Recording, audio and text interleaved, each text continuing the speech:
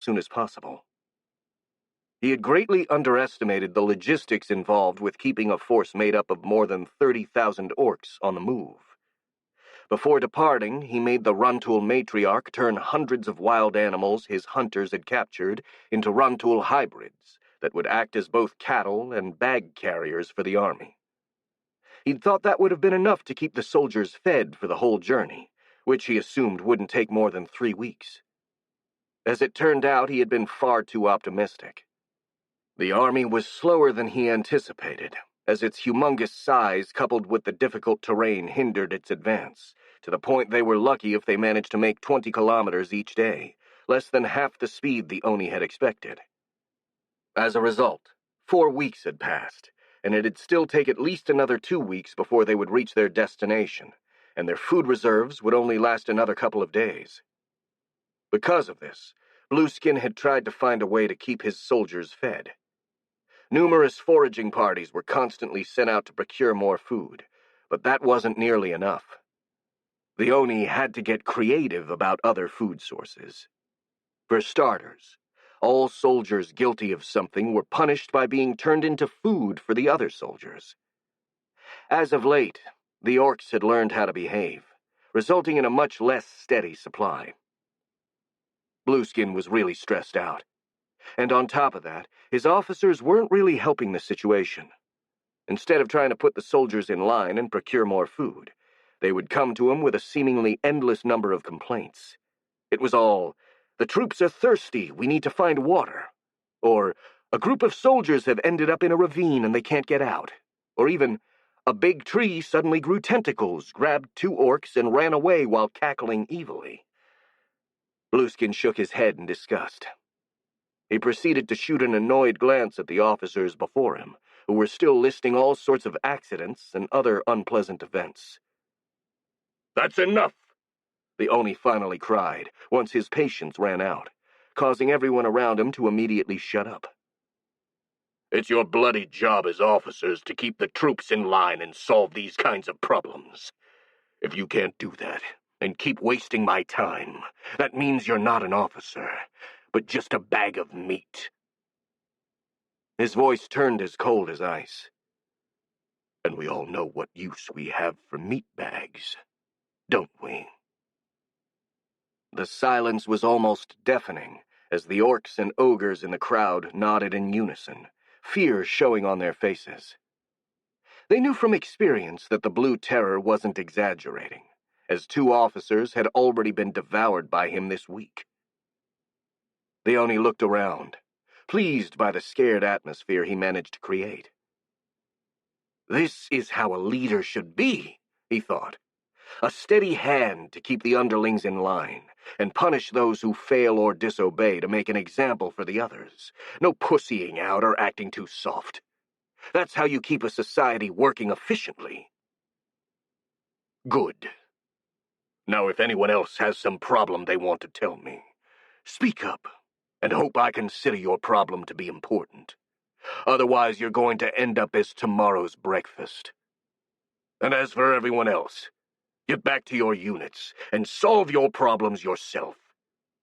Also, get ready to depart tomorrow morning. I want to increase our pace.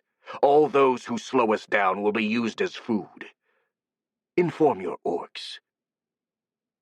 Again, no one doubted the truthfulness of his words, and they all started backing away, eager to put as much distance as they could between themselves and their annoyed leader.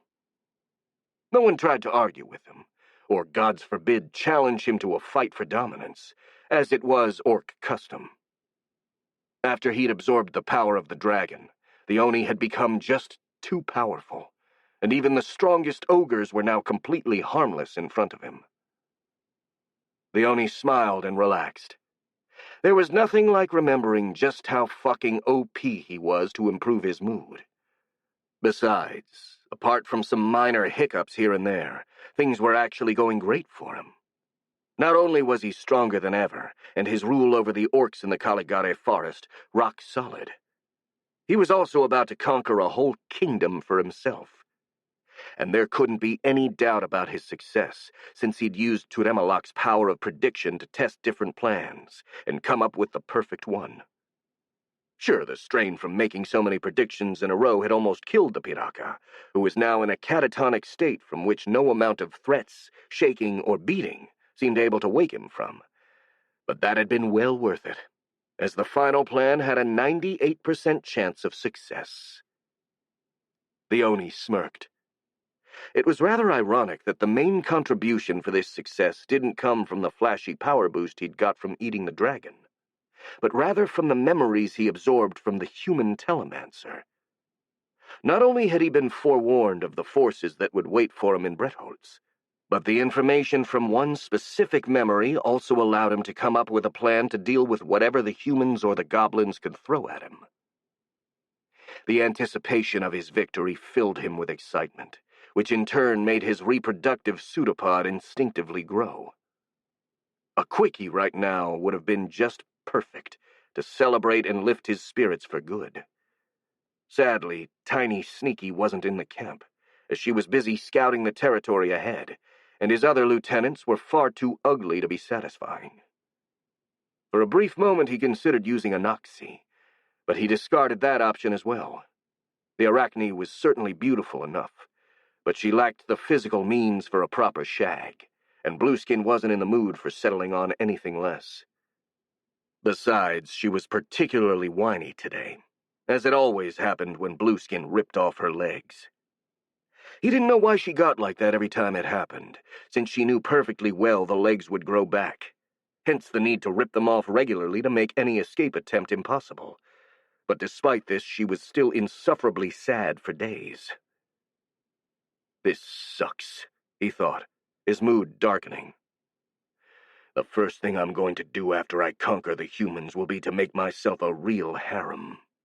One with actual women, and not ogres in drag. And having found something nice to fantasize about, he spent the rest of the evening imagining what the members of his future harem would be like, and what he'd like to do with them. In a corner of the orc camp, Anoxie was crying. That in itself wasn't something unusual for her. In her previous life, it had been one of her best tools to manipulate other people, and she'd even learned how to shed tears on command. But this time it was different. Somewhat ironically, now that she was actually crying for real, she would have rather put on a strong face, since showing weakness in front of her captors filled her with shame. But she couldn't stop. After the Oni ripped off her legs once again, her pain and fear had overwhelmed her. She kept silently weeping for a while longer, until she felt completely emptied out of all emotions. This feeling of numbness was a blessing compared to her usual state. It wouldn't last, so she immediately tried to distract herself. She didn't have many choices in the department of entertainment, but luckily she did have at least one activity that would keep her mind occupied. Taking care of Turemalak. She didn't really like the piraka, who'd never been much company.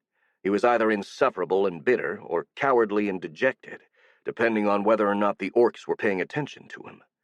But at the same time, he was a fellow prisoner, and pretty much the only company she had. For this alone, when the continuous predictions he was forced to make had started taking a toll on Turemalak's health, Anoxie started taking care of him for fear he would die and leave her completely alone. She made sure he ate and slept enough, made blankets for him out of her web, and so on. And oddly enough, this self-imposed duty had somehow grown on her, giving her purpose and filling her days with something other than despair and regret. "Hey, Turi," she said in a rather forced, cheerful tone, while approaching the Crimson Terror. "How are you doing? Are you feeling better now?" The piraka didn't answer, nor did it show any signs of acknowledging Anoxie's presence at all. He was sitting on the ground completely motionless, staring into space with a vacuous expression. Turi? Can you hear me?" she asked again, tapping his shoulder. Again there was no response, and Anoxie started getting worried. Turemalak had been in that catatonic state for hours now, ever since the Blue Terror forced him to make a long series of predictions in a row. Normally, such a strain would make the piraka faint, but this time it seemed as if something had broken inside of him. Apart from the rhythmic movements of his breathing, he looked more like some kind of creepy stuffed animal than an actual living being.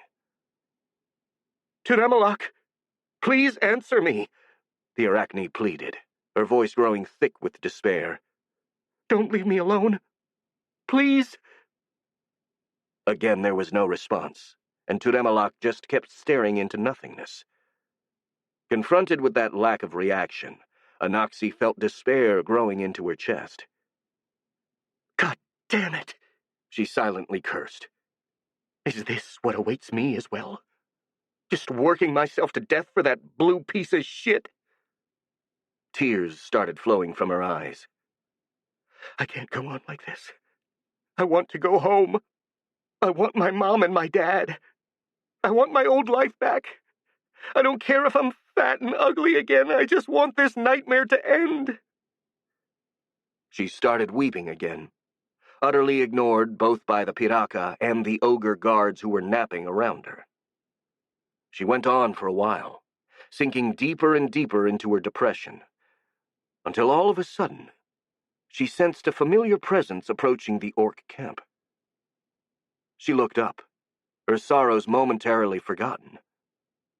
The presence was rather similar to that of Nero's, her defunct Deathstalker bodyguard, but it was more faint and slippery. It was the same one that had followed the Blue Terror for weeks, but disappeared after the latter killed the dragon. And now it was back. The Arachne wondered who it could be.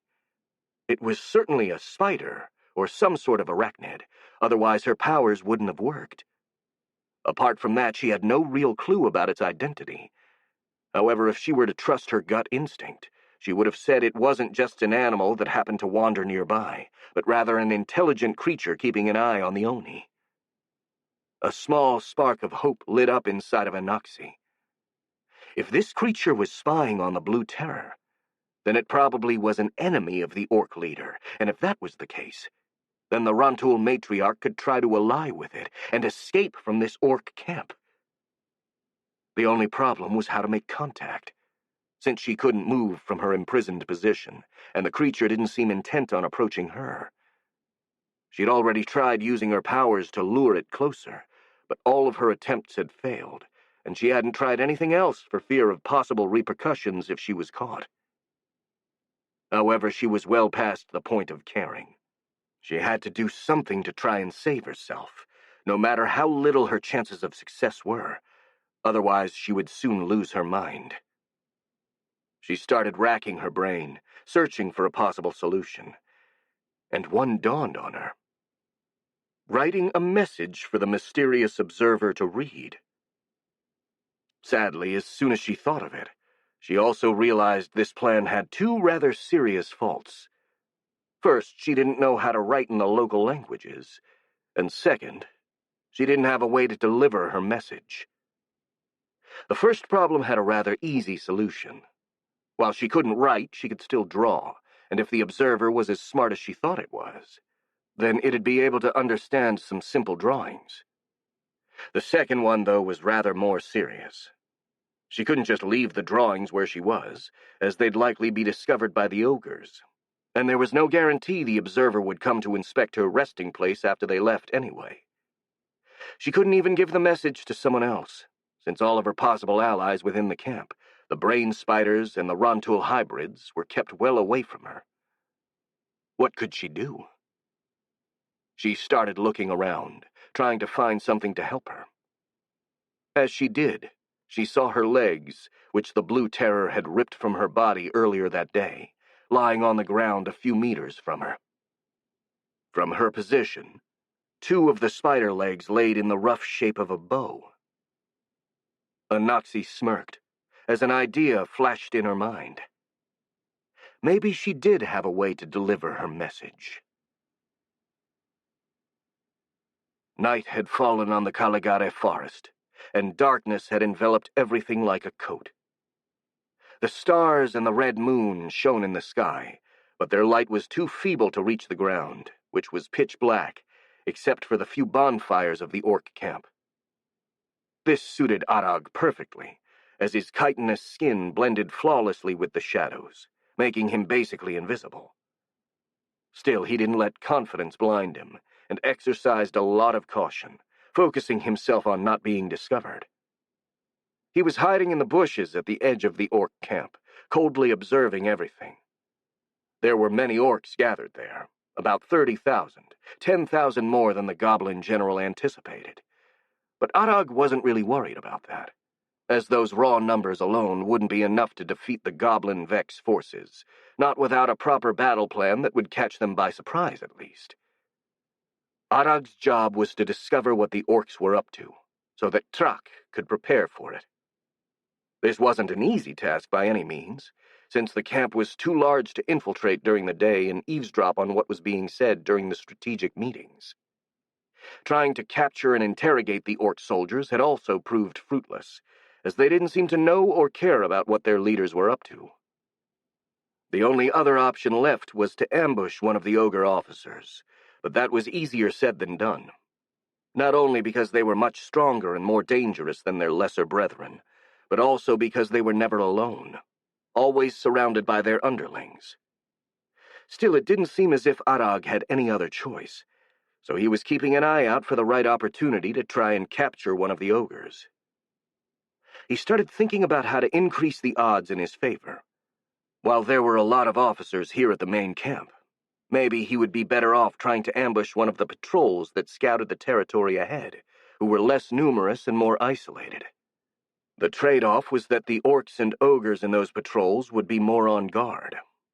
At the same time, if Arag was lucky, then something could happen that would offer him the opportunity to strike. After all, the Caligare forest was a really dangerous place, and you never knew what manner of predator was lurking in the shadows.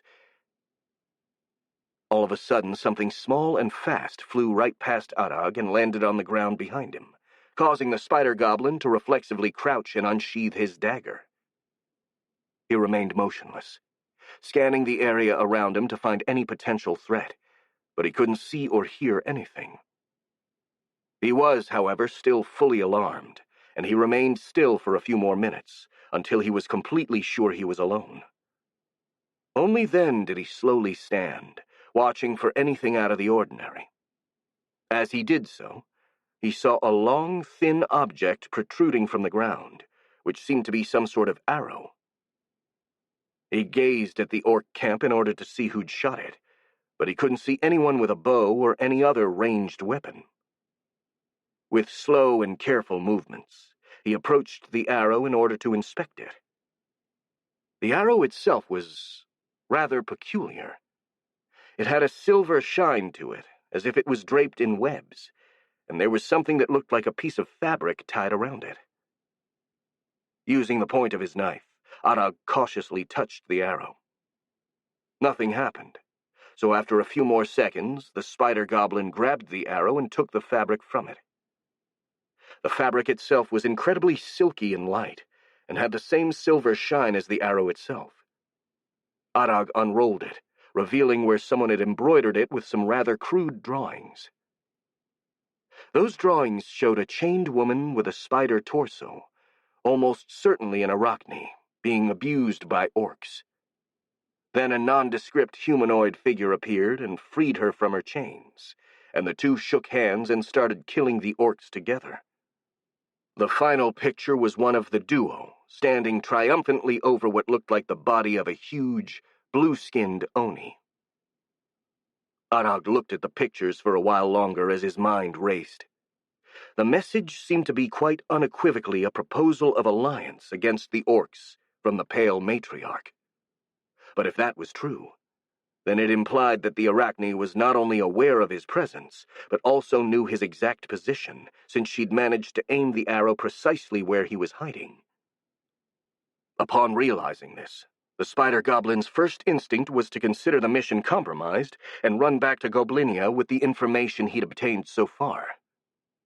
However, he hadn't survived so long just by following his instincts, so he forced himself to calm down and carefully consider his alternatives before making a final decision. First off, there was the matter of whether or not the alliance offer was genuine. It could be bait to lure him into a trap. Somehow Arag doubted that, since it was kind of too subtle for the Blue Terror and the other orc leaders, who usually seemed to prefer more direct and brutal methods. Had they known of his presence, they would have simply hunted him down. So it was far more likely that the Alliance offer was actually real, and coming from the Rontul matriarch herself. Sadly, this scenario also came with a whole bag of problems. Since the Blue Terror always kept her close, and she could easily eavesdrop on everything the Oni and his lieutenants said, the matriarch likely possessed a lot of useful information about the orcs' plans, but there was basically nothing Arag could offer her in return.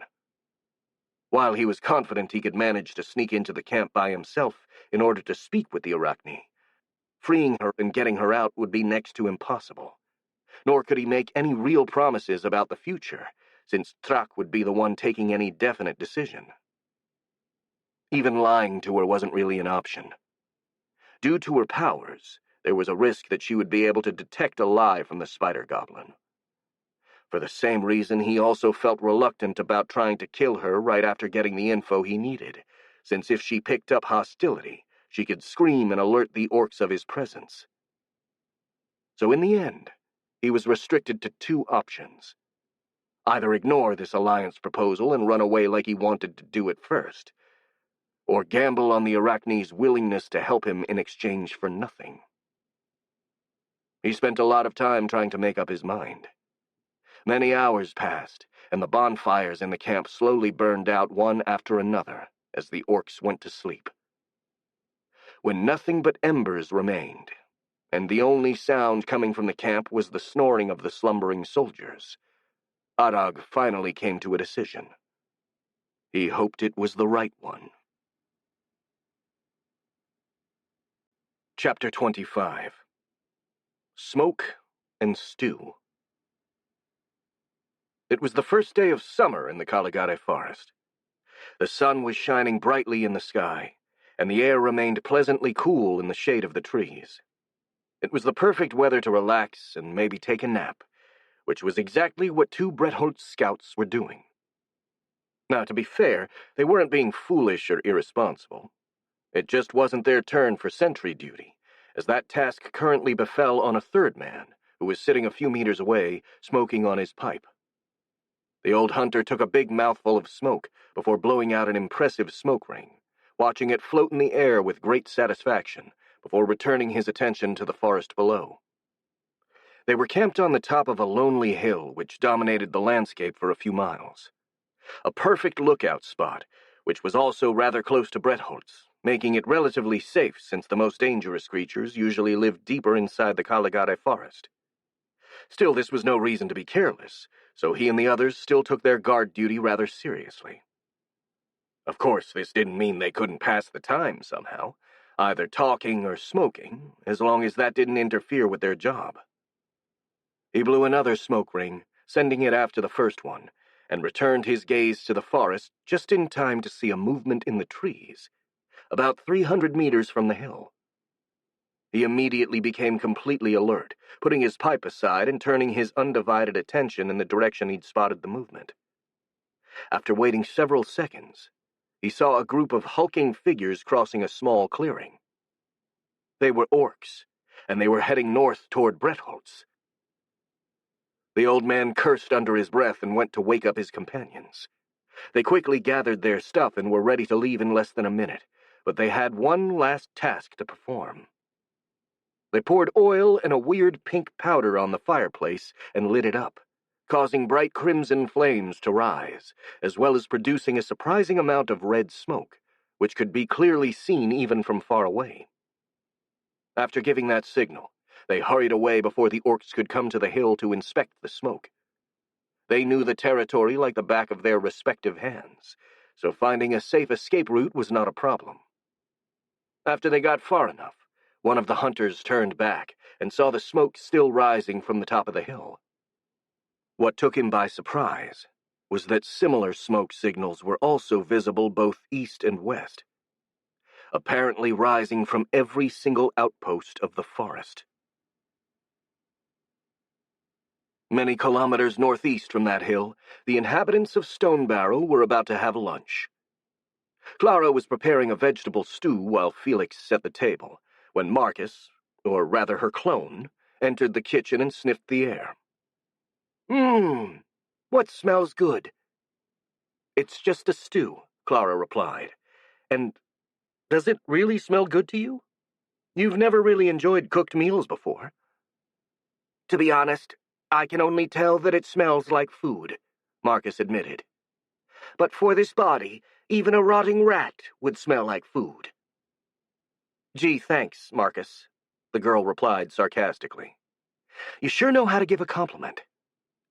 "Well, you asked." The copy drone shrugged. "If it's of any consolation, though, I'm sure that if I had a human body, then your stew would smell absolutely delicious." Clara frowned slightly. Although she thought Marcus was just making fun of her, it was hard to tell for sure while she was using her proxy body. While the Vex Queen had definitely improved at using the drone, it was still far from perfect, and at times it was rather difficult to really understand it. Moreover, some subtle details, like the copy's stillness when it wasn't doing anything specific, or its constant vacuous expression, were rather unnerving reminders that it was some sort of meat puppet, rather than a real person. All of these things combined made living with the copy Marcus a rather weird experience. Clara tried to put up with it, as she knew these interactions cheered up the Vex Queen while she was busy in the hive. So for the sake of having a conversation, the girl decided to take what Marcus said as a joke and respond in kind. "So, what are you going to eat, then?" she asked with a sardonic smile. "Do you want some stew, or would you prefer to go outside and search for a rotting rat?"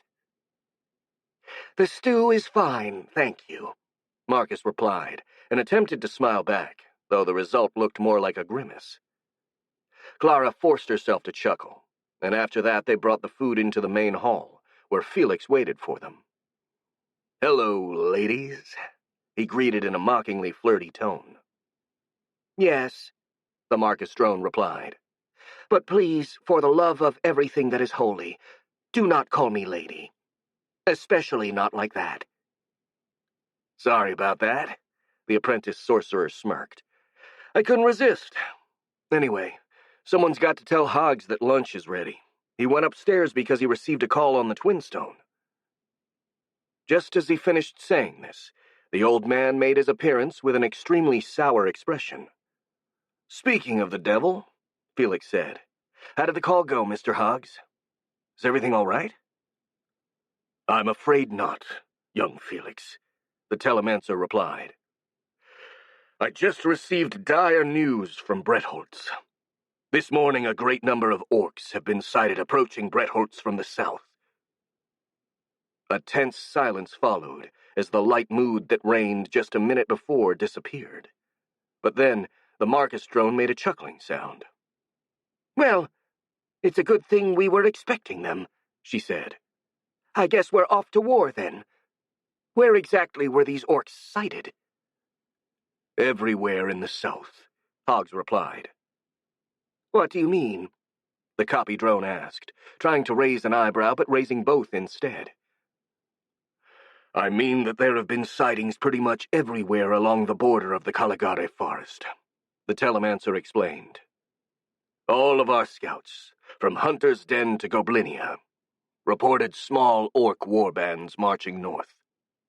Their collective number is still unknown, but they are estimated to be at least a few thousand, and they should reach the Bretholtz territories in 2 or 3 days." "What?" Felix asked, a bit confused. "Why would the orcs spread their forces like that?" "I could think of a few reasons, but I can't tell for sure," the old sorcerer shrugged. "Besides, I'm afraid I'm not the most qualified person to ask this question, which brings us to the orders we've been given." He turned to the Marcus drone. "A rendezvous of our forces has been organized in the village of Millglade. Sir Marcus, Marquis Eisenbrett, asks you to march your forces there immediately, leaving a garrison to defend your territory. A strategy meeting will be held tomorrow at dawn to establish our course of action. And from what I've been told, both the Marquis and the Goblin General will be present. Good, the drone said. You can tell the Marquis I will depart as soon as possible, and I should get to Millglade by this evening. The drone became eerily still. Then she asked, Oh, and by the way, do you think I have the time for a bath first? I really need one right now. Well, Millglade is just half a day of walking from here, so I don't think there should be any problem, the old man said. Good. Then could you heat up some water for me, Felix? Sure, the young man nodded with a smile. Actually, it's going to be a nice warm-up for myself as well, before I test my powers in battle for the second time. His smile turned rather predatory. I can't wait to do that. I really have some pent-up anger I need to vent out. Clara narrowed her eyes and shot the young man a worried gaze, but said nothing. Good for you, the Marquis drone said, oblivious of the girl's displeasure. I'm sure we'll kick a lot of orc butts together. He paused and then added, But since I'd also like to look good while doing it, I'll go grab my best clothes. I'll meet you at the pool in a few minutes.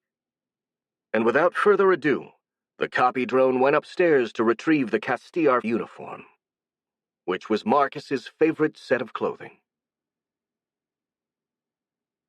A few hundred meters from Stonebarrow, Marcus emerged from the hive for the first time in almost 3 weeks. He walked cautiously, both because he wasn't used to so much light anymore, and also because his legs felt kind of wobbly after what he'd gone through.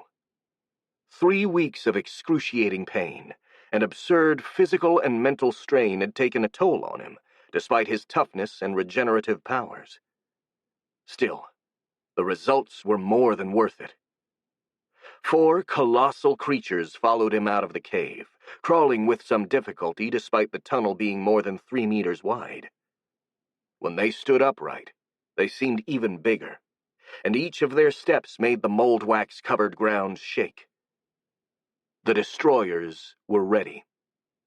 They most likely were the most intimidating drones Marcus had ever created. He had used the Oxysaurus DNA as a base, then added all sorts of modifications to improve it, like the chitin armor of the Vex, the muscle density of a troll, the ability to spit venomous acid like a piraka, and even a fast coagulating blood, which would seal any wound and prevent blood loss. The end result was something that looked like the love child of Alien and Jurassic Park. 4 monsters resembling a 4-meter-tall T-Rex covered in chitin armor, but much more lithe, with strong, powerful legs which granted it an impressive speed and agility for a creature of its size. They also all shared the same type of upper arms, 2 scythe-like appendages similar to those of a mantis, and a long, whip-like tail covered in segmented and barbed chitin armor. However, Marcus had gone as far as giving each of the destroyers a customized set of secondary limbs. The biggest one was similar to the regular warrior drones, as it had a pair of long, clawed hands which could be used to grab the prey. Another had a second pair of mantis-like scythes, while the third one had 2 oversized crab-like pincers, which were powerful enough to tear through almost anything. Finally, the youngest and smallest drone had something rather peculiar. A pair of long, retractable tentacles which could be stretched up to 10 meters and were coated in acidic venom. The only downside to these drones was that due to their size, they needed a lot of nutrients to keep working at full regimen. In fact, Marcus had to cut the number of features he wanted to give them just in order to make them able to fight for more than 5 minutes before starving to death. Luckily, he managed to metaphorically make space for the most important characteristics by simplifying their digestive system, making the drones unable to digest anything that wasn't mold wax. This wasn't such a huge handicap, since that stuff was literally what most drones ate anyway, and it allowed the destroyers to fight at full throttle for hours without consuming too much energy. Still, even with this kind of optimization, a lot of good abilities had to be left out, simply because they weren't cost-effective enough. Like the Zaru regeneration, for example, which would have been extremely useful, but required far too many nutrients to be really feasible, though the Vex Queen wasn't overly worried about leaving out that particular ability. After all, despite the pain he'd gone through to give birth to them, the destroyers were ultimately expendable drones like all the others. So it didn't really matter if their longevity was sacrificed in order to maximize their performance. All in all, Marcus was fully satisfied with the end result. He actually couldn't think of a creature from the Caligare forest, apart from the dragon, capable of holding their own against a destroyer. Because of this, he was surprisingly cheerful, despite having spent the last weeks suffering horrific childbirth pains alone in a dark cave. The thought of having created such a powerful drone somehow deeply appeased some part of his being. Must be one of those Vex instincts I still have to get the hang of, he thought. I would have found it unsettling a while ago, but now, well, I'm not exactly happy about it, but if it'll help me forget what I went through in the cave, then it's welcome. He shuddered.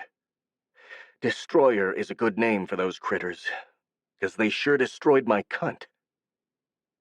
He stopped in his tracks, shivered all the way down to the tip of his tail, and forced himself to change the subject of his thoughts.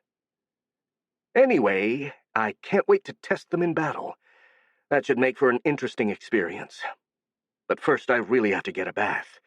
I feel grimy as hell. And he started towards the pool, followed by his 4 new bodyguards. Behind him, countless warrior drones started coming out of the caves, swarming the area around the hive like a flood of chitin. The Vex were finally going to war. Chapter 26. Slugfest. The Goblin army reached Millglade at sunset. The red light of the setting sun shone on the metal of their weapons and armor, making them look as if they were on fire, while the very ground trembled with their steps, and a cloud of dust rose behind them. The human hobs were at the front, marching in tight formation, followed by the less disciplined, though still formidable, orc hobs. They advanced without forming ranks, but still in relatively good order. After them came the miscellaneous groups of goblinoids, from gargoyles to chitin-covered Vex hobs, and at the end of the column a group of carts trailed along on the road, filled to the brim with supplies. As impressive as it was, this army paled in comparison to the Vex that were awaiting them. More than 40,000 drones quietly stood just outside the village, so motionless they could be mistaken for part of the landscape. They kind of resembled a lake of dark chitin, with the biggest specimens standing out like the crest of a wave. At the same time, the purple glow of their eyes made them seem like a star-filled alien sky. Not a single sound came from any of them, and that eerie silence felt more unnerving than any kind of bestial roar they could have produced. Marquis Azen, who was standing between the two forces, had the unpleasant feeling of being trapped against a rock in a hard place. On one side, he didn't fully trust the goblins, and watching such a host of them approach him made him feel justifiably nervous. Then on the other side were the Vex. Despite having proven trustworthy, they somehow felt creepier than ever. And even worse, meeting with their queen hadn't reassured him, but rather made him all the more nervous. Marcus, who now stood a few meters behind him, not only had the same overwhelming aura as always, but was also accompanied by 4 exceptionally intimidating drones, which she'd called destroyers. Having lived pretty much his whole life on the border of Caligare Forest, Azen considered himself to be used to the sight of scary-looking beasts, but these destroyers managed to send a shiver down his spine. If he had to pin down the reason, it was probably because of the eerie grace with which they moved. The whole image was absolutely wrong for something of their size, and made the nobleman feel as if he were a small mouse surrounded by huge, hungry cats. Still, it would be hard to imagine more intimidating and effective bodyguards, so he'd already decided that the protection they would provide both to him and the Vex Queen was well worth his discomfort. And it seemed that this trade-off was indeed a good one, as the goblin delegation who approached looked far too intimidated by those creatures to try and do anything even remotely close to betrayal. Hell, even the members of the Order of the Rose that accompanied them seemed a tad nervous. "Would you look at those things?" whispered one of them, the short-haired girl called Nemi. Guess that little bug girl has one more thing in common with Sarah, besides her face. She also liked them big. Hush! Belinda, the leader of the group, shot her a stern gaze, but from her posture, it was clear she was also on her guard. Unsurprisingly, the only one who seemed completely unperturbed by the destroyers was the Goblin General, who kept the same calm expression he always portrayed as he rode toward the Marquis. He dismounted a few meters away, left his horse to an attendant, and walked up to the nobleman. "Greetings, Lord Aeson," he said while performing an elegant bow. "And greetings, Sir Marquis." "Greetings, Drac," the Marquis replied, returning the salute with a slight nod. "Thank you for joining us so quickly and under such short notice. However, since we're hard-pressed for time, I'd appreciate it if we could get straight to business. I've got some refreshments ready for you in the village, so we can have dinner while discussing the current situation there." "It's quite fine, my lord," the general said. "I also agree that time is of the utmost importance." "Very good." The nobleman nodded and turned to Belinda and the rest of the Order of the Rose. "You and your companions are also welcome to join us, Lady Belinda." "We will, my lord," the old woman said.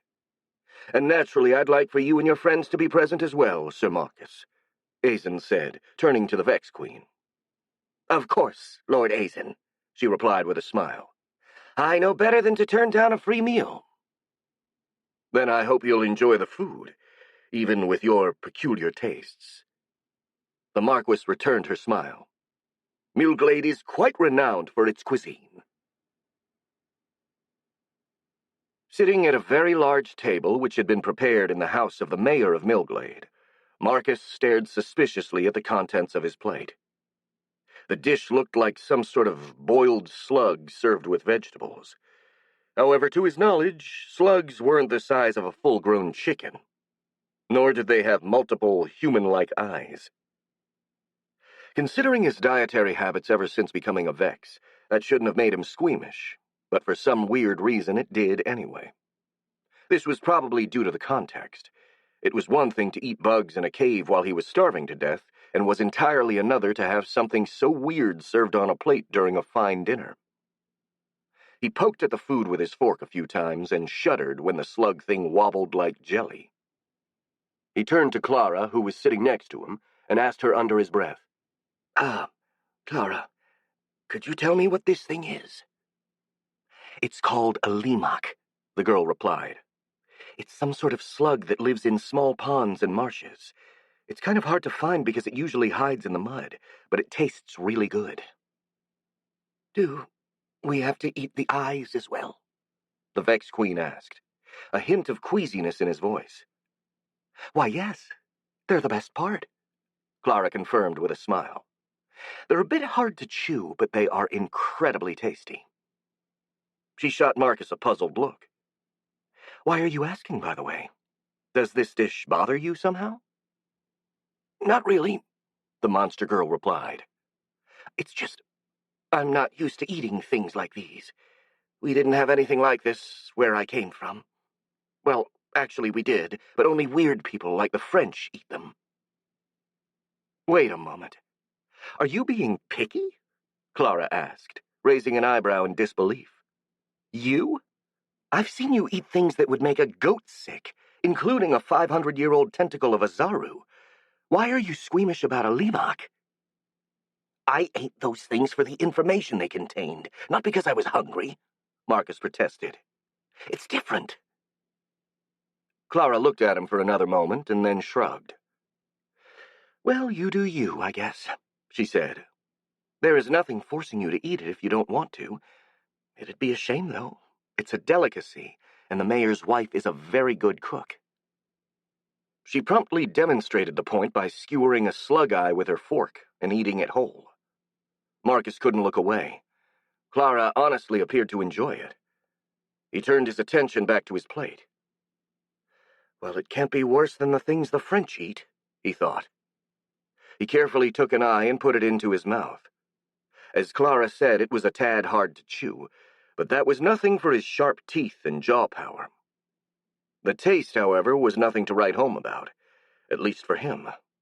As it always happened with cooked food, he found it a bit bland.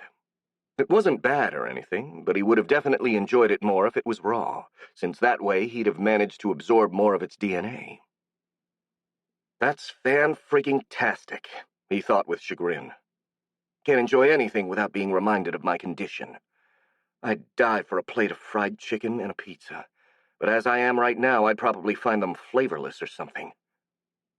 Then, just as he finished that thought, he became aware of a change of atmosphere in the room. The worried but still jovial mood had twisted into confusion and uneasiness, and the conversations that could be heard before had gone completely silent. He raised his head and saw that almost everyone in the room was staring at him with wide eyes. Is there something wrong?" he asked, quite confused. "Not really," Marquis Azen replied with a hint of hesitation. "It's just that, for a moment I felt that you were disappointed and angry with your food, Sir Marcus. I think we all felt that." Some of the others nodded in agreement, causing Marcus to remember that his thoughts weren't exactly private anymore. "Oh," Marcus murmured, utterly mortified and blushing heavily. For some reason, the fact that what happened in his mind had been broadcasted to anyone in the vicinity made him feel very, very uncomfortable. Kind of like suddenly being naked in the middle of a public place. "I am very sorry," he apologized, his voice panicky. I must have gotten lost in my thoughts for a moment. I'll try to be more careful." "Don't worry. It's not as if you've caused any harm," the nobleman reassured him. "Anyway, if the current dish is not to your liking, we could easily get you something else." No, the Vex Queen shook his head. "This dish is actually good. I was just getting frustrated by the fact that I can't enjoy it properly because my sense of taste is weird." "We could get you something else to eat if you wish." "That's not necessary, thank you," Marcus replied. "I didn't want to complain or anything. I just slipped for a moment, that's all. I've still got a lot of work to do before I learn how to fully control my aura." "I think the fact that you're managing to exert any sort of control over your aura is already a huge improvement, Sir Marcus," Azen replied with an encouraging smile. "Isn't that so, Mr. Hoggs? You were her teacher these past few months, so you should know." "Right you are, my lord," the telemancer replied from the other side of the table. "Sir Marcus's control over her powers has improved considerably in the past few months, especially considering the substantial increase of her aura." He smiled in Marcus's direction. "She worked very hard and diligently to achieve this control, and she can't be faulted for slipping from time to time." The Vex Queen grimaced, a tad embarrassed by those praises, which instead of calming him down made him even more uncomfortable. "Well, anyway, I'll try to be more careful from now on. Now can we talk about strategy and stuff like that?" he replied, trying to change the subject. "I think that's the point of this dinner, after all." "Of course," the Marquis nodded. "Though I think the most qualified to do that is Truck. He is the one that came up with the plan." "You flatter me, Marquis," the general replied, before turning to the Vex Queen with pointed interest. "However, before we start, I have a question for Sir Marcus, if she doesn't mind." "Ask away," Marcus replied. "From what I gathered from your conversation, it seems that your powers have increased," the goblin said. "And if that's the case, does it mean the range within which you can control your drones has increased as well?" The Vex Queen remained silent for a second, pondering whether or not he should answer that question, but then he internally shrugged and decided to go for it. The goblin really did need to know in order to plan the defense of Bretholz. "Yes, it has," he said. "Right now it should be around 30 kilometers, probably even more. I haven't tested it in a while, so I can't say for sure." "Interesting. That's really good to know, and will make the strategy we have devised even more effective." "What strategy is it?" Marcus asked. Truck looked to the Marquis, who nodded in response, and then snapped his fingers. 2 hobgoblins appeared, carrying a big rolled piece of parchment between them. When opened, It showed a map of the Betrayal province, and the goblin general took a stick and started pointing at it. Currently, the enemy forces we have sighted are divided into many small war bands, approaching us from the south across the entire border of the Caligare forest. He drew a line over the southern edge of the map. In order to stop them before they can reach the southernmost villages, we'd have to scatter our forces as well. But doing so would leave us extremely vulnerable to a subsequent larger assault, concentrated in a single area. "Wait," Marcus said, his eyes growing wide. "So that's why the orcs have scattered their forces all over the forest? To make us do the same?" "That's most likely," the goblin replied. "Doing so offers them two advantages. The first one, as you pointed out, is that we are forced to divide our own forces in order to protect our holds. And the second is that they have forced our scouts to retreat, effectively blinding us to what is happening in the south." A lot of people murmured quietly after this, expressing their opinions and thoughts to each other. Clara suddenly raised her voice to be heard over that chatter. "I'm sorry, but if the orcs have done this, doesn't it mean they know we're expecting them?" "Yes." The general nodded, looking at the girl with approval. "That's exactly what their current tactic seems to imply. Naturally, this is all speculation on our part, and we could be wrong, but it is the most logical explanation."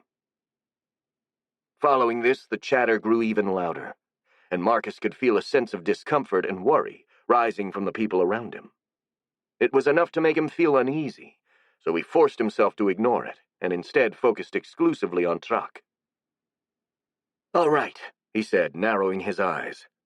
"How are we going to deal with it, then? What exactly is your plan?" "It's rather simple," the goblin explained. "We're going to evacuate the villages closer to the forest, and gather a few detachments that will hunt down the orc warbands in this area." He made a circle around the southern portion of the Betrayal province on the map. "It's going to take a while to kill them all, but this way we'll keep the bulk of our forces together, and ready to respond to the appearance of the actual orc army. And this is where your powers come into play, Sir Marcus." He pointed at the south-central part of the province, near the village of Oakfell. "From here, your telepathy should cover the most ground, allowing your flying drones to scout out the forest and warn us if the orc army makes an appearance." "Yeah, that should work," the Vex Queen nodded.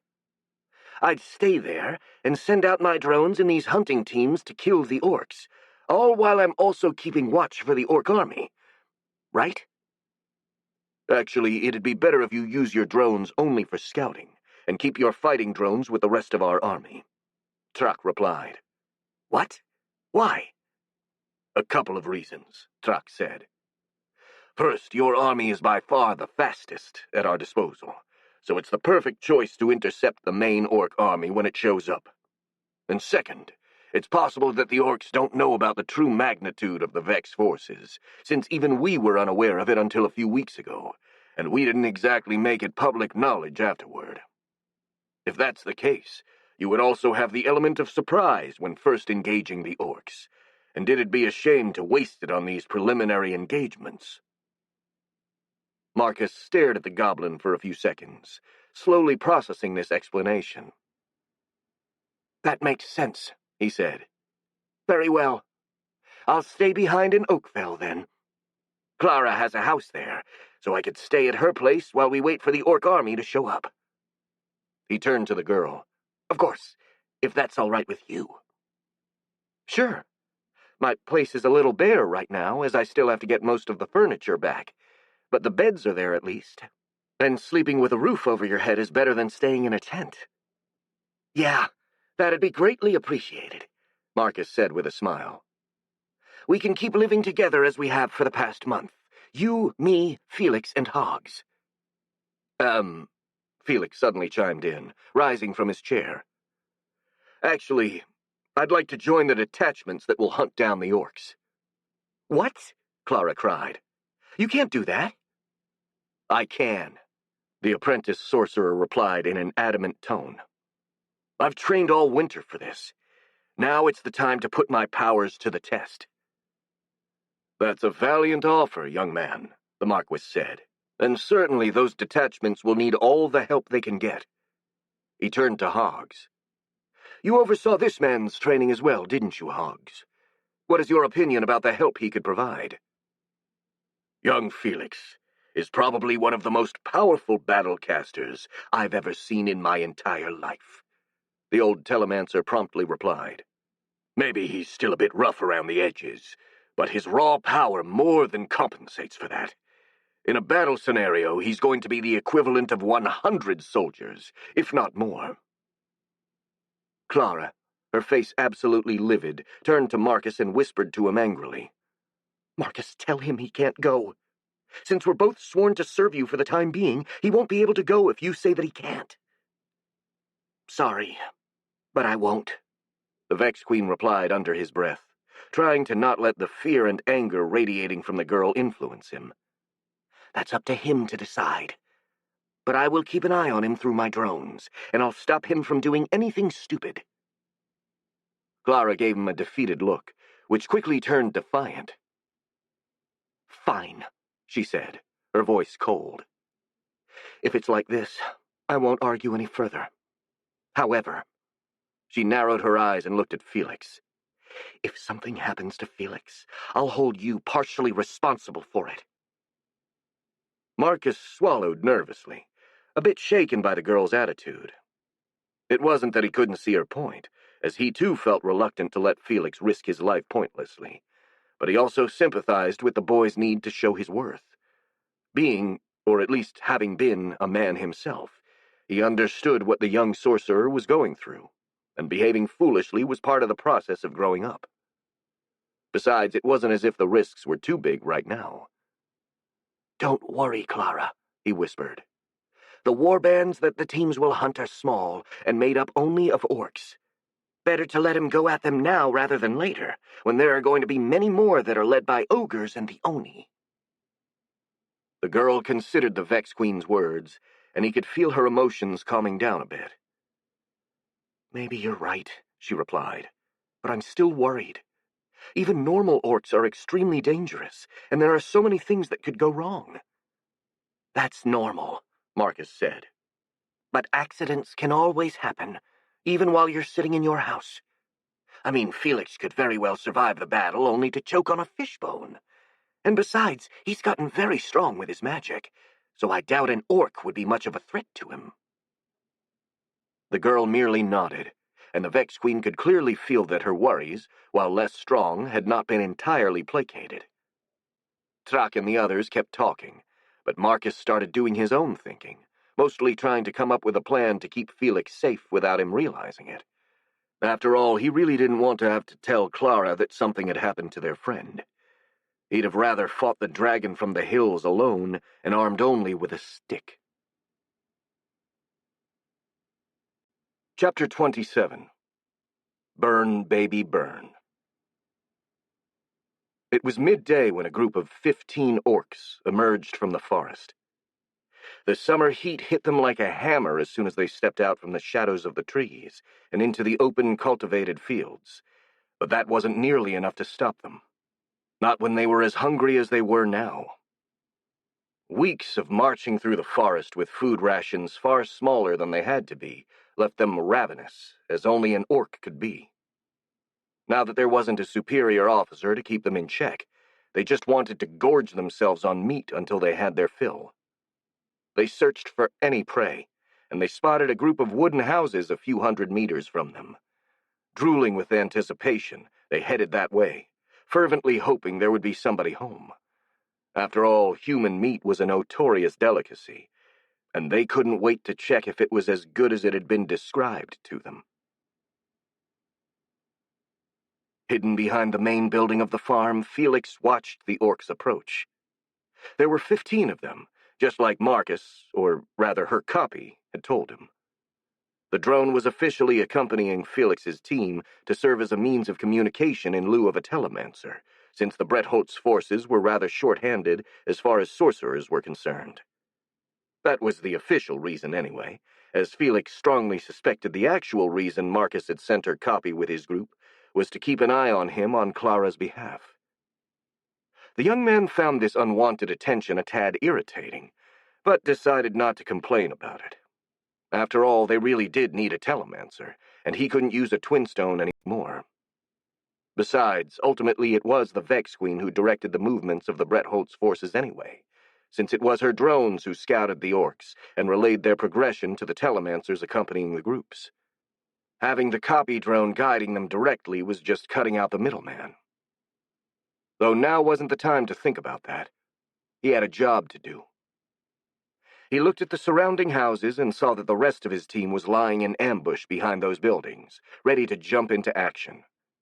Apart from the Marcus copy and Felix, the team consisted of 42 hobgoblins, all veterans personally handpicked by the Goblin General, and 2 members of the Order of the Rose, a petite girl called Nemi and a really tall girl called Merva.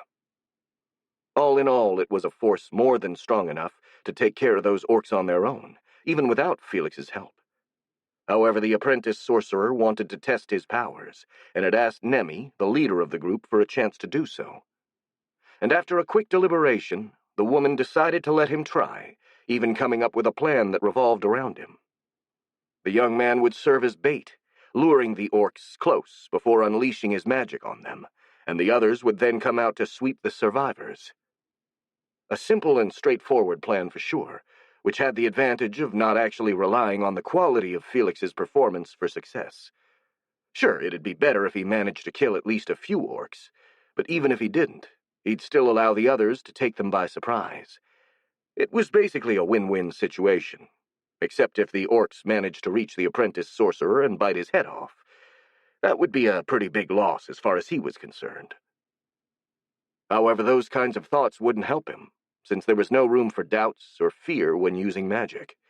He just took a deep breath and focused on emptying his mind. After a few seconds, he reached a suitable state of inner peace and started summoning his powers. A familiar presence answered that call from the depths of his being, and a moment later, a bright yellow flame appeared floating over his right hand, flickering cheerfully as if it was alive. That was Felix's familiar, Phyrus. It had been Hoggs who'd come up with the idea of making the young man use a self-made familiar to channel his aura, after it had become clear that Felix couldn't use focus instruments anymore. Normally, that was how shamans used their magic, but in their case, their familiars were actual local spirits they had bonded with, while Felix's was a self-made manifestation of his own innate powers. It was such an unorthodox method that the boy doubted it would work, but the results had proven Hoggs right. More than right, in fact.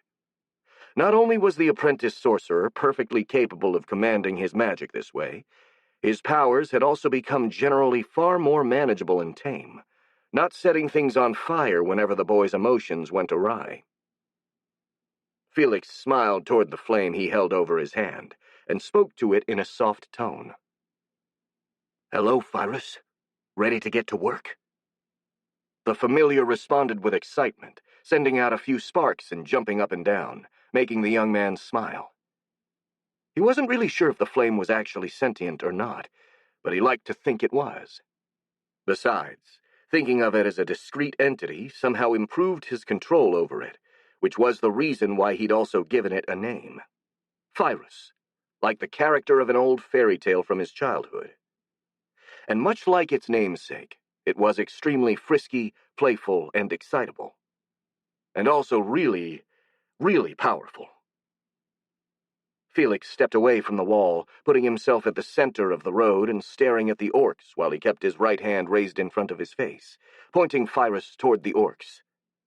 After a few seconds, one of those humanoids noticed him and alerted the others with a few excited grunts. Then, with a hungry roar, the whole group started running for him, their weapons raised above their heads. The young man swallowed nervously at the sight of those hulking brutes charging at him with clearly unfriendly intentions, but he steeled his resolve and waited for them to come closer. Then, when they were about 100 meters away, he focused his power on Phyrus, making it blaze up brighter than any normal torch, and started his own counterattack.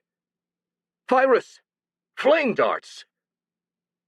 As soon as he gave this command, dozens of flaming bolts erupted from the familiar, flying at the orcs like arrows and exploding upon contact. Roars of pain came from the humanoids, and 2 of them fell, writhing in agony. The others were too hungry and furious to be stopped, and after a moment of hesitation they kept charging, putting their arms and weapons in front of their faces in order to protect their eyes from the fire. Felix repeated the same attack a couple more times, but no more orcs fell.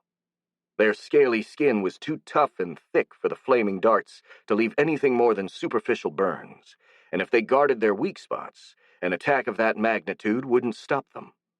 Though they'd been slowed down, they kept advancing, getting closer and closer to their prey. Just as Felix had planned. When the orcs were about 50 meters away, the young man initiated his real attack. "Virus! Fire snake!" The familiar started flickering wildly and coiled itself around Felix's arm, changing its shape and becoming long and sinuous, taking the appearance of a snake made of pure flames. Then that fiery serpent threw itself forward like a lightning bolt, almost too fast for the eye to see, straight for the closest orc.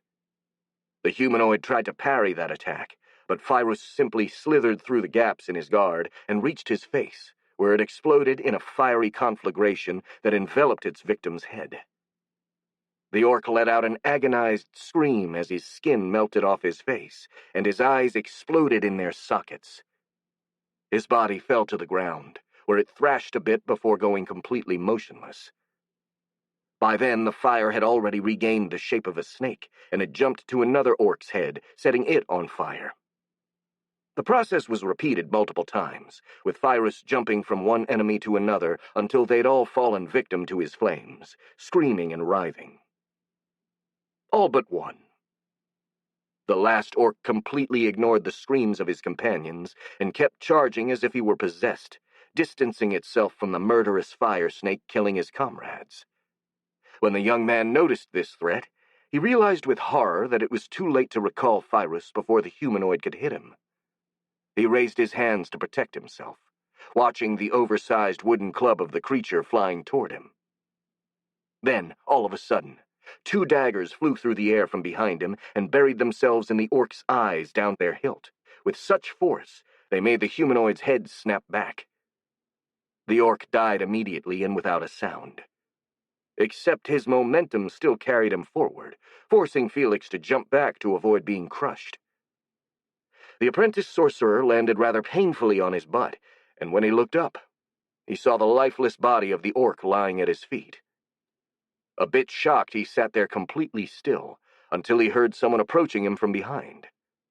When he turned, he saw Nemi, who looked at him with interest. "Good work, boy," the woman said with a sardonic smile, giving him a pat on the back before walking past him. She crouched beside the dead orc and retrieved her daggers, pulling them out of the humanoid's head with a sickening wet sound. "I've got to say, you're better than I thought," she said as she wiped the blades clean from blood and brains on the grass, and returned them to their sheaths. "I expected you'd kill a couple of them, not the whole bloody group. Saved us quite a bit of work, that's for sure."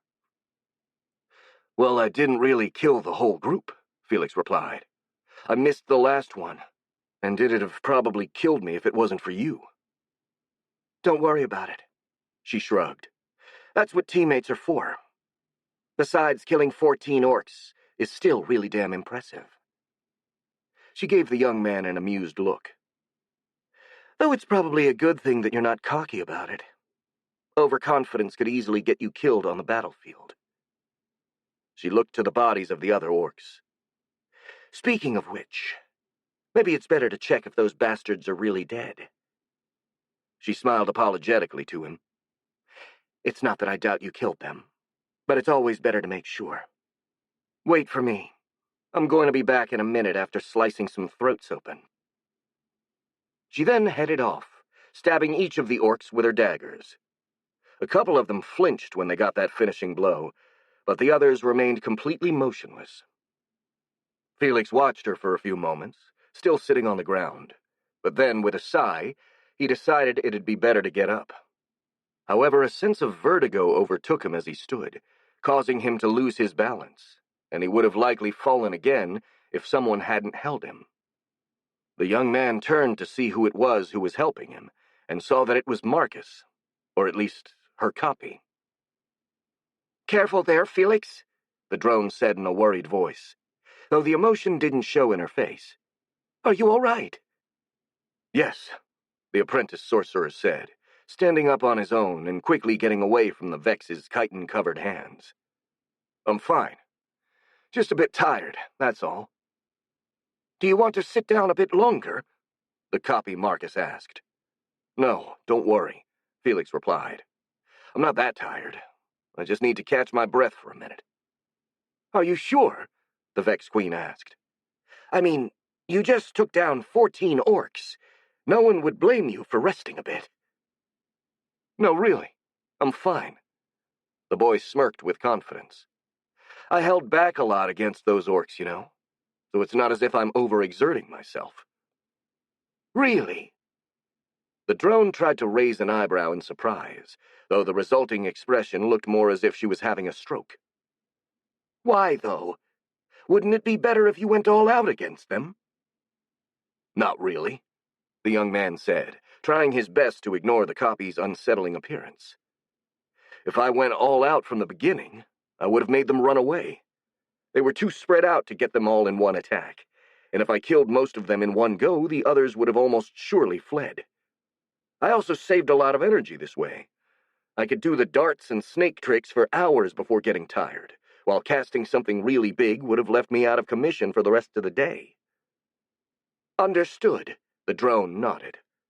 "But still, are you sure that was a good decision? The last one almost reached you." "I just wasn't fast enough," the boy said defensively. "But this was the first time I used that magic during a fight. Next time I'll be faster, and I won't let them get too close. Besides, everything went well. Nemi protected me, and she and the others are going to help me in case something goes wrong next time as well."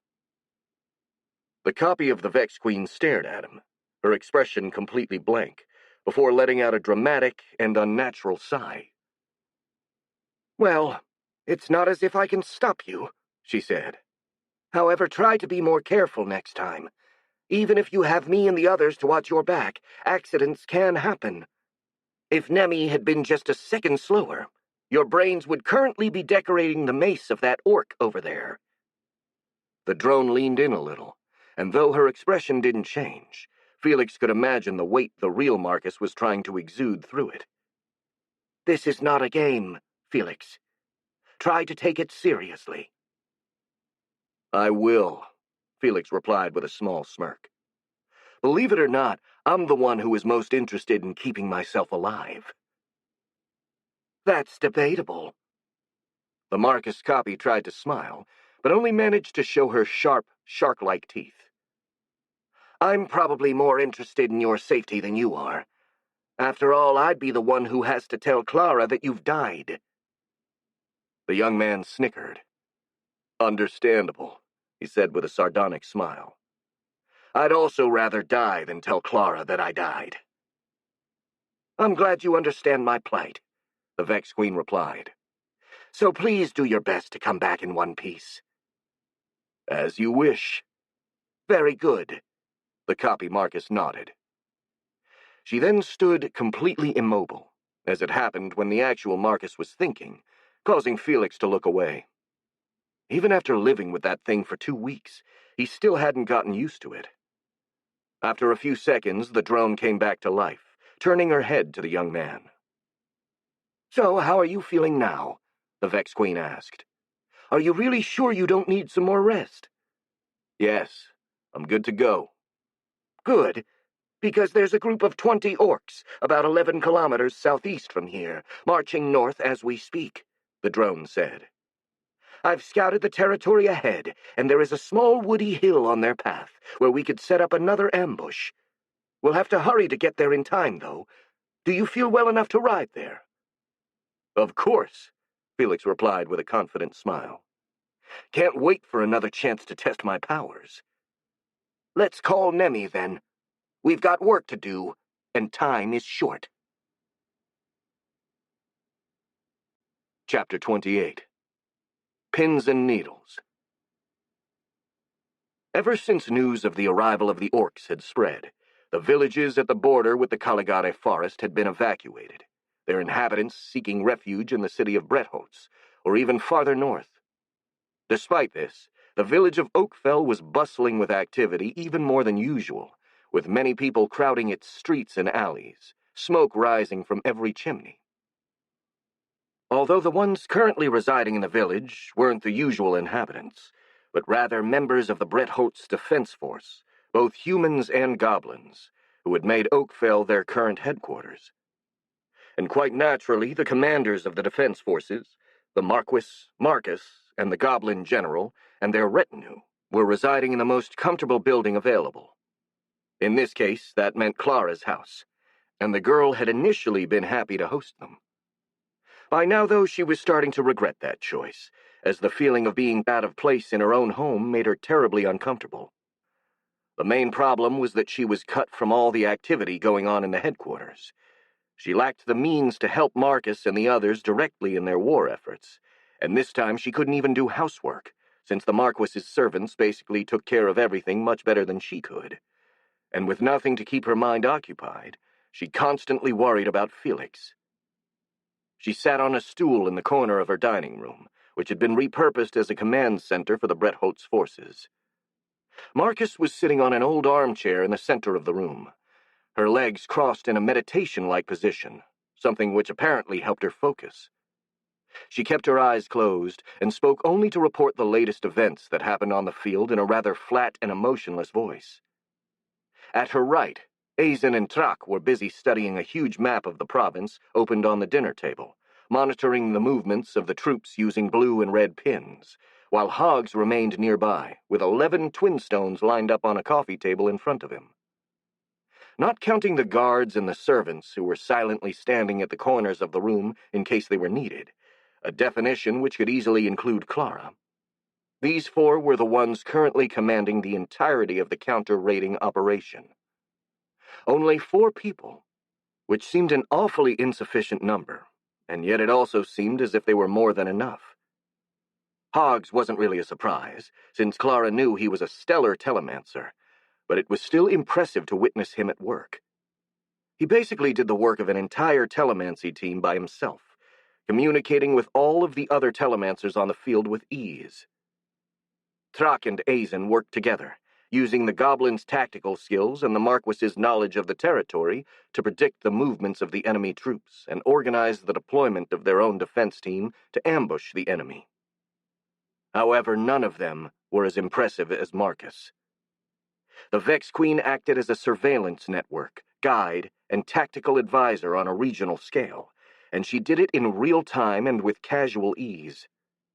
Watching over basically all of the southern border of the province and guiding the teams using her flying drones while simultaneously relaying all pertinent information to Trak and Azen. The level of concentration the Vex Queen was displaying was utterly inhuman, and even after 3 hours, she showed no sign of fatigue.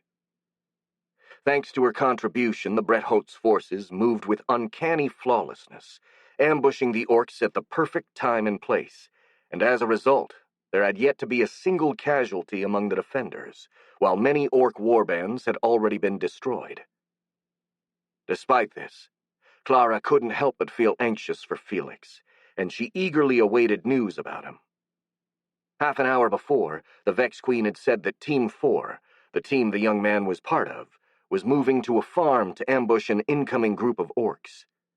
After that, she hadn't added anything about it, and Clara was starting to feel really on edge. Team 3 have eliminated their target with no casualties, Marcus announced, making Clara flinch in surprise. There is an orc group approaching them from southwest, following a small brook. Tell them to follow my flyer drone. It'll guide them to a small gorge where they can take the orcs by surprise. Hoggs immediately took out a twin stone and started calling his colleague on the 3rd team, while Trak and Azen removed a red pin from the map and moved a blue pin to another position. Clara took a deep breath, her adrenaline levels refusing to go down. She really wished Marcus would say something about Team 4 already, if anything, just to free her from this horrible sense of anticipation. Then, not even a minute later, the girl's wish was granted. The Vex Queen shook her head and opened her eyes, seemingly exiting from her trance-like state, and a smile appeared on her face as she turned to Clara. "Good news, Clara," she said in a cheerful tone, which contrasted with her previous emotionless one. "Team 4 eliminated their target with no casualties." Clara got up from her stool, relief and worry going to her head like a heat wave. "And Felix is unharmed?" she asked. "He's fine," the Vex Queen confirmed. "He's the one who took down the most orcs. All of them but one, to be exact." "Ah," Clara said, quite surprised, and then she grimaced a little as she added, "I see. That's good for him, I guess." "You don't seem very happy about it," the Vex Queen said, raising an eyebrow. "No, of course I'm happy," she replied, "but, well, I'm just a tad worried that this success may go to Felix's head and make him act recklessly." "Don't worry. I'll be sure to keep his ego in check," Marcus said with a smile. "That's why I sent my copy drone with him, after all, so that I could keep an eye on him." "Thanks, Marcus," Clara said, feeling a little better. "Sorry to interrupt you," Trak chimed in, "but could I ask what Team 4 is going to do now?" "Sure," Marcus said, closing her eyes once again. "I'm leading them southeast to ambush another group of orcs, the one headed for Woodcutter's Rest. I'll make them hide in a small wooded hill from which they can ambush them." "Excellent." The goblin nodded and removed a red pin from the map, moving a blue pin slightly to the south. "Any sign of the orc army yet?" the Marquis asked.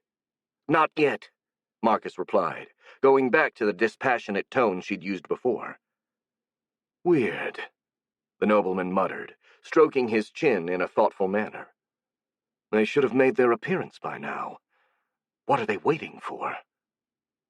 "I'm not sure," the Goblin General said, narrowing his eyes while looking at the red pins on the map. "But I agree with you. If these raids were intended for blinding us to the movements of their main army, as we had initially assumed, then they have been going for too long." "Do you think these raids are not just intended to cover for their army?" Azen asked. "Maybe," Trak replied. "I still don't have enough information to really make a guess." He pointed at the map. "Which is why I've been analyzing the movements of the orc raiders currently in the region. If I could find a pattern, I may be able to deduce what their objective is." He paused for a moment, tilting his head back and forth. "However, so far the only pattern I'm able to find is a complete lack of one." His tone turned more thoughtful. "Though that does actually tell us something about the enemy's plans." "How so?" the Marquis asked, raising an eyebrow in puzzlement. "Because it means what really matters for their plans is the raiders' presence in this region, regardless of what they achieve. Which in turn means they're not a cover, but rather a distraction," the goblin said with a smirk. "Of course, that's assuming there isn't a pattern so subtle that even I can't find it, but I think that's unlikely. Even if the enemy commanders were capable of devising such a maneuver, the orcs couldn't possibly be able to perform it." "A distraction, you say?" the nobleman muttered. "But what would they want to distract us from?" "I don't know," the goblin replied, grimacing a little. "And that is what I'm worried about." "Excuse me," Marcus suddenly said, interrupting the conversation between the Marquis and the General. "Does anyone know what a humanoid creature with dark skin and multiple limbs might be? Because there is one east of here and it's heading this way." Everyone turned to the Vex Queen. "I can think of a couple creatures that might fit that description," Clara said hesitantly. "Could you be a bit more specific?" "Well, the way it looks kind of reminds me of a spider," Marcus replied, and then frowned and added, "Also, it's sneaky. Really sneaky." "How can you tell that it's sneaky?" the girl asked. "Because I lost sight of it even though I was following it with one of my flyers. the Vex Queen said, sounding both annoyed and impressed. That thing just entered some bushes and disappeared. I don't know how it did it, but I can't find it anymore. I'm going to send other flyers to search for it. Whatever that creature is, it's probably dangerous. Oh, if he is who I think he is, then he's definitely dangerous, Truck said with a smirk. But you shouldn't worry about him. Why not? Because going by your description, he's probably Adag, one of my scouts. That thing is a goblin? The Vex Queen asked. It looked nothing like you. Adag belongs to a rare breed, the Goblin General replied. His specific evolution requires surviving an encounter with a Deathstalker, which limits the number of goblins which can undergo it. Are you really sure that's one of your scouts, though? The Marquis asked. I mean, Marcus's description was rather vague, so it could be a random beast coming from the Caligare forest. If that were the case, he'd be coming from the south, Truck corrected him. But he's coming from the east, which probably means he went to search for me in Goblinia, and is now coming here after being told that I left for Oakfell. That makes sense, the nobleman nodded. But why is he coming to search for you, if I may ask? Probably because he has something really important to report, the Goblin General said. Or at least I hope so, because otherwise I'd have to punish him harshly for insubordination. When I sent him away on his mission, I specifically ordered him not to leave his post unless he had some really vital information to report. And what was this mission you sent him on? Azen inquired. Why, to keep an eye on the Blue Terror's movements, of course, Truck replied. Which means that whatever news he's bringing, it's probably going to shed some light upon the enemy's plans. He turned to Marcus. How far from here was he when you last saw him? About 15 kilometers, the Vex Queen replied. Then he should be here shortly. We'll hear his report as soon as he arrives, but until then, we should keep doing our work. Speaking of which, how are our teams on the field faring? Is there any news on that front? Yes, Marcus said. Team 8 has eliminated a group of orcs and is now moving northwest to intercept another. Team 2 has also moved south to strike another target. Truck nodded, and together with Azen, he resumed moving pins on the map. The room quickly went back to how it had been a minute before, now with a sense of anticipation lingering in the air, as everyone impatiently waited to hear what news the Goblin Scout was bringing. Chapter 29. Potty Break. Considering how much he used to suck at multitasking in his previous life, Marcus was genuinely impressed by his current skill in that department.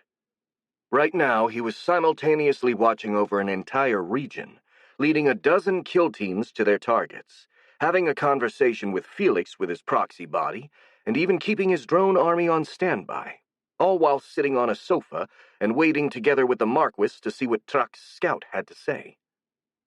Not bad for someone whose friend jokingly said he was almost incapable of walking and talking at the same time.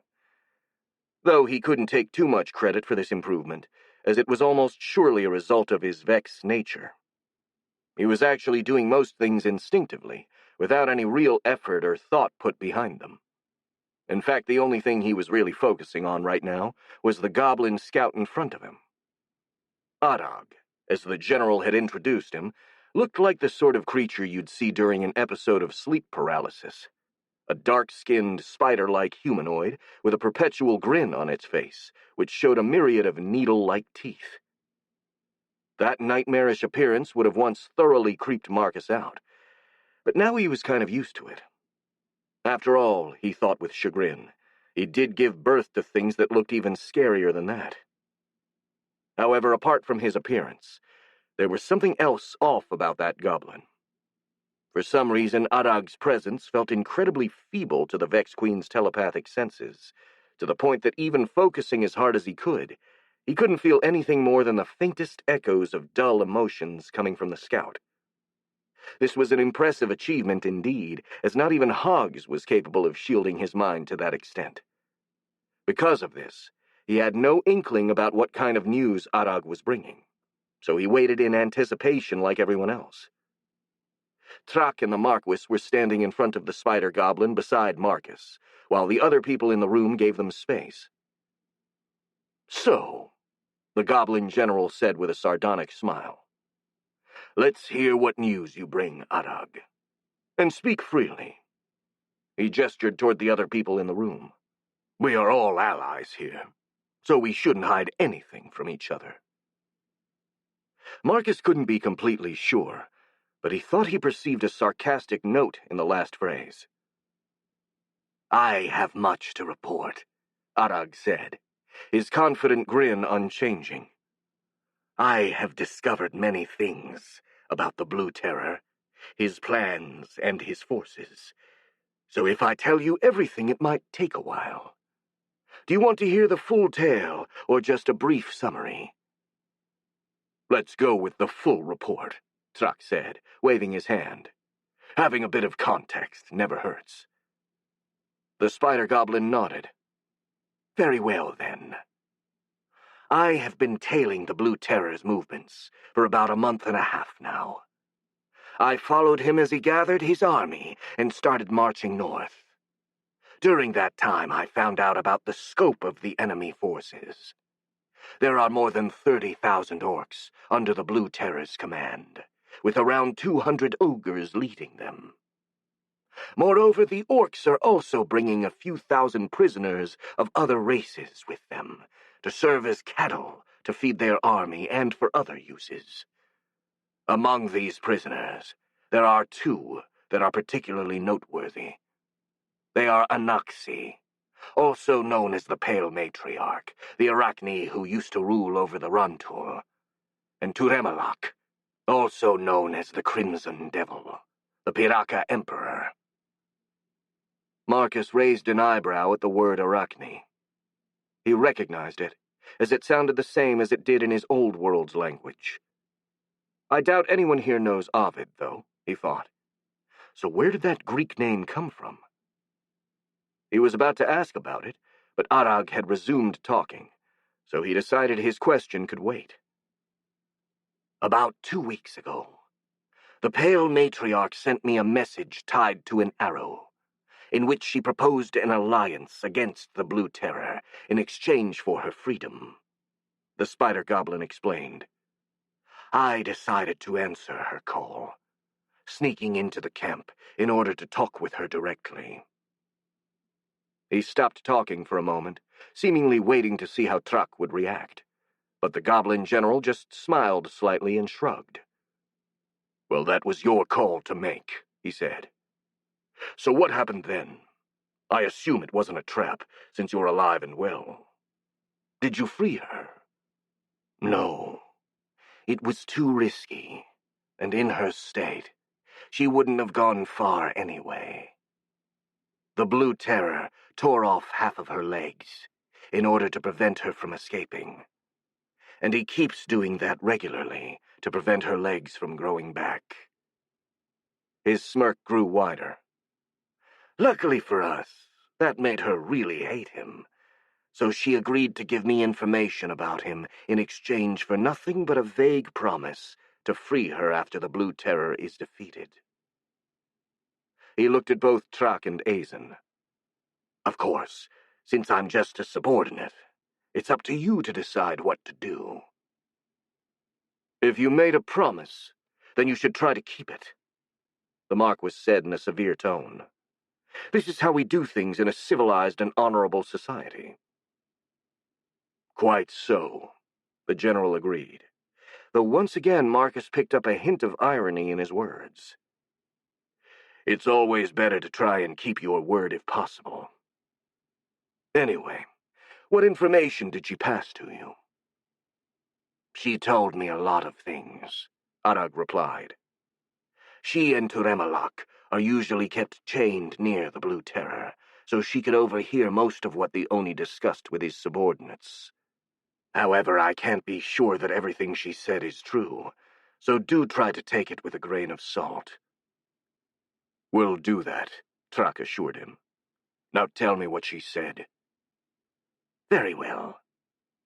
The first thing she told me was that she, the Crimson Devil, and even the Blue Terror, used to be humans from another world who have died and were reincarnated in their current bodies with their memories intact.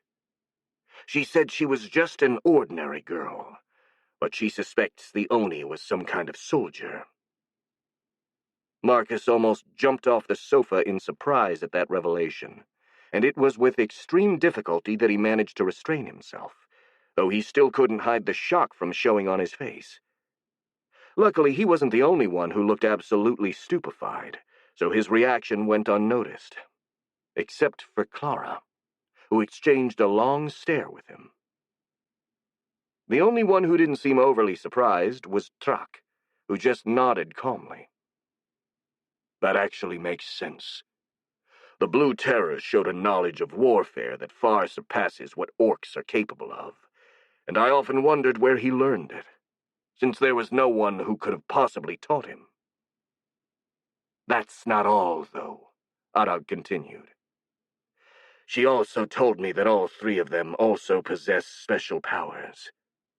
The Piraka has some kind of divinatory power, which lets him know the odds of future events happening, though it's not completely reliable, and it also takes a toll on him, so he can't use that power too often. His grin turned larger.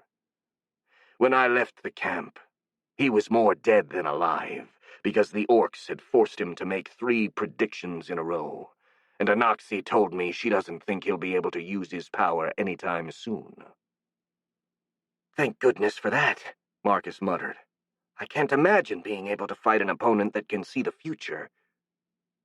Trak overheard him and turned to the Vex Queen with a reassuring smile. It would have indeed been rather difficult, the Goblin General said. But if what Arag said is accurate, we may already have been. Anyway, I agree with you. It's a good thing we don't have to face that particular problem right now. He turned back to Arag. Please, continue. Very well, General, the Spider Goblin replied. Anoxie also said the Oni seems to be able to absorb not only the aura, but also the memories of the creatures he eats alive. However, she is not completely sure about this, as the Blue Terror never actually explained his ability out loud. She just guessed this was his ability from observing him. He paused for a moment, giving time for everyone to think about the implications of that. And then, as no one was asking questions, he continued. Finally, the Arachne herself claims that she has the ability to communicate with and control spiders. It was this ability that allowed her to find me, even though I'm not, technically speaking, a spider. Anyway, the Oni doesn't let her use this ability currently, as he doesn't like the idea of her having troops that are faithful to her. Instead, he uses her to turn wild animals into Runtul hybrids, which are much more filling as food for the orcs. Wait a moment, the Marquis interrupted him. Since the Arachne's powers seem to work on you, how do we know that you're not being controlled by her? An excellent question, my lord, Trak said approvingly. So, Arag, do you have anything to say about that? She claimed that she needed to physically touch a spider in order to control it, so I made sure to stay out of reach. The scout replied in an imperturbable voice. But if you're not convinced, feel free to let one of your sorcerers inspect me. That would be prudent, the general said, and we'll do that as soon as you finish your report. Now, is there anything else you discovered? Yes. Anoxie told me about the Blue Terror's current plans, and how he came to make them. The Oni learned that we were expecting him during his attacks against the outpost in the Ashwood Hills, when he ate a human and absorbed his memories. Then he consulted the Piraka Emperor, making him run 3 predictions about the future of his campaign. As I said, the Piraka almost died in the process, but the Blue Terror learned enough to change his plans. Arag nodded slightly toward Trak. Initially, as you predicted, He had planned to just invade Bretholtz, hoping to take us by surprise. But the first prediction revealed to him that he only had a 12% chance of victory that way. Then he asked about the odds of defeating the troops in Bretholtz if he had conquered a major human city beforehand, which was about 70%. And finally he asked about the odds of him being able to conquer a city if he kept us occupied with raids while his forces moved to attack Grimdale, which raised the odds to around 90%.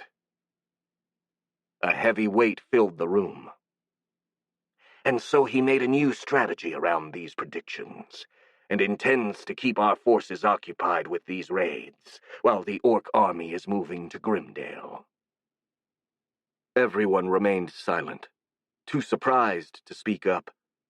But then all of a sudden, Azen started talking. "Wait a second," the Marquis protested. "Even if what you said is true, which I find rather debatable, there is still no way for the Orc army to reach Grimdale without passing through Bretholtz. Or are you going to claim that these orcs can fly next?" "No, I am not," the scout replied dryly. "Though the Blue Terror can fly, his subordinates do not share this ability. And they don't need it either, because they can reach Grimdale unseen by passing through Fendel's mines." The nobleman froze, and Marcus could feel a weird mix of confusion, realization, and doubt coming off him. Judging by those emotions, he seemed to know what Arag was talking about, and had become worried because of it, like someone remembering they'd left the stove on after departing for a long trip. The name Fendel's Mines didn't tell anything to the Vex Queen, though, and he wondered what kind of place it was. He was about to ask, but the Goblin General preceded him. "Fendel's Mines," the Goblin mumbled. "I've never heard about such a place before. Do you know about it, my lord?" "Yes," Azen replied, sounding a bit lost in his thoughts. "They are an ancient mining complex located in the Kalagare Forest, south of Hunter's Den. It was once one of the biggest mines in the Empire, but it was abandoned during the Zaru invasion." "Interesting," the general said. "And to your knowledge, do those mines offer a way to reach Grimdale?" "Well, they did once," the Marquis replied hesitantly. "There should still be a secondary entrance on the other side of the Ashen Mountains." He paused and then added with more confidence. "But all of the passages that connected the two sides have long since collapsed, so presently, the answer to your question is no. There is no way to reach Grimdale through the mines." "Are you sure?" Truck insisted. "Yes. I actually sent a few men to inspect the mines a couple of years ago. I hope to reopen them, since by all accounts they were far from exhausted when they were abandoned." He smirked. "Sadly, the cost of making them operational again was too high, so I had to give up. All of the worthwhile veins were far too deep, and most of the tunnels that led to them had collapsed, including the passage to Grimdale." As the Marquis finished speaking, he seemed a little calmer, though Marcus could still feel some doubt beneath that confident surface. However, just as the atmosphere in the room started to cool down, Hoggs jumped from his chair, sending off a veritable wave of uneasiness. "By the heavens!" the Telemancer cried. "Jones!" The Marquis raised an eyebrow in surprise. "The Telemancer we lost when the Orcs attacked the Ashwood Hills outpost?" Azen asked. "What about him?" "He was part of the expedition sent to examine the mines," the old man replied. "The Oni must have learned about the mines from him. He spent weeks with the prospectors down in the mines, and he often joked about having got to know the mines better than his own home." His face grew pale. If the Oni did indeed absorb his memories, then he may have actually found a way to traverse the mines. "Correct," Arag said, his voice completely devoid of any particular emotion. "According to Anoxi, the Blue Terror spoke of a path that would lead to Grimdale. He said it was obstructed, but that it could be quickly made traversable again, which is why he's bringing a host of kobolds with him. That makes sense, Truck said. Kobolds are very skilled diggers and engineers. If there is anyone that can repair that tunnel, it's them. Indeed. That seems to be their plan, the spider goblin replied. That was all Anoxie told me. After that I left her and I headed north to reach Bretholtz before the orc army could. However, his voice took on an annoyed tone. I had some trouble while passing through the Ashwood Hills. After the dragon died, a number of other creatures moved in, and they made crossing their territory extremely dangerous. He shook his head in disgust. I had to spend 3 days running away from a particularly stubborn pack of night wolves, and after that I finally managed to reach Goblinia, and then came here after learning that Truck had left.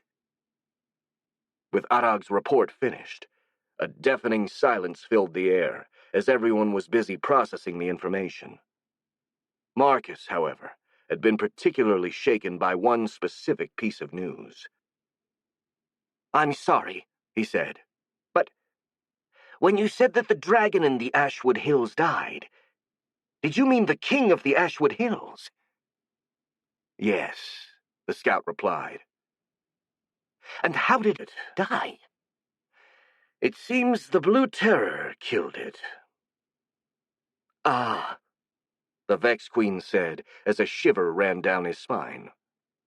All of a sudden he found himself wishing he'd made more destroyers, at least 100 of them, just to be sure. As his uneasiness grew, he noticed everyone around him getting visibly restless. A couple of servants had gone pale and looked on the verge of fainting, while the guards were gripping their weapons nervously. Guess this news really got to them, he thought. Can't blame them, really. An enemy strong enough to defeat a dragon and also capable of absorbing memories and reading the future. It's already impressive they're not running away screaming. Sir Marcus? Hearing his name, he turned and saw that Hoggs had approached him, his face pale. Yes, Hoggs. You may want to keep your aura under control, the old telemancer whispered. You were kind of upsetting everyone in the room, and probably in the entire village. The Vex Queen blinked in surprise and realized that he'd dropped his focus after hearing about the dragon, letting his thoughts and aura go unbridled. Feeling extremely ashamed, he quickly got a hold of himself, reining in his emotions, and after a few seconds, the people in the room became more relaxed once again. Sorry, he said under his breath to Hoggs. I got distracted for a moment. It's quite understandable, the old man reassured him. Besides, you've done really good so far. You managed to restrain your aura to tolerable levels for days, so I'd say a few hiccups here and there are perfectly acceptable. Thank you, Marcus nodded. So do you think I'd be able to visit a city now? Hoggs hesitated, but then shook his head. That would be premature. As I said, your aura right now is tolerable, but it's still extremely noticeable. You might want to practice a little more before mingling with other people. All right. The Vex Queen sighed, looking quite dejected. Well, if it's of any consolation, you've made great progress so far, the old man said. It won't be long before you can actually visit populated settlements. Fine, Marcus said. Hoggs seemed about to add something else, but then Truck, who had been speaking with the Marquis, turned toward the room and started addressing everyone. Our course of action is clear, he announced. We first have to confirm the news we've just received. Until then, making any drastic decisions would be premature. He turned to the Marquis. My lord, could you send a scouting party to inspect Fendel's mines? If what Arag said is true, the orc army should still be there, or at least it should have left traces of its passage. I'll do that immediately, the nobleman replied, turning to a guard to give the orders. Excellent. The goblin nodded. Then we ought to warn Grimdale of the possible danger. We should tell them to prepare for the possibility of an invasion." He paused and turned to Hoggs. "By the way, have you already contacted Captain Harp?"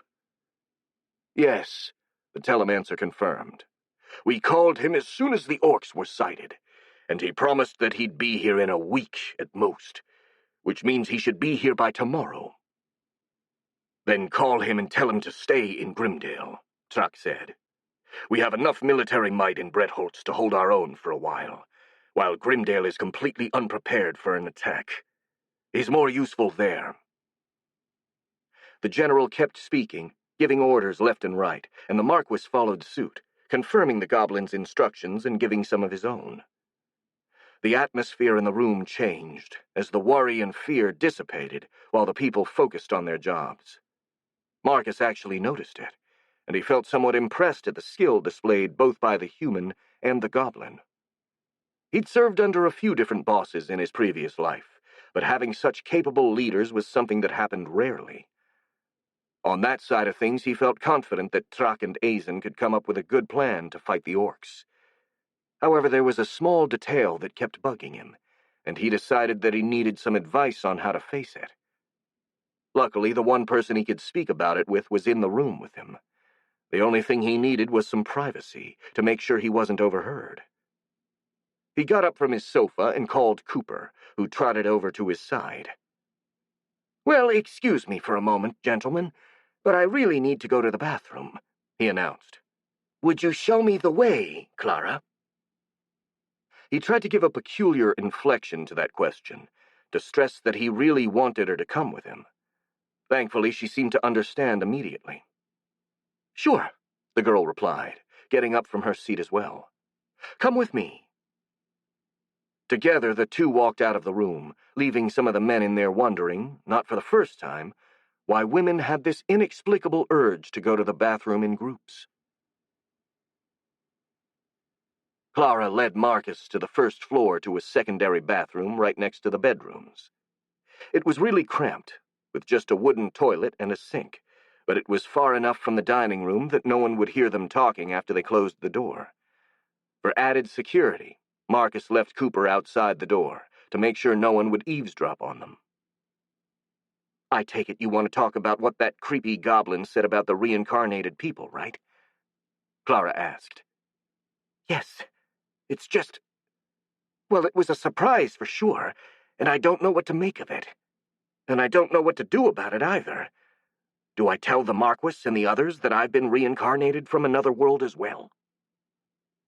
The girl studied him for a moment before shaking her head. "I don't think that would be prudent," she said. "There are always some idiots who get prejudiced toward people who share similarities with their enemies." She smirked sadly. "Even Felix had some problems in the past because of his Jinni ancestry. So no, I don't think you should tell them, at least for now." "But what if I cause some kind of trouble by withholding that information?" the Vex Queen protested. "I mean, by knowing about my world, the General and the others could get some insight on the Oni's plans." The girl thought about it for a second. "Maybe. As long as you tell only the Marquis, it should be fine. Though I don't know if knowledge of your world will prove useful. I mean, you were a civil engineer, not a soldier. How much do you know about your world's warfare?" "Well, I know of a few tactics from famous battles. I did like studying history, and the history of my world is full of wars and conflict." "I don't think that's going to be enough," Clara replied. "Learning about battles from a history book is quite different from actually leading it on the field. Besides, that pompous goblin seems to be good enough not to fall for any cheap trick.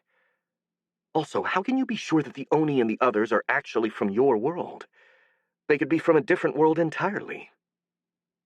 "Yeah, that might be true." Marcus nodded. "But it's weird. The spider goblins said they were humans before reincarnating. How many worlds could there be with humans in them?" Then he remembered something and shook his head. "Oh, right. Infinite ones. I almost forgot about the multiverse theory." "What is the multiverse theory?" the girl asked. It's a scientific theory from my world. It'd take a long time to explain it, but basically it says there are infinite variations of the same world. He smirked. Anyway, according to it, you might be right. The Oni and the others could come from a different world than mine. That would also explain why the Oni is so different from you, Clara said. I mean, from what you told me, your world seems rather civilized, and I can't imagine civilized people eating other humans alive without provocation. Marcus's smirk turned sour in response. I'd love to agree with you, but sadly there are some really bad people in my world. I probably described my world too positively. Only part of it is civilized, and we still have a lot of poverty, wars, and things like that. Even the place where I used to live, which was relatively civilized, still had its underworld of criminals, madmen, lawyers, and all kinds of assorted scum. Fair enough, Clara said. I guess some people always suck, no matter the world they're in. She studied the Vex Queen for a moment. Do you miss it? Your world, I mean. Marcus hesitated, as this question caused him to feel a wild turmoil inside his chest. However, mindful of his earlier psychic outburst, he calmed himself down. Well, there are some things I miss about it, but I can't go back there, so it's useless to dwell on those thoughts. Besides, I'm doing fairly well here. I've got a lucrative job, friends, and I'm actually making a difference. While in my old world, I was just a random nobody. Guess I don't actually have much to complain about. I'm glad you feel like that. Clara smiled. Still, if you ever want to talk about it, feel free to reach out to me. Sure. Though maybe now isn't the best of times. With a rather embarrassed expression, he added, Speaking of which, would you mind leaving me alone for a minute? I didn't notice it before, but I actually do need to use the bathroom. Oh, sure. It's a good thing you're already here, then. She opened the door. I'll be waiting for you in the dining room with the others. Sure, the Vex Queen replied as the door was closed. He then studied the wooden seat of the toilet and sighed in resignation. Well, I guess one thing I really miss about my world are bathroom fixtures. Wood feels terribly unsanitary when compared to ceramic for some reason. However, not having any alternative, he sat down and took care of his business before returning to the others. Chapter 30. A Present from the Past. It was a beautiful late autumn day. The sun was shining brightly on the red and yellow leaves of the trees of the Caligare forest. But the air was chilly, and an icy wind was blowing from the north, heralding the arrival of winter. The two men flying on a wyvern drone high in the sky were really thankful for the sunny weather. Otherwise, the cold would have been utterly unbearable. Even now, they were shivering despite the many layers of heavy clothing they wore, and really wished they could fly closer to the ground, where the air wouldn't be quite as icy. They didn't dare dip any lower, though, as the tale of how the Oni had eaten their colleagues in the Ashwood Hills was fresh in their memories. Better to endure some cold than staying warm in the belly of some beast. As they approached their destination, the man guiding the wyvern saw something and fumbled through his clothes, producing a spyglass. After taking a look through it, he passed it to the one behind him, pointing at the spot he'd just examined. The man also took a close look through the spyglass, and saw a crowd of hulking greenish figures moving through a clearing. Orcs. Hundreds of them. The telemancer inspected the woods below more carefully, spotting similar groups crossing the forest. They were mostly hidden by the trees, but there had to be thousands of orcs, all heading toward a specific location at the foot of the Ashen Mountains. With a grim expression, which was hidden by a scarf rolled around it, the man passed the spyglass back to the one in front and took a twin stone out of his pocket, preparing to report to the Marquis that the orcs were indeed heading to Fendel's mines. Back in Clara's house, everyone's attention was locked on Hogs. He'd received a call from the scouts that Azen had sent to Fendel's mines. The telemancer silently communicated with his colleague, and then raised his head. "It seems to be as Arag told us, my lord," he said to the Marquis. "They have spotted several thousand orcs heading toward Fendel's mines. They also ask for further instructions. Do they have to keep flying till they arrive over the entrance of the mines, or do they head back?" The nobleman hesitated and sought Trak's input. The goblin general shook his head. "It'd be prudent to have them come back," he said. "They already confirmed the orc presence at Fendel's mines, and the risk of the Blue Terror capturing them and absorbing their memories is far too great." "Very well," Azen nodded. "Tell them to come back, Hobbs." "Yes, my lord," the old man replied, and once again focused on the Twin Stone. Marcus raised an eyebrow at that exchange. In his opinion, the Marquis seemed a bit too reliant on the goblin's advice as of late, to the point that it felt rather suspicious. He thought about voicing his concerns, but ultimately thought better of it. Even someone as diplomatically inept as him could tell that publicly questioning a nobleman's authority in front of his subjects wasn't a good idea. Instead, he went with another question, one that was possibly even more pressing. "What do we do now?" This time Azen put on a stern face and replied without hesitation. "First we warn both Yazen and Lord Grimdale," he said, "and then we march out to their help." Most men in the room started murmuring in agreement, but a few people, Marcus and Clara included, didn't seem to be entirely convinced. "What about the orcs attacking us here?" the Vex Queen asked. "We're going to leave a suitable garrison to defend the province," the nobleman reassured him. "A third of the goblin forces should suffice. The rest of them, under Trak's command, will march to Grimdale together with you and your Vex." "Wouldn't it be better for me to stay here?" the Vex Queen said. "I mean, if I go away, I won't be able to guide our soldiers." "They'll manage," the Marquis replied. "With enough reinforcements, they should have no problem dealing with a few unorganized raiders." "Fair enough," Marcus nodded. "But if we leave that many people behind, will we be able to actually take on the orcs?" That question caused the Marquis to give him a weird look, as if he were trying to understand whether he was joking or not, while Trak outright started chuckling. "Sir Marcus, you have 50,000 Vex warriors under your command," the goblin said, openly amused. "Not only is that almost twice the enemy's numbers, but if they are anything like the ones that fought us during the siege of Bretholz, then they are even more than the orcs, pound for pound." Marcus considered that information for a few seconds before shaking his head. "It'd be nice if it was like that," he said. "But the orcs have the Oni leading them, and anyone capable of killing a dragon is not someone I'd wish to face in battle." "Yes, the Blue Terror himself is indeed a terrifying enemy." Trak nodded in agreement.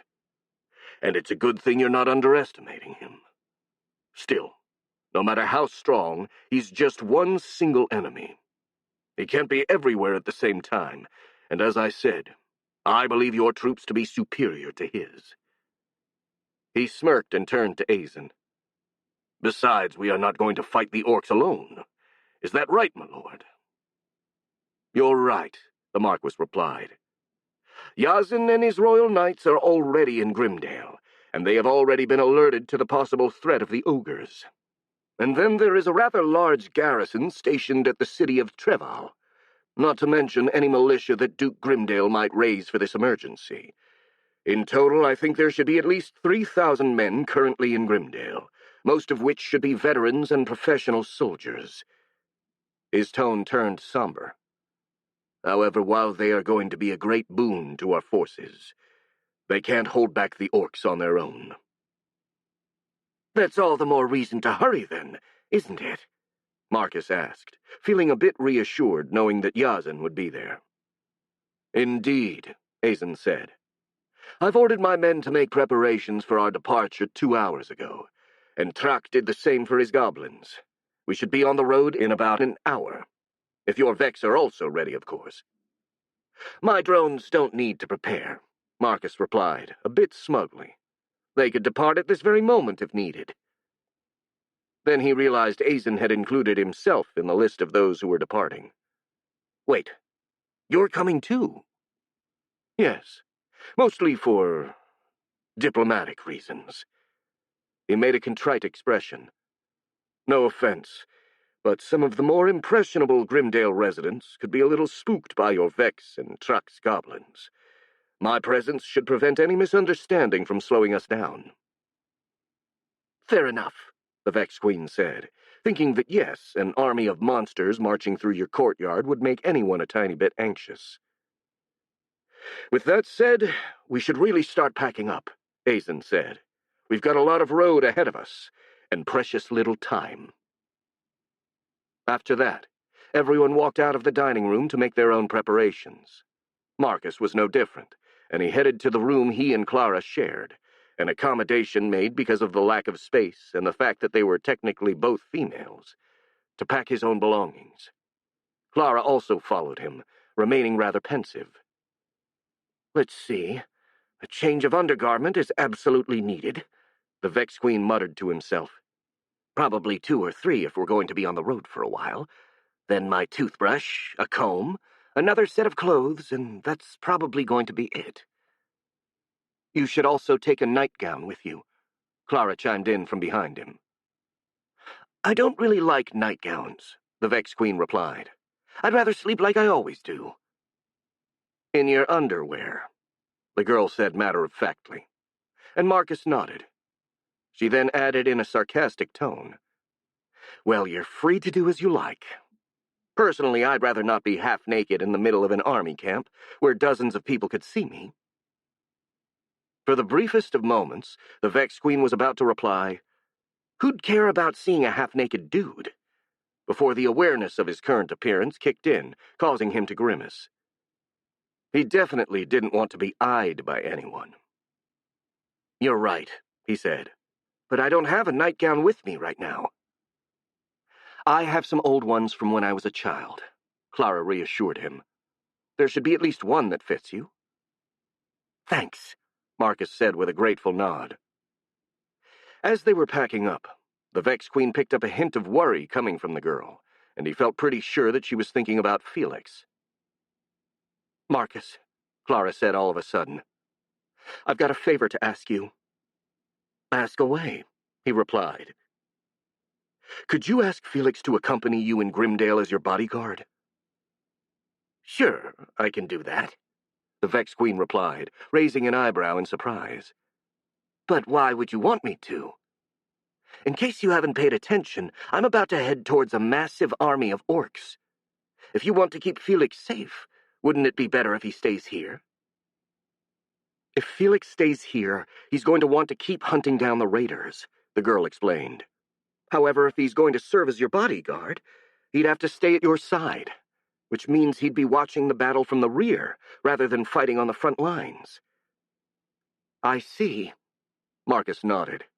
I've got no objections, then. However, I can't force Felix to come if he wants to stay here.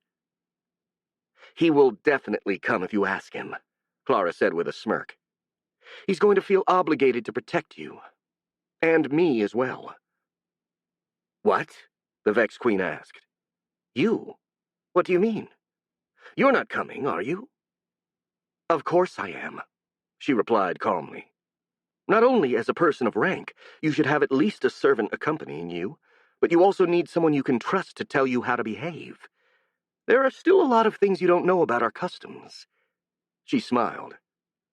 Besides, it shouldn't be too risky since you're going to command your troops from the rear. And we'll also have Felix to keep us safe. Having no way to dispute these points, Marcus just gave up on it, especially because he would like to be accompanied by them. Fine. We should tell the Marquis about this, then.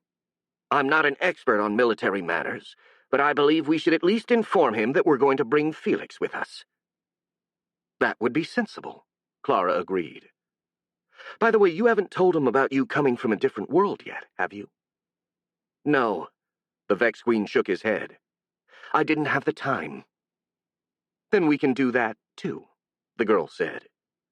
"There is no telling if we'll have another occasion to do it later on." "Yeah, you're right," Marcus said hesitantly. Despite his dislike for keeping secrets, for some reason he felt sort of reluctant to talk about his past. However, as his knowledge of his previous world could potentially prove useful and save lives, he had no excuse for keeping it from Azen. He sighed and tried to mentally prepare on how to deliver that news to the nobleman. "I'll go inform him right now," he said. "Excellent." Clara nodded. "I'll wait for you here, then. And I'll prepare both of our luggages." Azen was changing in his room when Marcus came knocking, and he quickly hurried buttoning up his shirt before letting him in. "Sir Marcus." He saluted him. "Sorry if I made you wait, but I had to make myself presentable first." He looked at him quizzically. "What can I do for you?"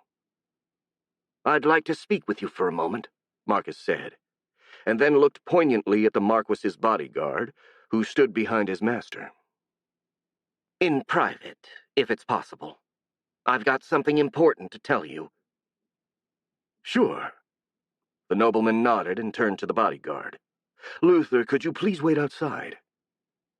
The man nodded and marched out of the room, closing the door after him, and the Marquis then turned to Marcus.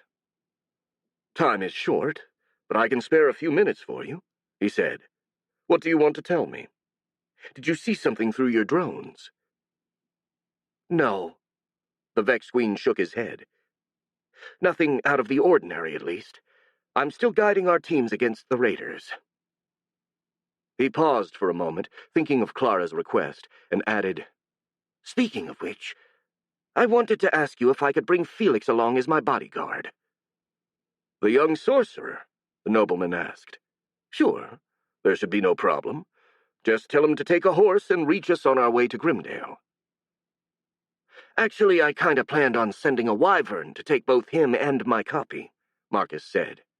"That would rule horses out, since neither me nor my drones can ride on one. They seem to be spooked by us." "Fine," the Marquis said.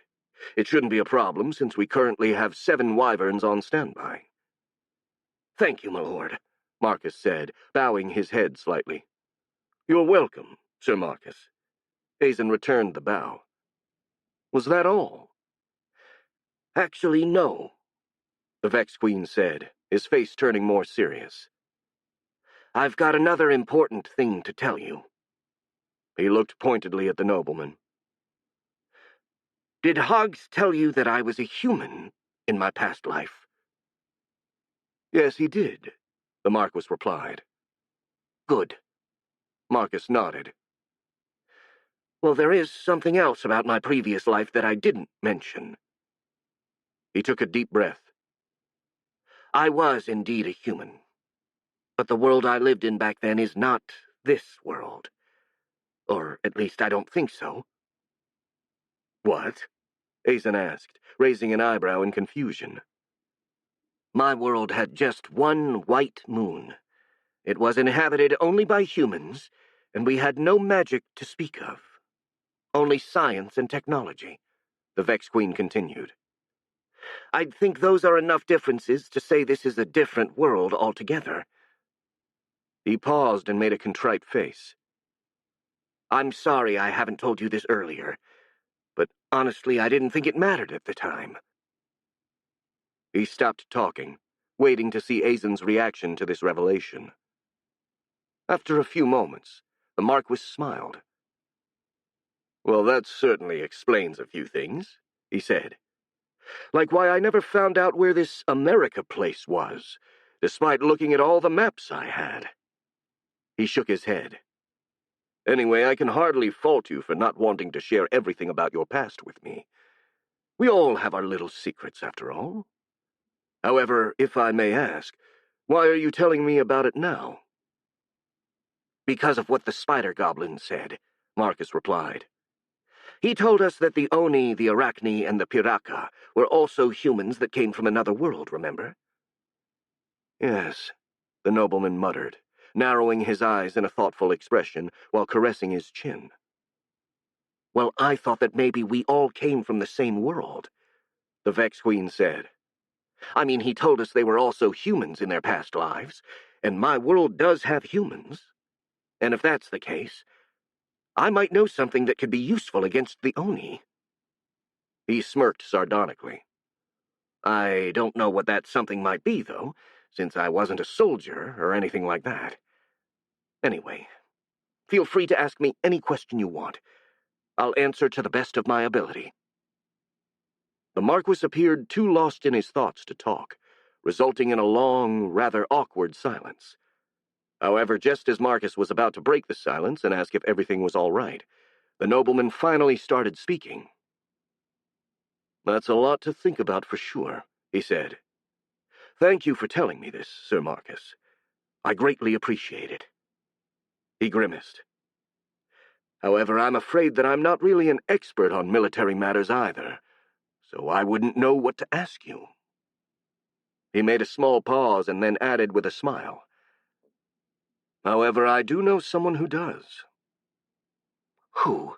The Vex Queen asked, though he thought he already knew the answer. Trak, the Marquis replied, confirming Marcus's suspicions. He has proven to be an excellent tactician and commander, not to mention a devilish chess and poker player. If there is anyone capable of getting some insight on the Oni from the information you possess, it's him. The Vex Queen hesitated. Telling Azen about his past was one thing, but sharing those things with the Goblin General was something else entirely. In the end, Marcus decided not to hide his reservations. Better avoid any misunderstanding from the start. I don't really like the thought of sharing my past with him, he said. I don't trust him. That's perfectly understandable, the Marquis agreed. I don't completely trust him myself. If that's the case, it doesn't really show, Marcus instinctively replied in a sarcastic tone.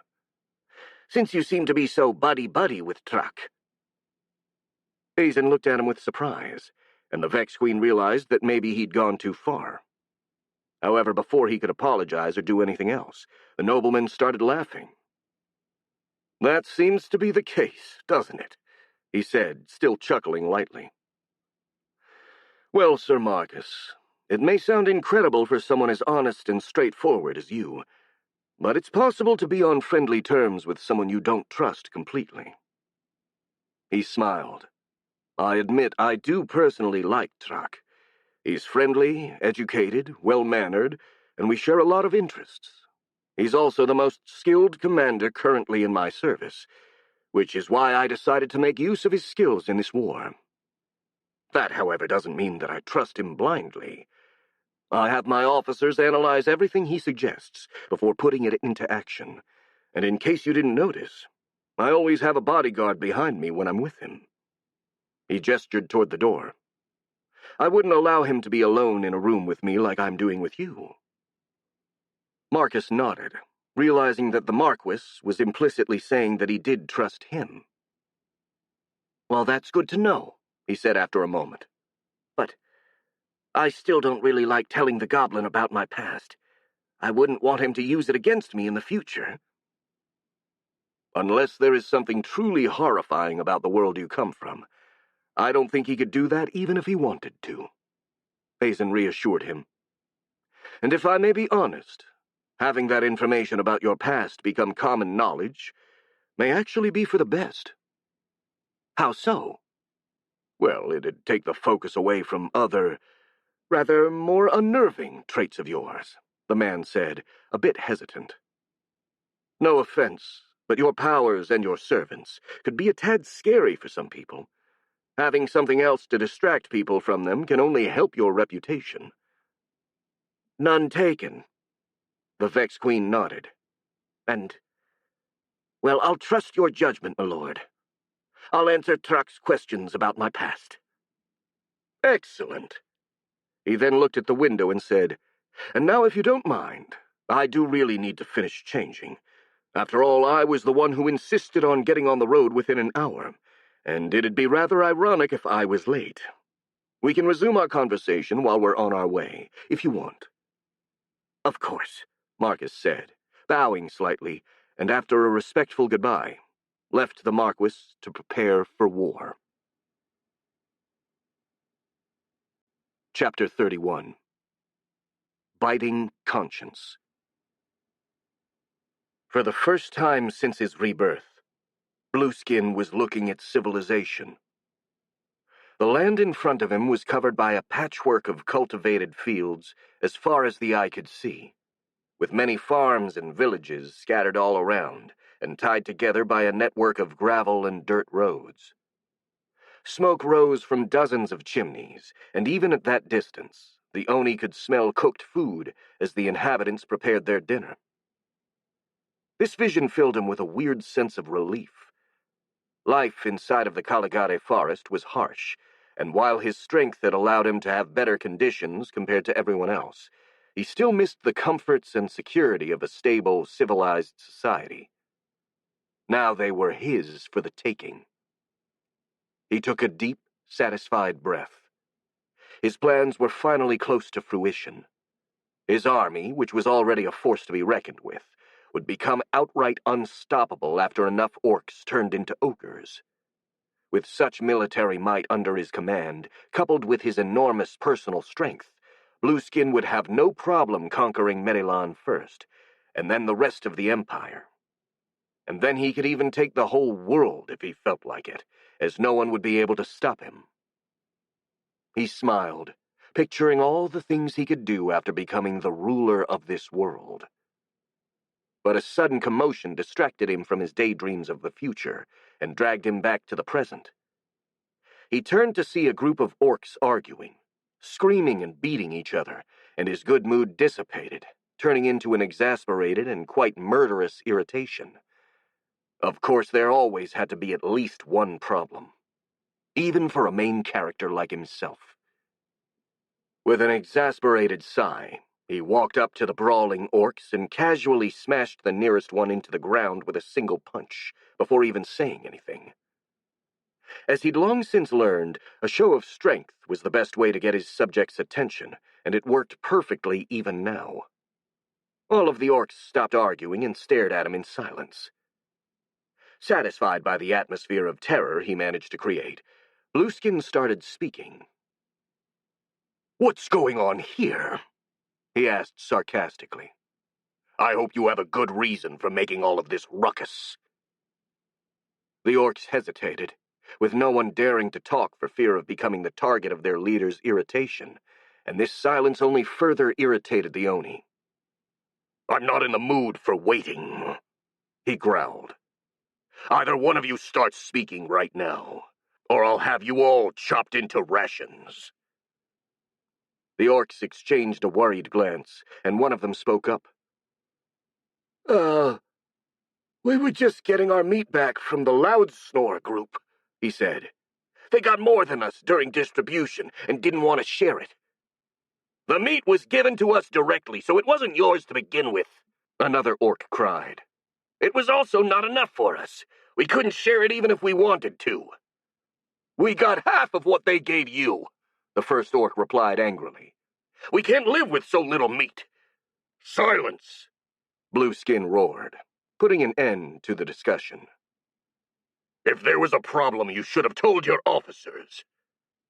He looked around, failing to see the telltale appearance of an ogre or a bigger-than-average orc. "Where are they?" "In the mines," the first orc said. "They're still getting the rest of our units to cross." Of course they were, Blueskin thought bitterly. But for the moment he bottled up his irritation since he couldn't really vent it properly. "Just stay quiet and wait for them to get out of the mines, then," he said. "And if you cause any more ruckus, I'll turn you all into rations, for real."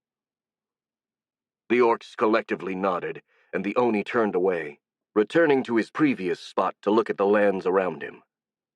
However, his good mood had been completely ruined, now that he'd been reminded of the current problems plaguing his army. The root of it all was the delay in crossing the mines. At first it had seemed that everything would go well, as the kobolds had managed to open the tunnel to Grimdale well within the established schedule, and Blueskin had quickly guided the first group of scouts to the secondary exit. It had only taken a day to trace the correct route from the Caligari forest to Grimdale, and after that, the Oni had expected that crossing the mines would take a day or two at most.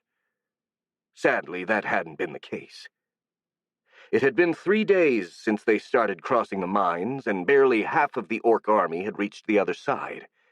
The rest was blocked in some sort of traffic jam, apparently caused by the narrowness of the tunnels, which the Orcs could pass through only one at a time, and the general lack of discipline among the Orcs. It had gotten so bad that brawls and fights had started all over the place for the right of crossing first, and Blueskin had to send most of his officers back to the other side in order to restore some semblance of order. And while all of this happened, the delay brought another problem, one that could potentially threaten the success of the whole campaign. They were about to run out of food.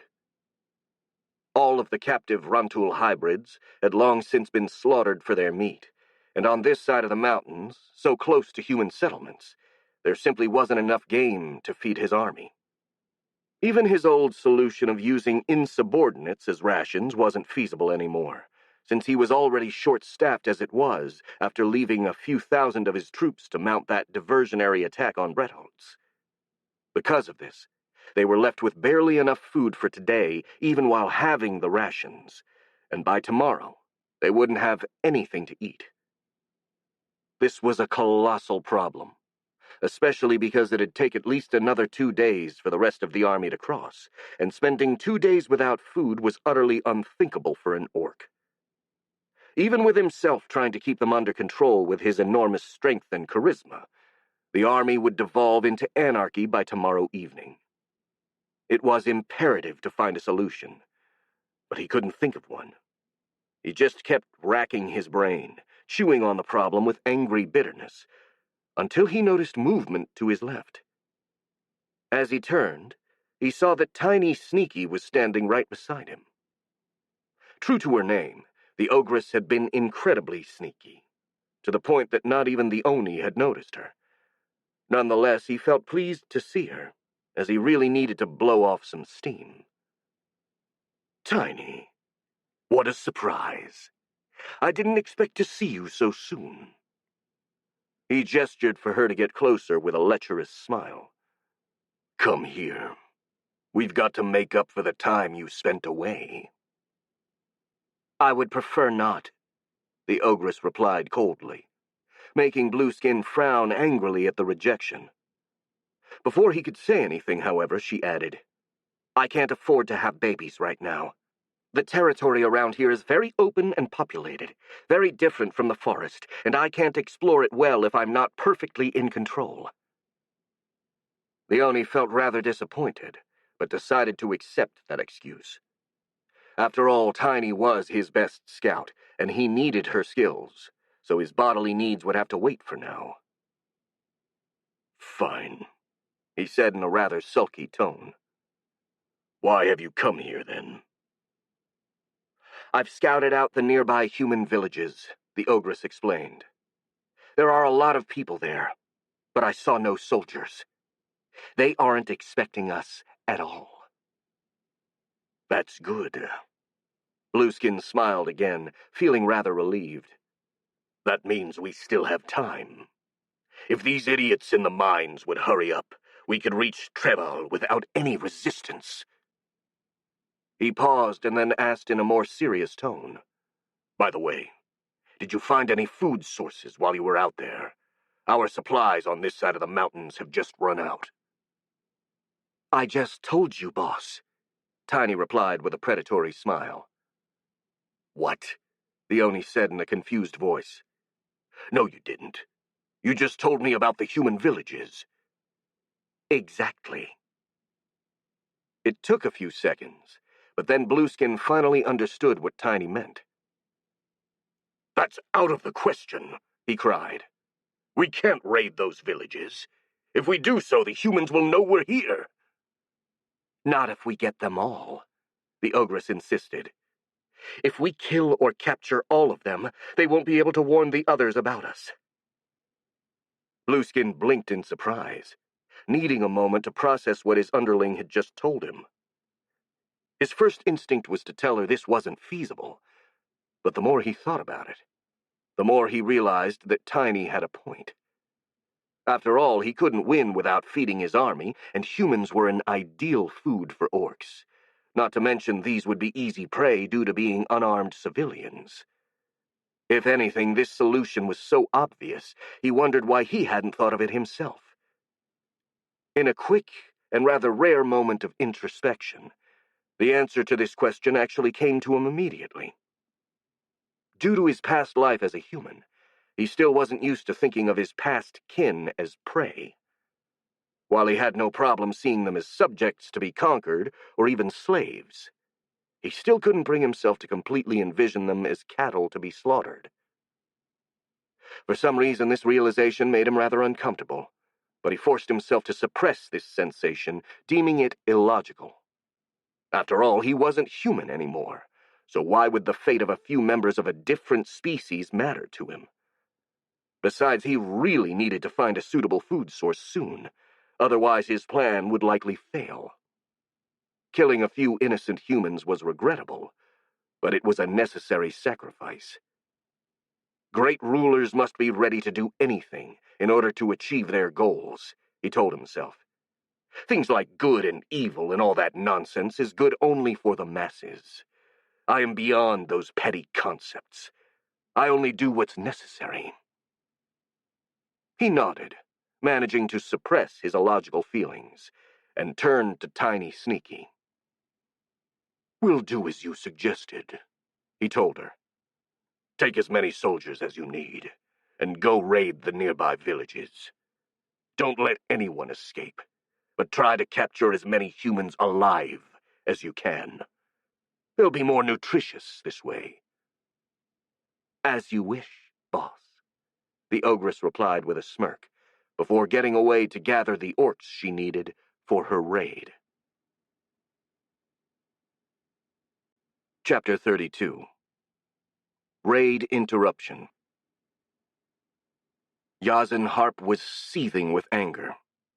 His patience had already worn thin after riding almost non-stop for 2 days, reaching the northern border of Bretholz, only to be told that the orcs would be attacking Grimdale instead, and that he had to go back. However, that alone wasn't enough to push him over the edge. After all, any professional soldier would be used to hardships, especially in a time of crisis. It took a special mix of politics, bureaucracy, and blind idiocy to really make him lose it, and unfortunately, he'd just experienced a rich dose of all three. "What do you mean they're going to do nothing?" he screamed at the unlucky telemancer that served with his unit. "That's what they said," the man explained patiently.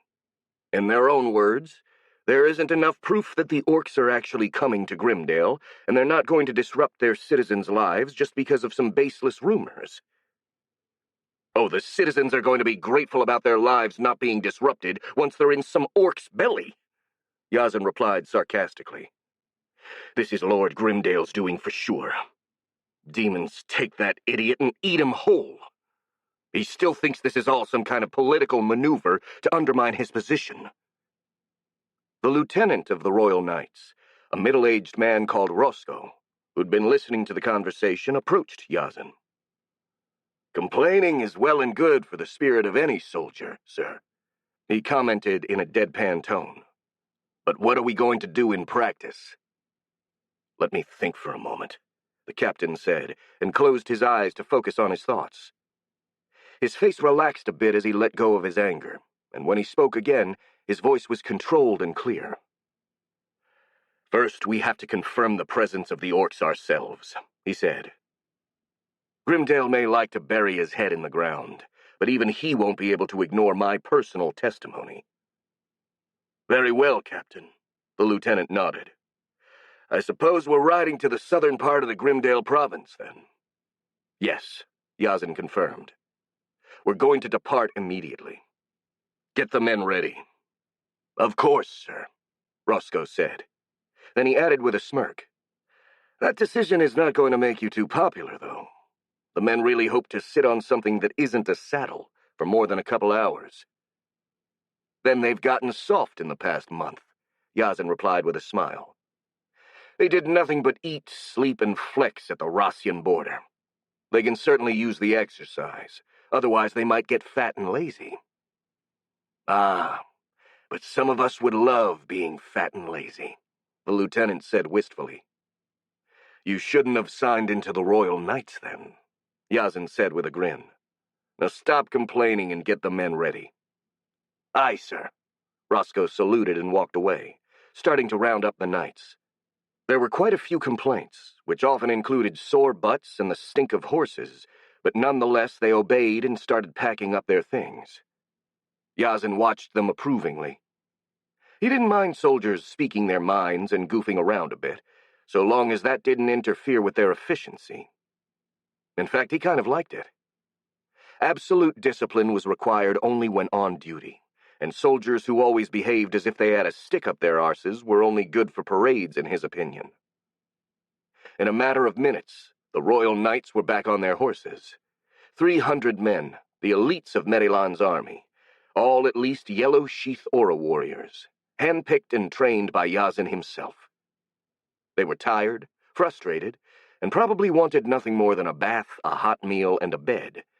But their eyes were focused and their faces showed a grim determination that made their captain proud, even though he expected nothing less from them. Yazin rode out front to address them all and update them on the current mission. All right, men. The orcs have been confirmed to be gathering on the other side of the mountains, ready to cross Fendel's mines and invade Grimdale.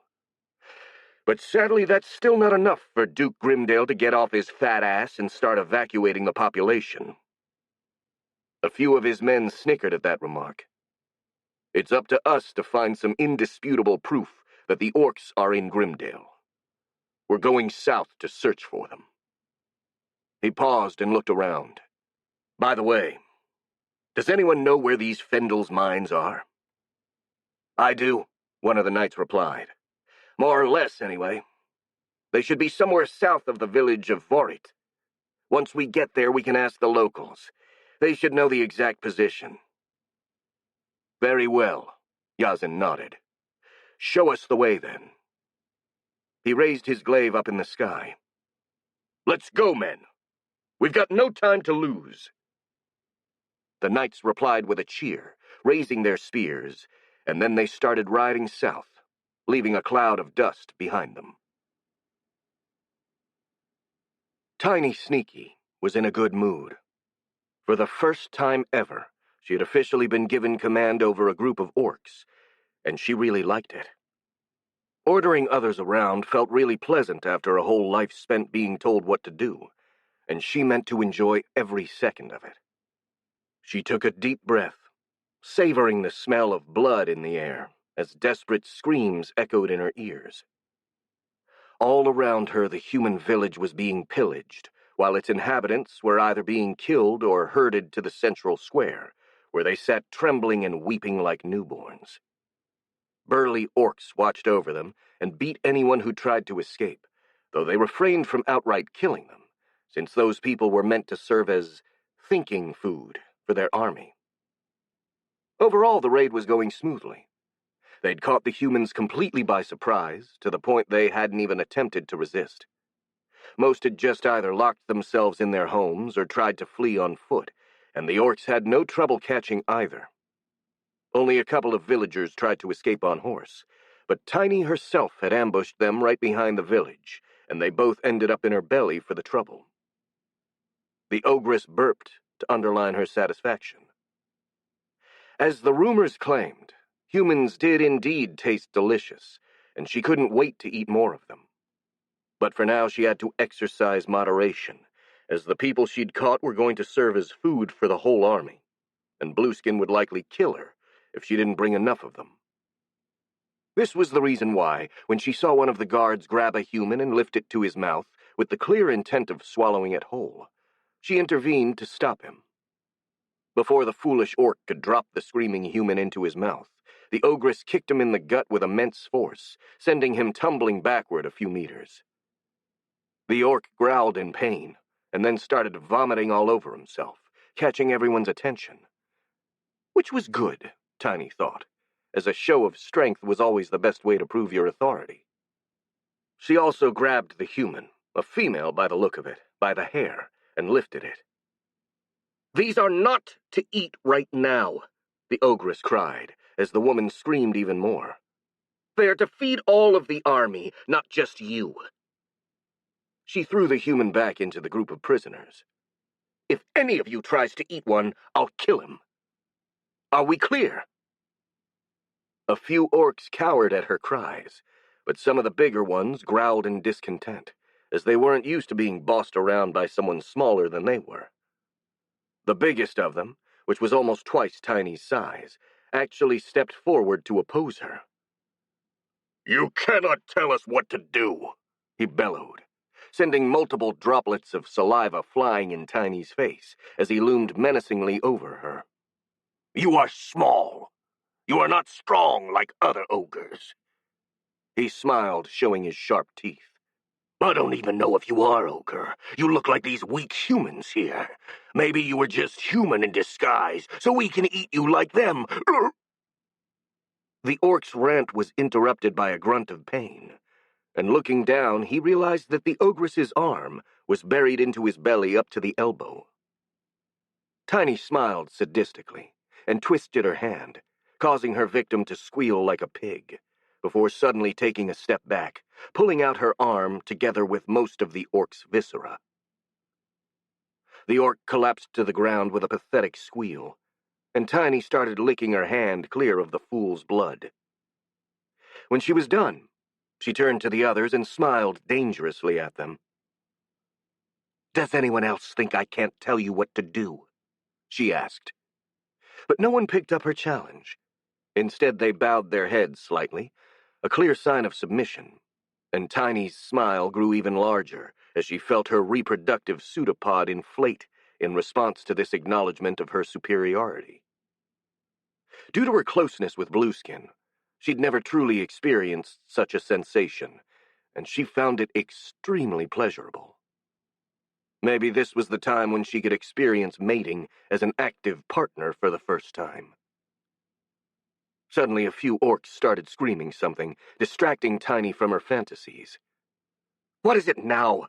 she asked in an annoyed tone. "Look!" an orc cried, pointing north. "There!" Tiny looked and saw a cloud of dust rising from the horizon. "Good," she said. "Seems like we have more victims. Prepare to ambush them. Remember, do not let them get away." The orcs gathered, preparing to attack the newcomers as soon as they got close. As for Tiny, she licked her lips once again, anticipating the bloodshed that was about to happen. If the incoming humans were enough, maybe she could have seconds. "Halt!" Yazin ordered a few hundred meters away from the village. There wasn't a soul in sight, and everything seemed quiet, but he could tell that something was wrong. He could feel it in the wind. Not only could he smell blood and hear faint cries, but the air also carried the presence of many scared humans, not to mention hundreds of unknown creatures waiting in ambush. He didn't bother to ask his men if any felt like him, because he already knew they didn't. His ability to perceive things in the wind was something unique to him, probably an innate skill related to his Jinni heritage. However, he'd learned to trust it over the years. "Roscoe! Hagen!" he cried, calling his lieutenants. The two men approached. "We've got company waiting for us in the village. At least 100 orcs, maybe 200. And about 80 villagers should still be alive. Probably held prisoners." The two lieutenants nodded. They'd spent enough time serving with the captain to trust his instincts too. "I want you two to take command of the knights," Yazin continued. "I'm going to scout out the village from the sky. If it's safe, I'm going to give you the usual signal, and you will charge in and attack the orcs while I rescue the civilians." The men nodded, and the captain jumped off his horse, landing on the road with grace. He then started focusing his aura, expanding it from his body to the air around him. On his back, his ethereal-looking cape started billowing like crazy.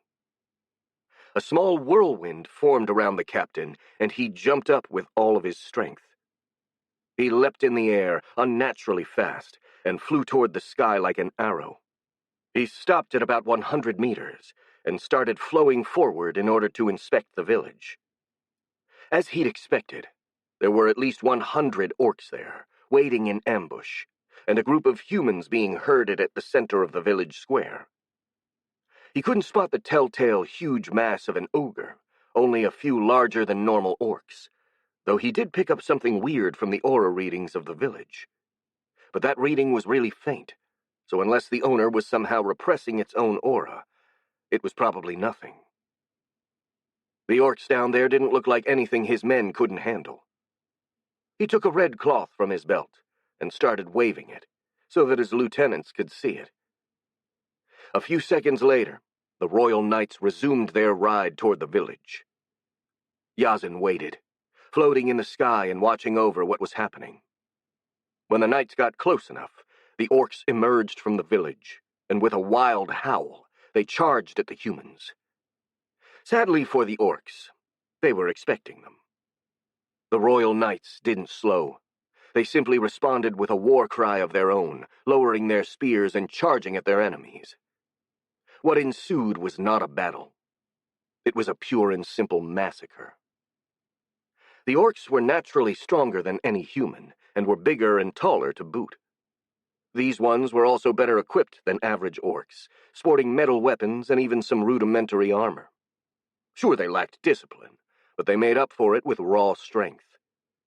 Compared to the Royal Knights, they were nothing. The Knights charged right through the orcs, leaving behind only the mangled corpses of their enemies. Empowered by their aura, they were simply unstoppable, gaining an unnatural momentum and moving with incredible speed. Lacking any sort of long pole weapons and moving in loose formation, the orcs didn't have the means to slow down the humans, let alone counter their charge, and died without being able to return even a single blow. Yazin watched this all with a satisfied smirk, and then, when he decided the time was right, he dove towards the ground with the speed of a hawk. As he dropped, he pointed his glaive down. He landed behind one of the orcs guarding the humans, cutting the monster in half with a swing of his blade. Before the other guards could even process what was happening, he flew with incredible speed and cut down another, and then another. In the span of only 10 seconds, 6 orcs were dead, and the only one remaining tried to grab a prisoner to shield himself with. Before his hands could reach the human, Yazin swung his glaive from 30 meters away, and a blade of pure wind flew from the tip, crossing the air with a hiss and cutting the top half of the orc's head, sending it flying to the air. The body of the humanoid twitched and crumpled to the ground. There were no more orcs in the square. The silence grew thick, interrupted only by the noises of the nearby battle, which were growing faint, and the occasional sob of a child. Seeing the need to reassure these people, Yazin stepped forward. "I'm Captain Yazin Harp of the Royal Knights of Medelan," he announced. "Fear not, people of Medelan. We've come to rescue you from the orcs." The shocked silence lasted for only a second, and then something that sounded like a collective sigh of relief broke it. A lot of people were still crying, but some had started getting up on their feet, and were helping others doing the same. As this happened, Yazin's men poured into the village, having defeated the orcs, and a few dismounted in order to give help to the villagers. A group of villagers approached Yazin himself, gratitude and relief showing clearly on their faces. "Thank you, Sir Harp," an old man said, tears showing in his eyes.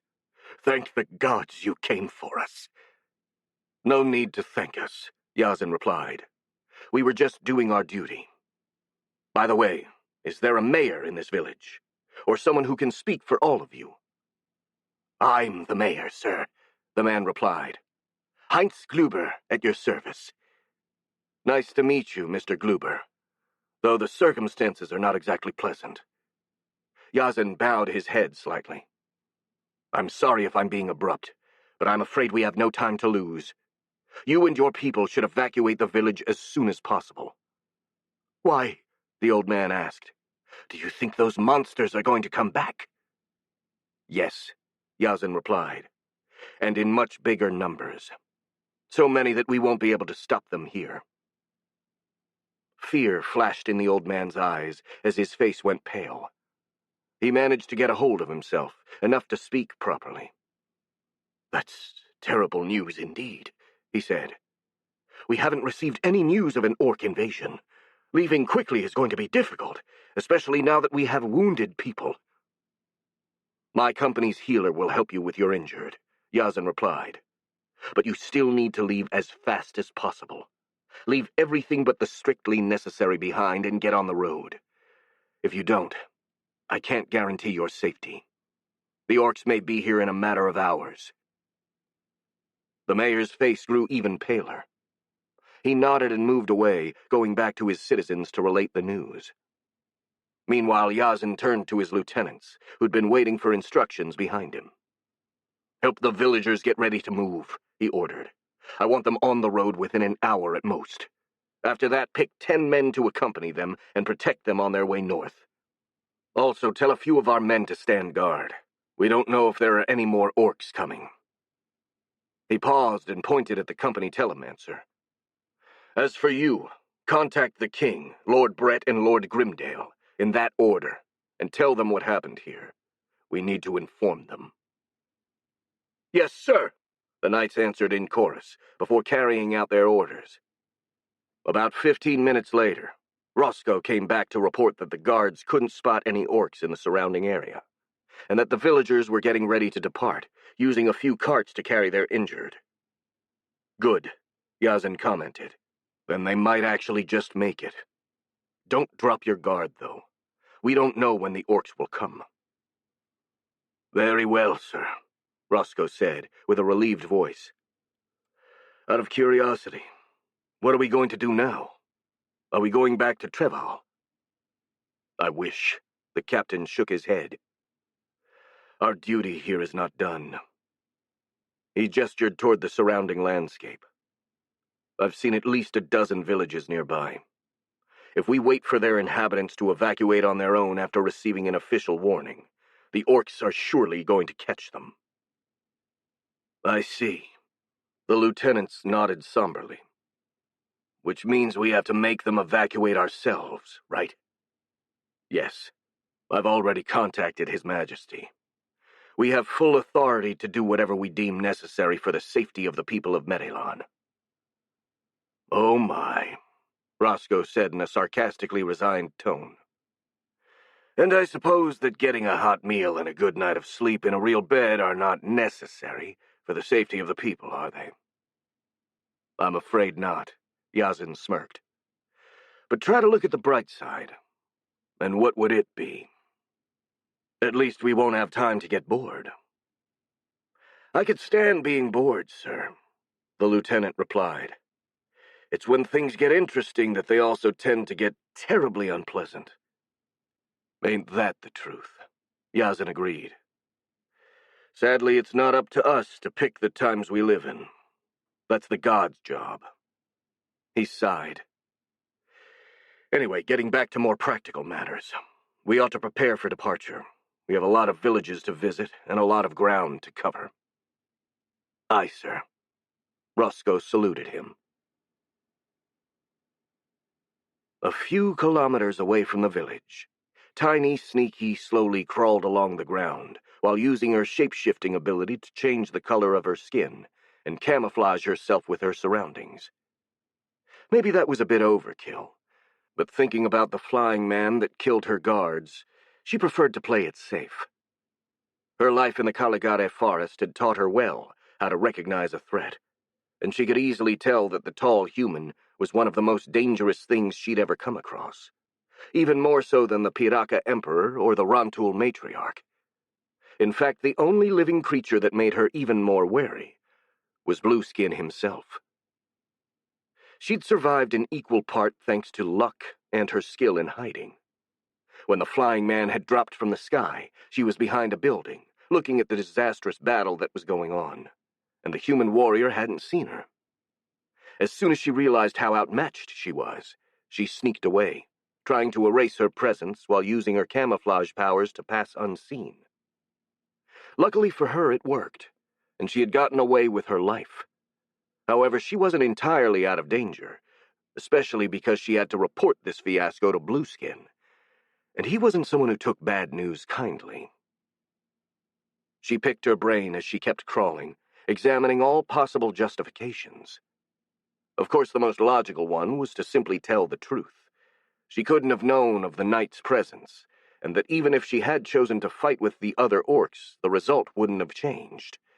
Running away to report the knight's presence to the Oni was simply the best thing to do, and nothing that happened was actually Tiny Sneaky's fault. If her boss had been reasonable, this would have been enough. But knowing Blueskin better than anyone else, the ogress was painfully aware that saying this to his face would just result in him venting out his anger on her. She was at least in for a beating, followed by some forced mating, something which she'd grown to hate with every fiber of her being. And possibly her death, if the Oni felt particularly irritated at the time. No. She needed to somehow channel his anger somewhere else. Give him a target that would make him forget about Tiny entirely. Luckily, she just had the perfect scapegoat. The flying man was most likely responsible for everything that happened, and he was incredibly strong. Even Tiny could tell the human's flesh would taste especially delicious, and if there was a way to distract the Oni, it was through his appetite. Of course, only Blueskin himself would have been able to kill such mighty prey. He was the only one capable of flying, and, Tiny thought in a hidden corner of her mind, if the Oni were to lose and be killed by the man, well, she could easily live with that. Sneaking away was her specialty, and she wouldn't have any trouble getting back to the Caligare forest by herself. She smirked, feeling confident that her plan would work, and kept crawling, slowly getting away from Vorit. Chapter 33. Of Wolves and Men. Dark clouds were gathering on the horizon, announcing the coming of rain and storms of winter. But for now, the sun still shone brightly on the Bretholtz province, making the colors of the late autumn even more vivid, reflecting on the shiny carapaces of thousands of insect-like creatures marching in a long line that stretched for many kilometers along the road that led to Grimdale. For the first time since their arrival, the Vex were finally leaving Bretholtz, moving to the wider world to fight against the orcs. Thousands of warrior drones moved like a river of chitin, flooding the road and the surrounding countryside, while the huge shapes of the heavies surfaced from that swarm like logs carried by the current. A few flyers were also scouting the area from above, keeping an eye out for any possible obstruction ahead, but the majority just rested on the back of their terrestrial brethren, saving up their energy for when they might need it more. Despite their huge numbers, the Vex advanced swiftly, as their perfect coordination allowed them to avoid getting jammed or delayed. In fact, they weren't even proceeding at full speed, since the goblin army marching behind them wouldn't have been able to keep up otherwise. Heck, even now they were struggling to maintain their current speed, despite allegedly being an elite force, formed only of veteran goblins handpicked by the goblin general himself. But as professional as they could be, they simply lacked the inhuman discipline that came with being part of a single, unified hive mind. In the center of the Vex lines, a few humongous figures emerged from the column of drones like islands within a sea of chitin. There were 4 destroyers, whose steps made the earth tremble, and who stood at least a meter taller than the heavies, but even they were dwarfed by the dreadnoughts coming behind them.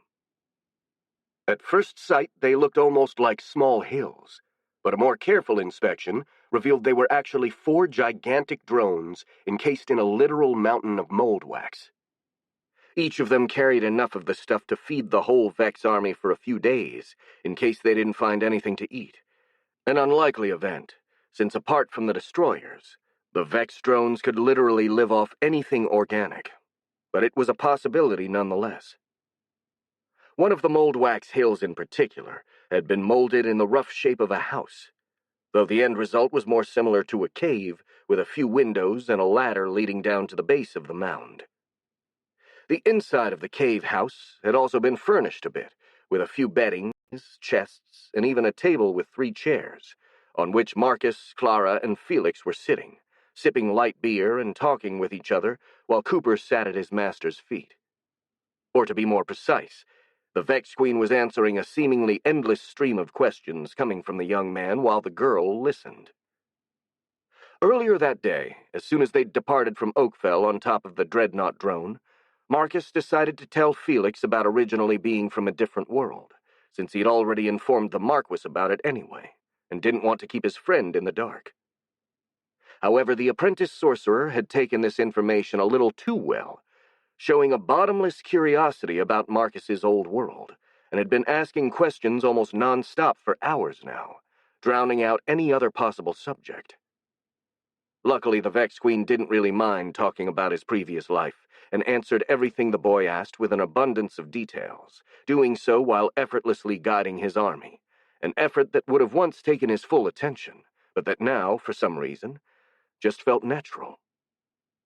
I guess that practice makes perfect, he thought, though I think that training with hogs also helped. He then turned his attention to Felix, who was asking him another question, who apparently was puzzled by the latest topic they'd discussed, that of religion in his old world. "Let me get this straight," the apprentice sorcerer asked. "In your world, you don't have any form of magic, right?" "Yep," Marcus replied, sipping a bit of beer. "But you just said that you have churches and gods and religion," the young man continued. "So, what about divine magic? You do have that, then?" "No, I'm afraid not," the Vex Queen said. "At least not in the way you have it here. Our priests couldn't do magic at the drop of a hat like yours." "Then what use do they have?" Felix asked, quite puzzled. "I mean, what use is having clerics if they can't even use divine magic?" "Well," Marcus mumbled, a bit unsure about how to respond. Religion and stuff like that had always been a delicate subject in his old world, and since he himself was mostly agnostic and had never studied theology, he didn't really feel qualified to talk about it. "It's complicated. Some people believe their deity will help them in roundabout ways, like making them luckier or something, while others believe they'll go to a better afterlife after dying." He shrugged. "I've never been particularly religious myself, so I'm not the best for talking about this kind of stuff.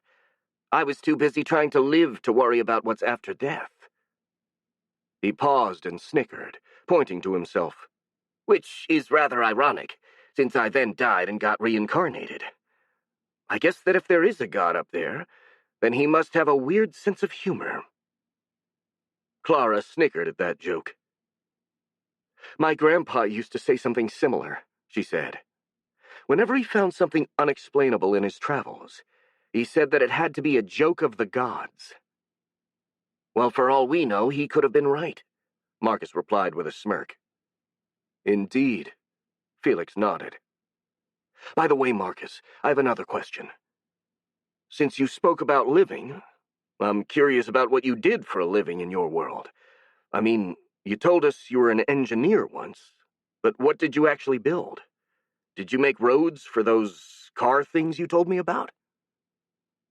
"If only," the Vex Queen replied in a jokingly wistful voice.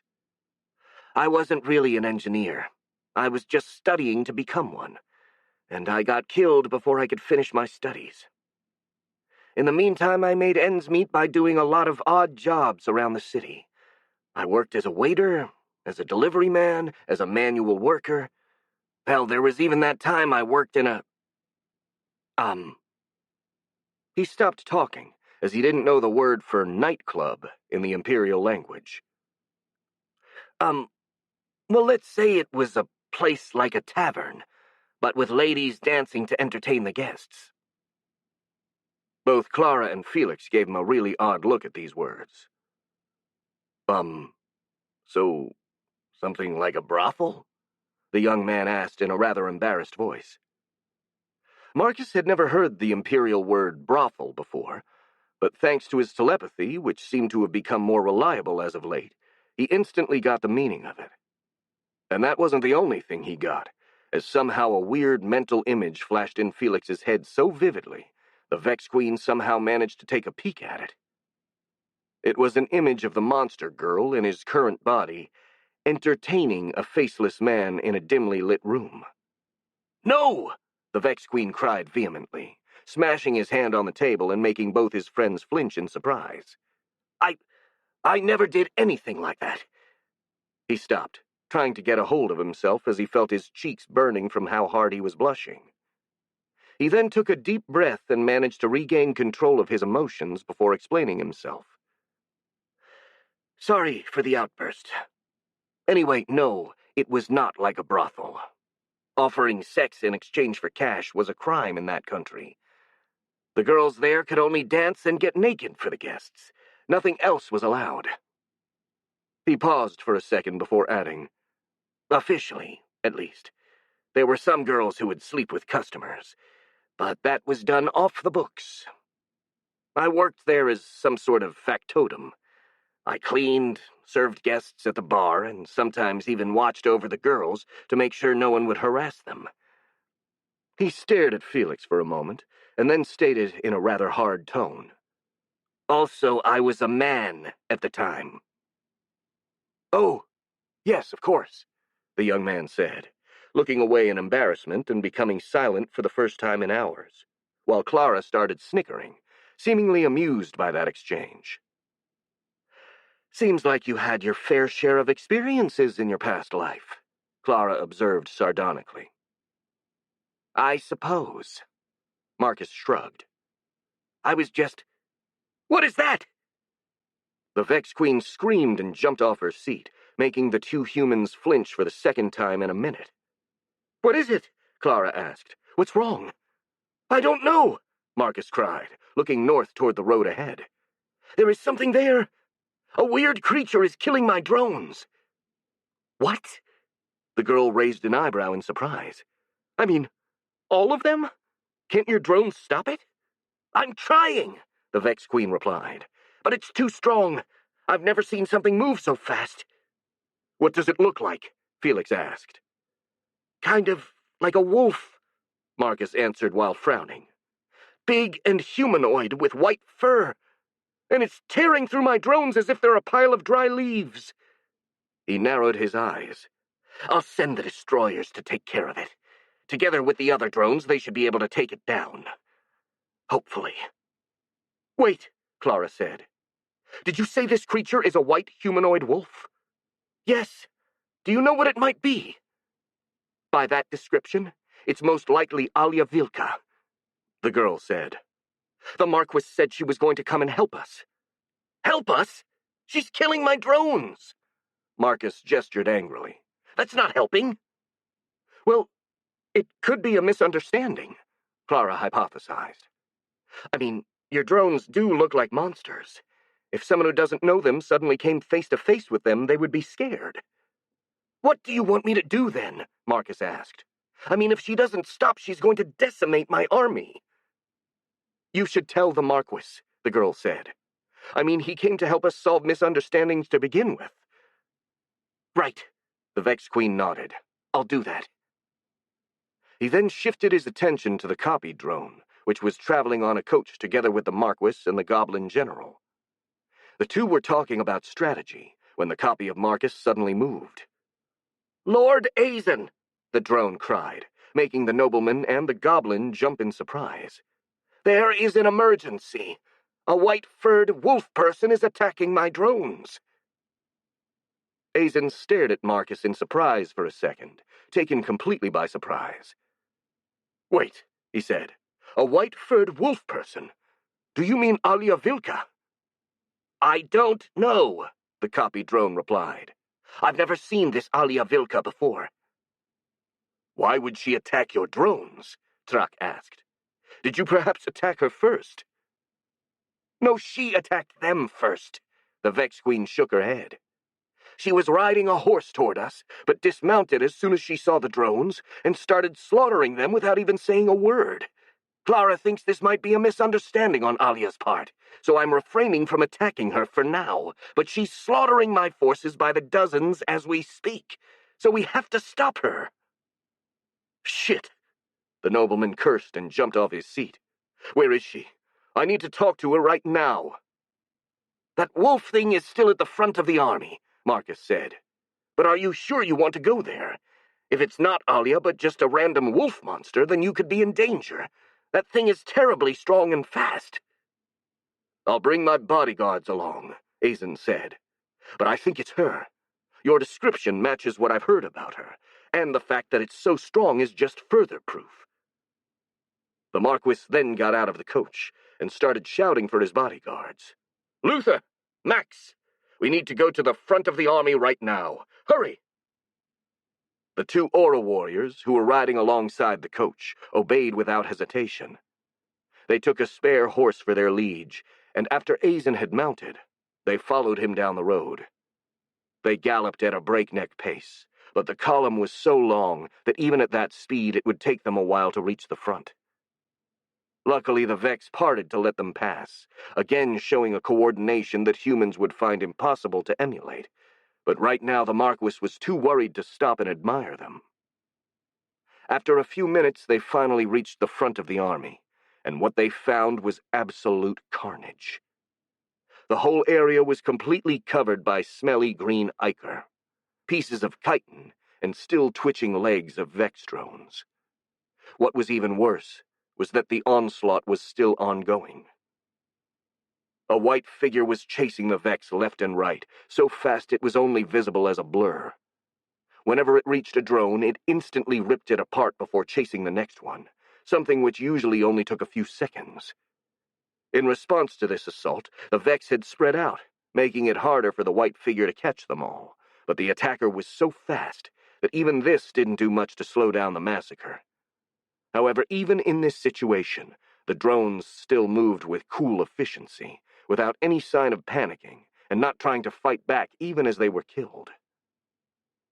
Azen observed this horrible spectacle with incredulity, before shaking off his indecision and screaming at the top of his lungs. "Alia Vilka! Stop! These are not enemies! You are killing our allies!" As he shouted, his bodyguards drew their weapons, ready to defend their master in case the mysterious figure decided to attack him. However, the stranger did no such thing, and instead stopped at the nobleman's cry and turned toward them. "You know my name." The figure spoke in an undoubtedly female, if rather deep, voice. "Who are you?" "I am Marquis Azen Brett of Bretholtz, a noble of the Kingdom of Medelan." The Marquis introduced himself. "I assume you are Alia Vilka, the White Wolf of Thule." "I just told you that's my name, so what do you think?" Alia replied in a cold, snarky tone. "Anyway, I don't really like that moniker. It doesn't really compliment my femininity. I very much prefer what the Jinni call me. The White Bitch." She snickered and got closer to the Marquis and his two bodyguards. She was a female Lycan, a wolf beast woman, but she was different from all other Thulians of that subspecies Azen had seen before. For starters, whereas most Lycans were live, she was absolutely massive, being more than 2 meters tall, with square shoulders and thick, powerful arms and legs, which literally bulged with muscles. Combined with her snow-white fur, that made her look like a marble statue, hard and chiseled. And her choice of clothing, a pair of shorts and a training bra, both made of a weird black and seemingly stretchable fabric, only furthered this impression, since it left most of her body uncovered.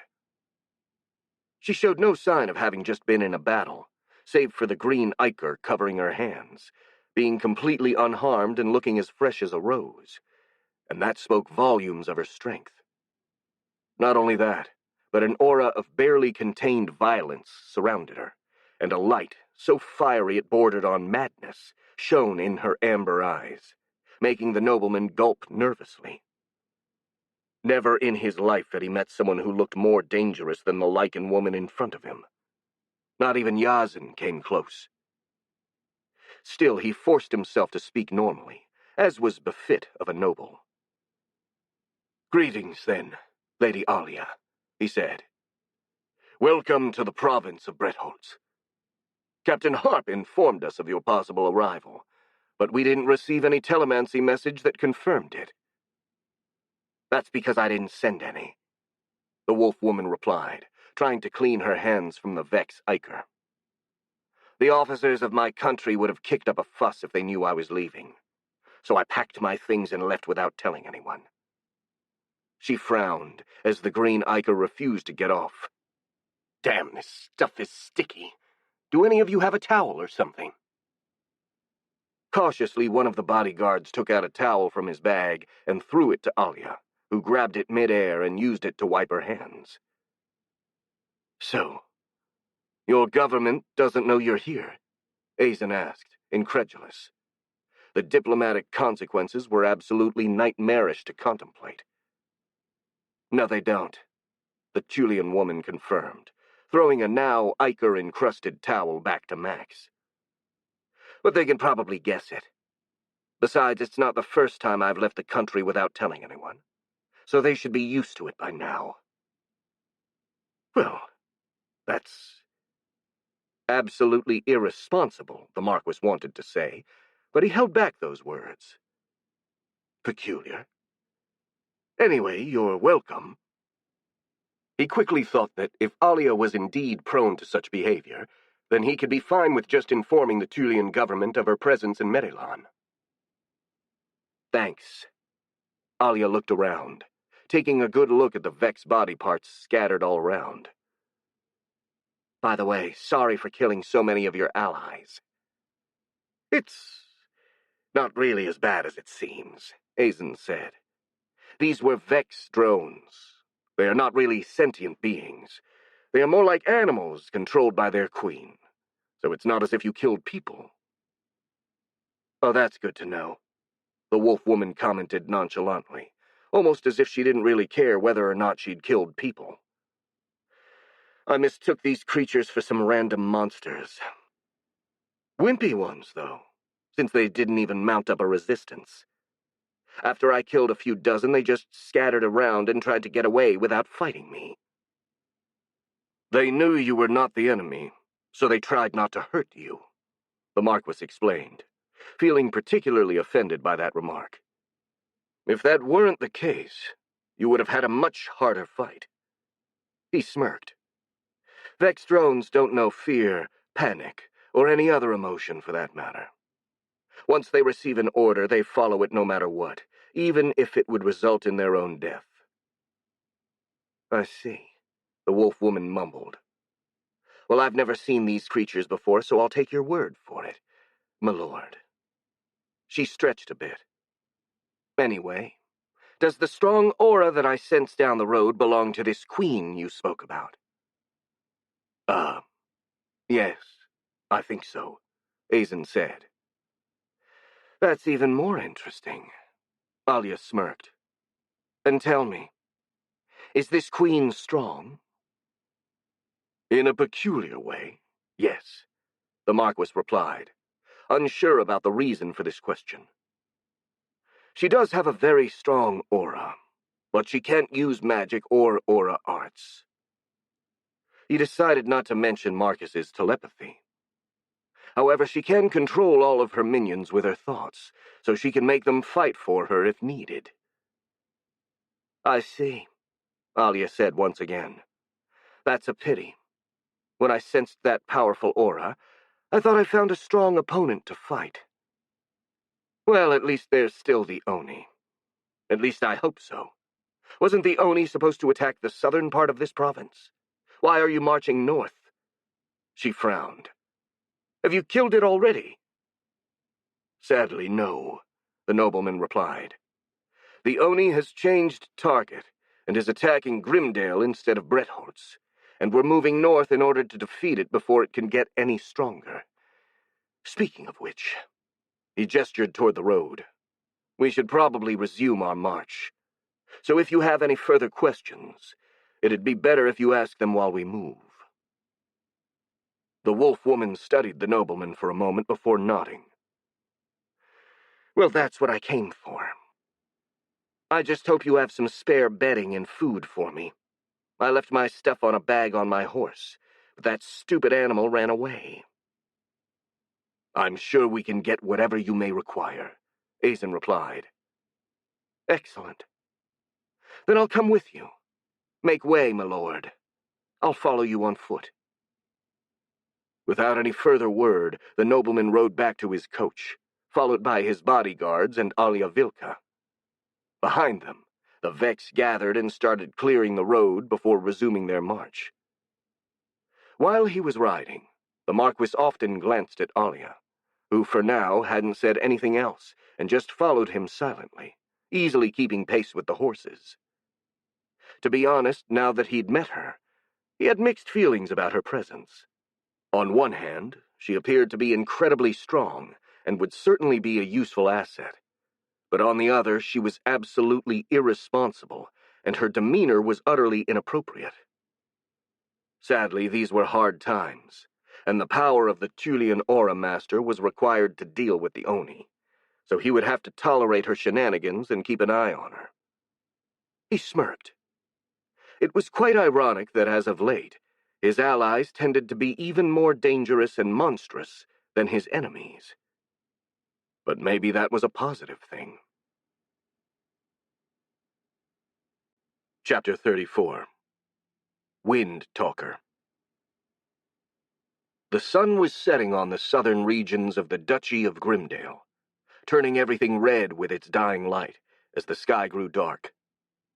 The blue and the red moons were nowhere to be seen, but the green one shone its ghoulish light on the horizon, barely hidden by a mass of clouds. This was the time when everyone would be tired out from a long day of work, and wished for nothing more than to go home for dinner and some well-deserved rest, leaving all worries for the next day.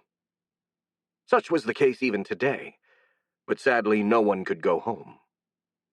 Because of the threat of the Orc army, all villages had been evacuated. Their inhabitants were currently fleeing to the north, forming a long column of people and animals that filled the main road for kilometers.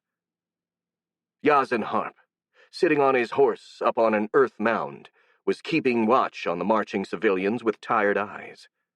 It had taken all day to get those people moving, and it had been nothing short of a small miracle that they managed to evacuate so many villages on such short notice. But that still wasn't enough. They weren't out of danger yet, and at the pace they were moving, the Orcs would have no trouble catching up with them, though that couldn't be helped, since there were children and elders among them who just couldn't go any faster. The only thing the captain could do to ensure them a tiny bit of safety was to have the entirety of his royal knights escort them in their march north. The problem with this course of action was that the knights were too busy protecting the refugees to do anything else, like, for example, mounting an offensive against the Orcs while they were still busy crossing the mountains. That would have been perfectly feasible, as Yazen had personally flown over the entrance to the mines and had seen the sorry state of the Orc camp. Not only were there just a few thousand troops, but they lacked any sort of organization or defense, to the point that a simple surprise attack right now would probably throw them into disarray for a week. Sadly, that wasn't an option, as there were far too many Orc raiders roaming the countryside to leave the civilians unprotected. Yazen didn't want to think about what would happen if the monsters managed to reach the fleeing people when the Royal Knights weren't around. He had seen a few farms and isolated settlements that had been raided before they could be evacuated. They looked like chicken coops that a bunch of foxes had gone through. Once again he silently cursed against Lord Grimdale. If that idiot had listened to him and sent his soldiers south as soon as he was asked to, things would have been different, and more civilians would have been saved. But it was too late to do anything about that. And Yazen didn't have the time or energy to spare for swearing against that idiot nobleman.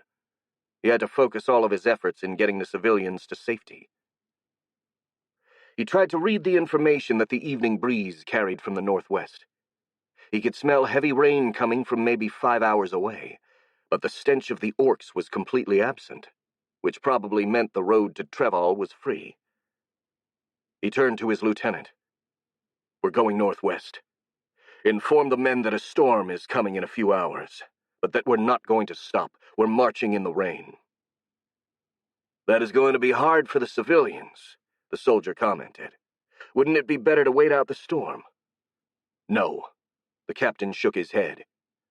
"We've got to put some distance between us and those damned orcs, and this storm may be a godsend in disguise. The main orc army will be even more hampered by it than we are, so it's unlikely they'll move while it lasts. We've got to make use of it. Now go. We've got no time to lose." "Aye, sir." The soldier saluted and rode away to pass the orders to the rest of the Royal Knights, who were riding alongside the column of civilians. Yazin remained alone on the mound, and he took advantage of that moment of solitude to relax his shoulders a bit and hunch in his saddle while letting out a tired sigh.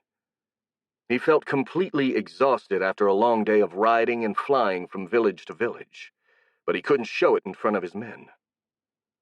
As their captain, he held the responsibility of always looking his best to inspire them to push themselves harder. The reality was that even he wanted nothing more than to sleep for a whole week. That wasn't an option, though, so he had to endure for a few more days and hope that no accidents would happen along the way. Sadly, his hopes were about to be dashed. As he was staring at the horizon, trying to mentally calculate how long it would take to get to the comfort of the city of Betrayal, movement to the south caught his attention. Looking in that direction, he saw one of his knights, whom he'd sent to scout the territory behind them, riding at full speed his way. Yazin didn't know what news the man was bringing, but he'd bet on it not being anything good. He would have won that bet. "Captain Yazin!" the rider shouted as soon as he got closer. "We have a problem. There are orcs coming from the south." The captain cursed silently against his luck. "How many?" he asked. "And how far are they from us?" "About 500, the scout replied, "and a few kilometers down the road to the south. At the pace they're advancing, they should catch up with us within 1 hour at most." Yazin relaxed a bit, since 500 orcs weren't a real threat to his knights. After a moment's thought, he told himself not to get too overconfident. After all, if the Oni or a great number of ogres were accompanying those orcs, they could still be a substantial problem. "Did you spot any ogres or the Oni among them?" he asked for confirmation. "I can't be sure," the man replied. "I was too far to sense their auras. I did spot about 20 humanoids that were bigger than the others, though. They also looked rather weird." "How so?" "They had a rather feminine appearance from what I could see," the knight explained. "Huge breasts, wide hips, and some even had long hair." He shuddered. "That only made them more grotesque, though." "That's certainly peculiar," Yazin commented, raising an eyebrow in puzzlement. Though ogres could alter their appearance at will, he couldn't tell why they would choose to look feminine of all things. Despite how they looked, ogres would still be dangerous opponents, but only 20 of them weren't enough to worry him. "No trace of the Oni? I don't know what it's supposed to look like, but from what we know, it should have a blue skin." "Well," the scout seemed a bit hesitant. "Again, I can't be sure. Most of the orcs in that army had bluish skin." Yazin stared at the man and then cursed silently. If that was true, then the Oni could simply be disguised as one of his underlings. Then again, the Oni would have a much stronger aura compared to a simple orc. Once they got closer, he shouldn't have any problems identifying it. And once he'd singled it out, he could kill it. He thought about it for a moment. 500 orcs led by 20 ogres wouldn't really be a problem for his knights, and the only threat was the potential presence of the Oni. But if the Blue Terror really was there, Then Yazan would have a chance to cut the metaphorical and literal head off the snake. Without their leader, the orcs would be easy pickings for the Medelan army, and this invasion would basically end then and there. The captain of the Royal Knights smirked with confidence. If the Blue Terror had really been so foolish and overconfident to put himself in such a vulnerable position, and he saw no reason not to take advantage of it and show that beast just why humans were at the top of the pecking order in this world. "Come with me," he said to the scout. "We're going to gather up the rest of the knights and attack the orcs." He left the mound, riding with the other knight to the column, and started calling his men. "To me, Royal Knights!" he cried. "Get into battle formation. Now!" The knights reacted immediately to this command, as was expected from well-trained veterans, but the civilians started to panic visibly at these words. This could spell trouble if left alone, so Yazan spared a few moments to reassure those people. "Don't worry, people of Medelan," he said in a loud and clear voice. "A small group of orcs has been sighted to the south near our line. As such, we are going to take care of them. You shall continue your march north, and we'll catch up with you as soon as we rid this land of their filth." The civilians calmed after hearing those words. That wasn't really a surprise, though, since most of them were familiar with Yazan's reputation, and they couldn't imagine him losing to a bunch of orcs. They continued on in good order, leaving the knights free to face the enemy. The Royal Knights got into formation and followed their commander's lead to the south. They rode at a brisk pace for about 10 minutes before they came in sight of the orc army. As the scout had said, there were about 500 orcs, led by 20 massive figures that could only be ogres.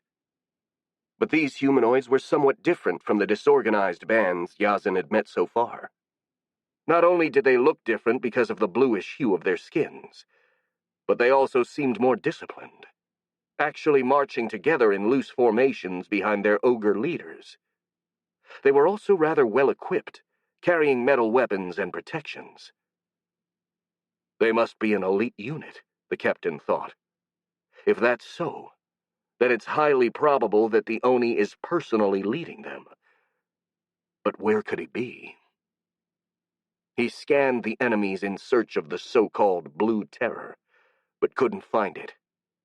Even his aura senses, which were much keener compared to those of the average aura warrior, couldn't pick up anything besides the aura coming off the 20 ogres, which was admittedly rather strong, though not enough to really alarm him.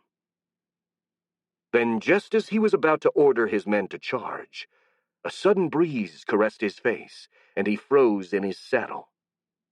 In that small gust of wind, he could feel an unfathomable presence, coming not from the army in front of him, but rather from above. He turned and saw a winged silhouette flying high in the sky to the north, right in front of the green moon.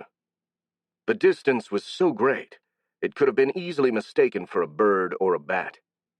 But as soon as he set his eyes on it, Yazan had no doubt. That had to be the Oni. Nothing else would have a presence like that. The bastard must be waiting to ambush us while we're busy attacking his army, Yazan thought. Well, not on my watch. "Roscoe!" "Yes, sir?" the man asked, pulling his horse closer. "Take command of the knights and lead the charge against the orcs," Yazan said, pointing with his glaive towards the figure in the sky. "I've got something to take care of." The lieutenant looked in the direction his captain was pointing, and then turned back to his superior. "Is that the Oni?" "Most likely." "Then is it wise for you to face it alone?" The man's tone became worried.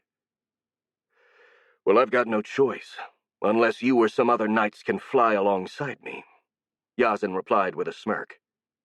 "It's going to be fine. That bastard up there may be strong, but I doubt he has ever faced a true Aura Master before." "I see." Roscoe nodded. "Then I wish you good luck, Captain. And don't worry about us. By the time you'll be back, we'll have these orcs wiped out." "It's a contest, then." Yazin smiled. "The one who finishes first has to pay the next time we go to drink together. What do you say?" The lieutenant grinned. "Ah, I'm sorry, Captain, but I've long since learned to never bet against you." "A pity." Yazin shook his head in fake sadness.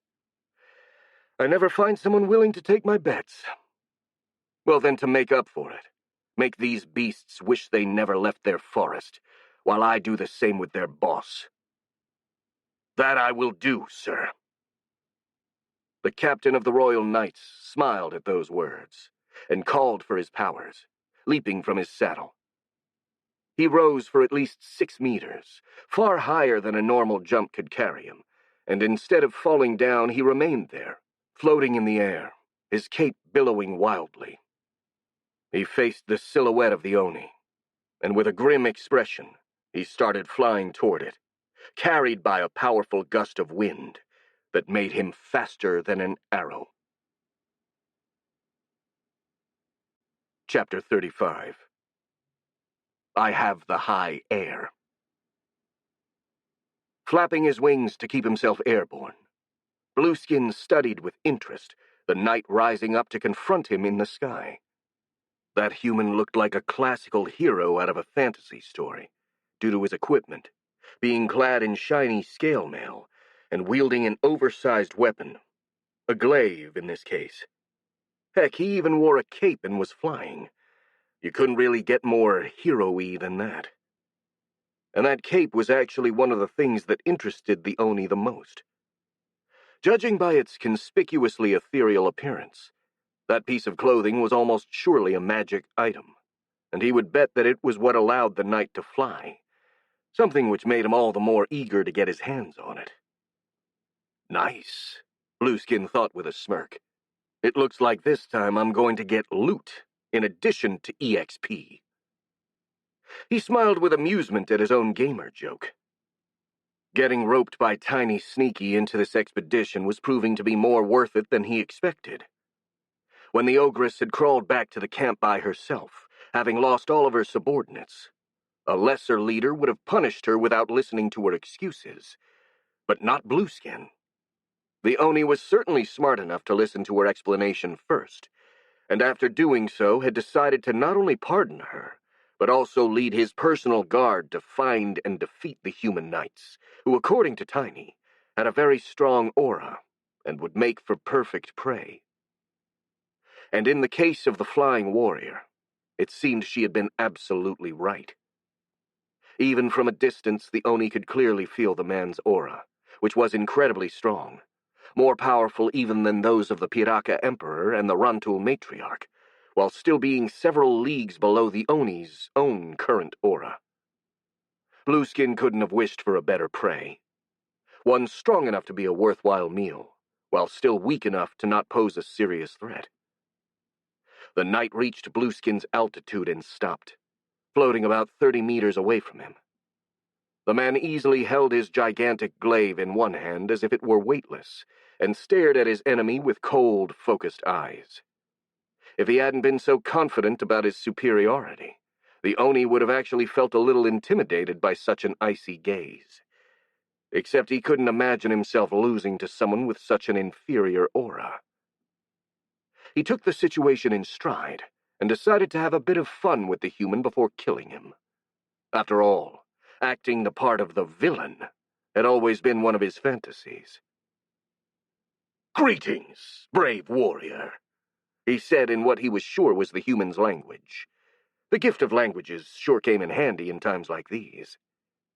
"I assume you have come to stop me. If so, you are free to try, but are you the Oni they call the Blue Terror?" The human cut him off in a cold voice, seemingly ignoring what the Oni was telling him. Blueskin frowned in annoyance at the interruption, but then he made an evil smirk. The knight would soon regret acting so rudely, so there was no need to get worked up over it. "I see you lack manners," he commented while clicking his tongue. "Perhaps I should teach you some." I am indeed the one they call the Blue Terror, and I—" He couldn't finish, because the human cut him off once again, only this time both literally and metaphorically. The knight swung his glaive, and a blade of pure wind flew away from the tip of it, flying through the air at an incommensurable speed, and clipped Blueskin's left wing. "What the Oni cried as he started falling. After a brief moment of surprise, his anger surged like a volcano, and he immediately started regenerating his wing. "All right, enough words," he thought. "I'm going to devour that little piece of shit." He couldn't finish that thought, as he caught a glimpse of something moving above him. The flying knight loomed over him, swinging his glaive straight for his head. Blueskin tried to dodge, avoiding having his head split in half like a melon, but the slash cut him deeply at the base of the neck, almost severing his torso in two. Blood splattered the air, and the Oni screamed in pain. This wound was the worst he'd received in his whole life, and a few months before, it would have been more than enough to put him out of commission. But after the power boost he received from eating the dragon, that was no longer the case. Blueskin focused on his regenerative powers, and tendrils of red flesh appeared inside the wound, connecting his two halves and pulling them together, sealing the cut. It would take a few more seconds for the wound to disappear completely, but it was healed enough to not hamper the Oni's movements. He counterattacked by trying to grab the knight, who was hovering just 2 meters away from him. However, things didn't go as planned, because just as he was about to put his hands on the human, he received an incredibly powerful kick to the face, whose strength was enough to send him flying away for 12 meters. He grunted in pain, but used that brief moment of respite to finish healing his wound and regenerate a new wing, stopping his fall. The Oni turned his head left and right, searching for the knight, but it was in vain. The man was nowhere to be seen. Then all of a sudden, pain surged from his back. Both his wings were cut clean off. He turned his head and saw that the human had somehow circled around him and was now about to cut his head off. The Oni tried to stop the blade with his right arm, but the glaive simply cut through it like a red-hot knife through butter and sent the limb flying. Luckily, its trajectory was slightly altered, and instead of severing the Oni's head, it just opened another bloody gash on his chest. He shifted to counter with his left arm, making it longer and growing talon-like nails before sweeping it at his enemy. But the knight effortlessly flew away like a fly avoiding being swatted, while at the same time swinging his glaive and dealing another wound to the Oni's shoulder. Blueskin plummeted for a few seconds, unable to focus on regenerating his wings while defending himself from the knight's attacks. He managed to dodge a few hits aimed at his head, thanks to luck more than skill, and he also regenerated his arm to better defend himself. But apart from that, he did jack shit. The knight was much faster and nimbler than he was in the air, and as much as he tried, he couldn't put a finger on him. Then the assault stopped. But before the Oni could react, he felt an incredibly powerful impact on his back. He'd just crashed into the ground. Pain flushed all over Blueskin's body as he felt his bones breaking and their shards piercing into his internal organs. All the air in his lungs was forcibly ejected from his mouth, together with a spray of blood. The shock left him confused and stunned, and a bunch of small lights appeared in front of his eyes, dancing wildly as he laid there motionless. Still, despite everything, he'd survived. His regenerative powers got to work to repair the damage to his body, and his wounds were rapidly being healed. Though even with his powerful regeneration, it'd take a while to fix everything. His spine had been completely shattered by the impact, and the pieces of it lodged in his organs would be quite difficult to remove, though he estimated it wouldn't take more than a few minutes to get back into top shape. Sadly, he didn't know if he would last that long. His vision was still quite blurry, but Blueskin saw something dropping from the sky at incredible speed. It was the knight, diving in to deal the coup de grace to his downed enemy. Though he was still too damaged to get back on his feet, the Oni still had to dodge, and did so by rolling to his left, barely managing to avoid being beheaded by the blade dropping like a guillotine. He kept rolling to put some distance between himself and the human, but the latter didn't let him. The knight swung his glaive again, creating a blade of wind which severed one of the Oni's legs to make sure he wouldn't get up. Then he started chasing him down, delivering a rapid series of attacks. There was no finesse in this tactic, but it sure as hell was working. The Oni was too overwhelmed to even try to defend himself, let alone counterattack. Numerous wounds opened on his body, to the point that not even his amazing regenerative powers were able to keep up. As the onslaught continued, Blueskin started to panic. He felt as helpless as a piece of meat on a butcher's table, and if he did nothing to at least slow the knight down, he would soon be killed. The problem was that he didn't know what to do. He was too busy avoiding the human's onslaught to even think about retaliating, and he didn't even have the freedom to look around or try to flee. And finally, to make things even worse, he knew that he was too far from his soldiers for them to help him. So his only hope laid in Tiny Sneaky. While he hadn't given the ogress any specific order, besides that of accompanying the expedition, she usually stuck close to him, ready to help whenever her master was in a bind, like she'd done with the Rantul matriarch. She wasn't completely reliable, though, as she had bailed on him during his fight against the dragon. But the Oni had already made it clear to her that if she did so again, he would eat her. He didn't think she would fail him a second time like that, or at least he hoped so, because if she didn't help him right now, he would die. "Tiny," he cried desperately. "Help me! For the love of God, help me!" As he shouted those words, the knight's glaive flew towards his neck. And this time, he realized with horror, he wouldn't be able to dodge it. About 30 meters away, Tiny Sneaky laid on her belly, perfectly concealed within the tall grass of the field.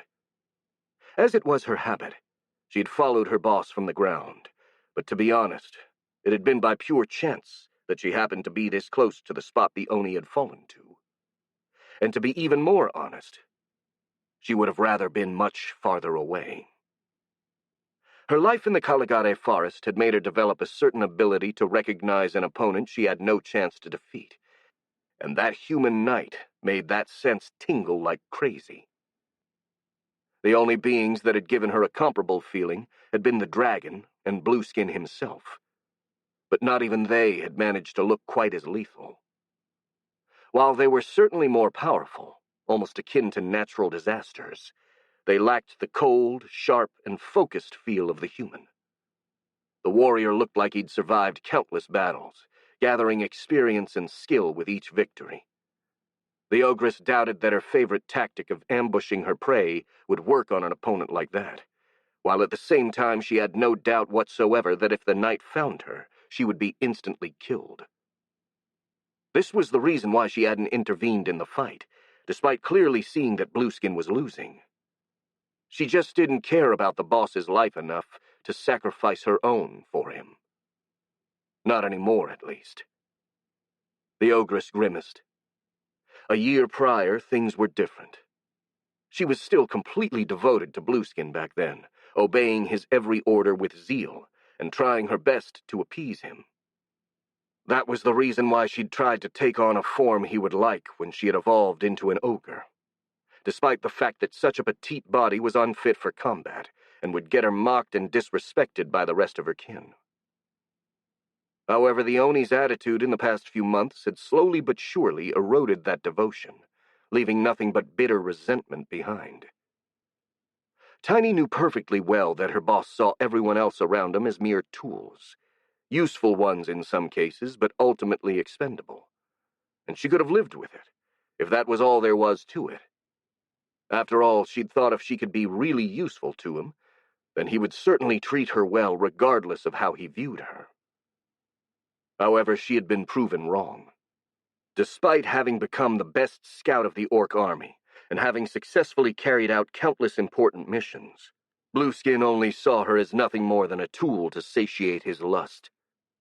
He didn't care at all about her accomplishments, only about her looks, and he constantly belittled her and treated her with condescension. And after almost a year of such treatment, Tiny just accepted that things weren't going to change no matter what, and that her future at the Oni's side would just involve her being a breeding partner for him. And if the Oni were to die right now, her future would look much more enticing. As one of the strongest ogres, she could easily take command of a good number of orcs, lead them back to the Caligare forest, and make her own tribe, where she would be the leader. Which was why, when Blueskin started asking for her help, all she could think was good riddance, with an evil smile on her face. A moment later, she stopped smiling when she realized that her body had started moving on its own. Huh? She thought in confusion. What is happening? What am I doing? She tried to stop, but she couldn't. Her body wasn't responding to her, as if an external force had taken control of it and was making it advance toward the fight. She struggled to regain control, but it was in vain. With horror, she realized that she had drawn her weapon and was now pointing it at the back of the human knight. No, no, no, she cried in her head. Stop! I'm going to get killed! But it was too late now. She leapt, raising her weapon high to stab the human in the shoulders. And just as she'd feared, the knight sensed the impending danger and responded immediately, turning toward the ogress while instinctively swinging his glaive. The slash hit Tiny across the torso, almost bisecting her and sending her flying back a good 10 meters. The pain and shock were enough to make her lose consciousness, even before she touched the ground. But she managed to form one last thought. What the fuck? Just as he was about to deliver the killing blow, the human knight turned away to defend himself from Tiny's sneak attack. That moment of distraction only lasted a fraction of a second, but it was exactly what Blueskin had been waiting for, and he didn't let it go to waste. He launched a mighty blow against the knight, swinging his arm while enlarging it to twice its original size. That sweep hit the human squarely on his right side and sent him flying 20 meters away, where he landed loudly, tumbling on the grass. Still, that wasn't enough to put him out of commission. The knight laid there motionless for only a couple of seconds before getting back up, taking a guard position. However, his right arm dangled motionless, clearly broken, or at least dislocated, and he could only hold his glaive in his left hand. By contrast, the Oni was now in much better shape. He'd used those few seconds of pause to fix his own body, repairing the damage he'd received to his bones and regenerating his missing limbs. He even managed to alter his form a bit, assuming a shape more fit for ground combat, increasing his muscle mass and the thickness of his scales, while simultaneously atrophying the stumps of his wings back into his body. He also elongated his arms and had grown vicious, talon-like nails on his hands. This was far from his ultimate ground combat form, but it was all he could do with such short time at his disposal, and it was certainly better than his pure flying form. Besides, he was confident that it would be enough. After all, the only reason why the knight had pushed him so far was because he'd taken him by surprise, and was obviously more experienced than he was in aerial combat. But now that he was on the ground and could make full use of his power, the human wouldn't stand a chance. "This is over," he announced with a predatory smile. "You might have managed to overwhelm me for a while by taking me by surprise, but you lost your chance to kill me. Now it's my turn to—" "Oh, shut up, you dumb beast!" The knight cut him off once again. "I'm not here to talk with you." He smiled, his teeth stained with his own blood, and pointed his glaive at the Oni. "I'm here to kill you, and I can do that perfectly well with just one hand." Blueskin blinked, surprised by the human's reaction. "You're bluffing," he replied calmly, though he was starting to feel a bit nervous. "You are wounded, while I have already regenerated all the damage you dealt to me. And the power of this form is much greater than the one I had before. There is just no way for you to—" And once again, the knight didn't let him finish a single thought. He swung his glaive, launching another blade of wind at the Blue Terror. The Oni simply shielded himself with his overgrown arms, and the attack barely scratched his scales. "See," the Oni gloated, "you can't do anything to me anymore." His words were interrupted by a flash of metal aimed at his head. The knight had leapt at incredible speed and was now thrusting his glaive toward his skull. Blueskin tilted his head to the right so the blade only grazed his cheek, and retaliated with a thrust of his own, trying to drive his talons into the man's chest. But the knight effortlessly dodged the Oni's attack, jumping over his arm with a flip and swinging his glaive at the same time, opening another bloody gash on Blueskin's chest. The Blue Terror roared in pain and swung with his other arm, but the human jumped over that attack as well and cut him again. Then, instead of landing on the ground, the human flew behind the Oni, delivering a series of slashes on his back. Blueskin growled and turned to try and grab the human, but he simply flew higher, out of reach, and countered with a slash that almost cut off one of the Oni's hands. After that, the fight devolved into something akin to a cat chasing a fly. The knight kept himself out of reach, diving only to attack, and quickly retreating back into the air immediately after, almost literally dancing around his opponent. Meanwhile, Blueskin stood on the ground, avoiding hits to his head while ignoring and regenerating everything else. Again and again he attempted to catch the man with a counter whenever he got close, though he never managed to lay a finger on him. While none of the fighters had a clear advantage, the Oni was slowly growing more and more frustrated. He just couldn't understand how someone who was objectively weaker than him could not only manage to fight him to a standstill, but was doing so with a broken arm to boot. "This isn't fair," he thought with anger. "This is cheating. I should be winning, not him." The fight went on for a while, and Blueskin's fury reached its boiling point.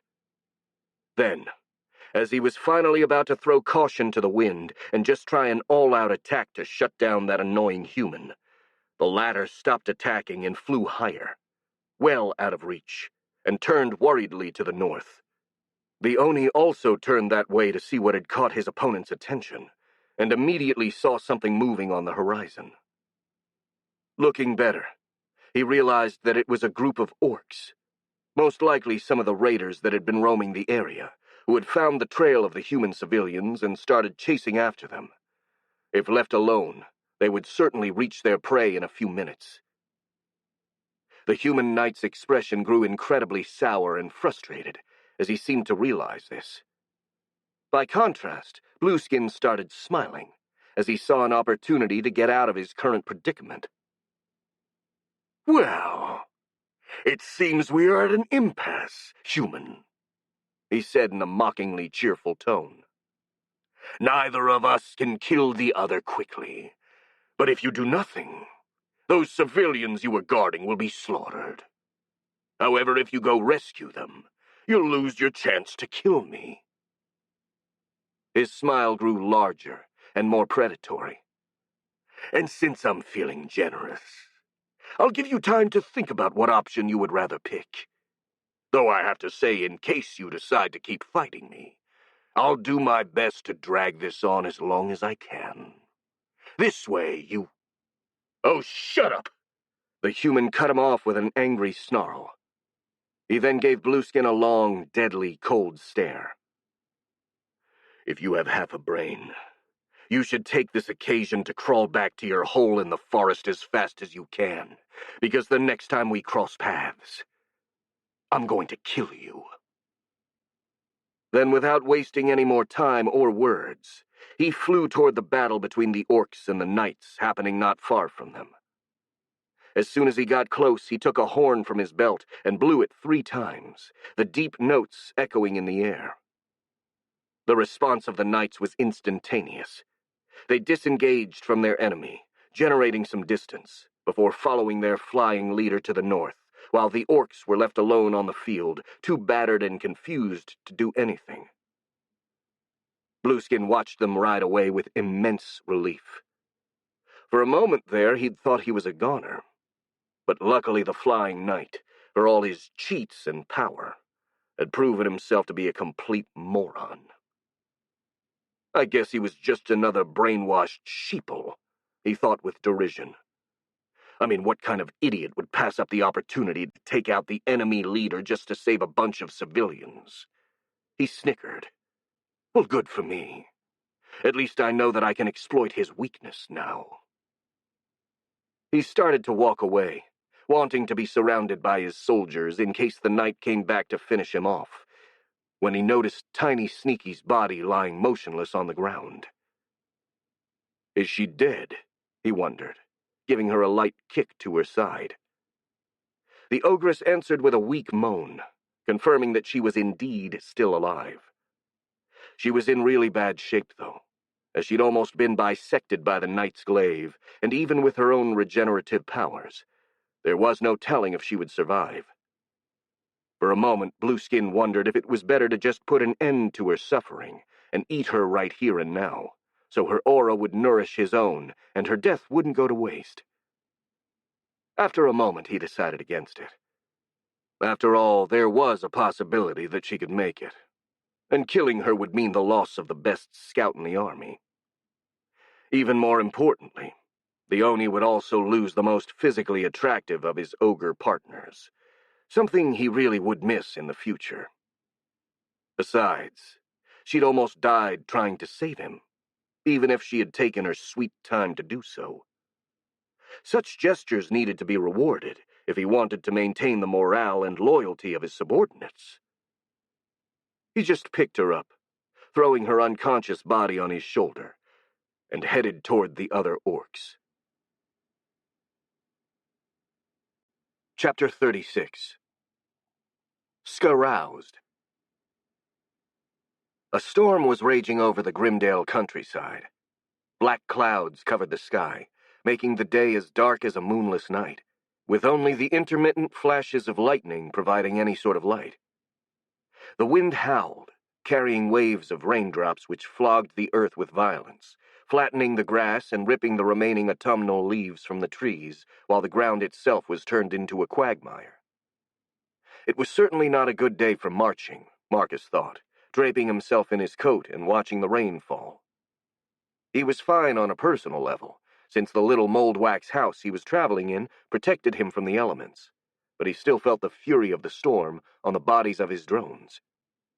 His warriors and heavies were struggling to free their feet from the mud with each step, and the flyers were all resting on top of the other drones, since the strong winds made it impossible for them to fly. Still, it could be worse. At least the chitinous armor of his drones protected them from the brunt of the storm, something which couldn't be said for the goblins and the humans following the Vex. And indeed, from what he could overhear through his copy drone riding in the coach with the Marquis, it seemed that the non-Vex elements of the army were just about to reach their limits. In fact, the nobleman was currently discussing the matter with the goblin general. "We can't go on," Azen was saying. "This storm is going to last at least an entire day, and our men are going to collapse if we force them to keep marching through it." "We can't exactly set camp here, either," Trak replied calmly. "These fields are going to become a swamp soon, so we might as well keep moving while we try to find a suitable shelter." The goblin turned to the copy Marcus. "Did your scouts find any such place?" "No," the drone replied. "But they haven't gotten far either. This weather makes it difficult to move even for them." "By the Lord," the Marquis cursed in a tired voice.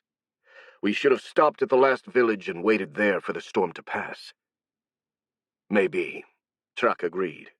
"But that was many hours ago, and we had no way of knowing that the storm would be upon us so fast. At the time, proceeding to the next village seemed like a perfectly sensible decision, especially given that we're in a hurry to catch up with the orc army.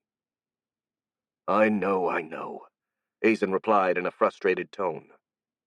But this doesn't change the current situation. If we spend the night marching through this storm, by tomorrow morning we'll have to scrape our soldiers from the mud. Then let's hope we can find the next village, the goblin said, keeping his calm as always. If the map is accurate, it should be nearby. It is, the copy Marcus suddenly said. One of my drones just found it. Excellent. The Marquis nodded, looking relieved. How far is it? About 4 kilometers from here, I think, Marcus replied. 3 kilometers from here there is a crossroads, and the village is about 1 kilometer down the road on the right.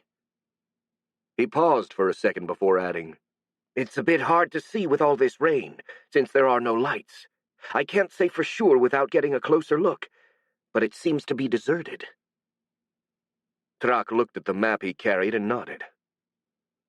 That should be the village of Hirm, he said. It's near the route that goes from Fendel's mines to Treval, so it was probably evacuated because of the threat of the orcs. Well, even if the inhabitants have fled, it's still going to be better than standing here in the open, Azen said. I'll send a rider to check if there is anyone still there, and inform them of our arrival. You should tell your rider to be careful, then, the Goblin General suggested. For all we know, there could be orcs hiding in there. I can have a few of my warriors wait nearby while the rider enters the village, Marcus offered, in case he's going to need help. Good idea. Trak nodded approvingly. Yes, that would be helpful, the Marquis said. Just don't make them get too close. If there are still humans in there, the appearance of your warriors could scare them. The nobleman then opened one of the windows and gave the necessary instruction to one of the cloaked knights riding alongside the coach. The man rode away, and in about 15 minutes he came back, knocking at the coach's door. He seemed to be unharmed, but he looked terribly pale, and his expression was beyond grim. My lord, the village is currently deserted. However, he paused, trying to get a hold of himself. It seems that the place has been raided, and it wasn't empty when that happened. About half an hour later, after dismounting from the dreadnought drone, Marcus, Clara, and Felix were staring at 8 ravaged bodies lined up on the muddy ground of the main road of the village. It wasn't easy to determine their exact age at first glance, since their heads and most of their upper torso was missing. But 2 of them were clearly very young, and in particular, there was what looked like a little girl in a now bloody and dirty azure dress. The ways the 3 friends reacted to that sight were wildly different. Why didn't they run away? Felix asked, his voice trembling with rage. He was radiating a furious heat, to the point that the mud around his feet had started boiling, and raindrops evaporated as soon as they touched him, enveloping him in a veil of steam. His eyes also shone of fiery amber light. They had to know that the orcs were around. I don't know, Clara replied. She was as pale as a ghost, and appeared utterly sickened, as if she was about to throw up. There could have been many reasons. Maybe they didn't hear the warnings. Or maybe they did but didn't think the orcs would get to this village. Or maybe they couldn't move because one of them was too sick. She looked away, biting her lips in frustration. This isn't Brett Holtz, where there are a lot of wild beasts coming from the forest, and people are ready to evacuate at a moment's notice. Marcus said nothing.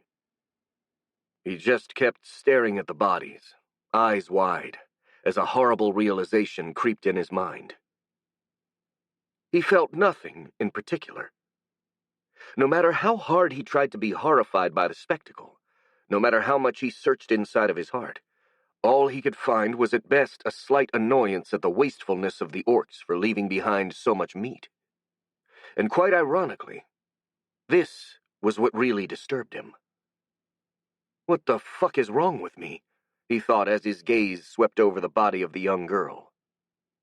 There is a literal half-eaten dead child in front of me, and all I can think is how much of a sloppy eater the orcs that bit her head off were. I should be trembling with anger and swearing vengeance like the hero of an opera right now, not be as calm as dead fish. He kept trying to get himself to be upset about the deaths of those people, but while he was perfectly able to intellectually see it as a tragedy, he couldn't elicit any particular emotional reaction. There was something like a block inside of his mind that prevented him from seeing the bodies on the ground as more than discarded pieces of meat.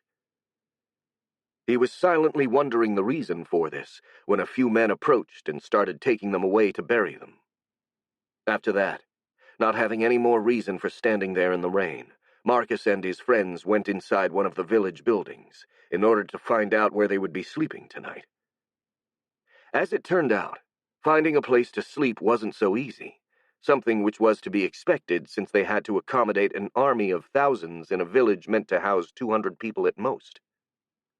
Luckily, the Vex drones had no trouble staying outside, since they could easily tolerate even the most extreme weathers. Still, 10,000 goblins were more than enough to fill every nook and cranny. Even the Marquis had to share a room with the rest of his men. Only one exception was made, for the sake of decency, for the women that accompanied the army, who were given an entire bedroom for themselves. And this group happened to include Marcus. The Vex Queen would have normally objected to that categorization, but in these circumstances he decided to let it slide. After all, his control over his telepathy wasn't at the point where he could comfortably sleep in a room full of strangers, while with his current accommodation, he'd only have Clara as his roommate, since the only other female currently in their army, the wolf woman called Alia Vilka, had been scouting the territory ahead since the previous day, and had yet to come back. The room they would share was also rather nice, having a big bed they could comfortably sleep together in, and even a stove in a corner, which Marcus immediately lit. The temperature in the room then quickly went from chilly to pleasantly warm, and they changed for the night, with Clara wearing her nightgown and Marcus simply undressing down to his underwear. As they did so, they did not exchange a single word, but the Vex Queen could feel the turmoil inside of the girl's head. She was quite clearly still under shock from seeing the bodies of the inhabitants of Hirm, something which made Marcus feel guilty and upset, since he still couldn't feel anything for them. After a while, he decided that he'd had enough, and started speaking to try and distract the girl, and himself, from those morose thoughts. "So," he said, "have you ever been in the city of Betrayal before? And if so, could you tell me something about it?" "I've been there once, but it's been many years, so I don't remember much about it," Clara replied in an empty voice. "If you want to know more about it, you should ask someone else." Marcus sighed. She obviously wasn't in the mood for idle chatting, but at the same time, he didn't want to spend the night with a literal source of depression right beside him. "Well, if I'm being honest, I don't really care about this Betrayal city," he admitted. "I'm just trying to cheer you up a bit. You seem to be really down ever since we saw those bodies." "Shouldn't I be?" Clara asked, sounding a bit angry. "Those people were literally eaten alive, Marcus. Who wouldn't be down after seeing that?" She sighed, forcing herself to calm down. "Anyway, I appreciate the thought. But I'm afraid I need to process this by myself. So just let me be for a bit, all right?" "Fine. That's fine," the Vex Queen replied awkwardly. He turned away, trying to relax and deal with his own internal struggle. All of a sudden, through the eyes of his drones, he saw a cloaked figure approaching the village. Alarmed, he sent a few warriors toward that newcomer to ascertain their identity and make sure they didn't have any hostile intention, but they stopped when the stranger started speaking in a familiar voice. "Stop right there, you bug bastards. It's me, Alia." The figure raised her hood a bit, revealing her wolf-like features. She also appeared quite pissed. "Take me to the Marquis, or get out of the way. I've got no time to lose standing here in the rain." Mindful of the slaughter the Tulian had inflicted on his forces a few days before, Marcus made his drones back off save for one, which gestured for the wolf woman to follow him. At the same time, the Vex Queen also made her copy drone move to warn the Marquis about Alia's return. 5 minutes later, the wolf woman entered the cramped room where Azen, Trak, and Marcus's copy were waiting for her, together with most of their bodyguards. She was literally dripping water when she stepped in, and after she took off her cloak, she started shaking like a dog, sending droplets flying on everyone around her. "Welcome back, Lady Vilka," the Marquis greeted her. "How did your scouting go? Did you find anything out there?" "First, don't call me lady," she replied. "Just Alia will do. And second, I did find something all right. Mostly rain and mud. But between those two, I also found the Orc army. Not that it was particularly difficult, even in this rain. They left a really easy trail to follow. Empty villages, stomped fields, the works." She sneered. "They're sloppy even in their pillaging." "Where did you see them exactly?" the Marquis asked, as Truck took out his map. "Quite far from here," the wolf woman said, shaking a bit of mud from her feet. "At least 3 hours to the north at my pace. Double or triple that time for you." She stretched her arms. They were camped inside a small wood, near a village they'd recently pillaged, probably waiting for the storm to end. The Goblin General studied his map and nodded. "If Alia is right, they should be near the village of Thurhal, about 38 kilometers northwest," he said, pointing at a specific spot on the map. "That's not really that far. Could we perhaps march out right now and engage them while they're waiting for the storm to pass?" "I don't think so," Trak replied. "Unless the weather gets better going north, we'll exhaust ourselves on the way."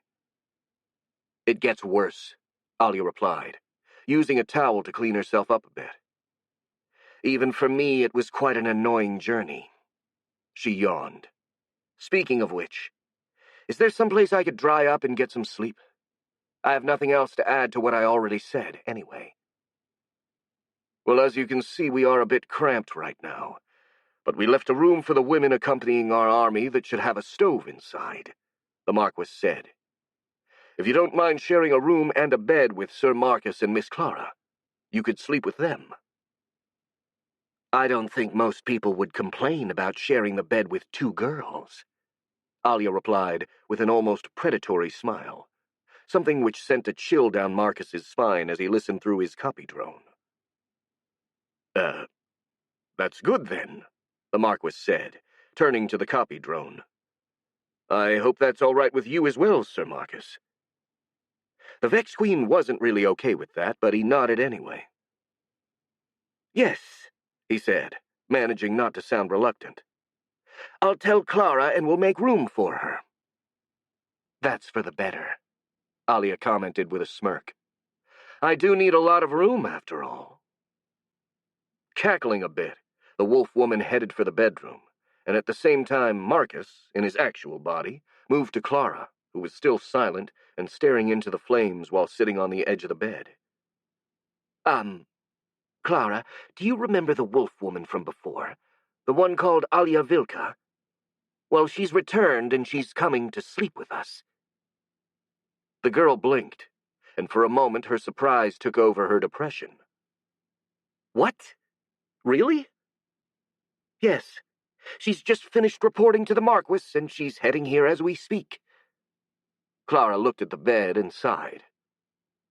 "Well, I thought we had room to spare, but now we're going to be a bit cramped too, aren't we?" She smirked. "From what I saw, Alia is really big." "That she is." The Vex Queen nodded.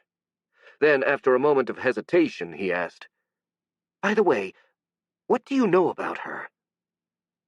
"Not much," the girl shrugged. "As I told you a few days ago, I know that she's an aura master of great renown, and is considered the strongest fighter in the Federation." "Yeah, I remember," Marcus said. "But don't you know anything about her personality, or what she's like?" "Not really. I mostly only know what the newspapers say about her, and they mostly cover her achievements and victories. That is, if you don't count those newspapers that focus on baseless gossip, but I don't read that garbage. Why do you want to know, anyway? Well, the Vex Queen hesitated for a moment. Mostly to know what kind of person I would share the room with, I guess. He looked at himself and at Clara, and then added in a rather embarrassed tone. Also, you really know nothing about her? How about whether she likes men or women? Clara raised an eyebrow at that question. I'm afraid I don't know that, she said in a rather confused tone. Why do you want to know? Are you going to make a pass at her? What? No, Marcus cried, feeling blood rushing to his face. I was just asking because of a comment she made. What kind of comment? Clara asked. Well, I don't know if she was joking or not, but after being asked if it was a problem sleeping with us, she said that sleeping with two girls would be anyone's dream. Clara remained silent for a moment, processing that information. Well, she could have been joking, she said. I mean, nothing I've heard about her suggests anything about her sexual preferences, one way or the other. She smirked. Even if she does like women, I don't think it'll be a problem. I mean, we share a room even though you used to be a man, don't we? The Vex Queen sighed. Yeah, I guess you're right. Maybe I'm just overthinking this. Just as he said those words, the door opened and Alia marched in the room like a hurricane, without knocking or announcing herself in any way. So, this is the girls' room, huh? She said, inspecting the room. It's nice enough, all things considered. She moved to the stove and started undressing herself in front of it, throwing her wet clothes on a chair. Marcus and Clara exchanged a confused glance, both too surprised to even try to speak. And in the Vex Queen's case, he was also a bit intimidated. This was the first time he was close enough to the wolf woman to really feel her aura, and it was really overpowering. Maybe not as much as that of the dragon, but still strong enough to make him feel uneasy. Almost as if he were near a vicious, wild beast who could turn on him at any moment. Meanwhile, Alia was now undressed down to her two-piece costume and turned to her new roommates with a wolfish smirk. There's no need to be so scared, you two. I won't bite. Not right now, anyway. I just want a good night's sleep before tomorrow's march. And also, just for your information, I sleep in the nude. I hope this won't be a problem, but if it is, then feel free to get out and sleep somewhere else. She then took off her top, and her breasts seemingly exploded out of it, taking Marcus completely by surprise.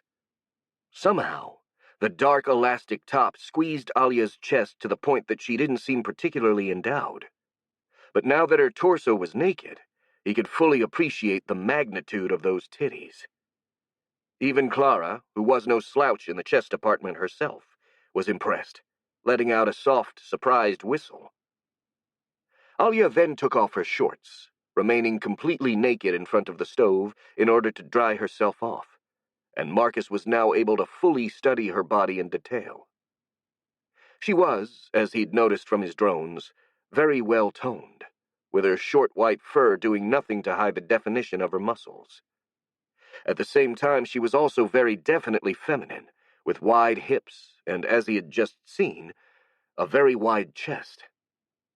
All in all, she looked like a classical marble statue of some ancient wolf goddess or something, as her animalistic features were somehow perfectly harmonized with her humanoid structure. While Marcus kept staring, Clara cleared her throat and asked, So how are we going to sleep in here? I mean, there's only one bed, and while it's quite big, I don't think it can comfortably fit all three of us. Oh, I'm going to sleep on the bed, Alia replied. I don't mind if we're a bit cramped, but I refuse to sleep on the floor like a dog when there's an alternative. She shrugged. If you're not satisfied with it, You are free to sleep elsewhere." She touched her fur, which was now dry. "Also, I'm going to bed right now. Make room for me." And before they could protest in any way, she walked right in front of the bed and let herself drop on it, right smack in the middle. And only a second later she closed her eyes and immediately fell asleep, snoring slightly with her head between the pillows. The Vex Queen and the girl exchanged another glance, and this time Clara shrugged. "Well, a cramped bed is better than the floor," she said, "and at least this closeness will keep us warm. So I'll stay here." "I'll stay as well, then," Marcus replied. "Luckily, this body of mine is small enough to fit comfortably pretty much everywhere." "Good for you," Clara said. "We better get to sleep now. It's gotten pretty late, and we have to catch up with the Orc army tomorrow." "Right. Good night, Clara." "Good night, Marcus." The two of them laid down beside Alia, trying to make the most of the little space the wolf woman had left them.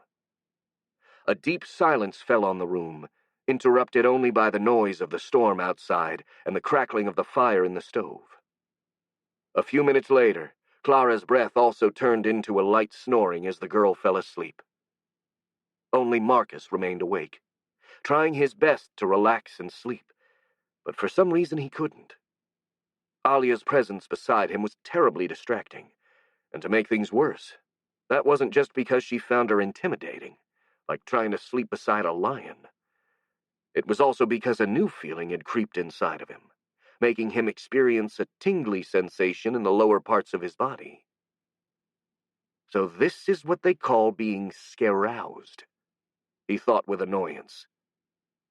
After another hour of being completely unable to close his eyes, he finally gave up and went to sleep on the floor in front of the stove, using his clothes as some improvised bedroll. Only then, despite the rather uncomfortable accommodation, he managed to fall asleep. Chapter 37. Battle Planning. The storm that had raged over Merilon for the last few days subsided, leaving only a cloudy sky and the occasional light drizzle in its stead. Thunder echoed from far away, and dark clouds hugged the horizon, making it clear this was but a momentary respite. Nevertheless, Blueskin welcomed it with open arms, as the absence of heavy rain allowed him and his army to spot the figure of a fortified city on the horizon. They'd finally come into sight of Treval, and not a moment too soon either. The last 3 days had been hellish.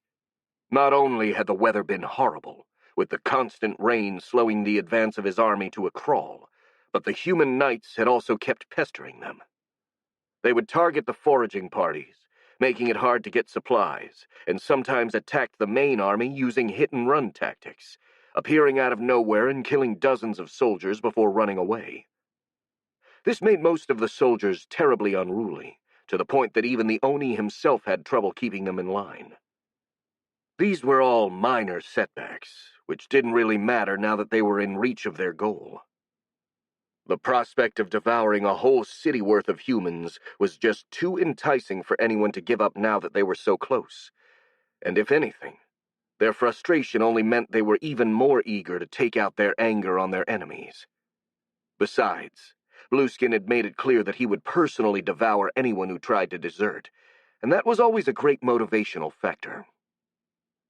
Also, there was a silver lining to this delay, as it allowed the Oni to come up with a perfect stratagem for taking the city, something which he really needed if the information he'd received was correct. Initially, he had intended to just overwhelm the defenders with sheer power and numbers, but judging from the memories of a merchant he'd devoured, this plan seemed unfeasible. Treval had truly formidable defenses, which included a deep moat and sturdy walls defended by cannons, which kind of ruined the whole medieval aesthetic of this new world in Blueskin's opinion. The Oni doubted that even his army would be able to conquer it with a direct assault, at least not without such overwhelming casualties that the resulting victory would be worse than Pyrrhic.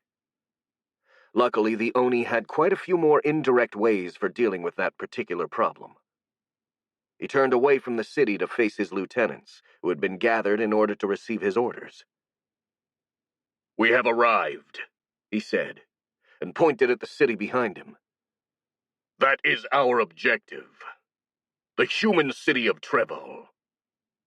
We are going to take it and devour its population to increase our power.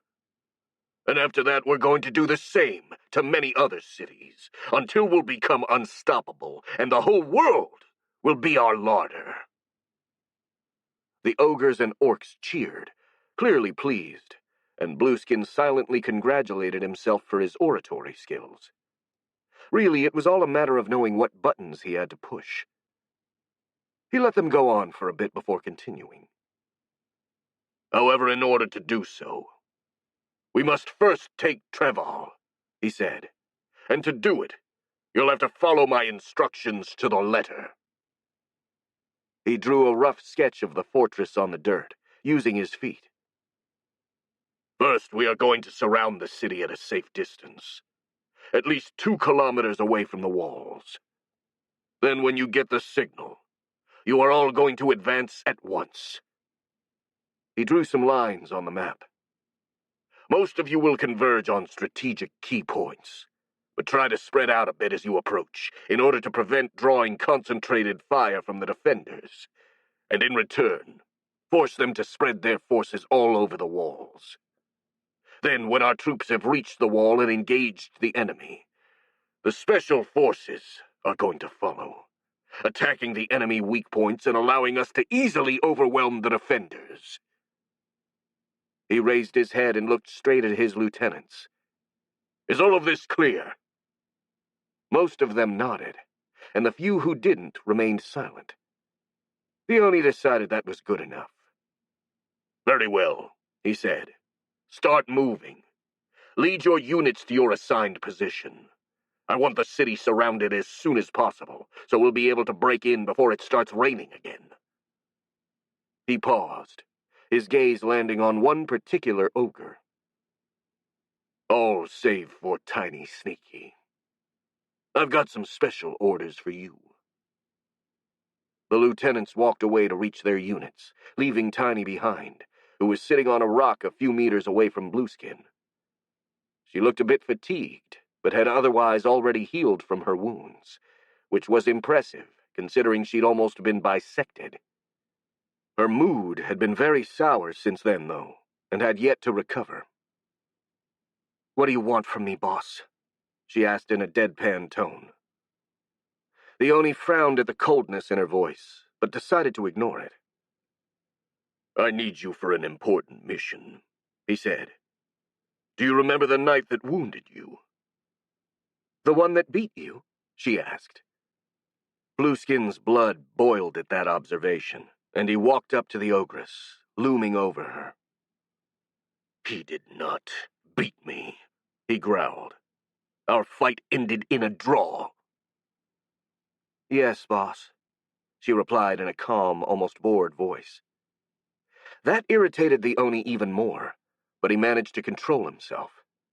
After all, he needed Tiny for this mission, and couldn't afford to damage her. So he took a deep breath and continued with the explanation. "I need to find a way to deal with him." He smirked. "And I have just the right plan in mind to do so. Here is what you have to do." And he started explaining his idea to the ogress, whose expression turned more and more sour as he went on. "That's quite a risky mission, boss," she said once he'd finished. "Even if I play my part perfectly, no, especially if I play my part perfectly, I might get killed." "I'm sure you'll be fine," Blueskin replied. "I have confidence in your ability to stay alive." His voice became more stern. "Anyway, this is an order." "Yes, boss," she said in a resigned tone. "Good. Now go get ready. We don't have much time before we reach the city." The ogress slid off the rock and walked away, limping slightly. Blueskin narrowed his eyes. He really didn't like her attitude as of late, especially her passive-aggressive tones and barely concealed disdain. He'd tolerated it all because of her usefulness and beauty, but he couldn't help thinking that he wouldn't really mind if she were to die on this mission.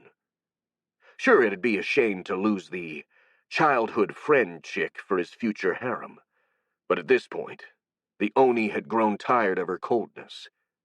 Besides, with a whole world to conquer, he would certainly find some nice replacements.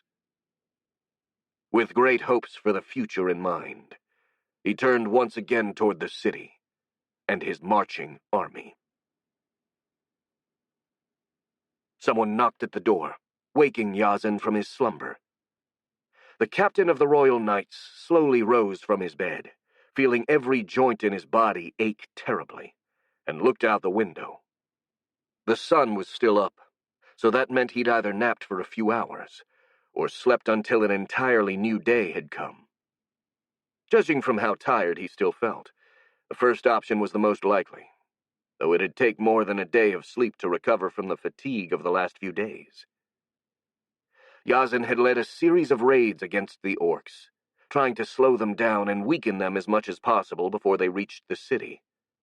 And while he had been reasonably successful, the long hours of riding and fighting in the rain with only a few naps and cold meals in between had left him almost completely exhausted, which was why he'd left the organization of the defense of the city to his lieutenants, while he rested and recovered his energies in preparation for the upcoming battle. And though he wasn't quite in top shape just yet, he feared this was going to be all the rest he was going to get. He knew his lieutenants, and they wouldn't disturb him for something trivial. With a resigned sigh, he opened the door, finding himself face to face with a nervous-looking guard. "Yes? What is it?" "The enemy army has been sighted on the horizon, sir," the guard promptly answered. "Captain Horde and the other officers are waiting for you in the hall." Yazan internally swore.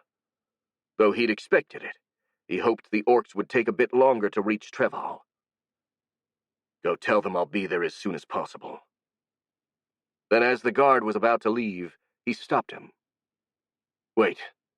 On second thought, come here and help me don my armor, and fill me in on what happened while I was sleeping. We've got no time to waste." Armor secured, he marched to the room where his lieutenants waited for him. On the way there, the guard reported the events of the last hours. "We've got another group of refugees that has just arrived at the gates," the man said. "They were really ragged and scared for their lives. We sent them to the Citadel to be taken care of." "Good." Yazan nodded. "Counting those refugees, how many civilians are left in the city, then?" "About 27,000, the guard replied. "So many?" the captain said. "Why haven't they been evacuated? I ordered to send as many people away as possible." "We didn't have enough boats and barges to board them all, sir. Even filling the ones we had to the point they almost sank, they weren't nearly enough. Also, no new ships have arrived today. The merchants must have gotten wind of the threat of the orcs, not to mention the fact that we are commandeering all passing boats, so they probably decided to wait until things calmed down before resuming their trips on the river." "Shanduk's crows take them," Yazan cursed in the name of the god of the beasts. "They should come here to help us. Don't they have any shred of honor or compassion?" "Well, they're merchants, sir," the guard replied with a small smirk. "Fair enough." The captain shook his head. "I'll have to find a solution, then. I'll ask the others if they have any ideas." He reached a big door and entered the dining hall of Duke Grimdale's palace. His lieutenants were waiting for him there, as was the Duke himself. They were gathered around a table and turned to greet the captain. "My lord." "Gentlemen." Yazan saluted them back with a nod as he approached. He then turned to Captain Horde, the commander of Betrayal's garrison, and asked, "What's the situation?" "Everything seems to be under control for now," the old officer replied. "We have been prepared for the arrival of the orcs for a while now. Most of our soldiers have already taken position on the walls. But as per your suggestion, we are also keeping some of them in reserve, ready to intervene anywhere in the city should the enemy manage to enter. He smirked and added, "This is unlikely, though, as every access to the city is under surveillance. We have guards watching over the river, the sewers, and even some in the basements of the houses to listen for eventual tunnels being dug. Not even a mouse could sneak in." "Don't forget to have someone watch over the sky," Yazan replied. "At least the Oni is capable of flying. Maybe some of the ogres have that ability too." "We will, though I can't imagine anyone being able to get us from the sky when the Knight of the Wind is with us." "Your imagination is severely lacking, then," the Aura Master replied with a smirk. "Anyway, there is another matter I want to address. That of the civilians still in the city." He looked around. "I've heard that no more ships are coming, so we need to find another way to secure them. Any idea?" Duke Grimdale scoffed audibly at that question, while Captain Horde looked pensive. "We can't exactly send them out of the city right now, but we could keep them in the Citadel," Horde suggested. "This way, even if the orcs manage to enter the city, they should be relatively safe." "I've heard there are more than 27,000 civilians left in Treval," Yazan said, raising an eyebrow. "Could they really all fit inside of the fortress?" "Barely," Horde replied. "It's going to be very cramped, to say the least. But they will manage, if it's only for a few days." "Very well, let's do it then," the captain nodded. "It's not as if we have any other option anyway." "I'll see to it immediately," Horde replied, and turned to speak with one of his lieutenants. During that pause, the Duke approached Yazan. "Captain Yazan," he said, "a word with you, please." He was a portly, middle-aged man with a goatee and black hair, which barely covered his balding head, dressed in elegant but tasteful clothing. He was usually a very jovial person, but as of late he was always sour, as if the orc invasion had been one gigantic personal insult. Repressing an exasperated sigh, Yazan said, "Yes, my lord."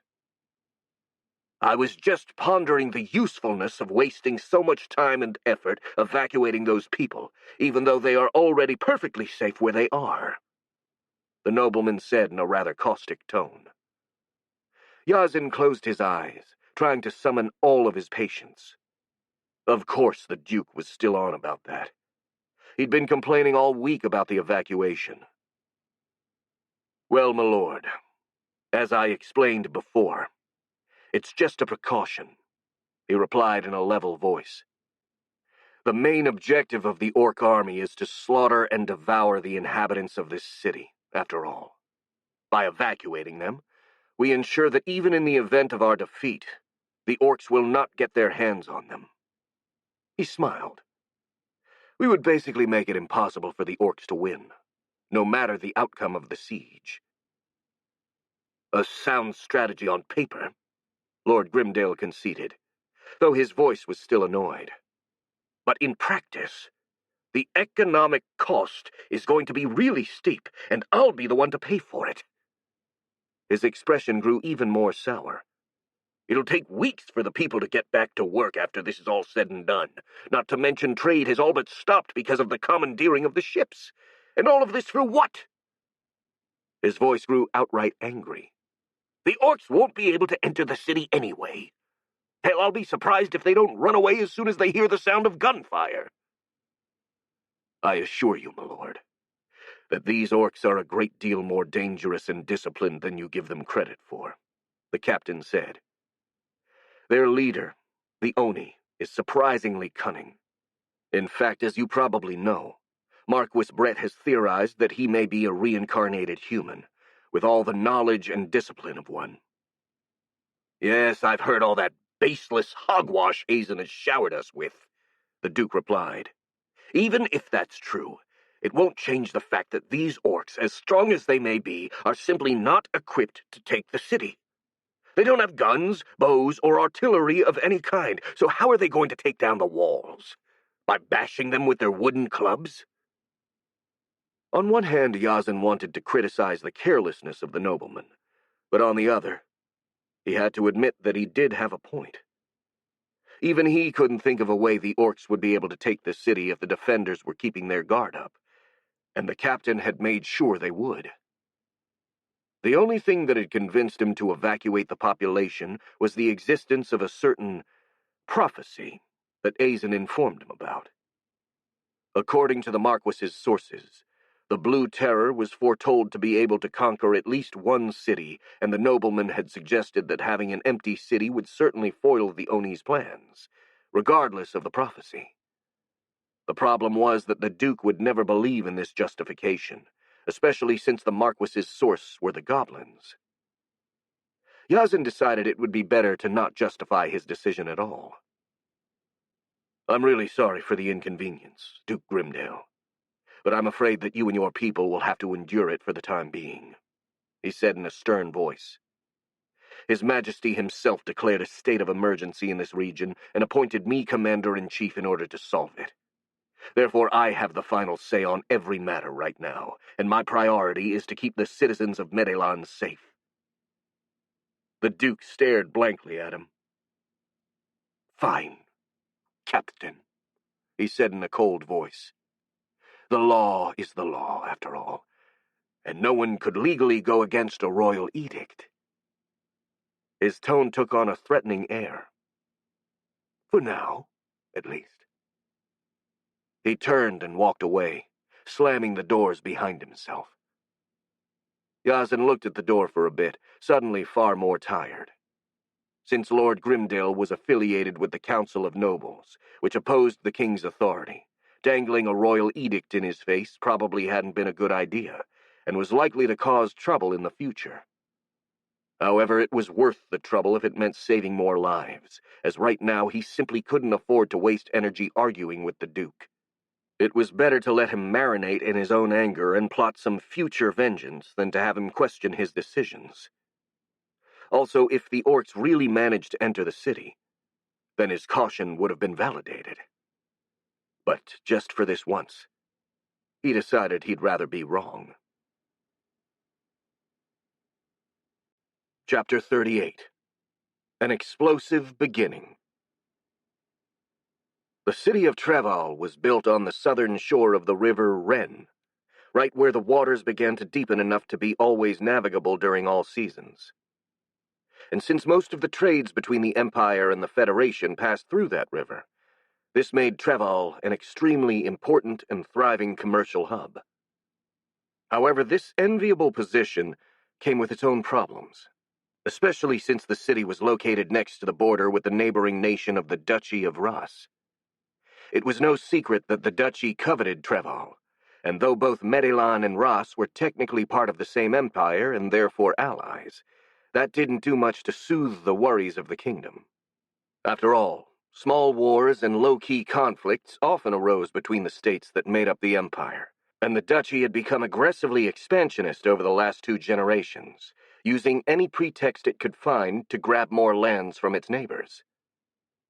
In order to keep Ross's ambitions in check, about 12 years prior, the king of Medelan had decided to renovate Betrayal's defenses. The old, outdated walls were replaced by bastions of earth and bricks, easily capable of withstanding cannon fire and destructive spells, with large battlements filled with cannons and protected by ramparts, while a deep and large moat had been dug in front of the walls. The northern part of the city, facing the river Ren, couldn't be fortified. In order to dissuade enemy attacks from that direction, a large citadel had been built on the northwest corner of the city, watching over the harbor and housing large cannons that would shred any ships to pieces well before it could reach the city. Thanks to these impressive defenses, Betrayal was now widely considered impregnable despite not having been besieged even once. And yet there were some who questioned the late king's decision to fortify the city, because while it had certainly deterred the Duchy from trying a direct attack, which many considered unlikely anyway, it had given a lot of power to the Dukes of Grimdale who ruled over the city. With a secure base of power, they were sure they could hold against any army, even the kingdom itself. Worse still, the Rossians, seeing that a direct assault would be unfeasible, had started bribing the lords of Grimdale to their side, something which gave them yet another bargaining chip to use against their king. It was no wonder the Duke of Grimdale had become the figurehead of the Council of Nobles, the political faction of Medelon who wanted to limit the power of their liege. Thinking about the history of the city, Yazin thought there was a certain amount of irony in it. But even more ironic was the fact that the arrival of the orcs had now vindicated the decision to fortify the city, as it offered the defenders the chance to stop the invasion then and there. That would certainly be a boon for the royal faction, if they managed to win. And if they lost, well then they'd have a much bigger problem than worrying about things like internal politics. In a way, it was a win-win situation. It's really true what they say, he mused. Every cloud has a silver lining. Did you say something, Captain? Duke Grimdale asked, raising an eyebrow in puzzlement. They were standing on the battlements over the city gates, surrounded by their lieutenants and helpers, while they waited for the orc army to arrive. Just thinking to myself, Yazin replied, focusing on the enemy army, which was currently approaching. The orcs were spreading out across the fields south of the city, slowly surrounding it. There were more than 25,000 in total, all relatively well-equipped and disciplined for their kind. It was quite an intimidating sight, Yazin admitted. If he had to face them in an open battle, he would have been rather worried, but as he was defending a fortress, he felt the odds were better. As impressive as it looked, the orc army lacked any sort of artillery or real ranged units, which meant they couldn't retaliate at all, while the defenders unloaded all they had on them from the safety of the walls. And the numbers weren't that bad either, since in addition to the 300 royal knights under his service, there were about 50 aura warriors and 500 guards from Treval's garrison, which meant there were more than 800 regular soldiers defending the city. Those alone would have been enough to hold the city, but at Yazin's insistence, they also raised a militia of about 4,000 volunteers, equipped with bows, crossbows, or muskets, easy-to-use weapons that were effective even in the hands of untrained soldiers. And finally there were a handful of casters, both sorcerers and clerics, who would be useful in a battle, either by casting spells against the enemy or in support roles like healers and telemancers. All in all, Yazin thought the city could easily hold off any direct assault with ease, which meant the real threat would come from indirect attacks. The orc army was a bit too far for him to pick up too many details yet, so he turned to a nearby sentry, who was also watching them through a spyglass. "Do you see if the orcs are doing anything weird?" he asked. "Well, they're orcs who are behaving almost like an actual army, if that counts, sir," the soldier jokingly replied. "But apart from that, they're just surrounding the city." "All right. Keep watching them, then," Yazin said, "and inform me immediately if you spot anything noteworthy." "Aye, sir," the soldier said. "Why are you so worried, Captain?" Duke Grimdale asked in a sarcastic tone. "These are orcs, not people. They probably think they can beat the walls into submission with their clubs." "I certainly hope so," Yazin replied. "But I think it's more likely that they have something in mind. After all, their leader seems to be much smarter than the average orc." Lord Grimdale snorted in disbelief. "And what would their plan be, exactly?" "I don't know for sure," the captain admitted. "But it probably involves sneaking someone into the city to create an opening for them. I can't think of any other way they could hope to get past the walls without using artillery." "Well, good luck with that," the nobleman smirked. "We put guards literally everywhere. They'd spot an intruder before any damage could be done." "I do hope you're right, my lord," Yazin replied grimly. But deep down he kind of agreed with Lord Grimdale. He'd been extremely thorough when placing sentinels around the city, not leaving out even the smallest and most unlikely way to get past the walls. He even had a few aura warriors in crucial points, using their aura scan in case the orc infiltrators were somehow able to become invisible, something that to Yazin didn't seem so unlikely after he'd been ambushed by that female-looking ogre during his fight with the Oni. Still, this wasn't reason enough to get complacent. After all, the Oni had already proven himself to be a devious opponent, and there was always the possibility that he still hadn't shown everything he could do.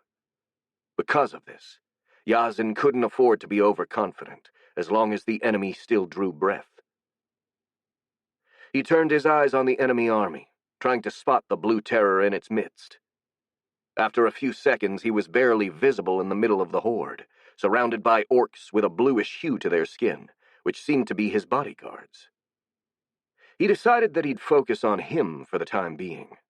After all, if there was trouble, the Oni was bound to be at the center of it.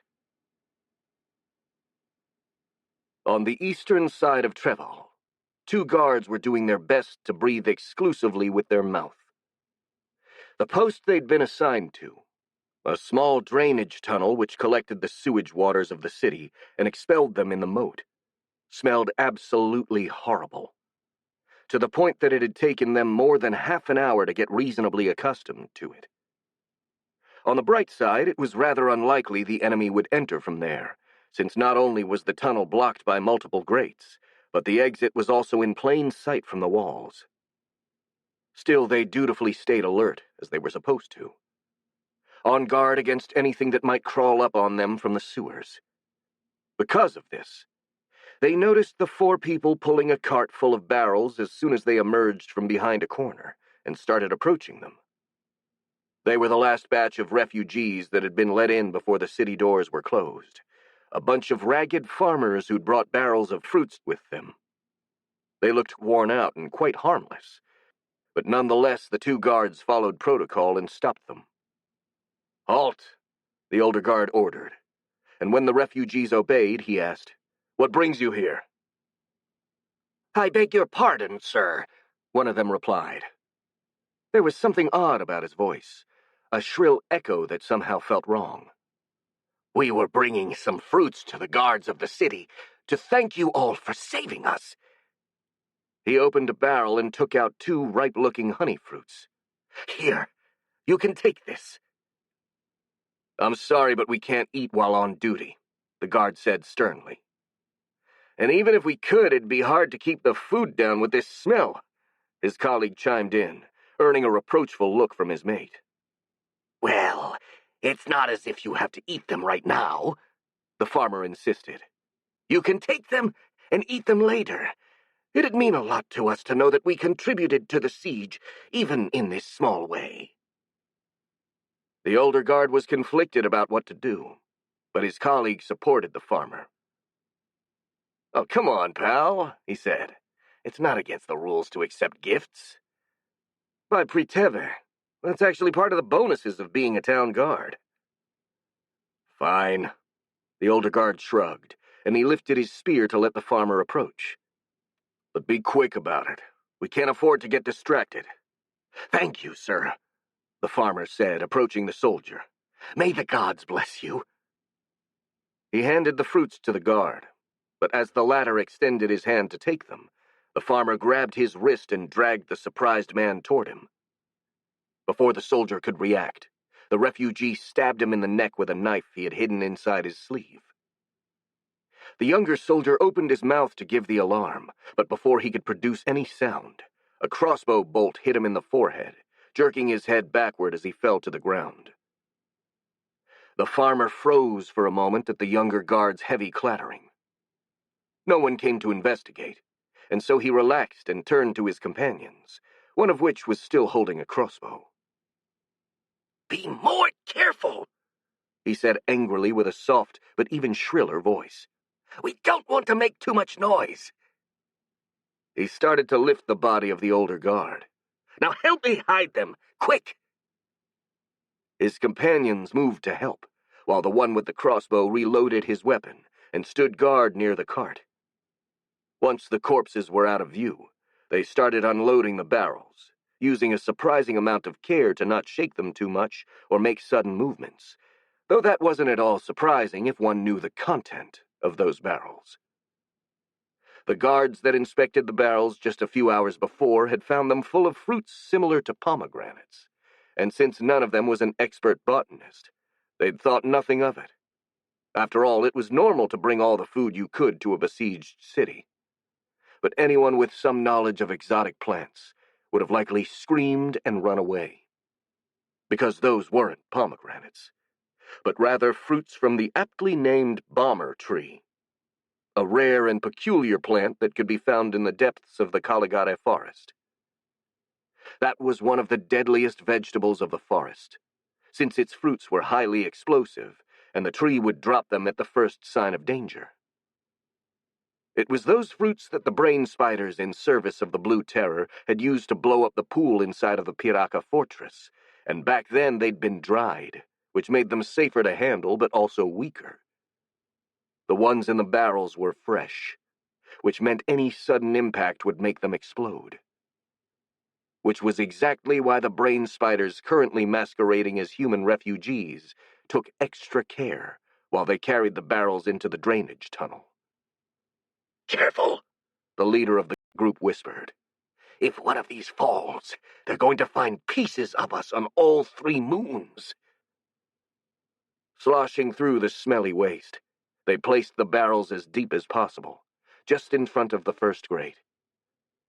Then they lit a fuse and ran away as fast as they could.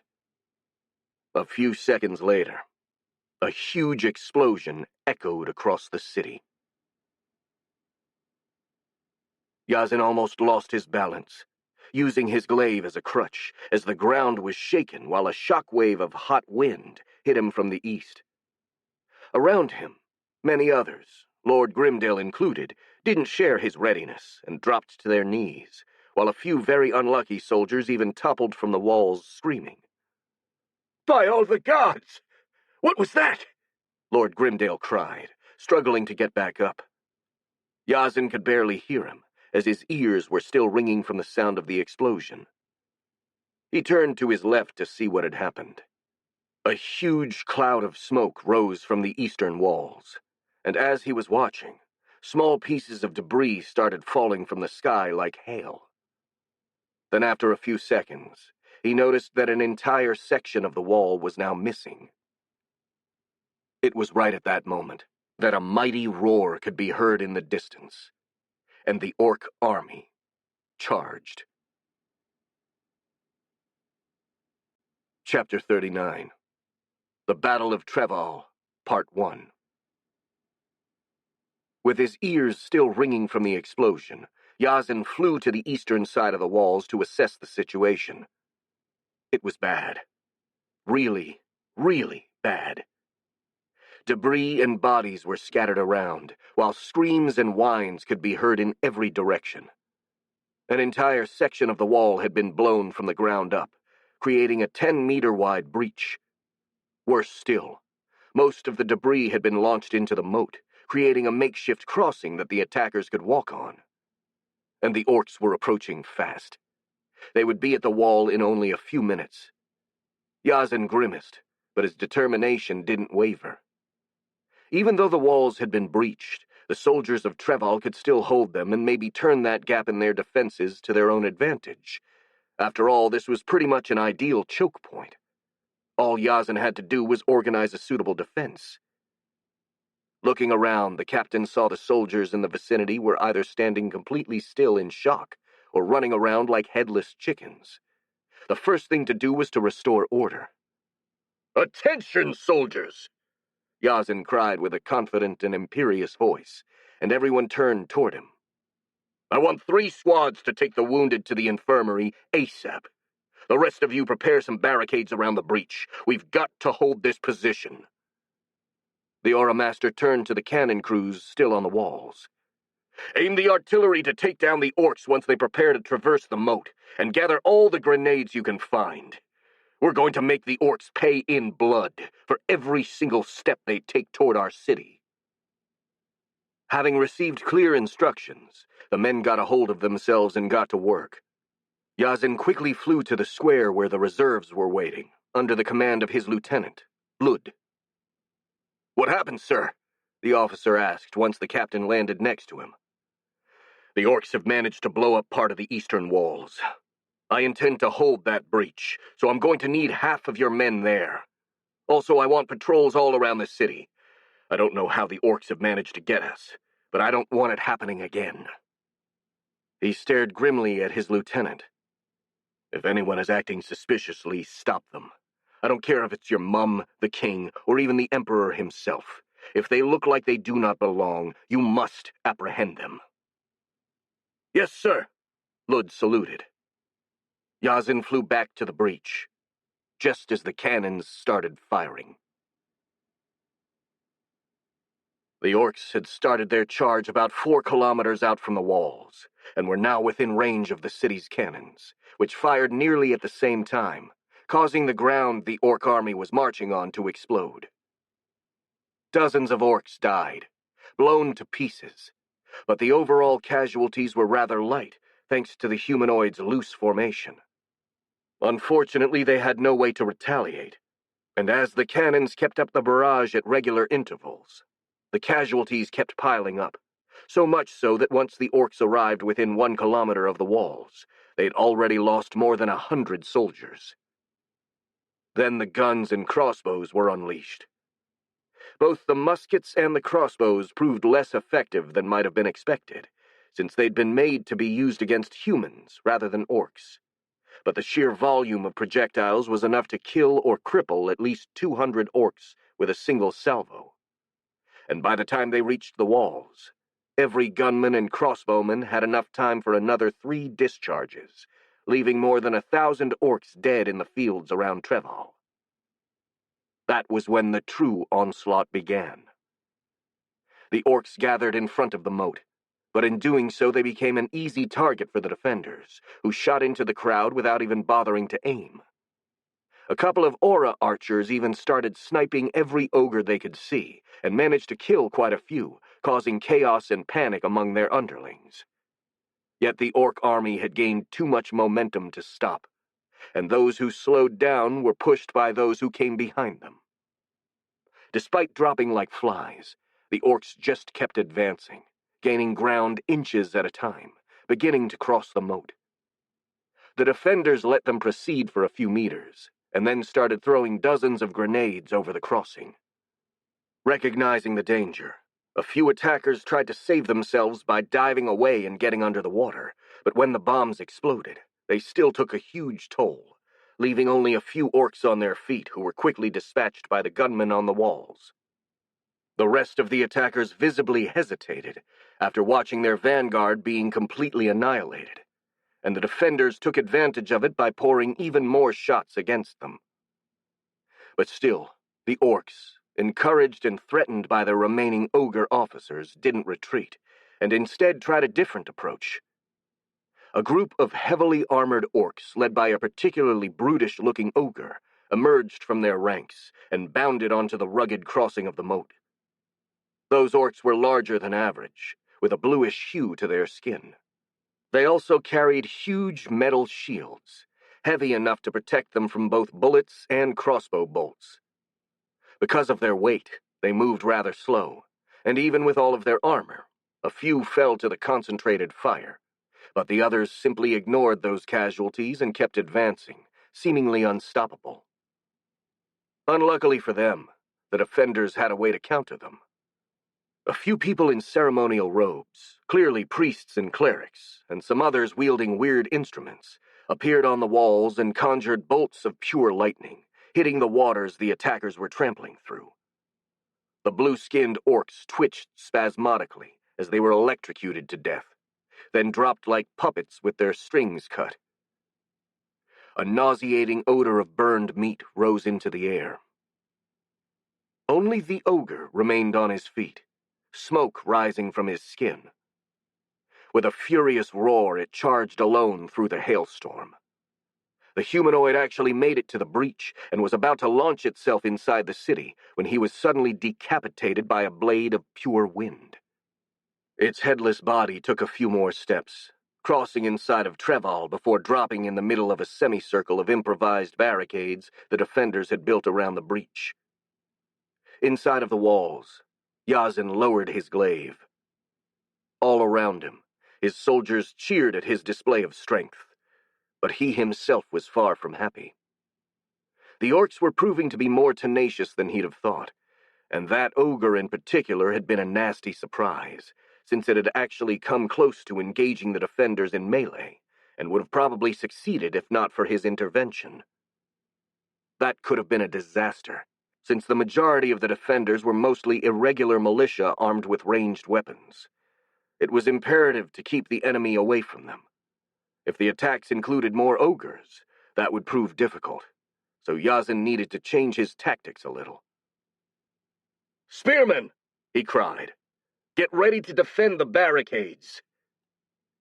About 60 men, all armed with long pole weapons, advanced to the front lines, hiding behind the barricades. "Stay on guard on the walls, too," Yazan ordered. "The ogres may attempt climbing up there. Aura warriors, defend everyone else." And just as he finished giving these orders, the enemy launched their next offensive. As the captain of the Royal Knights predicted, this assault was performed by two groups of ogres who approached the walls in different ways. Some, heavily armored and extremely bulky, charged over the moat to reach the breach, stepping over the dead bodies of their own companions, while a few others who were thinner, with long, frog-like legs, simply jumped over the moat in a huge leap. The defenders unloaded everything they had on them, from gunfire and grenades to offensive spells, but the armored ogres didn't even slow down, while the frog-like ones jumped over the walls, landing amidst the defenders on the battlements, while the armored ones charged screaming through the breach. Thanks to Yazan's orders, the defenders reacted swiftly, and the frog-like ogres on the walls found themselves facing multiple aura warriors each.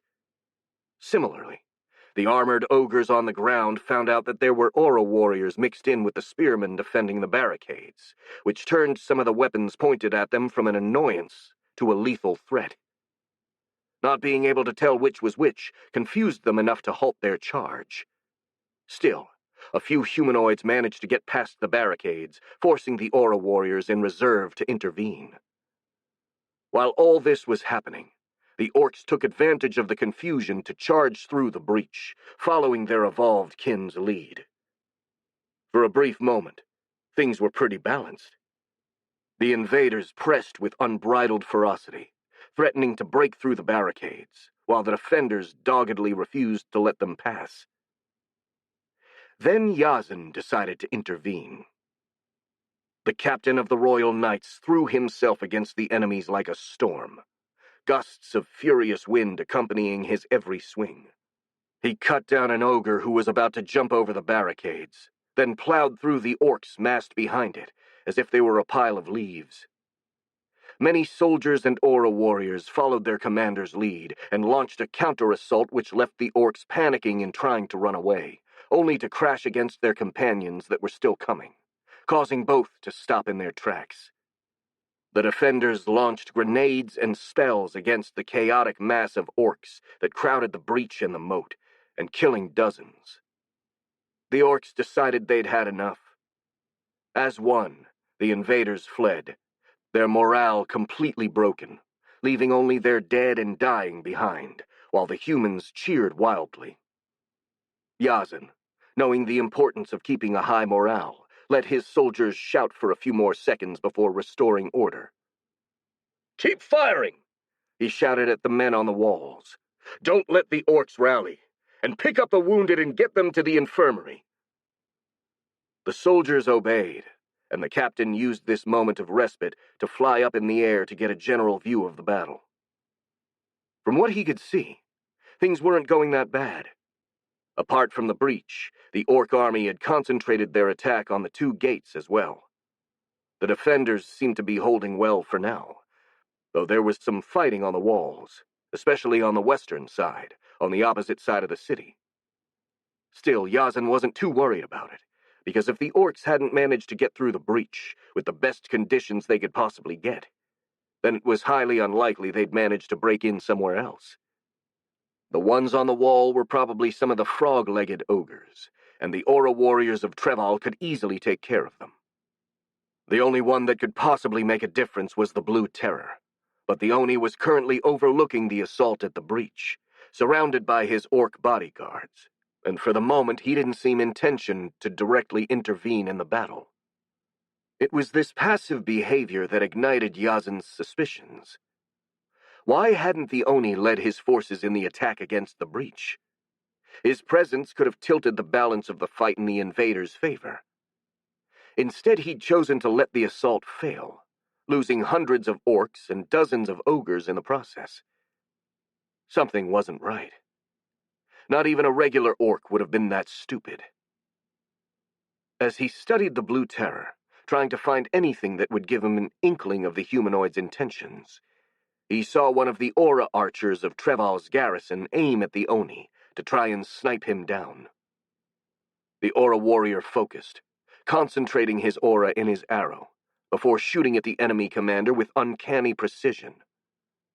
Flying at supersonic speed, the arrow flew directly for the Blue Terror's head, but the Oni managed to sense the impending danger and duck at the very last moment. The projectile missed and hit an orc behind him, making its head literally explode. The Blue Terror then kept its head down, and moving with a slight limp, retreated behind the cover of his heavily armored bodyguards. It took but a moment for Yazin to notice what had been wrong with that. Wait, why is he limping? He wondered. He healed from lethal wounds in a matter of seconds. What kind of injury could make him limp? A suspicion started to form in Yazin's mind. In order to confirm it, he needed to have a better look, so he landed on the walls and asked, "Does anyone have a spyglass I can use?" Most men shook their head, but a member of a cannon crew took out a spyglass and handed it to the captain. Yazin focused his eye on the Blue Terror.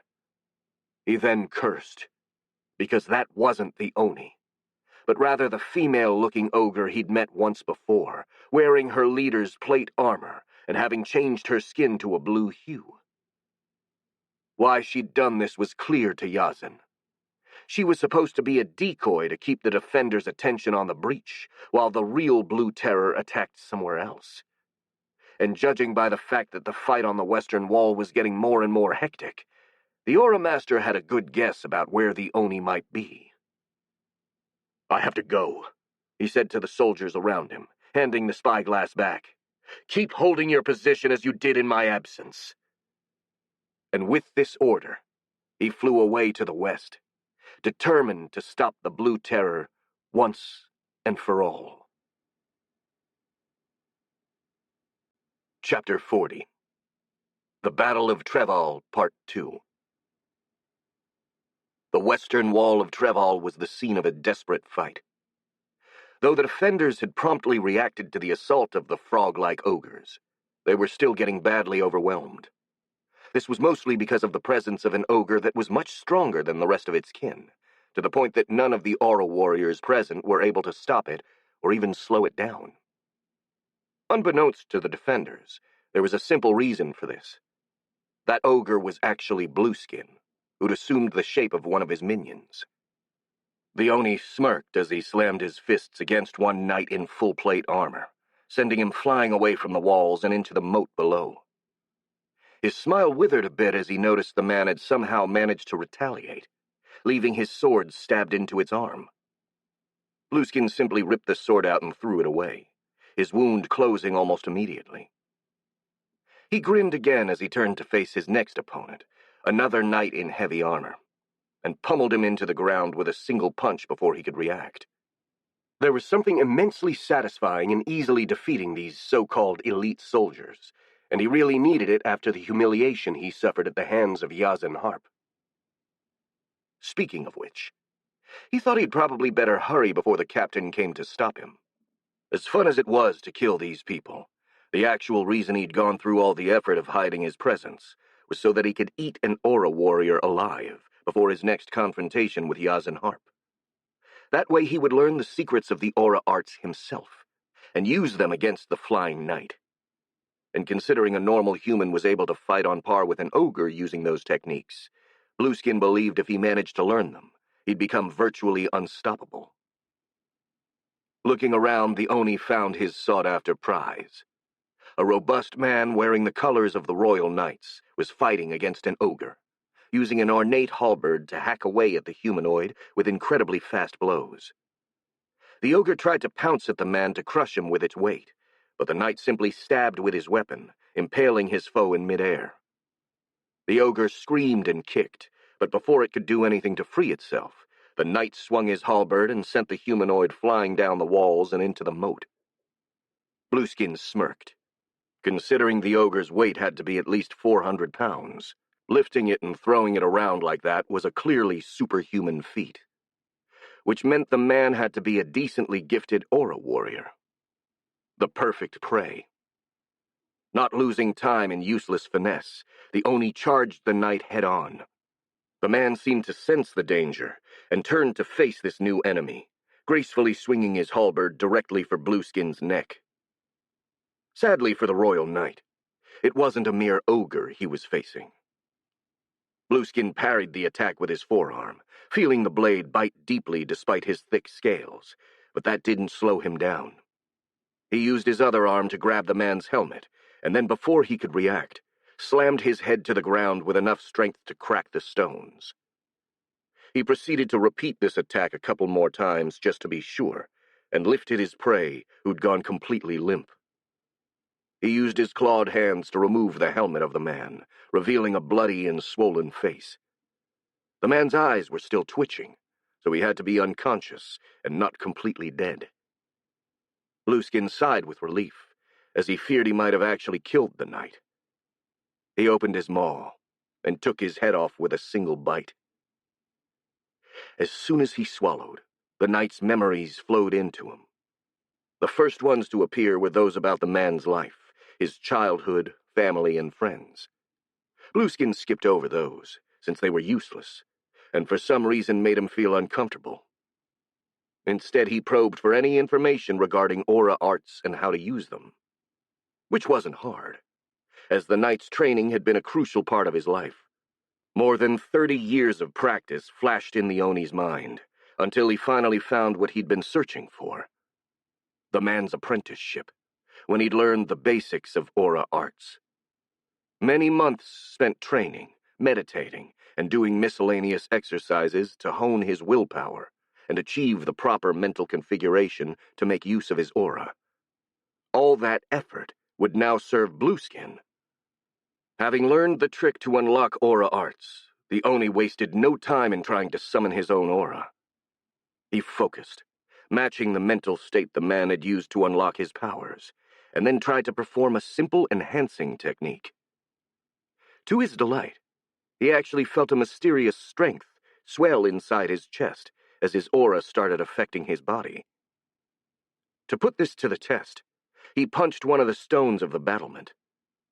Despite not having used much physical strength in that blow, the stone cracked as if Blueskin had hit it with all of his might. The Oni felt himself smiling at that demonstration of power.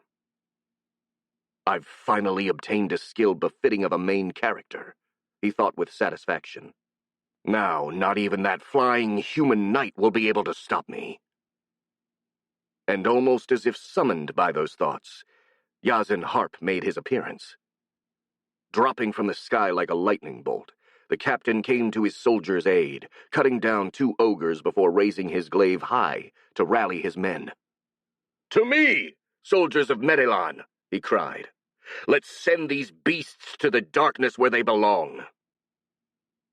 The defenders, who just a moment before had been on the verge of breaking, gained a second wind and engaged the ogres with increased ferocity, pushing them back. Yazin, however, didn't lead them. He rose in the air, floating about 3 meters above the battlements, and looked around with determined focus.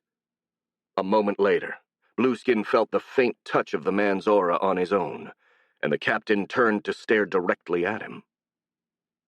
A hint of a shiver ran down the Oni's spine in response to that cold, murderous gaze, but he forced himself to ignore it. He proceeded to quickly take his combat form before the knight could attack and overwhelm him as he'd done the last time they fought. Ditching his ogre disguise, Blueskin rapidly grew 2 sizes bigger as his flesh and bones twisted and changed shape, as if they were made of clay. He also grew back his silver hair, while dark blue scales covered his skin like armor. "Greetings, Captain Harp," he bellowed loud enough to be heard over the noise of the battle. "How nice of you to come and join us." The man simply stared down at the Oni, gripping his glaive tightly as he noticed the half-eaten body of the royal knight the humanoid still held in his hands. Picking up this reaction, Blueskin decided to try and use it to taunt the knight a bit, hoping to anger him and make him act rashly. "Oh, I'm sorry. I fear you came right in the middle of my meal," he mocked, waving the headless body at the Aura Master. "Was he someone you knew?" Much to Blueskin's chagrin, the knight didn't answer to that provocation.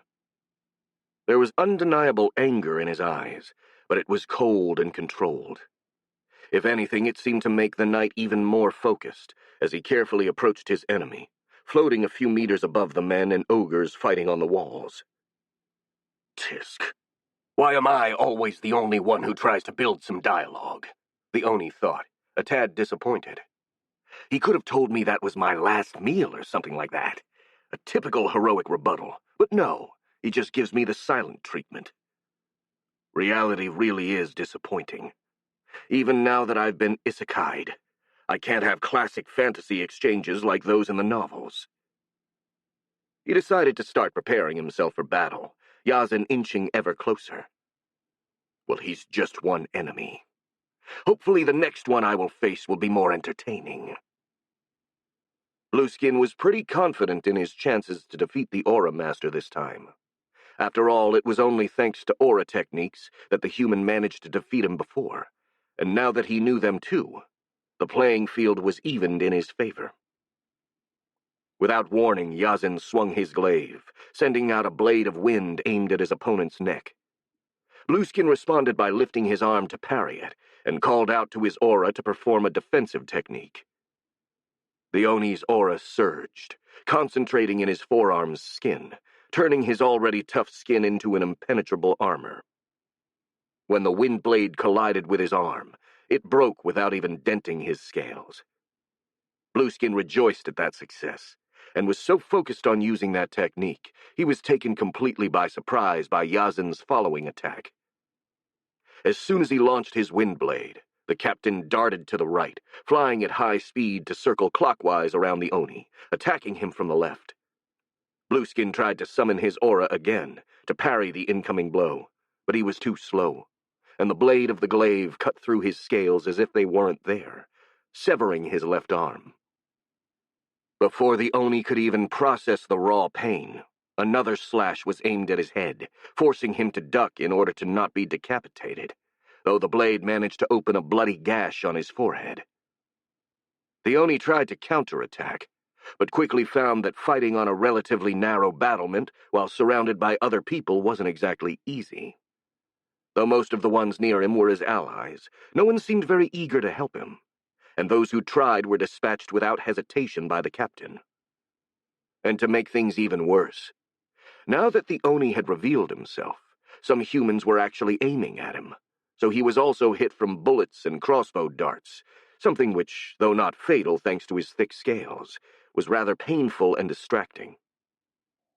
Meanwhile, the Aura Master simply flew above the walls, using hit-and-run tactics, circling around his opponent like a vulture, seeking an opening to deliver a killing blow.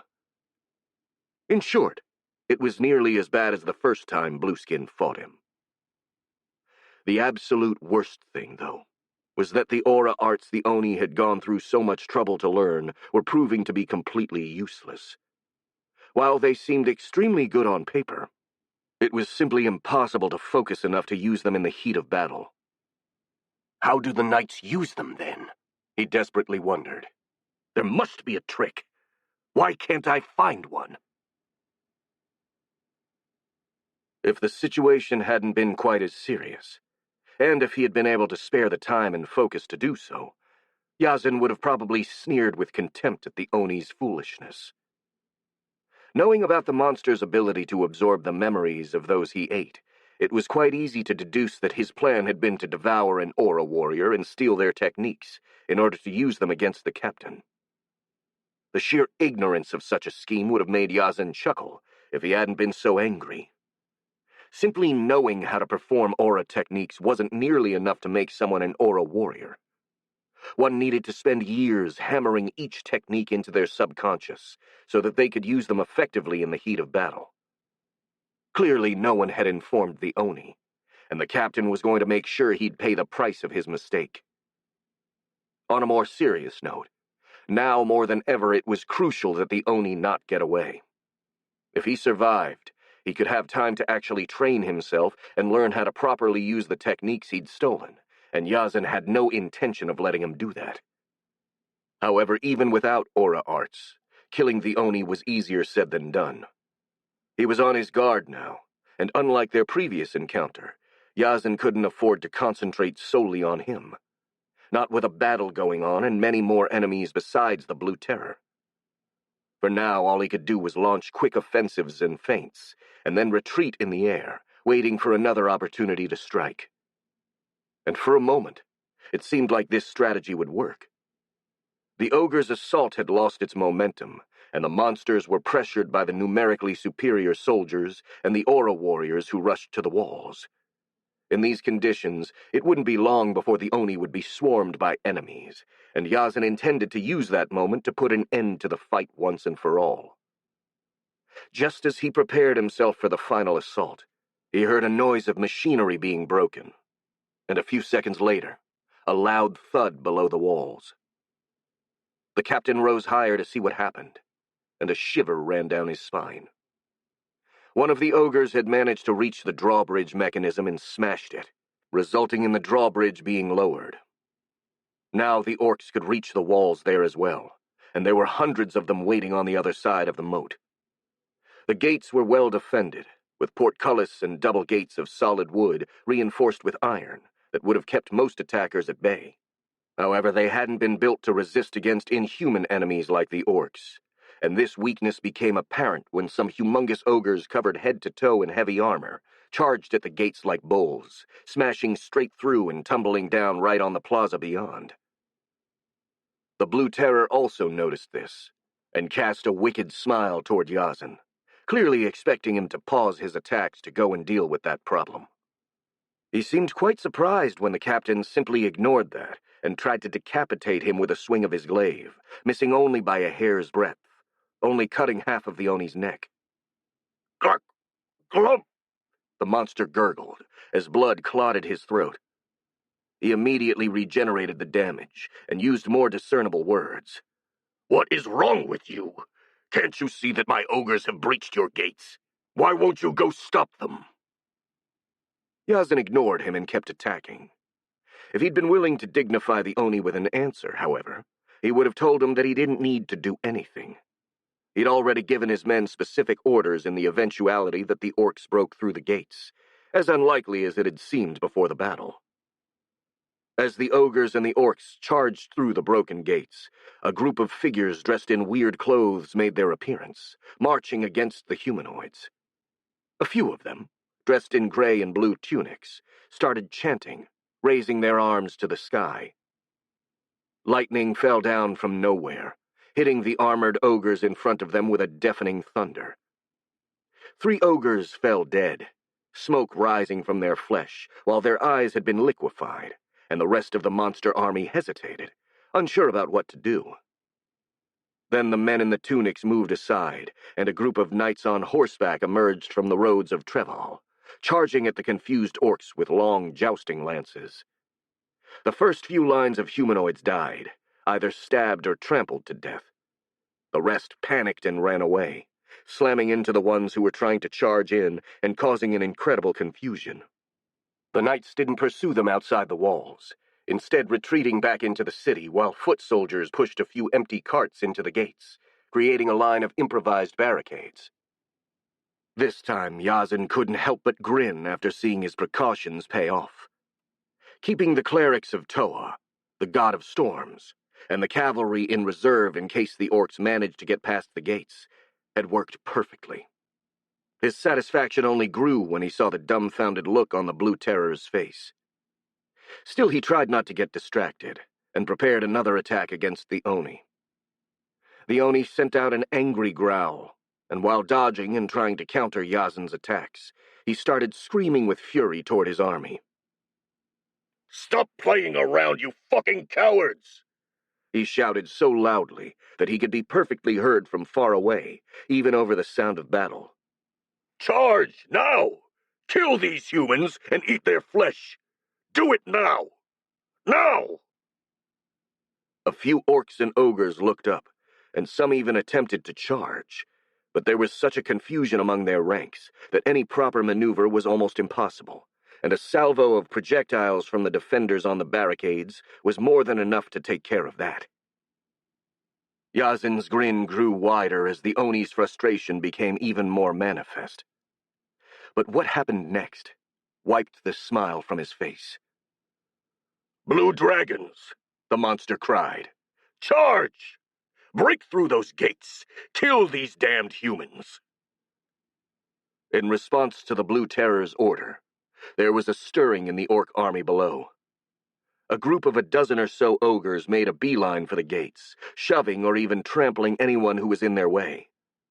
These humanoids, as Yazin noticed, not only seemed bigger than average even for their kind, but they also wore peculiar armor. A well-made looking plate with some huge green scales strapped over it, protecting the vital areas. Their skin also had a bluish hue to it. These ogres charged over the drawbridge, ignoring the fire from the attackers, and headed straight for the barricades. The defenders, among which were several aura warriors, braced themselves, pointing their pole weapons against them, like they'd done so at the breach. This time, that strategy didn't work as well. The ogres barreled through the spears, and those, even the aura-infused ones, broke or bounced off harmlessly when hitting their scale-covered armor. It didn't completely go the ogres' way, as a few of them fell when hit in places not protected by those weird scales, but it was enough to wipe out the barricades and overwhelm the defenders. And as the tides of battle changed, the orcs regained their spirits and followed those armored ogres, making their assault's momentum grow even more. It was Yazin's turn to silently curse, while the Blue Terror opened his lips in a shit-eating grin. "These are my best soldiers, the Blue Dragons," he announced smugly. "They are those among my sons who managed to become ogres themselves. Not only are they stronger than the average ogre since they are my descendants, but they're also equipped with dragon-scale armor, which makes them virtually invulnerable, even to your aura arts." He laughed. "I'd have liked to keep them safe for later battles, but it couldn't be helped. You did well to force me to deploy them, but now that they're fighting, your defeat is inevitable." Once again, the captain didn't reply with words, sending a fast stab aimed at the Oni's head, which almost took out one of his eyes. He was, however, quite worried, as stopping these orcs covered by dragon scales would prove difficult. He could have done it himself, of course, but that would have meant leaving the Blue Terror to his own devices, something which he absolutely couldn't afford to do. He was forced to reveal his full hand as well. "Send all the reserves in! Now!" he cried, waving his glaive. "We need to stop the orcs! All forces, charge!" In response to this order, a nearby soldier grabbed a horn from his belt, and 3 sharp notes echoed in the air. In response to this signal, soldiers from all over the city rushed in to help. A few hundred soldiers and several aura warriors, led by Yazin's lieutenants, swooped in to meet the orcs just after the gates. With the armored ogres leading the charge, the invaders seemed all but unstoppable, pushing deeper and deeper into the human lines. Then, as all seemed lost, another group of clerics made their appearance from within the city, chanting as they marched. Unlike the previous group, which only wore loose gray and blue tunics, these ones wore what looked like ornate bronze armor over red tunics, and carried several weapons made of bronze. Their leaders also carried a censer, rhythmically swinging it left and right, sending puffs of smoke all around him. All of the soldiers who smelled those fumes started fighting with greater ease, throwing themselves against the enemy with unnatural fury and determination, though even this wasn't enough to stop the invaders. Then the clerics raised their weapons, and howling the name of their goddess of war, Kiera, they threw themselves against the ogres. Crimson flames appeared on their weapons, and when their leader hit one of the ogres with his huge bronze broadaxe, the blade managed to penetrate through the scale of the humanoid's armor, felling the monster. Though the other clerics weren't quite as powerful, they matched the ogres blow for blow, and their holy frenzy seemed almost contagious, making the soldiers all around them fight like maniacs, to the point they actually managed to stop the invaders' advance and even press them back a bit. Many men still fell every second, and Yazan realized that stopping the orcs' assault would be only possible at a steep cost in lives.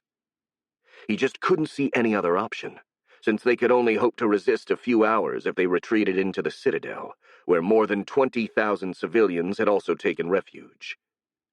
It was imperative to protect them, no matter the cost, for if the orcs managed to reach them and devour them, they would truly become unstoppable. Grim determination settled over Yazan. He couldn't let the Oni get away. He braced himself, gathering his determination to slaughter the monster or die trying, and stopped, noticing something that changed all of his plans.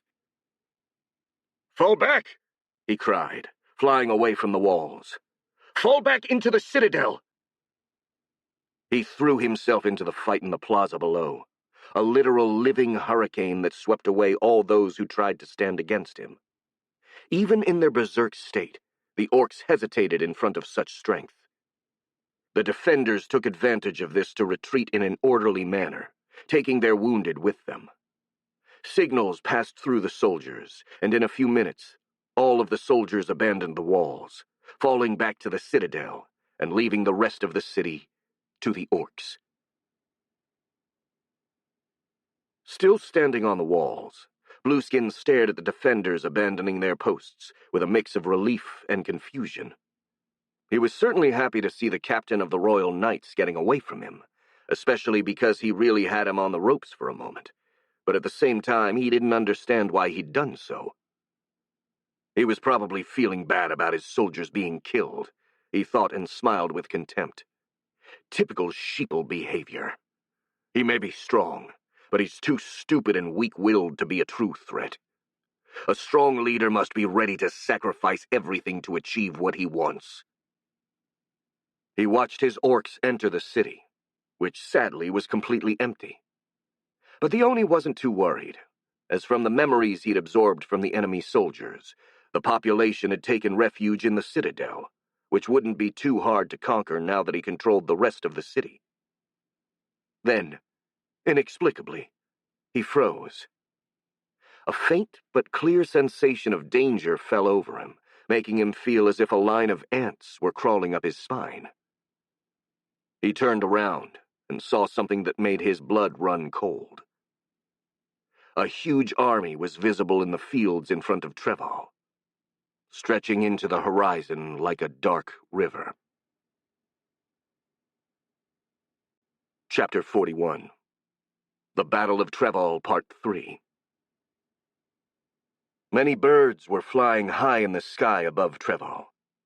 Most were just scavengers drawn in by the ongoing battle, but other creatures were also present. Some looked like a mix between lizards and dragonflies, and they seemed to follow the battle below with particular interest. A correct assessment, because they were Vex flyer drones, and through their eyes their queen watched the battle, while hidden in a small wood about 10 kilometers away. "The defenders have retreated from the walls," he said, using his copy drone to report his findings to Trak and Azen, who were with the goblin army marching on Betrayal. "They are all going inside the citadel now. The orcs are trying to pursue them, but Yazan and the other Aura warriors are keeping them occupied. Oh, and some of the orcs have probably noticed us, since they are pointing and shouting at us.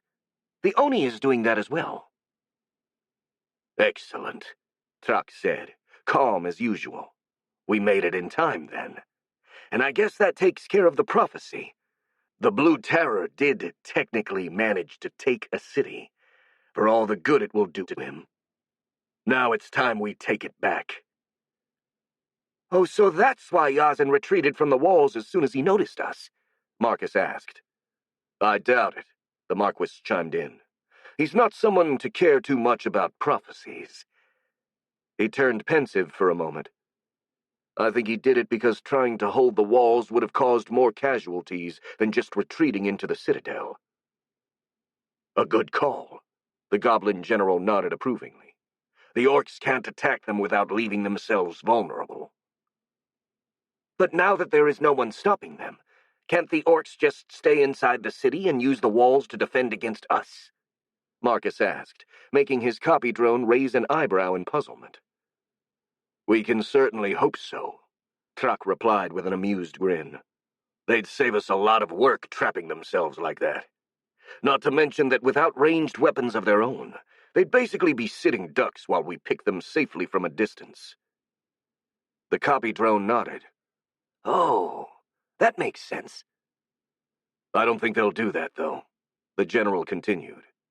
Given their usual aggressiveness, it's much more likely that they'll leave a small garrison inside the city, while the rest march out to face us in the open. Understood, Marcus said. We're going to follow the plan we made earlier, then. You and your goblins hold the center, while my drones take up the wings, right? Yes, Truck confirmed. That would be the best course of action. Your drone's speed will allow them to maneuver quickly and surround the orcs, while we hold them in place. I will be the hammer, while you guys are the anvil, right? The Vex Queen asked with a ferocious smirk. Exactly, the goblin replied with a smile of his own. Assuming everything goes as planned, that is. Then he turned serious, all his focus narrowing on Marcus, or rather his copy. Speaking of which, try your best to stay safe. We can't afford to lose you. Don't worry, the Vex Queen reassured him. Believe it or not, staying alive is one of my top priorities. I'm serious, Truck insisted. If the Oni knows about your existence, and he probably does, then he's definitely going to try and kill you.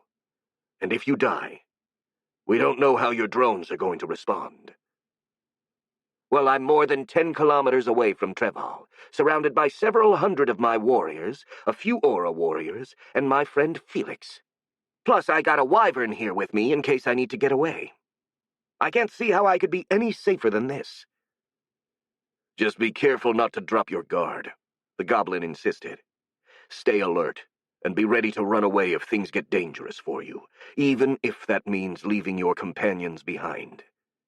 If we lose you, we lose the battle.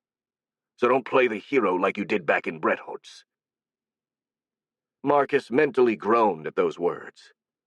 Like most people, Truck had misunderstood his actions during the siege of Betrayal, and now thought he had some sort of hero complex. But in reality, the Vex Queen hadn't been particularly heroic. He simply thought he was going to die anyway and decided he'd rather go out with some dignity, saving his friends in the process, rather than die like a coward. I really ought to explain how things really went one day, he thought. But there wasn't the time for that now, so he just nodded. Fine. If I think I'm in danger, I'll book it without question then, Marcus said. By the way, doesn't the whole killing the leader thing go both ways? I mean, if we kill the Oni, wouldn't the orcs be basically neutralized? In the long term, probably yes, Truck promptly answered. I don't think they're going to be able to act as a unified army for long without the Blue Terror's lead. However, in the short term, they are still going to be a threat. Though killing the Oni should still be our top priority. Even if we win today, if the Oni manages to escape, he could raise another army. So this conflict won't truly be over until he's dead. Good. Because that's also exactly what I came here to do. A new voice chimed in, and Alia Vilka made her appearance, approaching the trio of commanders. Ah, good day, Master Vilka. Azen saluted her with a respectful nod. "What brings you here, if I may ask?" "I wanted to inform you that I'll join you and the goblins at the center of the army," the wolf woman replied nonchalantly. "I want to join the fight from the start." "Oh, that's perfectly fine," the Marquis said. "We can use all the help we can get." "Weren't you going to wait and see where the Oni would be?" Marcus asked. "I thought he was your priority." "Yeah, but I could use some exercise before I fight him," Alia said. "I've been slacking a bit too much in the past few days, and killing a few orcs and ogres will be a good warm-up." "Suit yourself," the Vex Queen replied. "But I'm not going to keep the Oni alive for you. If I can kill him with my drones, I will." "That's fine." The Aura Master shrugged. "If your minions manage to kill him, then he's just too weak to be an interesting challenge for me." In his real body, Marcus grinned at those words, not doubting even for a moment that the wolf woman meant them. In the days they spent traveling together, he'd gotten to know Alia a bit, and she always freely spoke her mind, to the point of coming off as quite rude most of the time. The Vex Queen appreciated that sort of brutal honesty, and had warmed up a bit to the Aura Master as a result. He still felt a bit intimidated by her, not to mention the weird sexual confusion she caused him, but now he was confident enough to actually casually talk with her, exchanging the occasional quip and snarky remark. She didn't seem to mind, and actually answered in kind. Marcus was just about to make another playful comment, when his attention was taken by something else. He shifted his focus to the walls of Treval. "The orcs are leaving the city," his copy drone announced. "Seems like you were right, Truck. They're preparing to fight us in an open battle." "Get moving, you maggots!" Blueskin shouted at the top of his lungs. "We don't have all day." He was standing on top of the gates of Treval, watching his troops exit the city. The news of the incoming enemy army had caused some discontent among the soldiers, and the Blue Terror decided to personally supervise their deployment as a way to restore morale. That seemed to have worked well, since after making an example of the first 3 who dared to openly complain, the others had fallen in line without a hitch. After all, no one wanted to end up with their head bitten off by their boss. The Oni burped.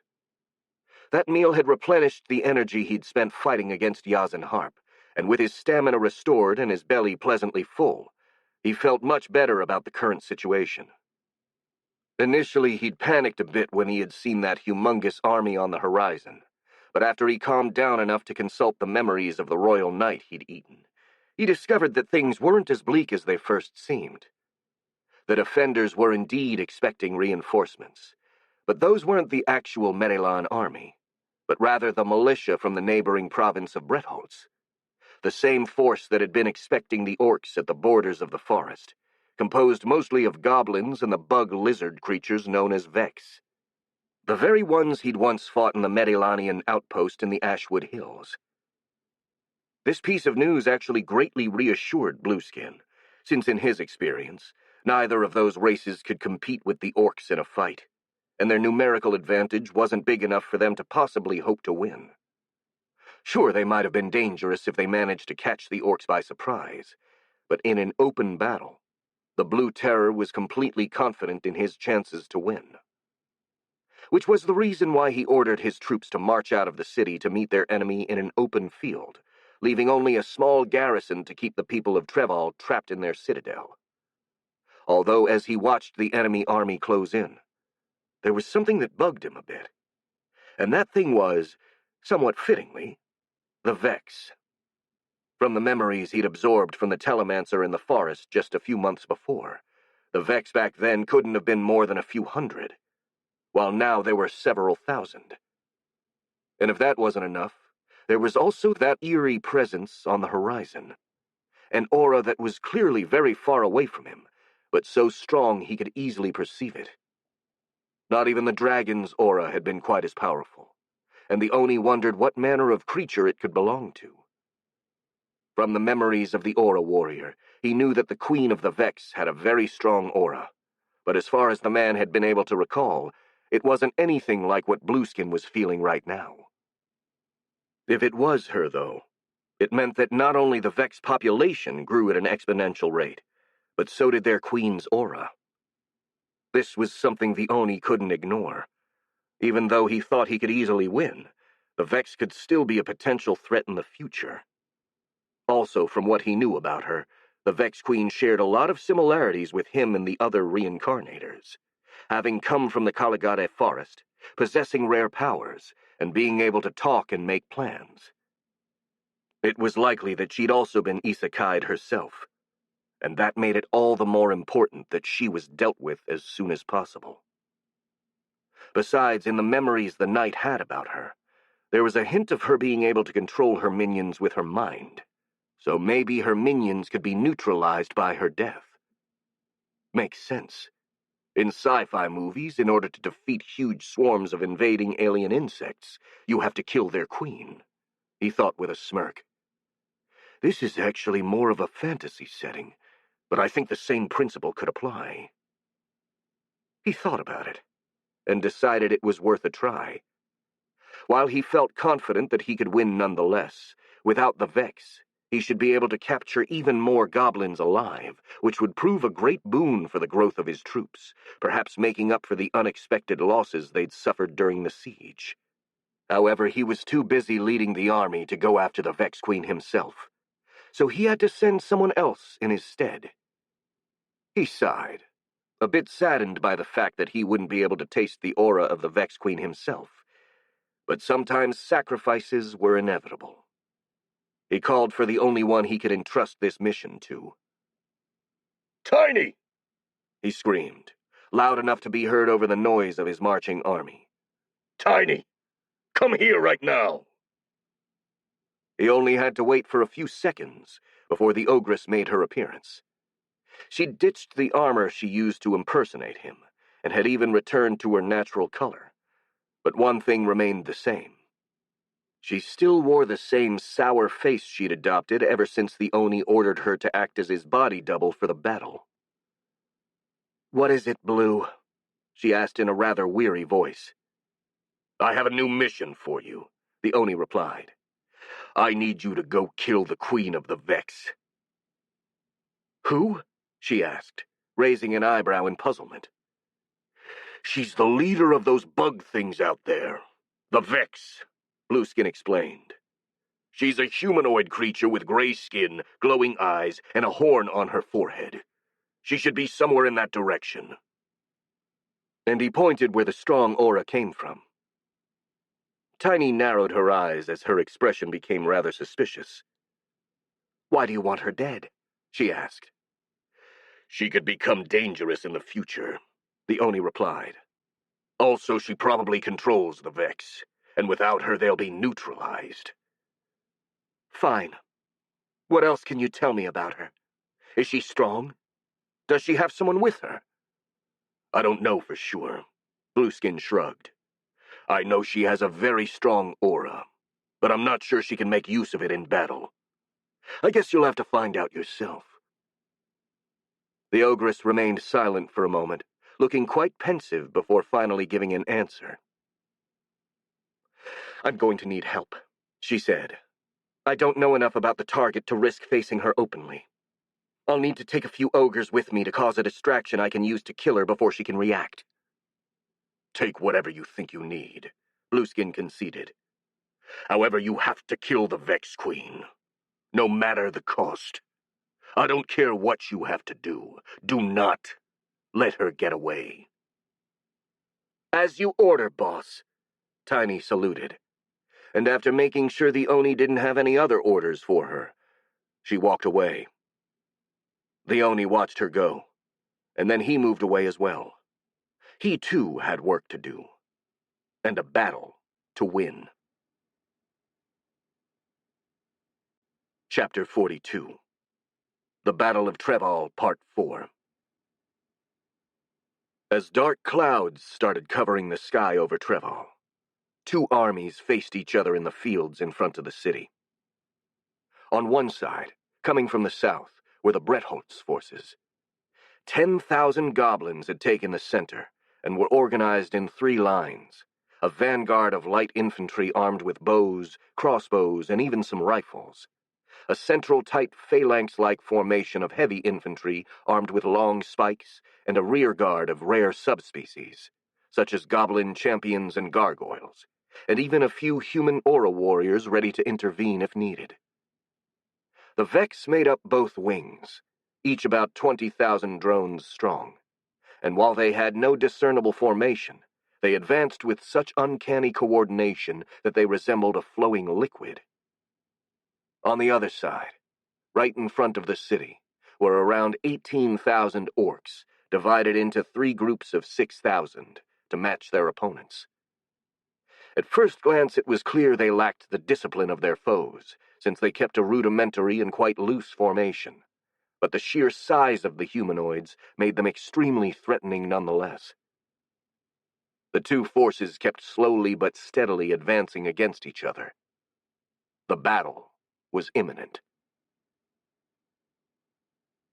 Sitting in a yoga position far away from the front lines on top of one of his dreadnoughts, Marcus had entered an almost trance-like state in order to guide his forces as efficiently as possible.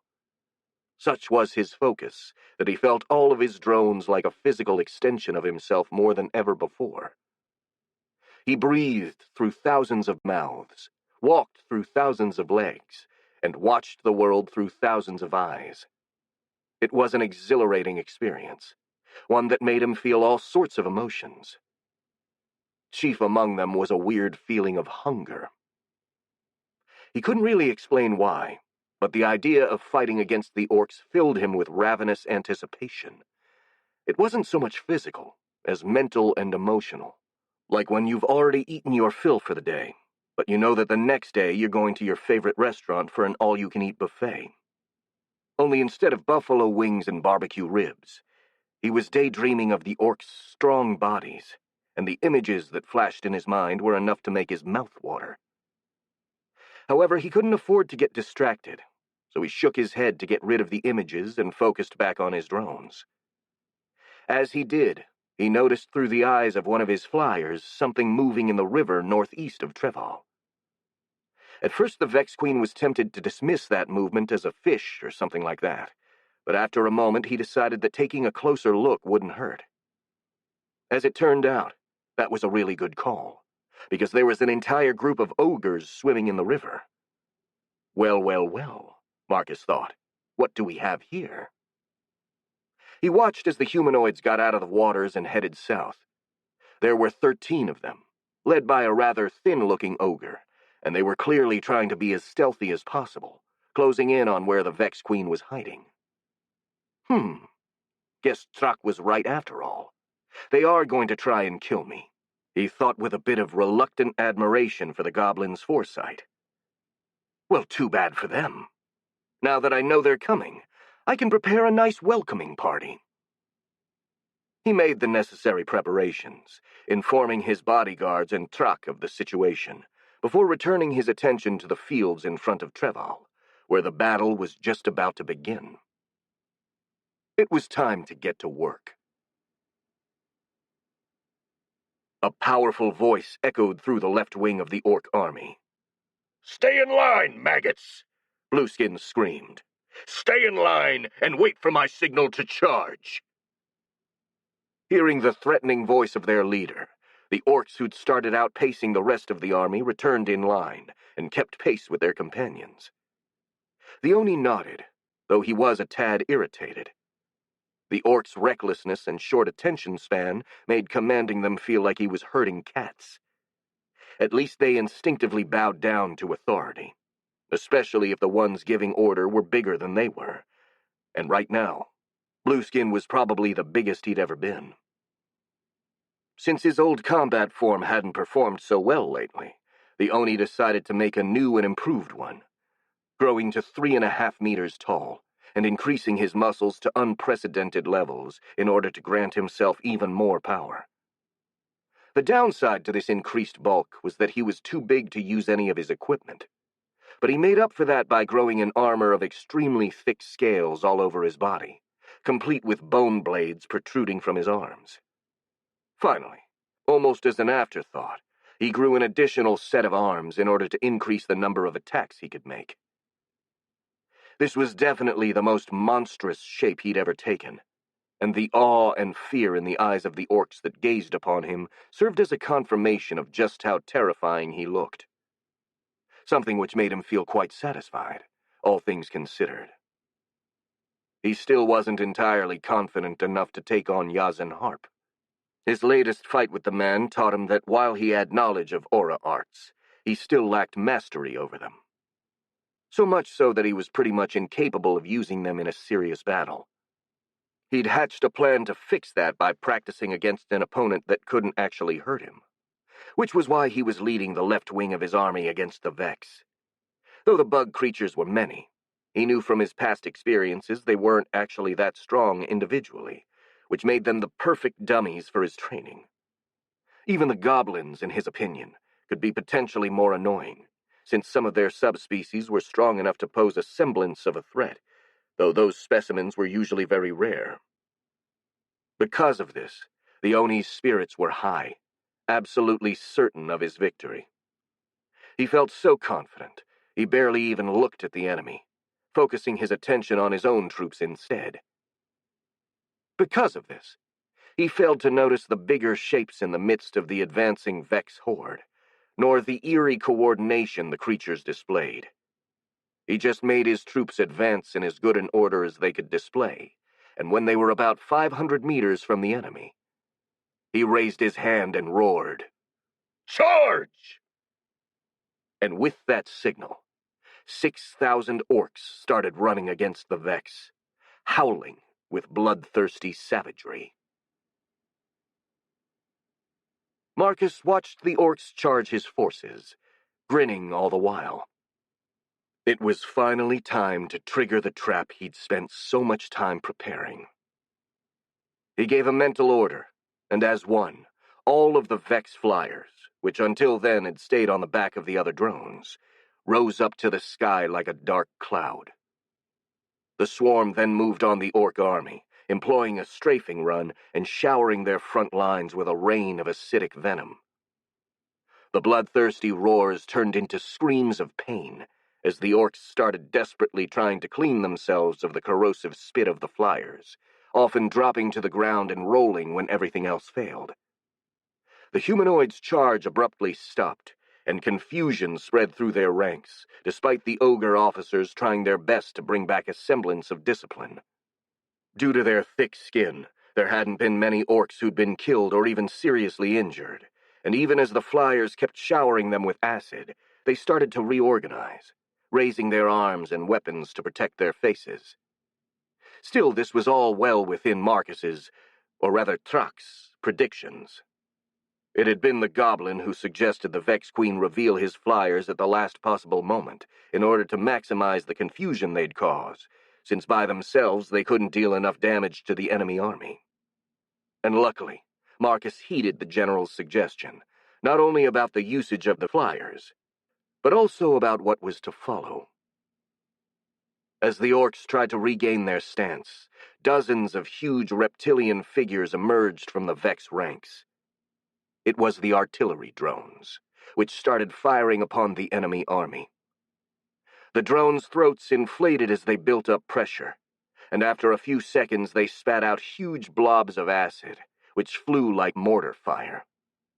These blobs exploded on impact with the ground, showering a 10-meter-wide area in acidic venom, and the orcs caught in the blast immediately started howling in pain as their flesh melted away from their bones. While this new attack didn't actually kill too many orcs, it greatly increased the panic and disorder among their ranks, to the point that they lost all the discipline they'd regained. However, despite all of this, a few groups of the humanoids, guided by their ogre officers, still kept charging, roaring in defiant frustration toward the enemies on the ground. This display of bravery and fierceness was rather impressive, and it almost made Marcus feel a bit bad about having to kill them all. Not enough to actually stop him, though. As the orcs came near his forces, the Vex Queen ordered his drones to countercharge them. As if a dam had been opened, The Vex launched themselves forward like a flood, meeting the screaming rage of the humanoids with an eerie silence, broken only by the chittering sound of their chitin armor. What followed was an absolute massacre. The drones hit the enemy like a tidal wave, sweeping through the orcs with no apparent resistance. Though the humanoids were bigger and bulkier than the warriors that made up most of the Vex forces, the previous bombardment of acid had deprived them of any semblance of cohesion and coordination, while the Vex had both in spades. Moreover, the presence of hundreds of hulking heavy drones added even more punch to the Vex assault, and as the cherry on top, the Flyers, at Marcus's command, had done yet another strafing run just before the two armies made contact with each other, distracting a lot of orcs at a very crucial moment and preventing them from defending themselves. As a result of this perfectly orchestrated and coordinated assault, both the orc wings were completely engulfed by the Vex in a matter of minutes. It happened so fast, the humanoids didn't have time to even process what was going on, let alone react to it. All that was left were a few pockets of resistance, usually centered around the ogres, but even those were quickly overwhelmed, like sandcastles during a high tide.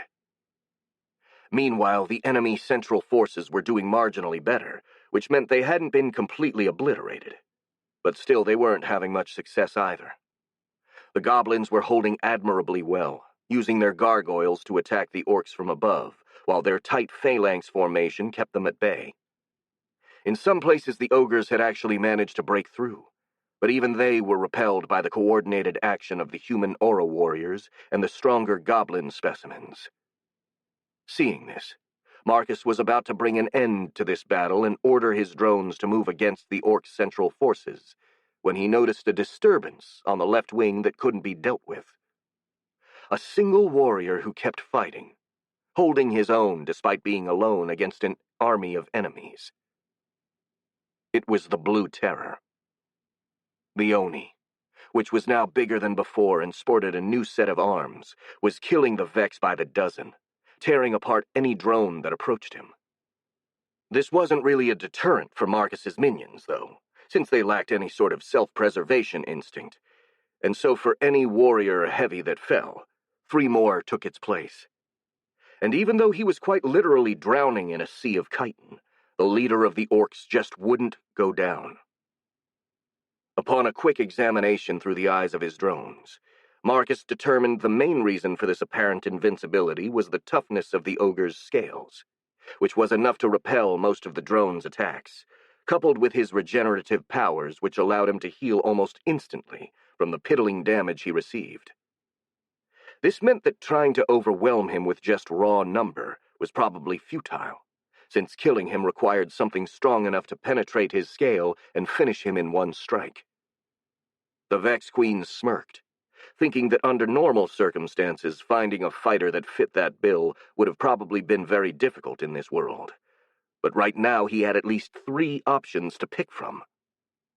One was Yazan Harp, but the captain of the Royal Knights was currently busy defending the citadel from the orcs, so maybe it was better to leave him be. The second choice, Alia Vilka, was similarly occupied doing the impersonation of a bloody blender against the orc central forces. She seemed just as unstoppable as the Oni, leaving a trail of dismembered bodies in her wake. Thanks to her contribution, the goblins were holding their own very easily. The orcs there hadn't been completely defeated, though, so even in that case it would be prudent to let her stay where she was until they'd been completely dealt with. That left the final option, which incidentally was the one Marcus was most eager to use: the destroyer drones. They were the most logical choice, too, since not only were they currently just waiting on standby, but they'd been made specifically to kill the Blue Terror. Having made up his mind, Marcus ordered the right wing of his forces to move and attack the orc central forces from behind, while leaving the left wing where it was in order to keep the Oni pinned. At the same time, he also made the destroyers start running toward the Oni's position, preparing them for the fight. I really hope they'll be able to take the Oni down, he thought. I'd hate having destroyed my vagina giving birth to them for nothing. Chapter 43. The Battle of Betrayal, Part 5. Blueskin was seething with anger and disbelief. His mighty army, which he'd spent freaking years gathering and training, had been overwhelmed so fast he barely had the time to realize it had happened. One minute he was leading his soldiers against the enemy, and the next one he was alone and surrounded by a slithering mass of chitin. The Vex, which he'd always dismissed as a secondary concern at worst, had revealed themselves to be far more dangerous than the Oni could have ever imagined in his worst nightmares. Unlike the ones he fought in the forest, the bug creatures opposing him here were not only better organized and absolutely fearless, but also possessed many different units, each seemingly made for a specific role. Hell, they even had flying units and freaking living artillery. That was some shit straight out of a tactical sci-fi game that felt horribly out of place in a fantasy setting like this one. Sadly, he didn't even have time to lament the unfairness of this situation because he was far too busy defending himself from the Vex assault. The bug creatures were attacking him from literally all sides, jumping on each other to better reach him and generally acting like a swarm of ants, trying to take down a much bigger animal through sheer numbers. Still, the Oni wouldn't go down that easily. His new and improved battle form was serving him well, and it seemed perfect for the kind of situation he was in. His 4 long arms and Wolverine-like bone claws allowed him to easily deal with multiple opponents in close-quarter combat. His thick scales protected him from the bug's weak attacks, and his enormous size prevented him from being pushed around. He still took some damage from time to time when the Vex managed to score a lucky hit, but he quickly regenerated and made sure the offender wouldn't live long enough to make a second attack. All these factors combined resulted in him plowing through the Vex like a lawnmower through tall grass, leaving a trail of shattered chitin and smelly ichor in his wake. Though not even this one-sided massacre discouraged the Vex.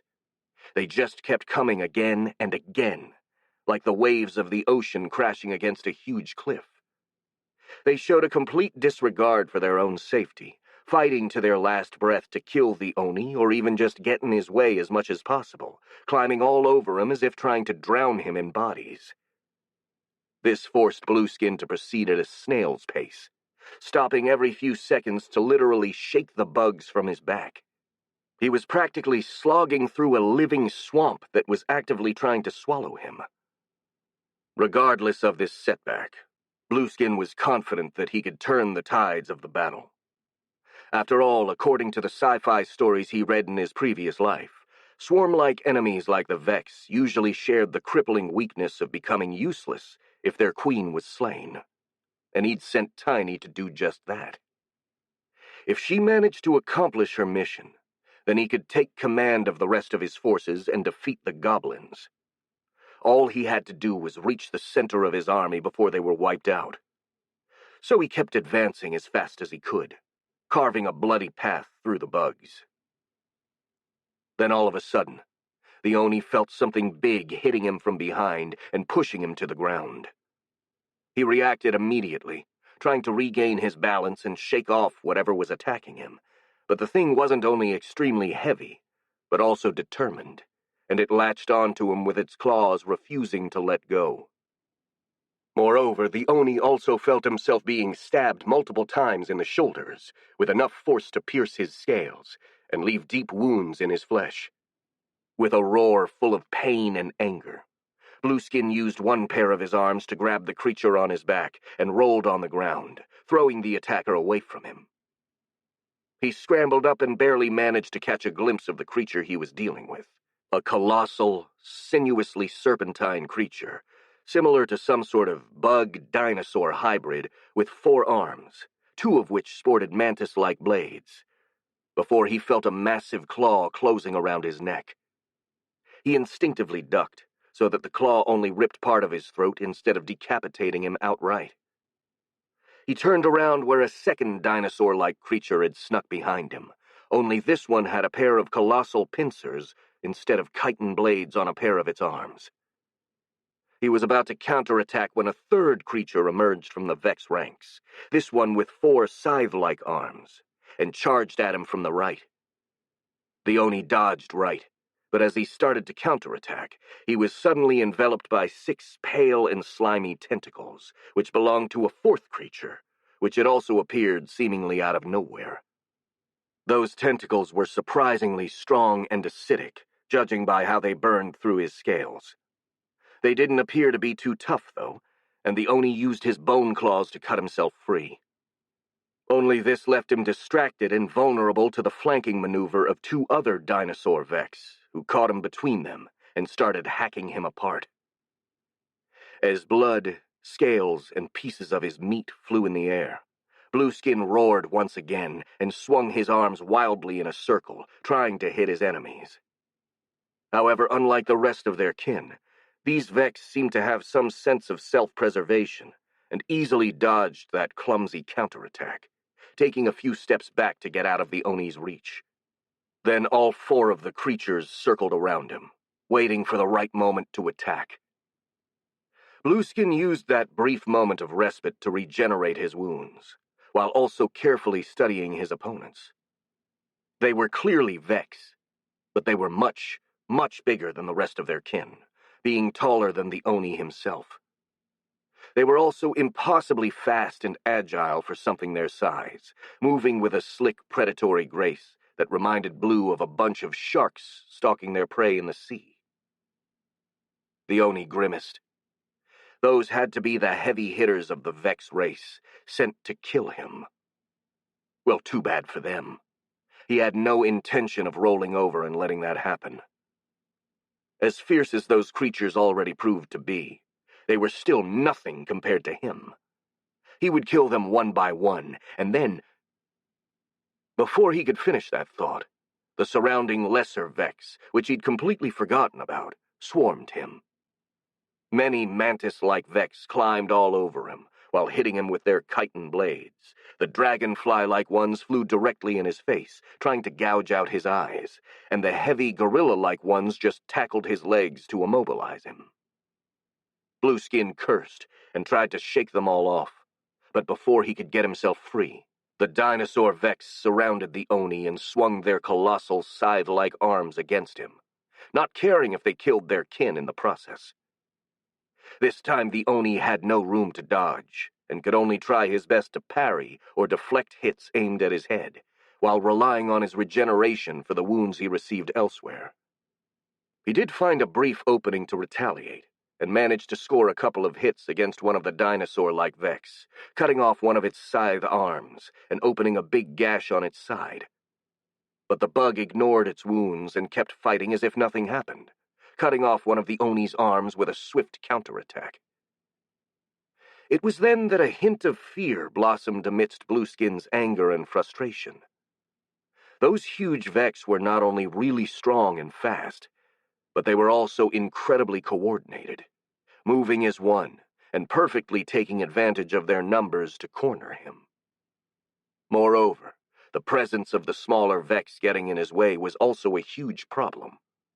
Being constantly swarmed over by them, Blueskin couldn't move easily or focus properly on the fight, which resulted in him being at the complete mercy of his opponents. It didn't take long before he decided that he didn't like these odds, and it was time to leave. He could only think of one method of escape, and it was quite risky. But then again, staying there was a death sentence, so it wasn't as if he had any other choice. Protecting his head and neck with his arms, the Oni charged straight ahead to break out of the encirclement, outright ignoring all the wounds he received. Luckily, the big Vex weren't as heavy as he was, and he managed to push them away, though he did lose another arm in the process. The lesser Vex immediately moved to stop him, gathering their bodies in a huge wave of chitin that rose up, while the dinosaur-like bugs also repositioned to attack him from behind. Escape on the ground was impossible, so Blueskin took to the air. First, he moved most of his muscles into his legs, while simultaneously reducing his overall weight, and then he leapt, jumping over 6 meters in height. As he was still midair, He quickly turned his remaining arms into wings and started frantically flapping, quickly gaining altitude and rising up into the sky. "So long, suckers," he thought, watching the big Vex jumping to get him, only to come a few meters short and land back into their brethren below.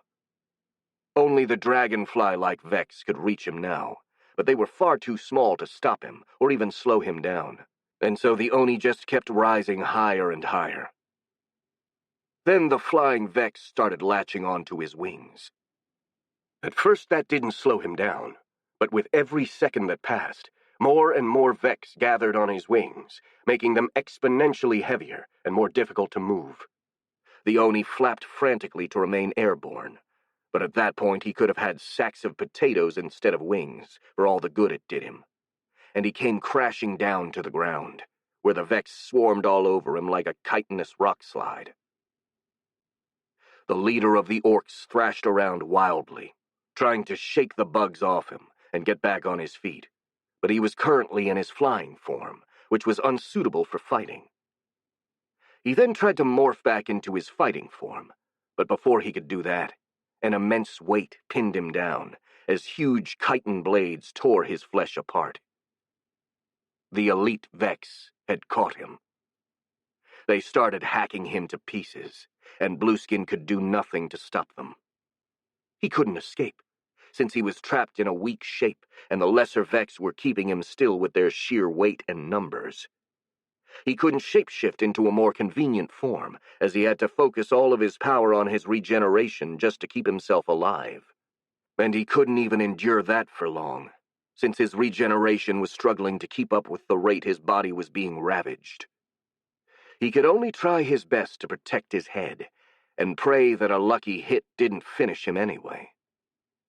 Through the pain and fear that clouded his mind, he managed to hold on only thanks to a single spark of hope. Tiny was out there, and if she managed to kill the Vex Queen, maybe these bugs would stop killing him. But that possibility seemed more and more unlikely with each passing moment, and Blue was already on the verge of giving up to despair. More than 10 kilometers away, Marcus coldly watched as his destroyers kept hacking away at the Blue Terror. He was quite surprised by how little he cared about the Oni's suffering. He'd have expected to have strong feelings one way or the other, be it pleasure from enacting justice, or feeling bad about having to inflict pain on another individual. But he didn't. At most, he just felt a little peckish. For some reason he couldn't explain. He felt kind of grateful for this neutrality, though. It made it easier for him to focus on his job. Leaving part of his mind focused on finishing off the Blue Terror, he shifted his conscious attention to the rest of the battlefield. While the Vex right wing was busy dealing with the Oni, the left wing had outflanked the remaining orcs and charged them from behind. Stuck between the drones and the goblins, and with most of their officers already killed by Audiobook, the orcs were barely putting up a resistance against being slaughtered. At that rate, it was only a matter of minutes before they'd all be dead. Elsewhere, things were going just as well. Inside the city, the orcs had made some attempts to conquer the citadel, but had been easily repelled by the defenders led by Yazan. The situation seemed stable enough that Marcus didn't need to worry about it for now. Meanwhile, the task force of ogres coming for the Vex Queen had also been taken care of. Having spotted them as soon as they'd left the city, Marcus had his bodyguards, about 300 warrior drones, and a few aura warriors, ambush the would-be assassins in a field about 3 kilometers from his position. Despite having been taken by surprise, and being outnumbered more than 15 to 1, the ogres fought valiantly, taking many drones down with them, but in the end, they'd all been killed. Marcus smirked and relaxed a bit. He had been a tad worried about the last operation, especially since he had left himself vulnerable, with only Felix and a handful of warrior drones guarding him, though the risk paid off. Besides, with dozens of flyers scouting the surroundings, he felt confident that he'd be able to spot any possible threat in time to run away. Having nothing more to inspect, he returned his full attention to the Oni. It was still alive even though its body looked like minced meat, a testament to its monstrous resilience and regenerative powers, and it was even trying to protect itself with what was left of its arms. That said, by now it was almost incapable of moving, and a few more hits would surely finish him off.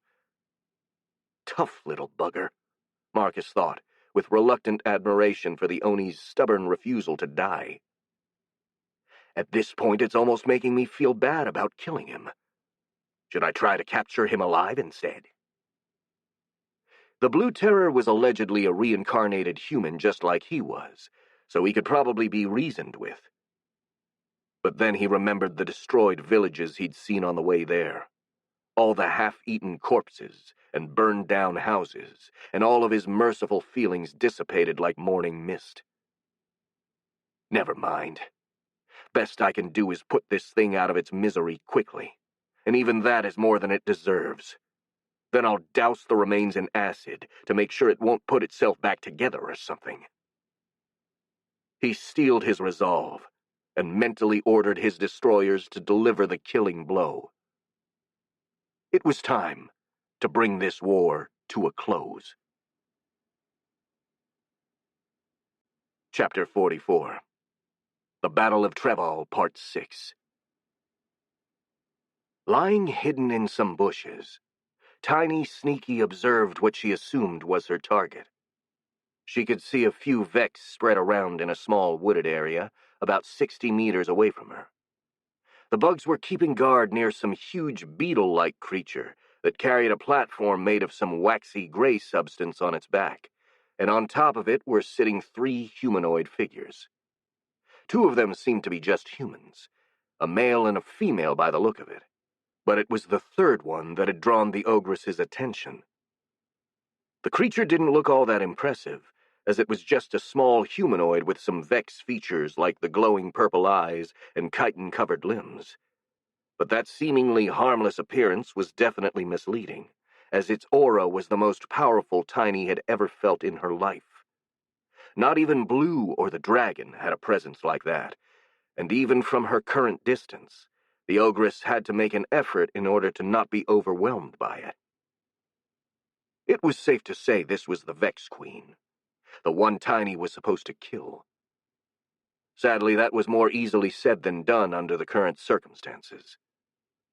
The main problem was that all of the ogres she'd brought to assist her on this mission had been killed, ambushed by a force of Vex and Aura Masters a couple of kilometers away.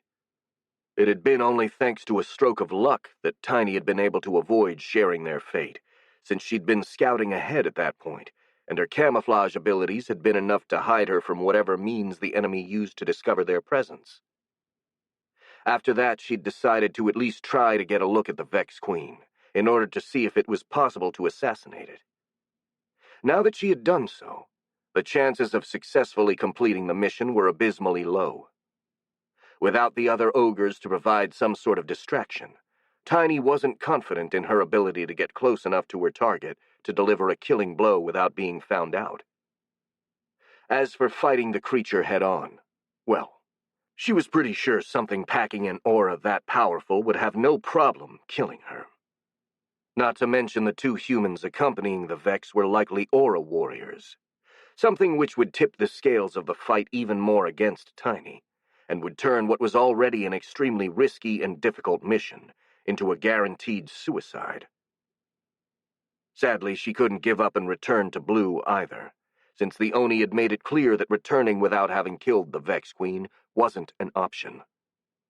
Considering how violent and unstable her boss had been, Tiny was sure she'd pay with her life for a failure like this, no matter how justified it was.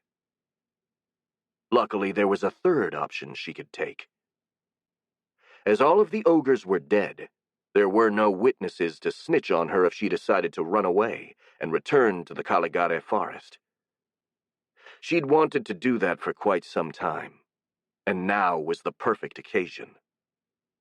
Blue would just assume she'd been killed in action, and would not look for her. Hell, knowing him, he would probably just forget about her in a matter of weeks, which would allow her to rejoin his army after changing her appearance, if he actually managed to conquer the human lands. And in case he failed, as one of the strongest ogres in his service, it would be easy for her to garner control of the orcs that stayed in the forest and build up a nice, comfy little kingdom for herself. She smirked with satisfaction at that last possibility. She was really starting to enjoy this fantasy, since it would pretty much make up for all the shit she'd been through under the Oni's service.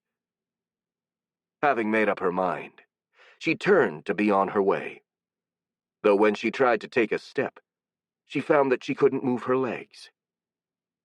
The initial confusion over this strange phenomenon quickly turned to panic as she realized that her whole body had frozen in place, and to her horror, her limbs started moving on their own, forcing her to turn around and draw her knives from their sheaths.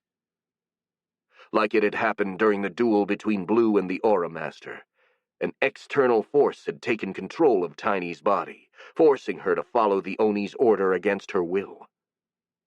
Scared and powerless, Tiny Sneaky silently screamed in her mind as she started creeping toward the Vex Queen. A sudden loud noise drew Marcus's attention just as he was about to finish off the Oni, and he raised his head to look around. "Did you just hear someone screaming?" he asked Clara and Felix, who were sitting right behind him. No," the apprentice sorcerer replied, sounding a bit confused. "Me neither," the girl said. "Are you sure?" the Vex Queen insisted. "Because I can still hear it." "I don't hear anything like that," Felix said again, and Clara shrugged to confirm that she didn't either. "Weird," Marcus muttered. Then he realized that he wasn't hearing the sound with his ears, but with his mind. He spared a moment to find the source of that mental noise. He couldn't see anything with his eyes, but after a few tries he managed to determine the general direction from which the psychic sound was coming. A patch of vegetation about 50 meters or so from him. With his curiosity piqued, he sent one of his warriors to inspect those bushes before returning his attention to the fight with the Blue Terror.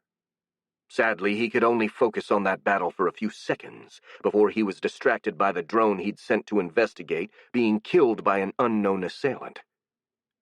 "We're under attack!" Marcus cried, mentally commanding the few drones he had with him to move. About 24 warriors and a couple of heavies rushed toward the mysterious assailant, who had finally shown itself. Sort of, at least. It was kind of difficult to see what the creature looked like, since its skin constantly changed color to match its surroundings. The overall silhouette seemed to be slender and humanoid. It also carried a long, heavy knife in each hand, whose solid metal contrasted with the seemingly evanescent skin of the wielder. 2 warriors reached the enemy together with their scythe arms raised and ready to hit. But the creature reacted with incredible speed, dodging the blows and retaliating with swift swings of its knives, cutting off the drones' heads with ease. It then started running, killing any drone that got in the way until there was none left between it and Marcus. "Shit!" the Vex Queen cursed, but as he tried to desperately think about a way to defend himself, he heard Felix's voice coming from behind him. "Fyrus!" the apprentice sorcerer cried, and a dart of pure fire flew toward the attacker.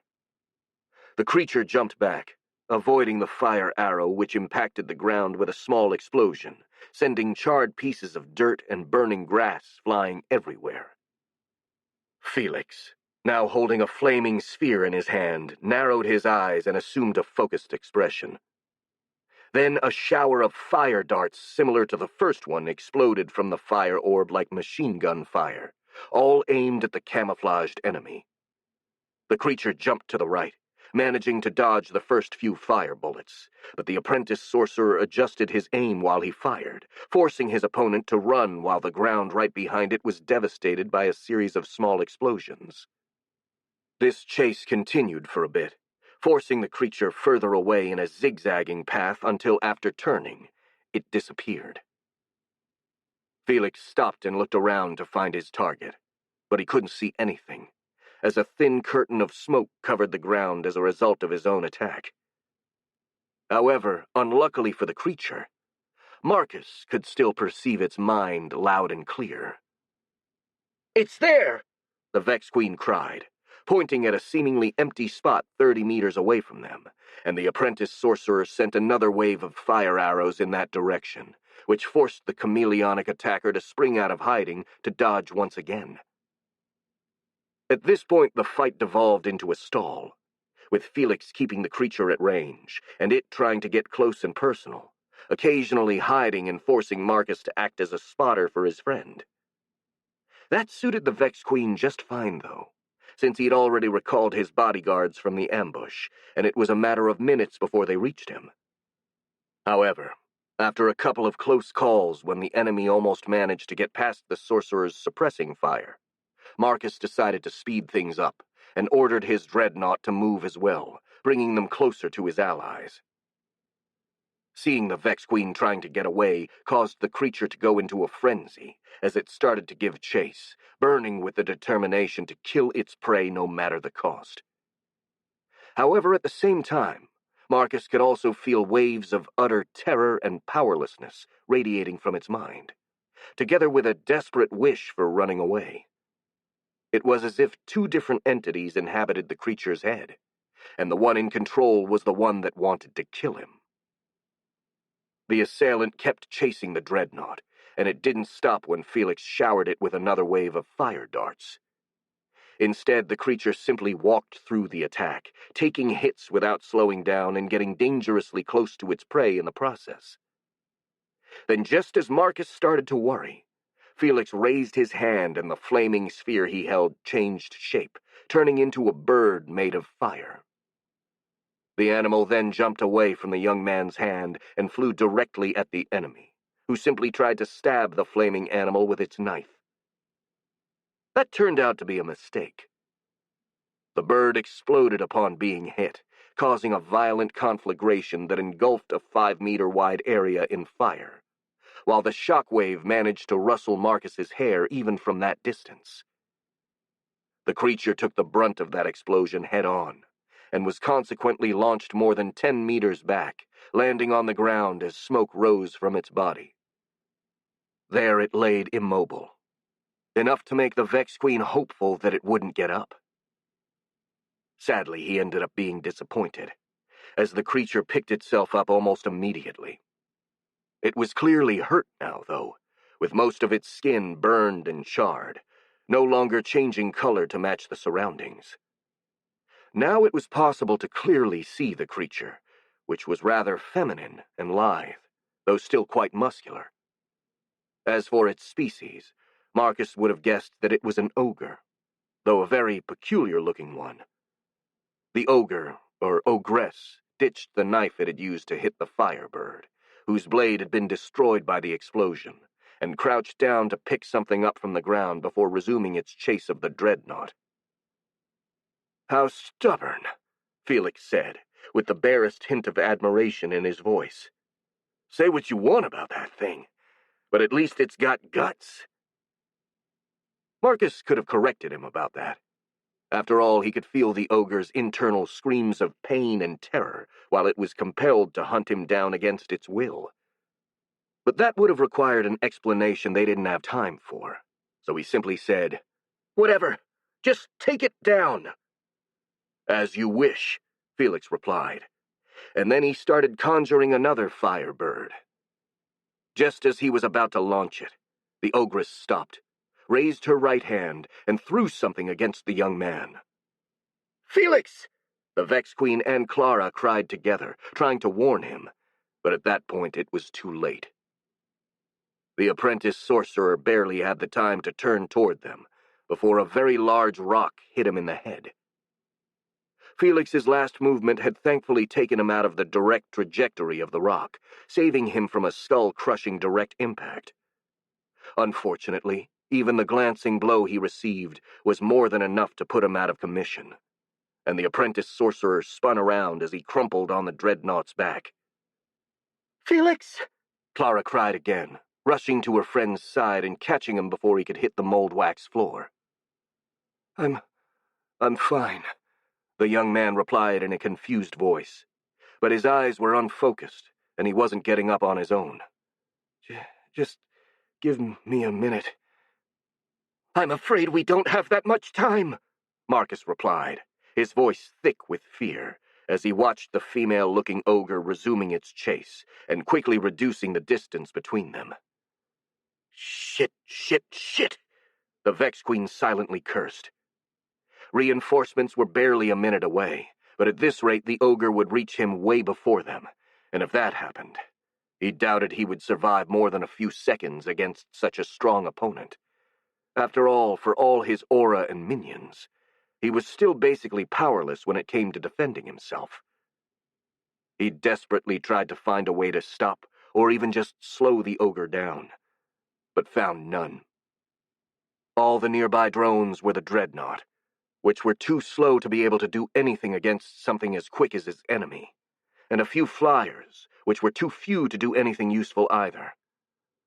Not even trying to use his own aura and telepathic powers to somehow intimidate it was going to work, since the entity in its head would force it to try and kill him no matter what. Wait, Marcus thought, as a sudden realization flashed in his mind. If I use my telepathy to stop that thing in the ogre's head directly, wouldn't that also stop the ogre? Having never used his mental powers that way, this plan was a shot in the dark to say the least, but he wasn't exactly spoiled for choice. Besides, the way the ogre's body was being puppeteered by that mental parasite had somehow given him an inkling of what he needed to do, though it was anyone's guess whether or not he would succeed. Not having time to waste, as the ogre was now barely 15 meters away from him, Marcus got to work. He closed his eyes, concentrating exclusively on this task and shutting down every other thought. Then he raised his hands and pointed them forward, as if trying to push something heavy, and focused all of his willpower into creating a stable telepathic link between himself and his target. There was some resistance when the humanoid became aware of this intrusion, but the Vex Queen pushed through, and in only a few seconds he was inside its mind. The ogre's emotions assailed him, clearer and louder than he'd ever felt. Pain, terror, frustration, and anger, mixed with the chaotic and primal surface thoughts of the panicking creature, howled like a maelstrom, taking Marcus by surprise and almost making him drop the mental link. His training with hogs was showing its worth, who'd taught him how to keep focused no matter what. He managed to hold on and push through that emotional storm, penetrating into the inner core of the ogress's mind. There he found the parasitic entity that controlled the humanoid, nested like a fat worm inside of an apple.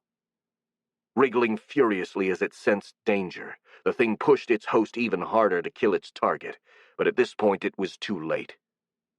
The Vex Queen's will flooded the mental space like a tsunami, filling every nook and cranny and immobilizing the parasite in the process. Then he gave a telepathic order just like the ones he used for his drones. Stop! Marcus opened his eyes, and his heart skipped a beat as he saw the point of a long knife before his eyes about to stab him. But the blade wasn't moving, and looking past it, he noticed that it was held by the ogress, who was frozen in place like a wax statue. Inside of its head, both it and the parasite were desperately struggling to break free, but the Vex Queen's will held them in place like insects trapped in resin. Well, I'd say I made it just in time, he thought, as relief washed over his shoulders. Then he heard Clara's voice calling for him. Marcus, are you all right? He turned and saw the girl, who was still holding a semi-unconscious Felix in her arms, looking at him with a confused and scared expression. Yes, I'm fine. Don't worry, he replied. What happened? Why did that thing stop? Oh, I made it stop with my mental powers. You did? Clara blinked in surprise. Yes, it's a bit complicated, and I can't really spare the attention to explain it to you now. I'm afraid they could break free if I get distracted. Then we should kill it, the girl said in a cold, merciless voice. Probably, Marcus agreed, but he couldn't help but feel a bit of hesitation. It feels kind of dishonorable, though. I mean, it can't even defend itself right now. That's the point, Clara insisted. If it could defend itself, it'd kill us all, wouldn't it? Yes. Then finish it off. And if you can't, I'll do it for you, she said, grabbing the hilt of her long knife. No, don't worry. I can do it myself, the Vex Queen said, unsheathing his own sword. Good, the girl said approvingly. Just remember to cut off its head. Ogres are tough, and any other injury might not be enough to finish them. Right, Marcus replied, and readied himself to deliver the killing blow to the ogress, raising his sword high above the creature's head with both hands. Seeing what was happening, the ogress sent out even more waves of terror, struggling pathetically inside of her own mind to get free. It even managed to form some coherent thoughts that Marcus, being inside of her head, could hear as clearly as his own. I don't want to die, she cried internally. I just want to go home. I don't want to die. I don't want to die. Why is my body not answering to me? I just wanted to run away from this stupid war. Why am I forced to fight even if I don't want to? I don't want to die. Curse you, Blue! Curse you to death! The Vex Queen grimaced after hearing these thoughts. Killing someone else in self-defense during the heat of a battle was one thing, but executing a terrified and virtually powerless person was another matter entirely. Besides, the humanoid had been forced to attack him against its will, something which made killing it feel even more unfair. Marcus lowered his sword, trying to think of an alternative he'd feel less uncomfortable about. Maybe if he removed the parasite in the creature's mind, it'd stop being hostile. Seeing him hesitate like that, Clara asked, "What are you waiting for?" Give me a second, the Vex Queen replied. There is something I have to check. He then laid one of his hands on the ogress's head, closing his eyes and focusing once again. He dove inside the humanoid's head, heading straight for the parasite to study it more thoroughly. The thing looked like a fat blue worm. And this time Marcus noticed that it was attached to the ogress's memory, growing from it like a tumor. The Vex Queen pushed deeper to inspect those memories, ignoring the obvious discomfort this process caused the ogress, and the creature's past opened in front of him. The name of the ogre was Tiny Sneaky, born in a small orc settlement in the Caligare forest. Being small for an orc, Tiny was bullied ruthlessly by the rest of her kin. But another orc named Blueskin, who was stronger than anyone else, had taken her under his wing as his subordinate and lover, protecting her and nurturing her growth. Out of gratitude and admiration for Blue's power, Tiny had developed feelings for him, the orc equivalent of love, though it wasn't such a deep emotion as the one humans experienced. She consequently served him loyally for several years, during which she'd become an ogre, and he'd evolved into the Oni. Unbeknownst to the ogress, during that time Blue's influence was literally infecting her, congealing into the parasite that now inhabited her head. So even now that Tiny's feelings had withered in the face of the Oni's sheer selfishness and unpleasantness, she found herself unable to disobey his orders, even if that would result in her death. Having seen what he needed, Marcus retreated from Tiny's inner memories. He noticed that despite him trying to be as delicate as possible, or at least not too rough, the probing had left the ogress in shambles. Tears flowed down her cheeks. Her eyes had rolled over in her head, and her surface thoughts had lost all semblance of coherence, while her subconscious screamed out of sheer horror for the invasion it suffered. That made the Vex Queen feel quite bad, which didn't really make it easier for him to decide the ogress's fate. Tiny Sneaky was certainly a victim of the circumstances in this specific situation, but she was also far from innocent. She was a violent savage and a ruthless killer who completely lacked the concept of empathy as humans intended it. While she'd been forced to attack Marcus against her will, her reluctance was only due to the risks involved, and judging by what he'd seen in her memories, she wouldn't have hesitated to kill him if she thought she could get away with it. She was clearly dangerous, with or without the Blue Terror's presence in her mind, and the most logical thing to do was to kill her right here and now. The only problem was that despite all this, Marcus couldn't force himself to murder the ogress in cold blood. Screw this. I didn't sign up to be an executioner, and I don't want this crap to weigh on my conscience, he thought angrily. Lots of people kill for petty and selfish reasons, so why shouldn't I be allowed to spare a life for equally petty and selfish reasons, too? He looked at Tiny with narrow eyes. Besides, if I make sure she can't hurt anyone, then no one should complain. Having made his decision, Marcus started thinking about how to implement it. While it was imperative to remove the Oni's influence from Tiny's head, otherwise she'd try to kill him as soon as he released her from his mental grip, he also needed to make sure she wouldn't attack him of her own volition. Luckily, he had a rough idea about how to achieve that. Inside the ogress's mind, there was a rather obvious and primal part of her psyche, entirely dedicated to some kind of fight-or-flight reflex. Or rather, a fight-or-surrender reflex. It was kind of alien and difficult to understand, that seemed to rule over a great part of her behavior. All the Vex Queen needed to do in order to make Tiny incapable of violence was to completely suppress the fight part of the instinct and dial up the surrender part to 11. And that was exactly what he did. With that out of the way, it was time to deal with the parasite. Luckily, even in that case, he intuitively knew how to proceed. Envisioning the Oni's corrupting influence as some sort of cancerous growth, Marcus tightened his mental grip over it, while at the same time he almost surgically cut it away from the memories it was attached to. The process was extremely agonizing for Tiny Sneaky, and the Vex Queen could clearly feel her torment at having part of her psyche severed. Since he was doing this for her own good, though, he forced himself to ignore her suffering. He kept severing memory after memory, as quickly as he could.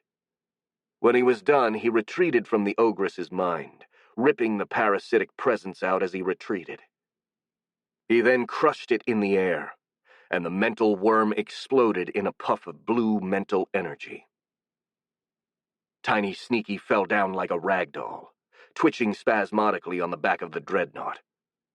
Having her mind ravaged like that had pushed her well beyond what she was able to endure, and she'd basically shut down on the spot, embracing unconsciousness with almost pathetic relief. Marcus also collapsed to his knees, as the tension and focus he had to keep tired him out considerably. "Marcus, are you all right?" Clara called. She was still beside Felix, but now the young man was sitting on his own and seemed lucid, though he was holding a blood-stained piece of cloth against his temple. "I'm fine," the Vex Queen replied. "How about Felix?" "I feel dizzy, nauseous, and my legs feel like they're made of goo," the apprentice sorcerer replied in a weak but still sarcastic voice. "Apart from that, I'm fine. Thanks for asking." "Still, try not to move too much," Clara said in a worried tone. "Blows to the head can be dangerous. You have to get checked by a cleric as soon as possible." She then looked at the still twitching ogress and asked, "What did you do to that thing, by the way?" "Entered her mind, stopped her from killing us, and then made sure she wouldn't try to do that again," the Vex Queen promptly replied. "What?" Felix exclaimed in an incredulous voice. "You can do that?" "Apparently," Marcus shrugged. "I didn't even know it was a possibility before sensing her mind, though." He nodded toward the ogress. "She was being mentally controlled by the Blue Terror, and that gave me the idea of using my own mental powers to stop her." He smirked. "It was quite the gamble, but I'd say it paid off." The young man remained silent, slowly processing this information. Clara, however, being rather more practical than her friend, asked, "Okay, so what are we going to do with it now?" She pointed at Tiny Sneaky. "Aren't you going to finish it off?" Marcus hesitated a bit before answering. "Not yet," he said. I wasn't comfortable killing her while she was defenseless, and then I felt bad for her because she was controlled by the Oni." He then added in a defensive tone, "Listen, I know that this is an arbitrary and probably bad decision, but I just feel this way, okay? I made sure to make her harmless while I was inside of her head, though, so she shouldn't be a threat." He expected Clara to scold him for this decision, but much to his surprise, the girl just shrugged. "That's your call," she said. "I certainly won't force you to kill anything against your will. But are you absolutely sure she won't try to kill us?" "Yes. She shouldn't be able to willingly hurt anyone now." The girl raised an eyebrow at this explanation, but decided to drop the argument. Felix, however, was now looking at him with his eyes shining with curiosity. "Oh, is that why you stopped your drones, then?" he asked. "You were so certain that she wouldn't be able to hurt you that you decided they weren't needed?" "What?" the Vex Queen said, taken completely by surprise by those words. And looking to the south, he noticed that his drone bodyguards, which had been coming to his rescue, were now standing completely motionless about 200 meters away from him. Then, with rising horror, he realized that he'd been so focused on mentally dominating the Ogress that he'd completely taken his attention away from his drones, causing them to freeze in place from the lack of orders. He checked on the rest of his forces and saw that those too had stopped in their tracks. Luckily, the battle at that point was basically over, so the few remaining orcs hadn't been able to deal any significant damage to the drones in the minute or so he'd spent inside Tiny Sneaky's head. There were a handful who'd taken advantage of that time to try and run away, but the warriors shouldn't really have any problem hunting them down. However, there was one problem that prevented him from taking a sigh of relief, and instead made him silently curse in his head. "Son of a poopy pumpkin," he thought angrily. "The bloody Oni is getting away!" Chapter 45. Is This Loss? The battle was lost. Blueskin was running for his life, forcing his broken and battered body to move despite the pain this caused him. This was even harder on him, as he had all but forgotten the feeling of not being well, since his regeneration usually took care of whatever injury he incurred in a matter of seconds. This fight pushed him to his limits, which wasn't all that surprising, considering that he'd put himself back together like some sort of bloody jigsaw puzzle. He simply didn't have enough energy to heal himself completely, and as a result he was limping, and his whole body ached terribly, while he himself was dizzy from fatigue and hunger. That said, things weren't going that bad. After all, he was still alive, something he wouldn't have thought possible just a couple of minutes before, when he was being torn to pieces under the claws of the Vex. His luck had risen again, as all of a sudden, the bugs stopped moving entirely, allowing him to heal his ravaged body enough to get back on his feet. When he'd gotten up, the whole Vex army had stopped moving, standing as still as statues. After an initial moment of confusion and unbelievable relief, he thought that maybe Tiny had completed her mission and killed the Vex Queen, thus neutralizing the whole swarm. However, after giving the creatures a better look, he realized they didn't actually look lifeless at all, but rather they gave the impression of waiting for something.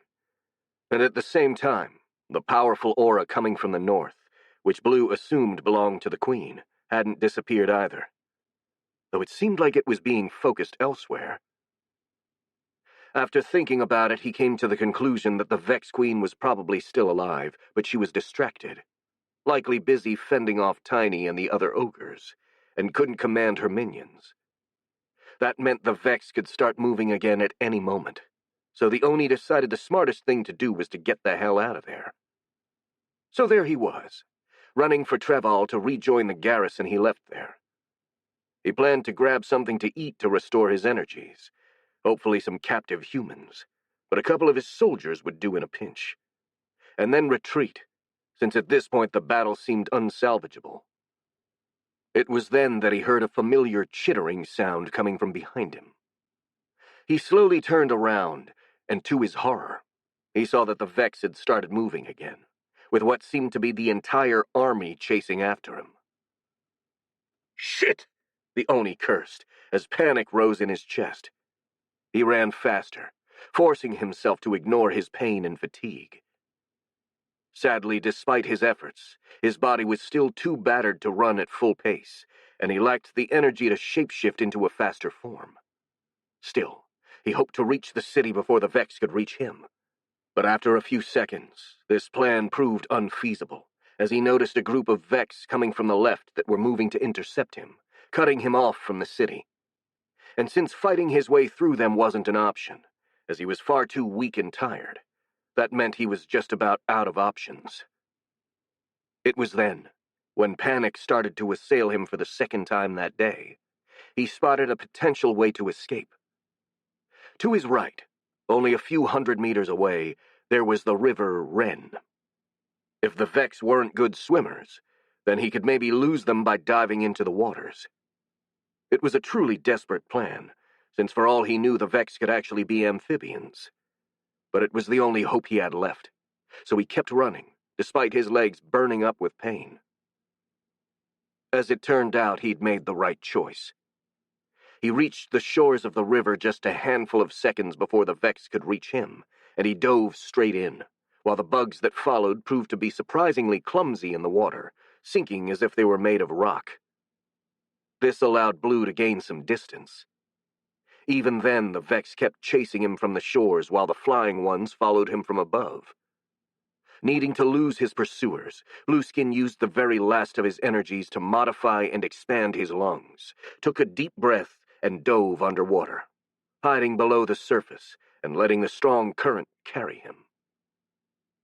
Half an hour later, he cautiously re-emerged inside of a cane thicket near the shore, seeking any trace of the Vex. Seeing nothing around, he slowly started crawling out of the muddy water. He was feeling a little better, having rested and even eaten a few fishes while he was submerged, and though he was still very weak, he felt restored enough to walk. He had to be very careful, though, as even now he wasn't confident that he could hold his own in a fight, so he needed to be as stealthy as possible in order to not be found. He decided to imitate Tiny's technique, changing his skin color to blend in with the environment and sneaking from cover to cover. Thinking about the ogress made him bitter, though. That damn incompetent ogre obviously hadn't been able to complete her mission and kill the goddamned Vex Queen. If she'd survived, something which didn't seem likely, then Blueskin would make sure she paid with her life for her failure. As he kept sneaking, and his fear and panic died down, his anger and frustration grew, to the point that he was positively seething. It was all his subordinates' fault that the battle had been lost. If only they'd properly followed his orders, then taking Treval should have been a cakewalk. They'd been bogged down by their lack of discipline and cowardice. Blueskin swore that the next army he was going to raise would be far more competent, and then no one would be able to stop him. For now, however, despite all of his vengeful plans, all he could do was retreat back to the Caligare forest. That said, he needed to make a stop in a certain place in order to properly punish the one most responsible for this failure. And the thought of the sweet, sweet retribution that he was going to inflict on his chosen scapegoat was enough to make him smirk, despite everything. The battle was won. The last pocket of orc resistance inside of the city had been overwhelmed, and now Treval's defenders walked out of the citadel to meet their allies and celebrate the victory. However, there was an island of discontent in the midst of that sea of cheers. Unsurprisingly, it was centered around Marcus himself. The Vex Queen had just reached the city's outskirts on top of his dreadnought, having decided to join the main army for his own safety, due to the Oni still being at large. Sadly for everyone else around him, he was surrounded by a bubble of frustration several dozen meters in diameter that soured the mood of everyone caught inside of it. It was so bad even Clara and Felix seemed a bit uncomfortable, despite being used to their friend's overwhelming mental presence. "Come on, Marcus," the apprentice sorcerer tried to cheer him up. "Don't be so sour. It's not your fault if the Oni got away. I mean, you were fighting for your life back there." "He's right," Clara concurred. "You shouldn't be so hard on yourself." I know, the Vex Queen replied. "But I just can't help it. I was so close to bringing this entire war to a close, and I let it slip away." His face grew darker. "Also, I spent way too much time inside of the Ogress's mind trying to find a way to spare her. If only I had killed her immediately, I could have caught the Oni before it got away. And that's entirely my fault." "Maybe," Clara said. "But if you thought it was important, then maybe you were right to do what you did. Besides, there is no point crying over spilled milk. It's not like seething over this matter will help you catch the Oni." "I know, but I can't help it. I'm very angry with myself right now." "Don't be," the girl insisted. "You may have been too merciful, but I'd rather have you this way than the contrary. Also, you saved countless lives in this battle. Without your help, many more people would have died, so I don't think anyone will complain too much. Hell, if anything, they should thank you for all you've done." "I think they're going to do just that," Felix chimed in, pointing at the gates of Betrayal, where a small crowd waited for them. "They seem in a good enough mood." All the commanders of the Medellanian army were there, but Marcus already knew that since his copy drone was also accompanying them. He'd also already informed them of what happened, and just like Clara told him, no one seemed too angry about his failure. Feeling a bit more confident and not wanting to make them uncomfortable with his brooding, the Vex Queen tried to calm down using the self-control techniques Hoggs had taught him. He closed his eyes, took a deep breath, and focused only on the present moment.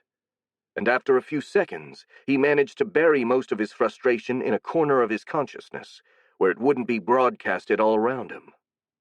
Still, when he climbed down from the dreadnought, his sheer aura was enough to make those who had never met him before, including Lord Grimdale, flinch in surprise.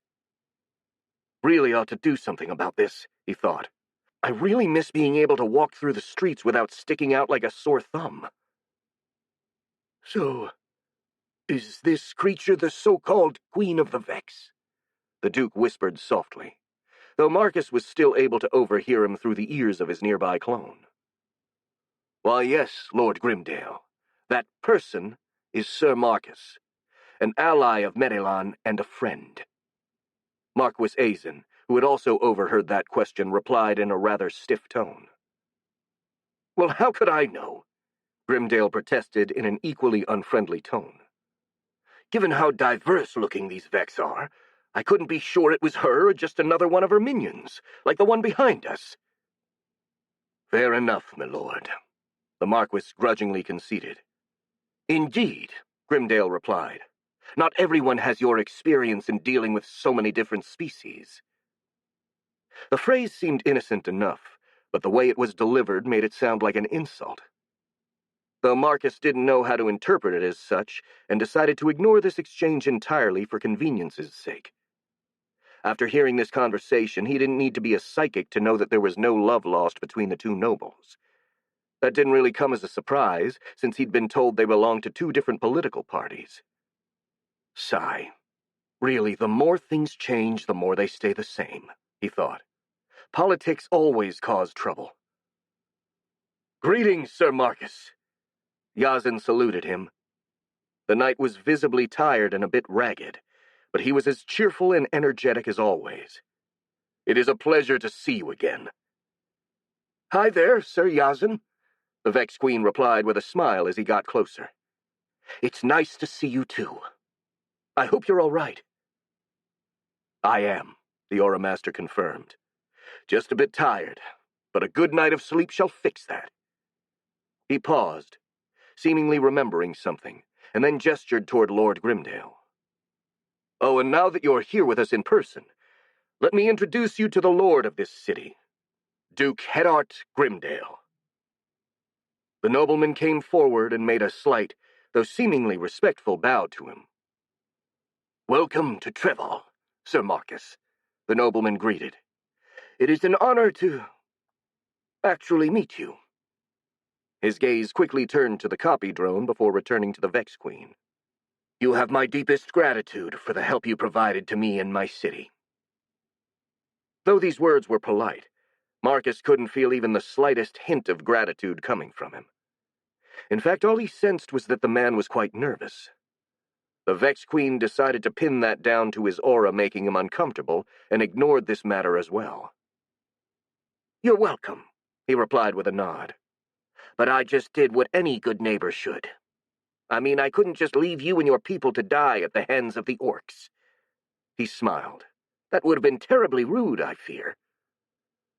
Felix and a few others let out a light chuckle, but Lord Grimdale didn't seem amused. He did laugh, but clearly out of courtesy, and it sounded terribly forced and rather awkward. Quite so, the nobleman said, struggling to hide his nervousness. Anyway, that doesn't change the fact that you have been of great help to the Duchy of Grimdale, and I hope you are willing to accept my thanks. No problem, Marcus shrugged. Feel free to thank me all you want. A rather awkward silence followed as Lord Grimdale seemed unsure how to respond to the Vex Queen's attempt to initiate an informal and light-hearted conversation. Luckily for him, he was bailed out by Alia, who chimed in with her usual disregard for formalities. Unfortunately for Marcus, the argument she chose was a sore point. Did you find the Oni? She asked. This battle was far too easy for my tastes, and I want some more training before getting home. Otherwise, this whole trek would have been a huge waste of my time. I still have my flyers searching the area, but so far they haven't found it, the Vex Queen replied, struggling to contain his uneasiness about the topic. At this point, I fear it may have gone beyond the range of my drones. Well, that's too bad, the wolf woman sighed. I'd hoped to find a worthwhile challenge here in Betrayal, but it seems I wasted my time. This battle was utterly boring.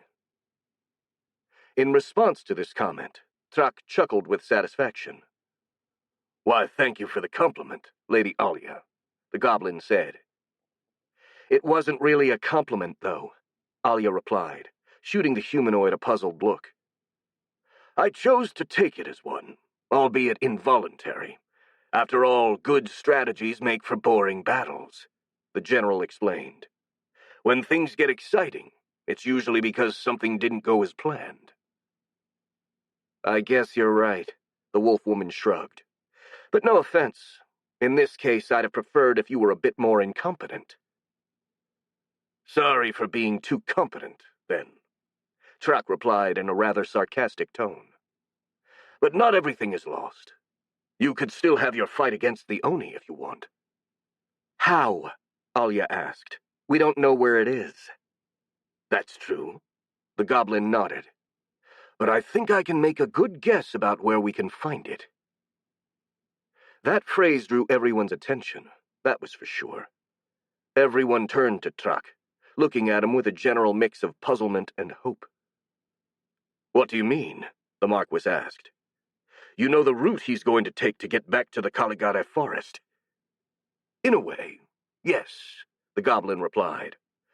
Or at least I know one probable stop he's going to make on the way there. And where would it be? A small forest about 20 kilometers southeast of here. Wait, the Duke said. That's where my family's hunting reserve is. Oh, that explains the size of the hunting lodge the orcs are occupying, then, the goblin commented. It makes sense that it's so big if it belongs to you.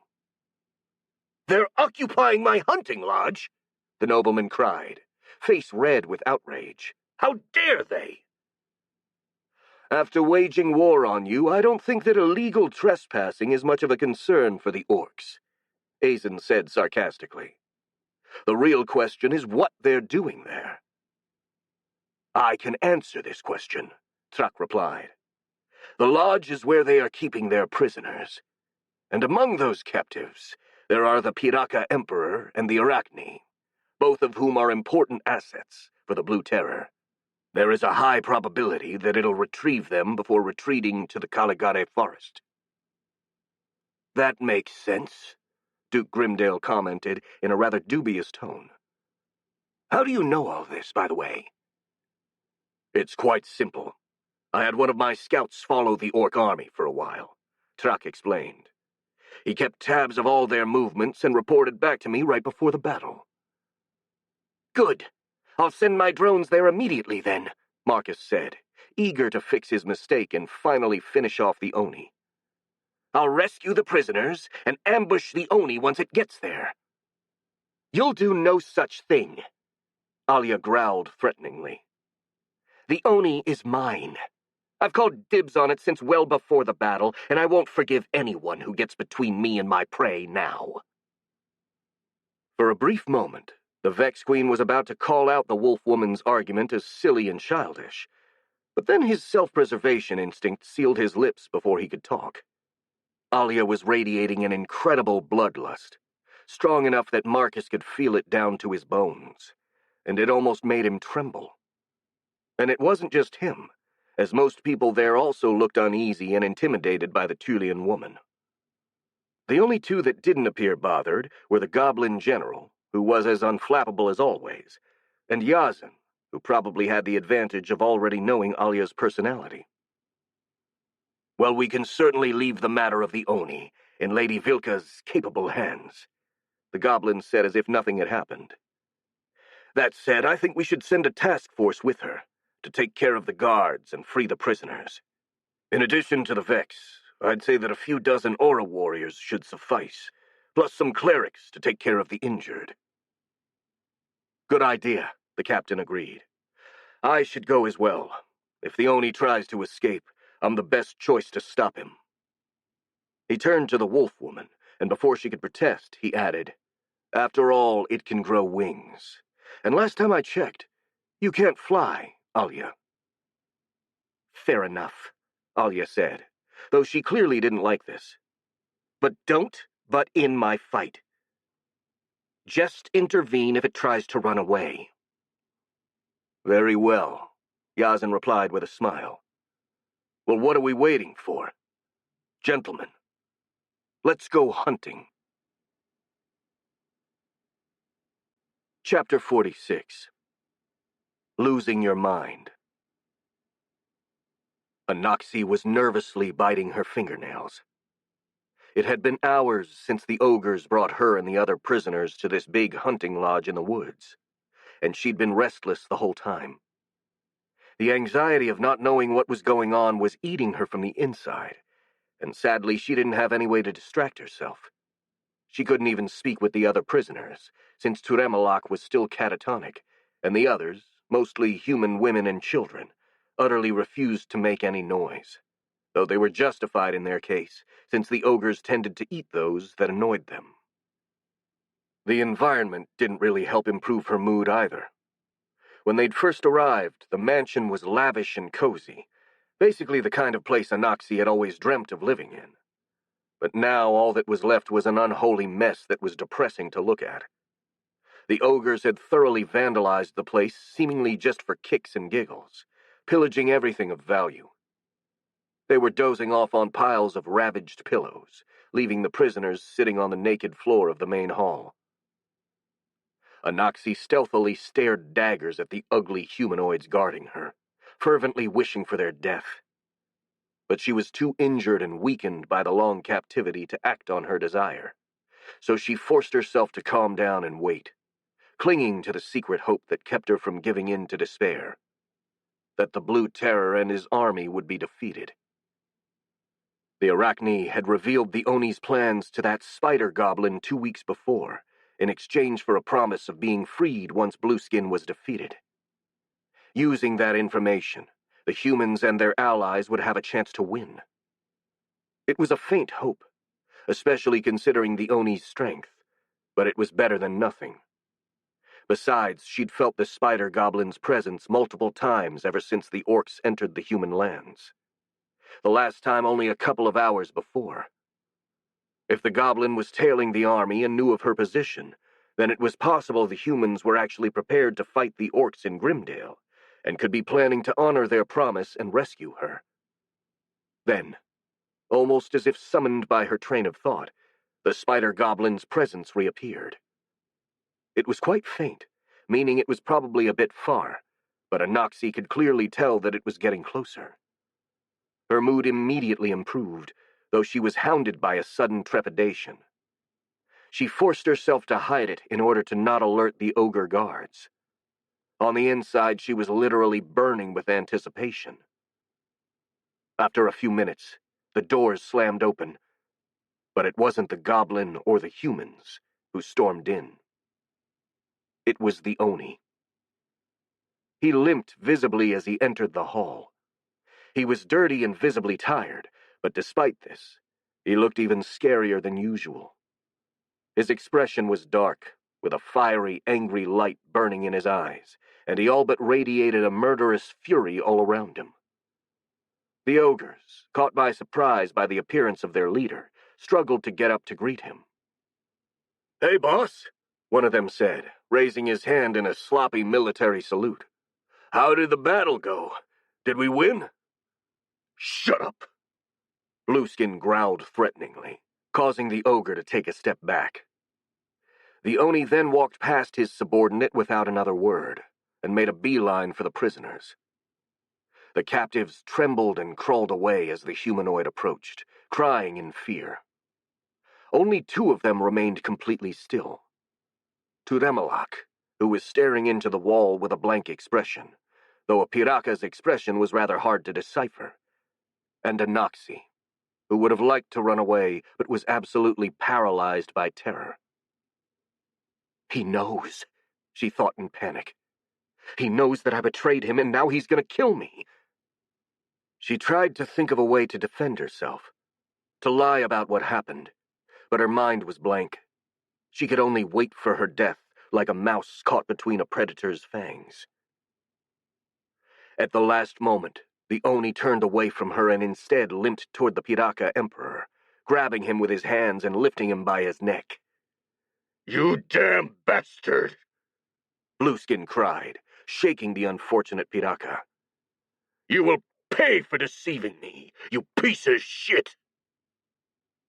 This was quite enough to shake Turemalak from his stupor, and the Piraka tried to scream, but the iron grip around his neck prevented him from emitting any sound other than a muffled gurgle. The bird-like humanoid tried to wriggle free, clawing at the Oni's hands, but it was all in vain. Blueskin wouldn't let him go, and instead started opening his mouth, dislocating his jaw like a snake, before putting Turemalak's head inside his mouth and closing his teeth like a bear trap. Blood sprayed everywhere, landing all around the Oni. Some of it ended up on Anoxie's skin, causing her to scream in fear and scuttle as far away as she could. Meanwhile, Blueskin had swallowed the Piraka's head, and now he was going through some sort of supernatural revitalization.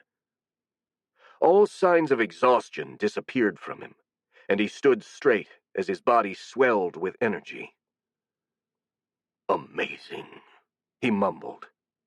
"Had I known eating that bastard would give me so much aura, I would have done so ages ago." He looked at the decapitated body of his old enemy in his hands, and then threw it towards the ogres, like a master throwing leftovers to his dog. "Here, eat up," he said. "I need you to be fit for a long journey. We're getting out of here." The ogres exchanged a confused look, but then shrugged. It wasn't in their nature to refuse food, and picked up Turemalak's body from the floor, starting to devour it.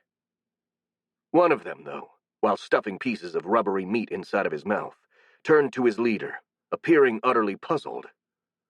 "Where are we going, boss?" he asked. "And what happened to the battle?" The Oni stared daggers at him, but after a second he calmed down. We're going back to the Caligade forest. The humans and their allies have proven to be tougher than anticipated, so I need to gather a stronger army to deal with them. And have no doubt that I will do that. Next time I won't be playing around. I will destroy and devour every single human I come across. Despite not being the sharpest tool in the box, the ogre knew better than to disagree with an obviously furious and murderous Oni. So he just nodded and made a rather forced smile. As you wish, boss. Next time we'll eat the humans and everyone else, then, the humanoid said cheerfully, though his voice betrayed a little nervousness. Good. Now finish your snack and gather up our stuff. We need to leave as soon as possible. The ogre nodded again, but then he pointed at the prisoners and asked, What do we do with them, boss? If we have to leave them, can I eat them? No. We're bringing them with us, the Oni replied. We do need provisions for our trip, after all. The captives started weeping, but were ignored. After finishing devouring Turemalak's corpse, one of the ogres gathered the prisoners, lifting them up by the ropes that bound their hands, and forced them on their feet, while the others gathered up their looted goods. The Oni oversaw these operations with a pensive expression, almost as if he was trying to remember something. Anaxi remained tense and scared, as a sense of desperation creeped over her. While she was glad to be alive, the return of the Oni ruined everything she'd planned. Sure, the spider goblin's presence was nearby, but now that the Blue Terror was here, she had no idea how she could be rescued. Also, Turemalak's death rattled her. While they'd never been friends, he had been a fellow reincarnator, and his demise reminded her all too much of her own mortality. And then, as she kept worrying like that, Blueskin turned to her, suspicion dripping from his gaze. Who were you talking to, Anaxi? He asked. What? The Arachne replied, confused. I didn't say anything. Not now. In the forest, a few weeks ago, Blueskin said, his tone growing harsher. Turemalak heard you talking with someone back then. Those memories are a bit foggy, but you were definitely speaking with someone. And you were talking about my invading plans. Anaxi internally cursed, as she recalled that the Oni could read the memories of those he'd eaten. Turemalak had always been kept close to her, and so he probably overheard her talking with the goblin, though she'd thought he had been asleep at the time. Seems he hadn't, and now the Arachne had to quickly find a plausible explanation or risk being devoured like the Piraka had been. I spoke with no one, she promptly lied. Turemalak was often delirious the past few weeks, so he must have imagined it. Besides, with whom could I have talked? I was always in the middle of your army and heavily guarded all the time. Blueskin hesitated at those words, and for a moment, Anaxi believed she'd managed to fool him. But then the Oni grimaced, and his expression became angry again.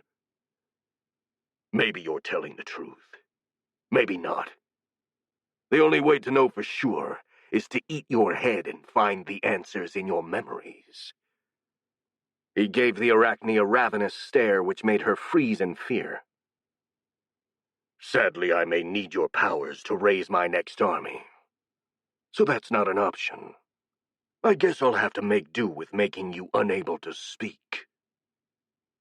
He lifted his right hand, while two of his nails turned into nasty-looking serrated claws. No, Anaxi cried, trying to crawl away from the Oni. Please, no! I said nothing! You have to believe me! Sorry, but I'm not gonna risk any more possible leaks, the Blue Terror said in a merciless voice, advancing on the terrified Rantol matriarch. Now stand still while I remove your tongue, or this will hurt more. He took a step.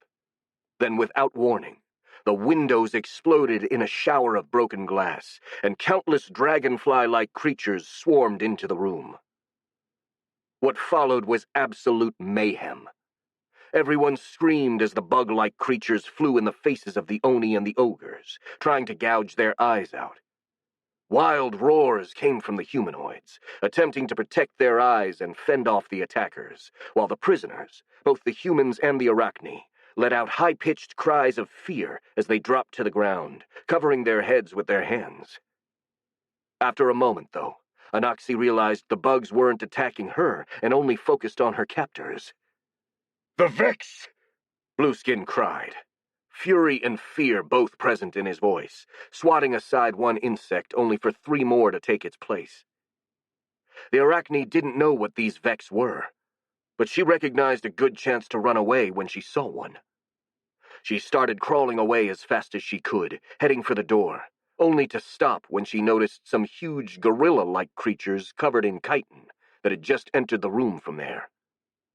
These creatures charged against the humanoids and engaged them in combat, while a horde of smaller but still imposing mantis-like creatures came inside after them, filling the entire hall with a mass of chitin. However, despite the chaos that reigned supreme, these Vex, as the Oni called them, paid great attention to not trample over the prisoners, and instead seemed to be trying to push the ogres away from them. Are they allies? Anaxi wondered, not daring to move. "No!" the Oni screamed at the top of his lungs. "You won't get me again, you bastards!" He proceeded to punch aside the gorilla-like bug that was fighting him, sending it flying against a wall, and then ran, smashing through the other Vex in his way before jumping out of a window. Seeing their boss fleeing, the ogres tried to follow, but they lacked the Oni's strength and struggled to get past their chitinous opponents. And this delay cost them their lives. A few moments after the Blue Terror retreated, new figures came inside from the main door. They looked like human knights in full plate armor, but they moved with incredible speed and precision, and they also charged the ogres, starting to hack them apart with their weapons. The humanoids put up a desperate resistance, but they were overwhelmed by the numbers of the Vex, combined with the strength of those knights, and in less than a minute, they were all dead. As soon as the last humanoid fell and stopped moving, the Vex retreated to the edges of the room, leaving space for the humans to provide assistance to the prisoners. The knights also approached the captives to check their condition, telling them they were free, and that everything was going to be all right now. However, they all steered clear of Anaxi, leaving her alone. As the other prisoners started crying out of relief, the Arachne just laid still and nervously watched both the knights and the Vex. She was incredibly glad for having been freed from the Oni like everyone else, sure, but now she wondered what her fate would be. After all, she didn't know any of these newcomers, and for all she knew, they would kill her as soon as they secured their own captives. Then a familiar voice called for her. "Lady Anaxi." The Arachne turned, and was incredibly relieved when she saw the spider goblin with whom she'd made a deal standing there. "As promised, we've come to rescue you," the goblin said. "Thank you," Anaxi replied, tears of relief flowing from her eyes, all 10 of them, when she realized she'd actually been freed. "You are welcome. After all, without your help, the battle would have probably been much harder." He made a gesture, and 4 brawny hobgoblins came from behind him, carrying a wooden stretcher big enough to accommodate the Arachne's huge body.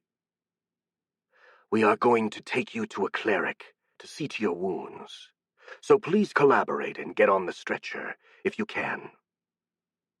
Yes, the Arachne said, and crawled onto the stretcher that the goblins laid down in front of her. "But let's be quick, please. I don't know if the Oni will come back. He got away just before those humans came in." "I know. We planned for that to happen," the spider goblin explained, as matter-of-factly as always. "If we had seriously attacked him inside of here, Then you and the other prisoners could have been caught up in the fight, so we needed him to flee. Don't worry, though. He will be dealt with soon enough." For a moment, his confident smirk got even wider. "He won't get far. Trust me." "Thank the heavens." Anaxi sighed with relief as the hobgoblin carriers struggled to lift her weight. She couldn't imagine what the spider goblin had planned to do to kill Blueskin, but judging by how scared the Oni seemed, maybe they had something that could threaten even him. After a few tries, the hobgoblins managed to lift the stretcher and started carrying her out of the mansion. As she passed near the spider goblin, the Arachne extended one of her arms and swiftly but delicately caressed him. The goblin tensed for a moment at that physical contact, as if he'd received an electric shock. But then he relaxed, though his eyes became a bit unfocused.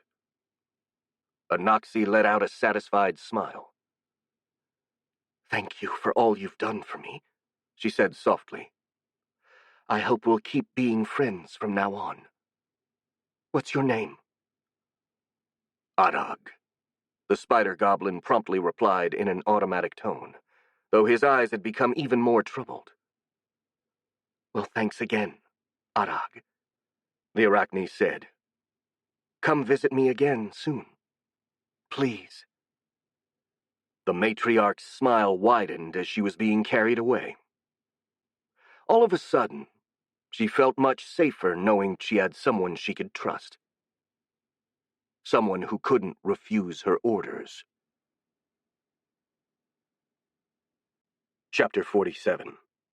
A Lesson in Humility. For the second time that day, Blueskin was running for his life. He'd all but forgotten his plans of revenge, and cared only for getting the hell away from the Vex that chased him. The horrible memory of being swarmed over and hacked to pieces by the bug-like creatures was too fresh in his mind for him to even consider fighting them. The only option left was to escape. Luckily, he'd completely recovered after devouring the Piraka Emperor and absorbing his aura. Being able to use his shape-shifting again made avoiding the bugs much easier.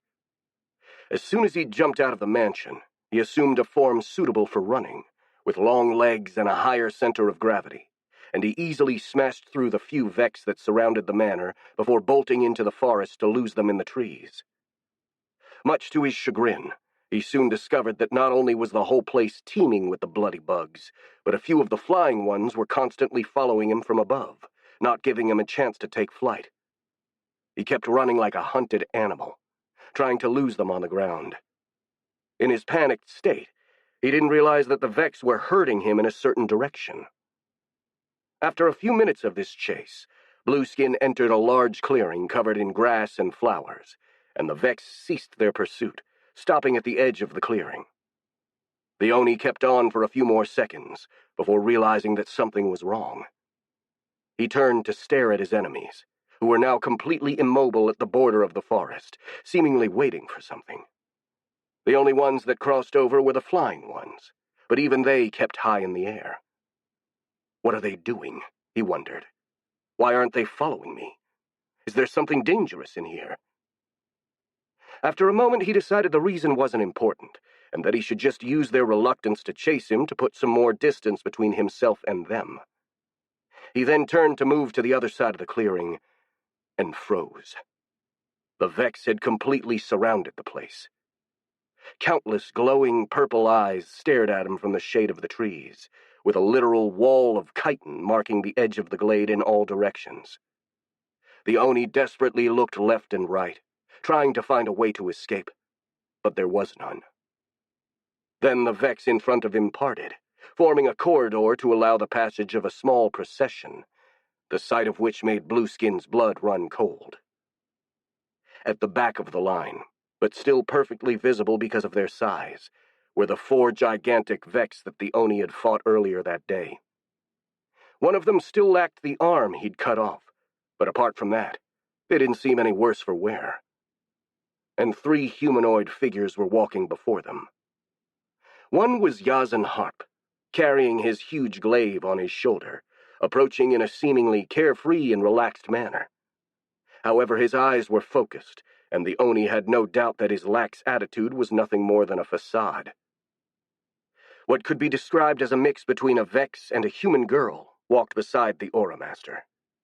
She wore a plain white tunic and had a completely blank expression, plus the way she moved had something rather wrong to it, almost as if she were a puppet rather than an actual person. Blue assumed she was the queen of the Vex, though she lacked the intense aura. And finally, marching in front of all the others was a tall female lichen with snow-white fur, dressed in form-fitting black shorts and a sports bra. She was extremely muscular, but quite shapely, and despite not really having been a furry in his previous life, Blueskin had to admit that she was really quite attractive, though this wasn't the time for such appreciation. More than anything else, she quite literally radiated power and barely controlled bloodlust. As he processed the situation, Blueskin's anxiety grew more and more. The Vex and Yazan were serious threats by themselves, and he couldn't see how he could get out alive when facing both of them together. And that was without taking into consideration the Wolf Woman, who by all accounts also seemed to be extremely strong. That said, he wasn't quite driven to desperation yet, as he'd been in seemingly hopeless situations many times before, and had always managed to survive. After all, such was the life of the main character. Because of this, he stood on guard and waited, or rather prayed, for anything that would give him a chance to escape or turn the tables. And it seemed that something like that was indeed happening, as the newly arrived enemies didn't immediately attack him, but instead started talking to each other. "So that's the Oni?" the Wolf Woman asked her companions while pointing at the Blue Terror. "Yes," Yazan replied with a nod. "It doesn't look like much, though. Can't even get away from a few bugs." The lichen sighed. "It seems I set my expectations too high after all." "Do you want to leave it to us, then?" the captain asked. "Nah," the Wolf Woman shook her head. "After all I went through, I want to at least vent my disappointment. And who knows? He might be hiding something interesting." She turned to the other two and added in an adamant tone, "Remember what you both promised me. No interference. Understood?" "Fine," Yazan confirmed. "As you wish," the Vex girl said in an emotionless and alien voice. "Good." The lichen smiled and stepped into the clearing, leaving the other two behind in the trees. She stopped at about 30 meters from Blueskin, who was still keeping his guard up. "My name is Alia Vilka, Grand Champion of the Federation of Chule.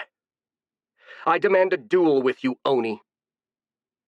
At these words, Blue had to struggle to keep himself from smirking. The Wolf Woman was very overconfident. He could use that to his advantage. "I am Blueskin, ruler of the Caligare Forest, also known as the Blue Terror," he replied in a dramatic voice, glad that he'd finally found an enemy with whom he could banter with. "I will agree to have a duel with you on the following conditions. That there will be no outside interference until one of us is dead. No chickening out halfway." He smiled derisively. "Unless you're too scared to fight me fairly." "No problem," Alia replied nonchalantly. "That's how I wanted it to begin with. I already told my friends over there not to interfere." She started stretching her arms. "And tell you what, I'm feeling particularly generous today, so I'll give you a minute to prepare. Feel free to transform however you like, but if you try to run away, then I'll kill you on the spot. Are we clear?" "Crystal," Blueskin answered with a feral smile. He then started to transform, assuming his full combat form. His muscles swelled, his scales grew into actual armor, and a second pair of arms sprouted from his shoulders. His size also increased, until he towered over Alia like an adult compared to a baby. "Fools," he internally gloated. "They served me a golden opportunity on a silver platter. I just need to eat the Wolf Woman's head and use her aura and memories to get away from here. And then I'm going to get back to the forest, learn how to control my aura, and become unstoppable. 30 seconds left, Alia announced. You better hurry, Blue Boy. The Oni heard her, but paid little attention. He prepared to strike, gathering his aura to deliver a killing blow in a surprise attack. He wanted to end this quickly, using his raw power to overwhelm the woman before she could do anything. While watching the fight about to start through the eyes of his copy drone, Marcus was starting to feel a tad worried. It was quite clear that the Oni planned to eat Alia and absorb her aura and memories. If he actually managed to pull that off, things could get ugly. Besides, Alia did seem a tad overconfident, something which made the Vex Queen even more nervous. Yasin? He whispered through his drone. Are we really going to wait and do nothing while Alia fights the Oni? We gave her our word that we would, the Aura Master replied. Yeah, but it still feels like we're wasting a perfect opportunity to finally kill the bastard, Marcus insisted. And if he manages to devour Alia, it could become even more dangerous. I'm aware of this, Sir Marcus, Yasin said in a rather stiff and formal tone. But we are knights, and we have to behave fittingly of our rank. To openly break a promise would besmirch both our honor and our reputation. Then, in a much less hard voice, he said, Besides, there is no reason to worry. I've seen Alia in action, and the Oni is simply no match for her. The Vex Queen nodded at this explanation, but he was far from being completely reassured. As the countdown ticked down and the beginning of the duel approached, he came to a resolution. He would let Alia have her fun and fight the Blue Terror alone. But if things turned south, he would intervene and kill the Oni. Consequences be damned. After all, there was too much at stake to care about hurting the wolf woman's pride. 10 seconds left, Alia announced, still not having taken any guard position. 9, 8, 7, 6, 5.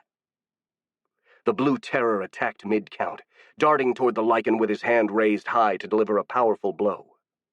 He was incredibly fast, closing the distance between himself and his enemy in only a second. Still, he wasn't fast enough. With inhumanly fluid movements, Alia gracefully stepped to the side to dodge the attack while grabbing the Oni's arm. Then, using his own momentum, she lifted the humanoid as if he were weightless, and slammed him to the ground with such a force his entire upper torso was buried in the ground, leaving his legs sprouting like some sort of weird tree. The wolf woman took a step back, watching calmly as the Blue Terror struggled to pull himself free, moving his legs frantically in the air. It was an almost comical scene, and Yasin couldn't help but chuckle, though Marcus was far too surprised to do even that. The Oni finally managed to break free, pushing himself out of the ground with his 4 arms. He was coughing and spitting pieces of dirt, but he didn't seem to have taken any actual damage aside from a psychological one. He was plenty angry, however, and when Alia spoke, her words made him even more mad. Was that supposed to be a surprise attack? Because anyone could have seen it coming from a mile away, she said rather disappointedly, like a teacher scolding a student. You didn't even bother to hide your bloodlust and movements before engaging. That was beyond amateurish, and you should feel bad about it. If you have even a shred of dignity, that is. You bitch! The Blue Terror roared, pouncing at the Lycan like a tiger, and to grab her with his 4 arms. That didn't work either, as Alia simply jumped in the air to dodge the tackle, while simultaneously delivering a powerful flying kick to the Oni's jaw, sending him flying and landing on his back a few meters away. That's correct, the wolf woman said with a smirk, as she gracefully landed on the ground. I am indeed a bitch. Literally. And what you are is a moron if you think such a reckless attack could ever hit me. Now get back up and stop playing around. The Oni rose and tried to say something, but the blow he received had dislocated his jaw, and what came out of his mouth was just an unintelligible mumbling. Realizing this, he grabbed his jaw and put it back in the proper position with a crack. He gave Alia a venomous stare, but this time he behaved with more caution and assumed a guard position instead of trying another assault. "Good. You're learning," Alia said approvingly, giving him a mocking applause. "Never neglect your defense while you attack. Now show me what you got." She stood there expectantly, waiting for the Blue Terror to do something, but the Oni also remained immobile, just staring at her and tightening his fists. After a few seconds of this standoff, the wolf woman sighed. "Really?" she said in an exasperated tone. "You're just standing still like that? Have you lost your mind? Or are you just that stupid?" She shook her head in disgust. "Here, let me show you why doing that is a bad idea, Blue Boy." She then calmly walked toward the Oni, as if taking a stroll, until she was just a few meters away from him. Then all of a sudden she darted in, seemingly aiming for his neck. The Blue Terror reacted almost instantly, counterattacking with two of his arms, while guarding his head with the other two. Sadly for him, Alia's attack had been a feint, to which he'd fallen for hook, line, and sinker. The wolf woman changed her trajectory mid-jump, and instead of going for the throat, she passed under the Oni's legs, where she stabbed his groin with her arm, driving it inside of the humanoid's body up to her elbow. Then before her victim could react, she jumped away, tearing off a certain organ from the Blue Terror's body in the process. The Oni let out a high-pitched howl and fell to his knees, while both Marcus and Yazin grimaced at this display of groin violence. "Ouch," the Vex Queen thought, instinctively covering his real body's private areas, even though he now lacked that particular organ himself. "That's got to hurt." Meanwhile, Alia studied the bloody and still quivering piece of meat she was holding. "Huh. So this is your junk?" she commented snarkily. "For someone your size, it's really not all that impressive." She threw the organ away like a piece of garbage and shook her hand to clean it of the blood. "Still, it's probably bigger than your brain, considering how idiotic you've proven to be. You should never give your enemy free initiative like that. You should keep them pressured and on their toes. Her lecture was cut short by the Oni, who let out a furious roar and threw himself at Alia, growing long bone blades on his forearms and launching a series of wild slashes against her. Once again, the wolf woman effortlessly dodged or deflected every single attack, dancing around the Blue Terror like a butterfly, letting her opponent continue his offense without actually fighting back. This went on for a little while, until the Aura Master announced, "All right, I've had enough." Moving so fast that her arms appeared as a white blur, Alia launched 4 slashes with her claws, cutting all of the Oni's arms and leaving him momentarily stunned. Then before he could recover, she took a deep breath and karate punched him in the gut so hard, the blow created a noticeable shockwave. The results of this punch weren't pretty. The Blue Terror's eyes almost popped out of their sockets, and he bent over, puking out a stream of blood, pieces of meat, and other less identifiable but equally foul humors, forcing the wolf woman to jump away to avoid being showered by that vile concoction. "Hey, be careful!" she shouted angrily. "Do you have any idea how hard it is to clean that stuff off my fur?" The Oni didn't reply, falling to his knees, alternating between puking blood and gasping for air, all while his arms struggled to regrow. "Weird," Marcus commented. "Why is the Oni struggling to recover? I mean, he regenerated from being literally cut to pieces, so how did a single punch mess him up like that?" "Because that was no simple punch," Yazin explained. "It's a technique called Wave of Destruction. It bypasses armor and causes massive internal damage. I think most of the Oni's organs have exploded, so it's no wonder he's in pain. If anything, the fact that he's still alive is much more surprising." "I see," the Vex Queen replied. Though the voice of his copy drone was as emotionless as always, he was actually extremely impressed. He knew how strong the Oni was since his drones had fought with him earlier, and seeing the humanoid being toyed with to such an extent spoke volumes about Alia's strength. In fact, he was so in awe of the wolf woman's power that he started feeling a familiar tingling sensation in his nether regions. Unlike previous times, he decided there wasn't anything wrong in being aroused by the sight of a big, beautiful woman enacting righteous violence on someone who absolutely deserved it. So he gave it a pass and just enjoyed the show, especially because it seemed that it wouldn't go on much longer. While the Blue Terror struggled to get back on his feet, Alia clicked her tongue in disappointment. "Well, this was a complete letdown," she declared in an annoyed tone. "I thought I could have a decent fight for once, but it seems my hope was misplaced." She gave the Oni an icy stare. "Listen here, Blue Boy. I'm tired of playing with you, so now I'm going to come at you with the intent to kill. If you have any tricks you've been hiding, now is the time to use them. Otherwise, you're going to die."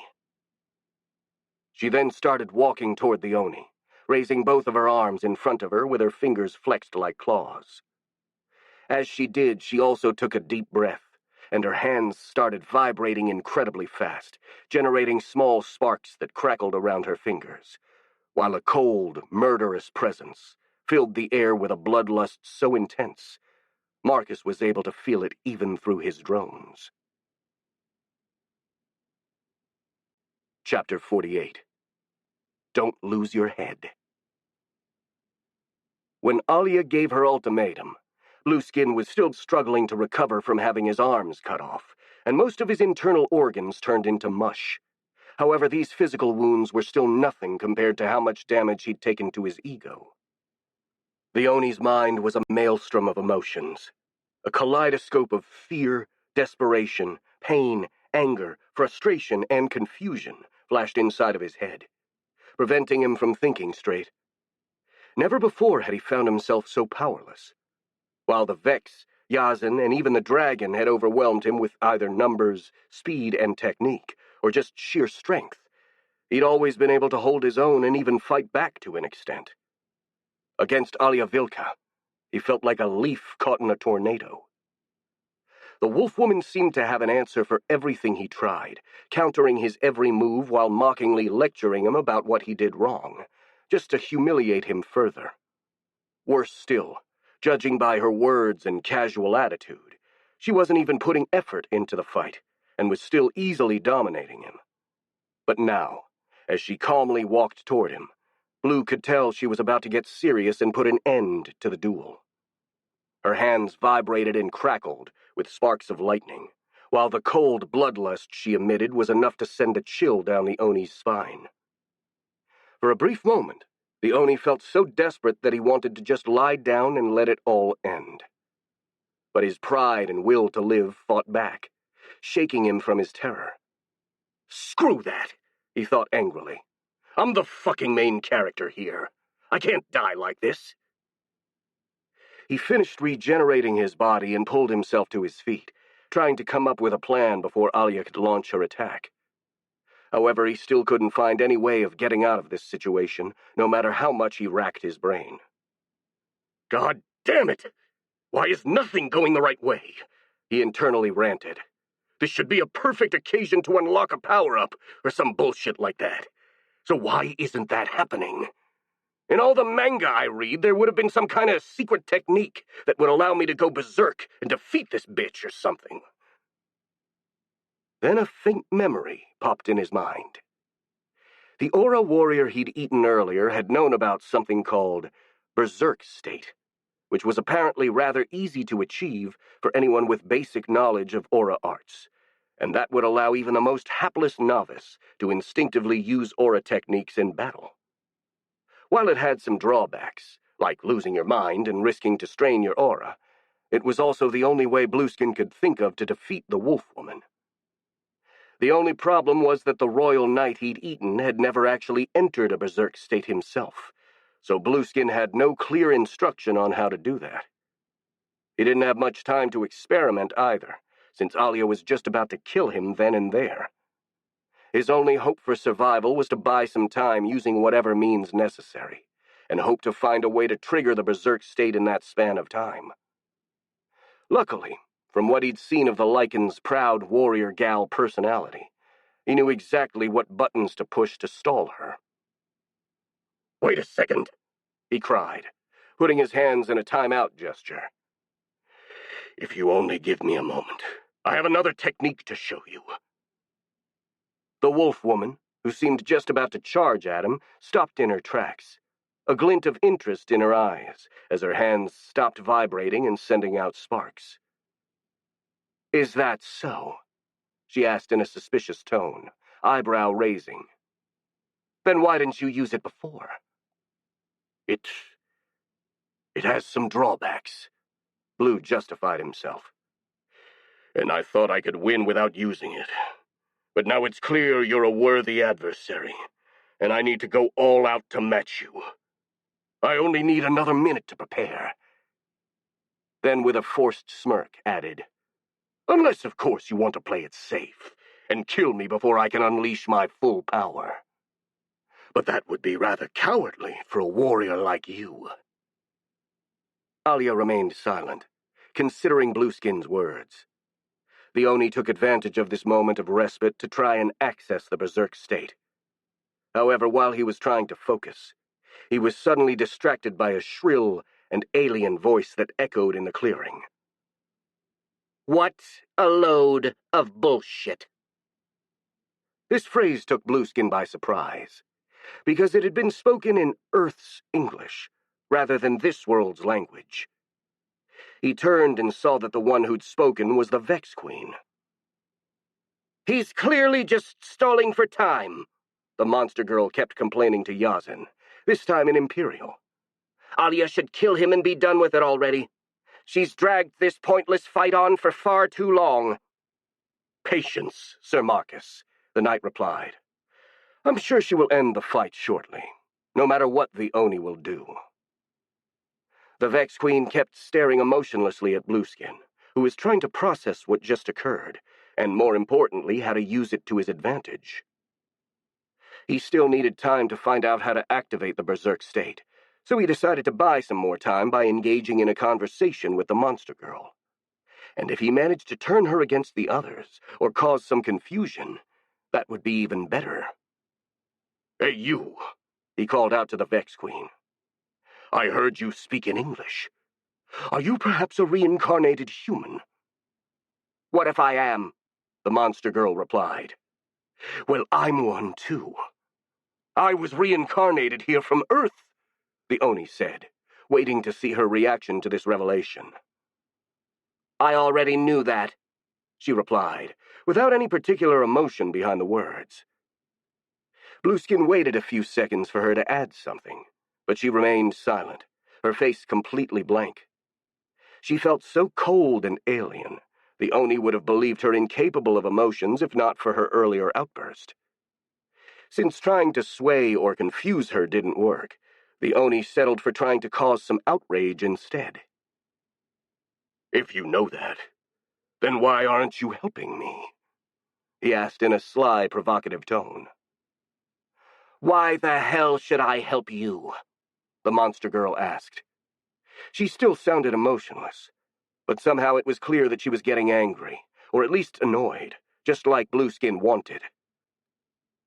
"We both come from Earth, so we should stick together," he kept talking, pulling this explanation out of his ass. "Meanwhile, these people you are with are basically aliens. You can't trust them. Especially because you're not a human anymore either. You're a monster to them. And they'll turn against you as soon as you stop being useful." "Oh, because you treat your fellow reincarnators so much better, don't you?" the Vex Queen replied sarcastically. "You captured them, abused them, and forced them to work for you. Not to mention you actually ate one of them just a few minutes ago." She shook her head. "Sorry, but I think I'll take my chances with my friends over here." "How do you know I ever did any of those things?" Blueskin asked, trying to take refuge in a feign of audacity to provoke the monster girl even further. "Did your so-called allies tell you? They could be lying. Do you have any proof?" Much to Blueskin's surprise, however, These words seemed to actually calm the Vex Queen, to the point she actually smiled. Or at least tried to, as the result looked far too uncanny and unnatural to be called a smile. Actually, it was one of your so-called allies that told me that. Remember your lieutenant, Tiny Sneaky, the one you sent to kill me? The monster girl asked. You could say that she shared her thoughts with me, and I learned a lot of things about you as a result. What? Tiny? Blueskin was thrown, suddenly bewildered. How? What do you mean? You talked to her? However, the Vex Queen ignored the Oni's question and turned to Alia. Oh, right. That reminds me. Alia, we should probably stop talking to him. He can infect other people's minds somehow, and maybe he can do that by talking. Oh, so that's what he was trying to do. The lichen nodded. Thanks for the tip. I doubt that would work on me, but better safe than sorry. Well, if that was your secret technique, then sorry, but I'm not going to fall for it. But she raised her right hand, which started vibrating and crackling with energy once again. Time for you to die, Blue Boy. No, that wasn't it. I do have a special technique to fight you with. I just need more time to activate it, Blueskin cried in panic. Sorry, but I've had enough of waiting. The wolf woman coldly dismissed his request. The last nicety I can spare for you is giving you a few seconds to say your prayers, and then kill you as quickly as possible. She raised both of her hands. Try not to move around too much, though, or this might hurt. The Oni desperately tried to activate his berserk state, but at this point he was too confused and frustrated to properly focus. Instead of unsettling his enemies, he'd been the one to become confused by the conversation, especially the bit about Tiny and the insinuation that he could corrupt minds, something which, as far as he knew, he couldn't actually do.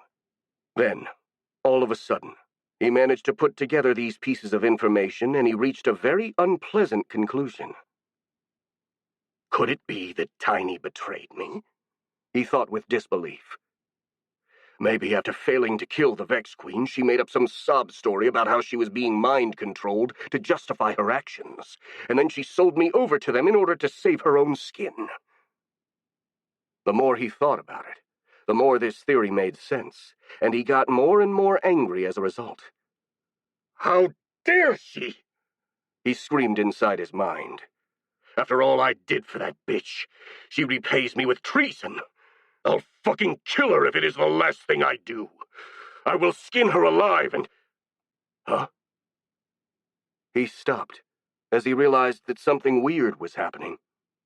Even as he was ranting inside of his head, he'd still been trying to focus his aura, and now he felt it resonating with his anger. A sudden, desperate hope flashed in his mind, and he concentrated all of his aura through this emotion, feeling it swell and surge inside of his chest like a tidal wave. Ah, I see, he thought with grim satisfaction. Of course, it makes sense that anger is the trigger to enter a berserk state. Those were his last rational thoughts, before a red mist covered his mind, leaving only a blind fury inside of his head. What is he doing now? Marcus wondered as he watched the Oni crouching down and starting to tremble, while letting out feral growls. In any other situation, he would have thought the Blue Terror had just lost his mind out of fear, but it was clear this wasn't the case. The humanoid didn't look scared at all, and instead radiated pure, unadulterated fury. So powerful the Vex Queen could feel it even through his proxy body. Moreover, while the Oni's size hadn't actually increased, he seemed to be getting bigger and more threatening with every passing second. Meanwhile, Alia just stood still, refraining from attacking and just looking at her opponent with a rather disappointed expression on her lupine face. I think he's trying to go berserk, Yazin replied after studying the Oni for a few seconds. And what does that mean? Marcus asked. It's an aura technique that allows the user to enter a frenzied state, in which they are capable of using some aura techniques instinctively, without actually having to train or practice them beforehand. The captain explained, as calm as if discussing the weather. That sounds really bad, the Vex Queen said, a bit taken aback by the captain's unconcerned tone. I mean, the Oni is already really strong on his own, and if he's going to use aura techniques... Don't worry, Yazan reassured him. Going berserk has a lot of downsides. Apart from the fact that it's all but guaranteed to result in severe aura straining, it also makes the user lose their mind and go on a rampage, attacking everything and everyone around them without a care for their own safety.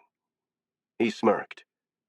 That could still be enough to win against most opponents, but it isn't going to work against experienced fighters like me or Alia. Just as the knight finished talking, the Oni stood up and let out a terribly powerful roar, so loud it created a small shock wave that flattened the grass all around him. An aura of power and pure, undiluted rage surrounded him like a miasma, and despite Yazan's words, Marcus actually started to feel a tad nervous. Alia, however, didn't seem even remotely worried. If anything, she looked bored and disappointed as she took a guard position to face the frenzied humanoid.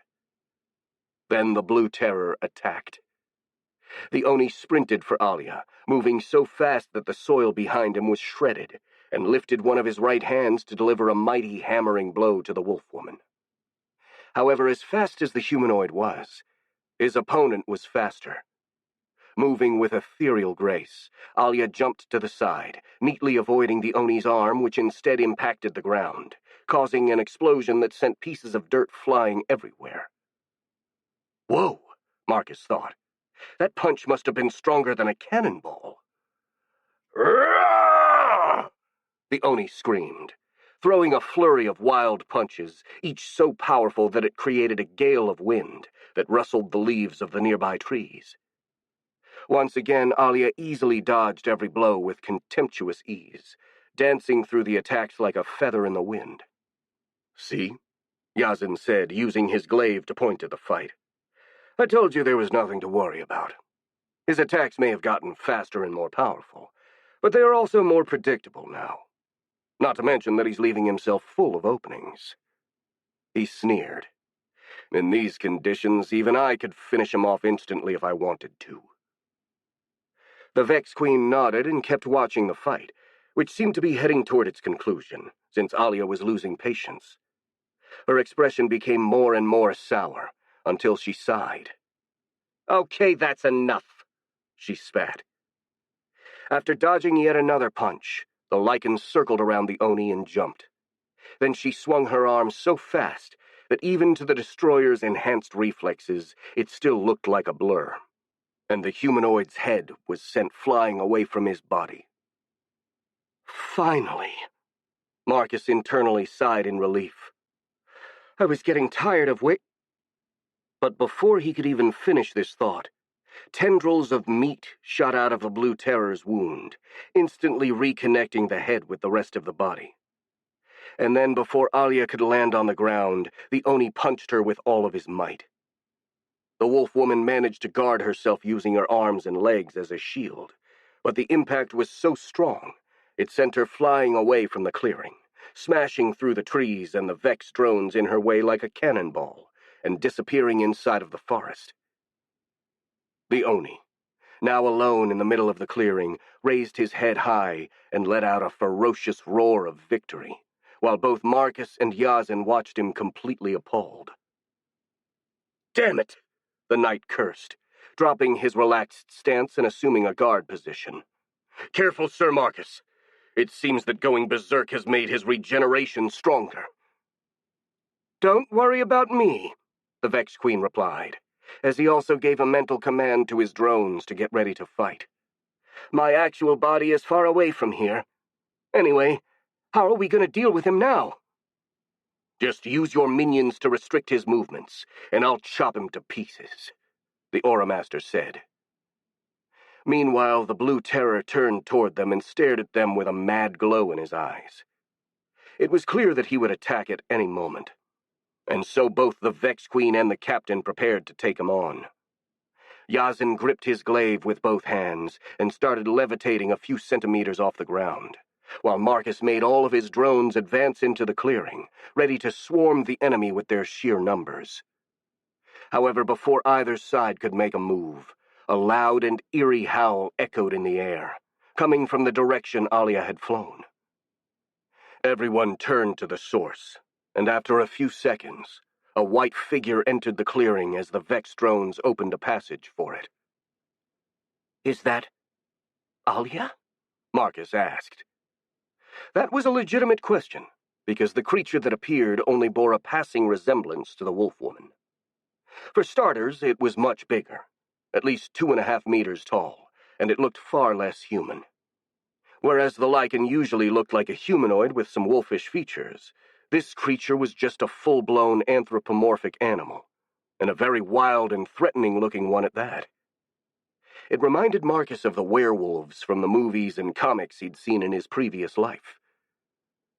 "That's her, all right," Yazin replied, with a hint of relief in his voice. "I guess she finally got serious." "You!" the werewolf creature cried in a voice that was similar to Alia's, but also much deeper and more guttural, while pointing a clawed finger at the Oni. "We're not finished yet. I won't let you go now that things have finally gotten interesting." She smiled, revealing a set of much sharper teeth than before. "Come here and face me. Give me everything you have."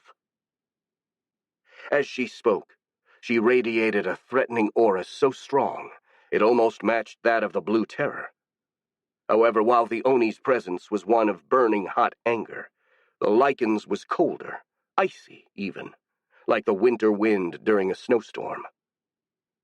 The Oni turned to her, letting out a low, threatening growl. Then both he and the wolf woman darted toward each other at incredible speed, meeting in the center of the clearing with an impact powerful enough to make the ground shake.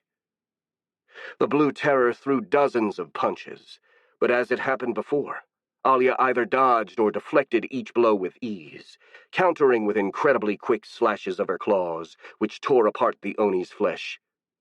The Oni simply ignored the wounds he received, which regenerated instantly no matter how grievous they were, and kept attacking without pause, pressuring his opponent with an endless assault.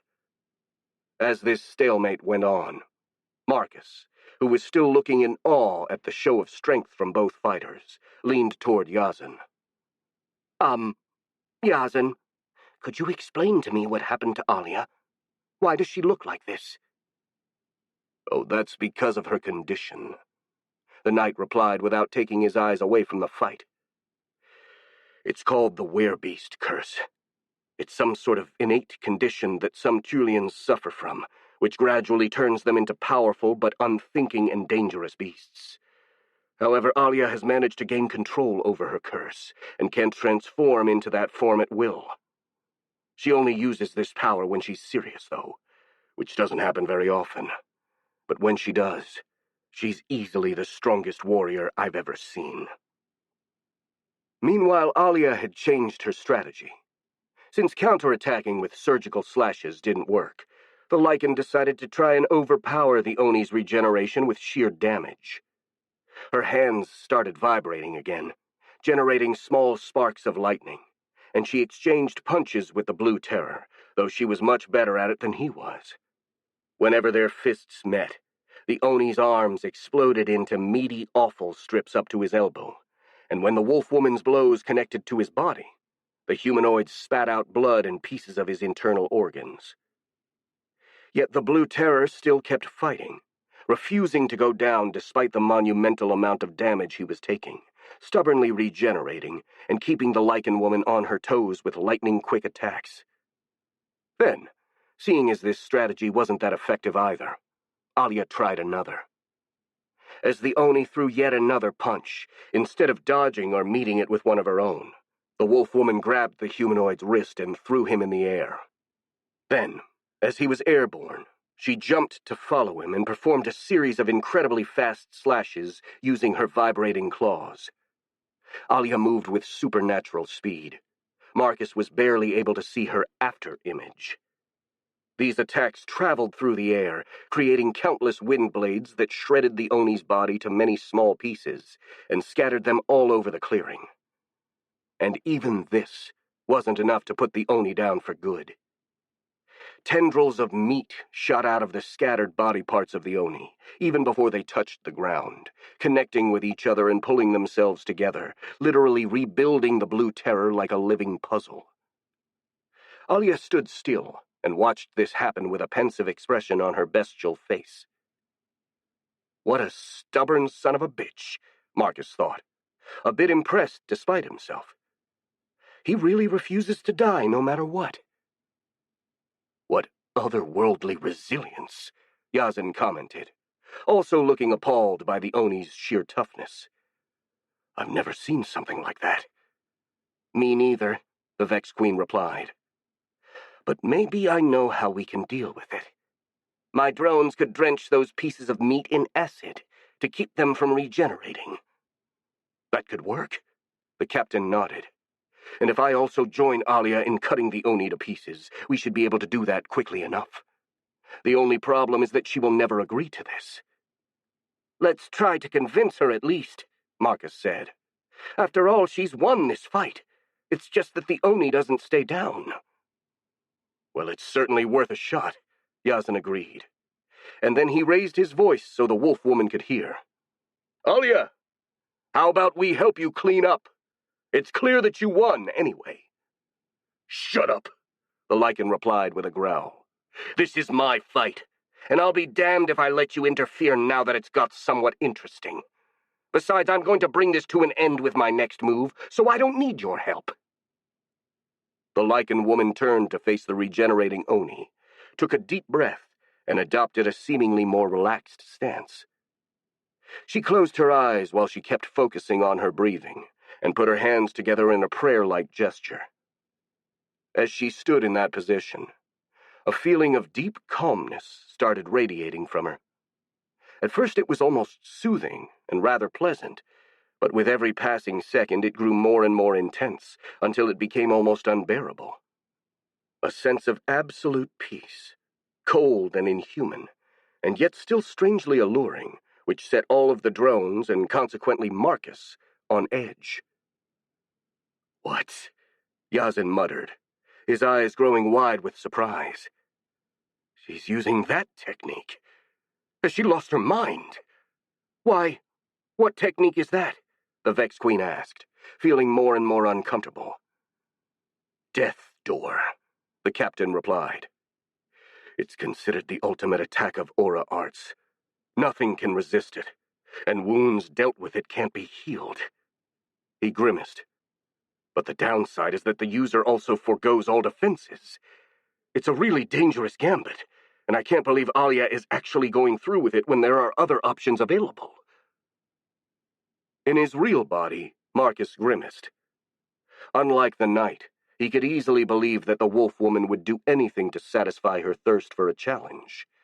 She'd shown not giving a damn about the consequences as long as she could have what she wanted, as this whole duel nonsense had demonstrated just that. The Blue Terror finished getting back in one piece, and roared with anger. But Alia remained completely silent, simply breathing as the air around her darkened, as if the light was being sucked out of it. At her feet, a large patch of grass withered and died, turning to a dull yellow that badly contrasted with the luscious green of the rest of the clearing. Then a dark aura started forming around her hands, and the Lycan reopened her eyes, which were now completely black.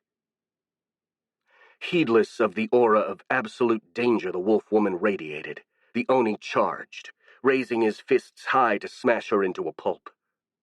But as he brought them down, Alia also moved, counterattacking with 2 slashes of her claws that severed 2 of the humanoid's arms, just as she had done many times before.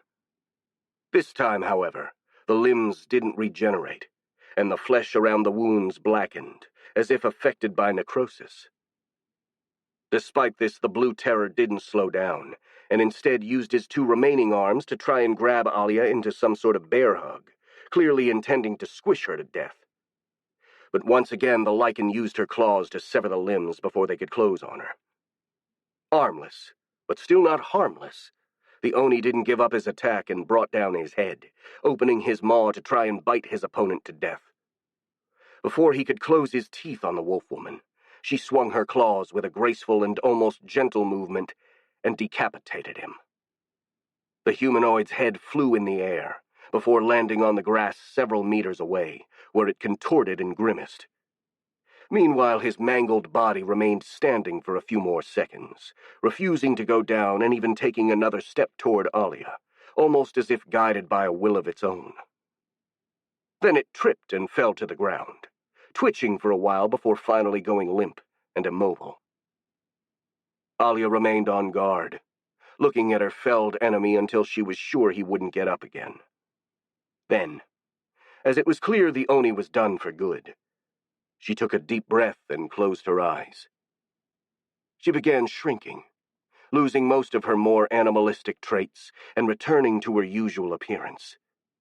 She also lost her eerie aura, and when she reopened her eyes, they'd gone back to normal instead of their pitch-black state. Then, with a long, tired sigh, she relaxed and sat down on the grass. "Whew! I'm beat," she said merrily. "I haven't had a workout like that in years." Marcus and Yazan exchanged a look, and they both shook their heads in frustration, though the Vex Queen did so with her real body, not the proxy one. Despite the fact that the Oni had finally been vanquished, putting up with Alia had emotionally drained them, and as a result their reactions were very much somber. "Well, congratulations on your victory, Lady Alia," Yazan said. "Though I must question your decision to use Death's Door. Surely you could have won even without it." "Of course I could have," the wolf-woman replied. "But it has been far too long since I've used it, and this was the perfect occasion to get some practice. Being in a berserk state, the Oni wasn't able to take advantage of the weaknesses of Death's Door, and the fact that wounds from that technique can't be healed or regenerated was exactly what I needed to take him down." The captain looked at her for a moment, and then shook his head in resignation. "Well, I can't argue with the results. And it wasn't as if I expected you to behave sensibly to begin with." "You'd have been quite the fool if you had," the Lycan replied with a smirk. "Anyway, thanks for calling me here. In the end, it was worth coming all the way here from Tule. I'll make sure to repay you with a round of drinks when we get back to town." "As much as I'd like a drink right now, I fear it will have to wait," Yazan said regretfully. "As the commander-in-chief of this region, I'm going to have a lot of work to do once we get back to Betrayal. Not only is it my responsibility to clean up this mess, but I also have to make a report to His Majesty about what happened here." "That's what you get for accepting official titles and things like those," Alia said. "You should have just stayed a champion like me. You'd have much more free time and autonomy." "Sometimes I wish I did," the captain replied jokingly. "But sadly, it's too late for that. And besides, I work better as an officer than I did as a simple champion." Then his tone turned rather mischievous. "But I guess I deserve at least one drink, after the day I had. Especially if you pay for it." "Ah, now you're speaking my language," the Lycan said, getting back on her feet. She then looked at Marcus. "What about you, Marcus? Are you coming with us?" "I'll take care of the remains of the Oni first," the Vex Queen replied, pointing at the body parts scattered around the clearing. "I don't want to risk him resurrecting or something like that. Besides, in case you've forgotten, this is not my real body. I'm actually near Betrayal right now." "Oh, that's right," the wolf-woman nodded. "We'll catch up with you then. And I don't think the Oni would come back to life, since I killed him with Death's Door. But I guess it never hurts to be cautious." She turned to Yazan. "Shall we be on our way?" "Of course," the captain said, and the two Aura Masters left the clearing, heading for Betrayal. When they got out of sight, Marcus got to work. He made the warrior drones rip apart and devour the Blue Terror's body, saving only a few chunks of meat that the flyers would bring to his real body, so he could eat them and acquire the humanoid's DNA. He didn't actually have high hopes to gain useful traits for his drones, since most of the Oni's abilities seemed to be magic-based, but it was still worth a try. If he managed to get even a tiny percentage of the humanoid's strength for his drones, then his hive would get much, much stronger. A thought that made him really excited, to the point that his mouth started watering. As he was thinking this, however, he was suddenly alarmed when he noticed that the Oni's head was still twitching. Damn, he thought. Is that thing immortal or something? He made his destroyers carefully approach the head, ready to douse it in acid should it start regenerating or do something weird. However, upon further inspection, it became clear that while the Oni was moving, it was on his last leg. The wound around the neck had gone completely black, and the necrosis was expanding while its movements were weak and erratic, without any sign of getting better. Still not entirely convinced, the Vex Queen made her copy drone approach the head and pick it up to give it an even better look. Much to Marcus's surprise and horror, the Oni was still conscious. Not only that, he'd somehow slipped out of his berserk state, and now he was completely lucid. His eyes were wide with fear and pain, tears flowing down his cheeks. He was desperately trying to say something, though he lacked the lungs to actually emit any sound. By reading his lips, the Vex Queen managed to understand his words. "Help me. Please, help me." In his real body, Marcus shivered. As much as he loathed the Oni, he still felt uncomfortable watching him suffer like that. After only a moment, he decided to be merciful and help the unfortunate humanoid the only way he could, by ending his pain. He made the copy drone gently lay the head on the ground and take a step back, while destroyers advanced, their chitin blades raised high. They quickly chopped the head to bits, and then, as a final touch to make sure the Blue Terror was really dead, they spit acid on the remaining chunks. What a pitiful end, Marcus thought somberly, sighing. Maybe he deserved it, but it's still pitiful nonetheless. Well, at least it's over now. Time to move on. And then he made all of his drones walk away from the clearing without looking back, leaving behind a puddle of melted flesh as the only proof of Blueskin's existence. Chapter 49. Voices in the Woods. After the Vex left, the clearing where the Oni had met his demise was completely deserted. No bugs nor birds approached it, and the silence was broken only by the occasional breeze rustling a few leaves. Then an angry, young-sounding voice spoke. "This is bullshit!" The one who'd spoken was a young boy, barely in his teens by the looks of it, with crimson-red hair and golden-yellow eyes. He wore extravagant red and black attire that was reminiscent of that of a jester, with baggy Renaissance-style pants and pointy shoes. He'd appeared out of thin air and was angrily staring at the puddle of melted flesh that had been the Oni's head. "Well, I do have to admit that was rather anticlimactic." Another, more feminine voice chimed in. "But then again, it's nice to see events unfold in such an unpredictable manner for once." A blonde woman, dressed in a simple yet elegant white and golden dress, also appeared out of nowhere. She bore a striking resemblance to the boy, even sharing the same golden eyes, but her expression was calm and serene, in stark contrast with the boy's manifested frustration. "You're only saying that because you benefit from this," the boy replied, staring daggers at the woman. "Maybe in part," she admitted. "I honestly think it's good to have a few surprises every now and then. You, of all people, should like surprises." "I do," the boy said sulkily. "But only when they're good for me. And this is far from good. I invested a lot of points in my move to the Caligare Forest, and they all went to waste because of that damned Vex Queen." He frowned, his expression turning angry. Her presence derailed all of my plans for this region. Well, as you know, true chance does actually not make favoritisms, the woman said with a faint smile. Random events are indeed statistically more likely to spread chaos, but they can enforce order as well. She paused for a moment, and then she added in an encouraging tone, "Besides, not everything is lost, is it? The Arachne is still alive, so she could do something. She's not someone I can rely on in the current situation." The boy sighed. "She may cause some minor disturbances with her schemes, but nothing more.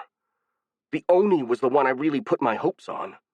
If his army of orcs had managed to evolve into ogres, he could have become a big enough threat to influence the game on a global scale. But because of the Vex Queen's intervention, he just fizzled out before he could do anything significant." "Well, if he was so useful, you could always resurrect him again in a new body," the woman suggested. "There are no rules against reincarnating someone twice." "Can I do that for free?" the boy asked, his eyes suddenly gleaming with hope. The woman smirked. "Of course not. It would count as a move, so you'd have to pay points for it." "Then it's not worth it." The boy now sounded completely disappointed. "He was a useful pawn, yes, but people like him are a dime a dozen. It's not worth spending any more points than I already have on him." "Very well. Then I suppose our business here is done, isn't it?" "Yeah, there's nothing more to do." "Then let's go home," the woman said. "I'm going to make cookies to cheer you up." "I'd like that." And then, without any warning, they disappeared, leaving no trace of their passage. The end. This is Michael Braun. We hope you have enjoyed this production of Horde, I Don't Want to Be the Hive Queen, Book 2, by Valethehowl. Recorded books are available wherever audiobooks are sold. Thank you for listening to Recorded Books.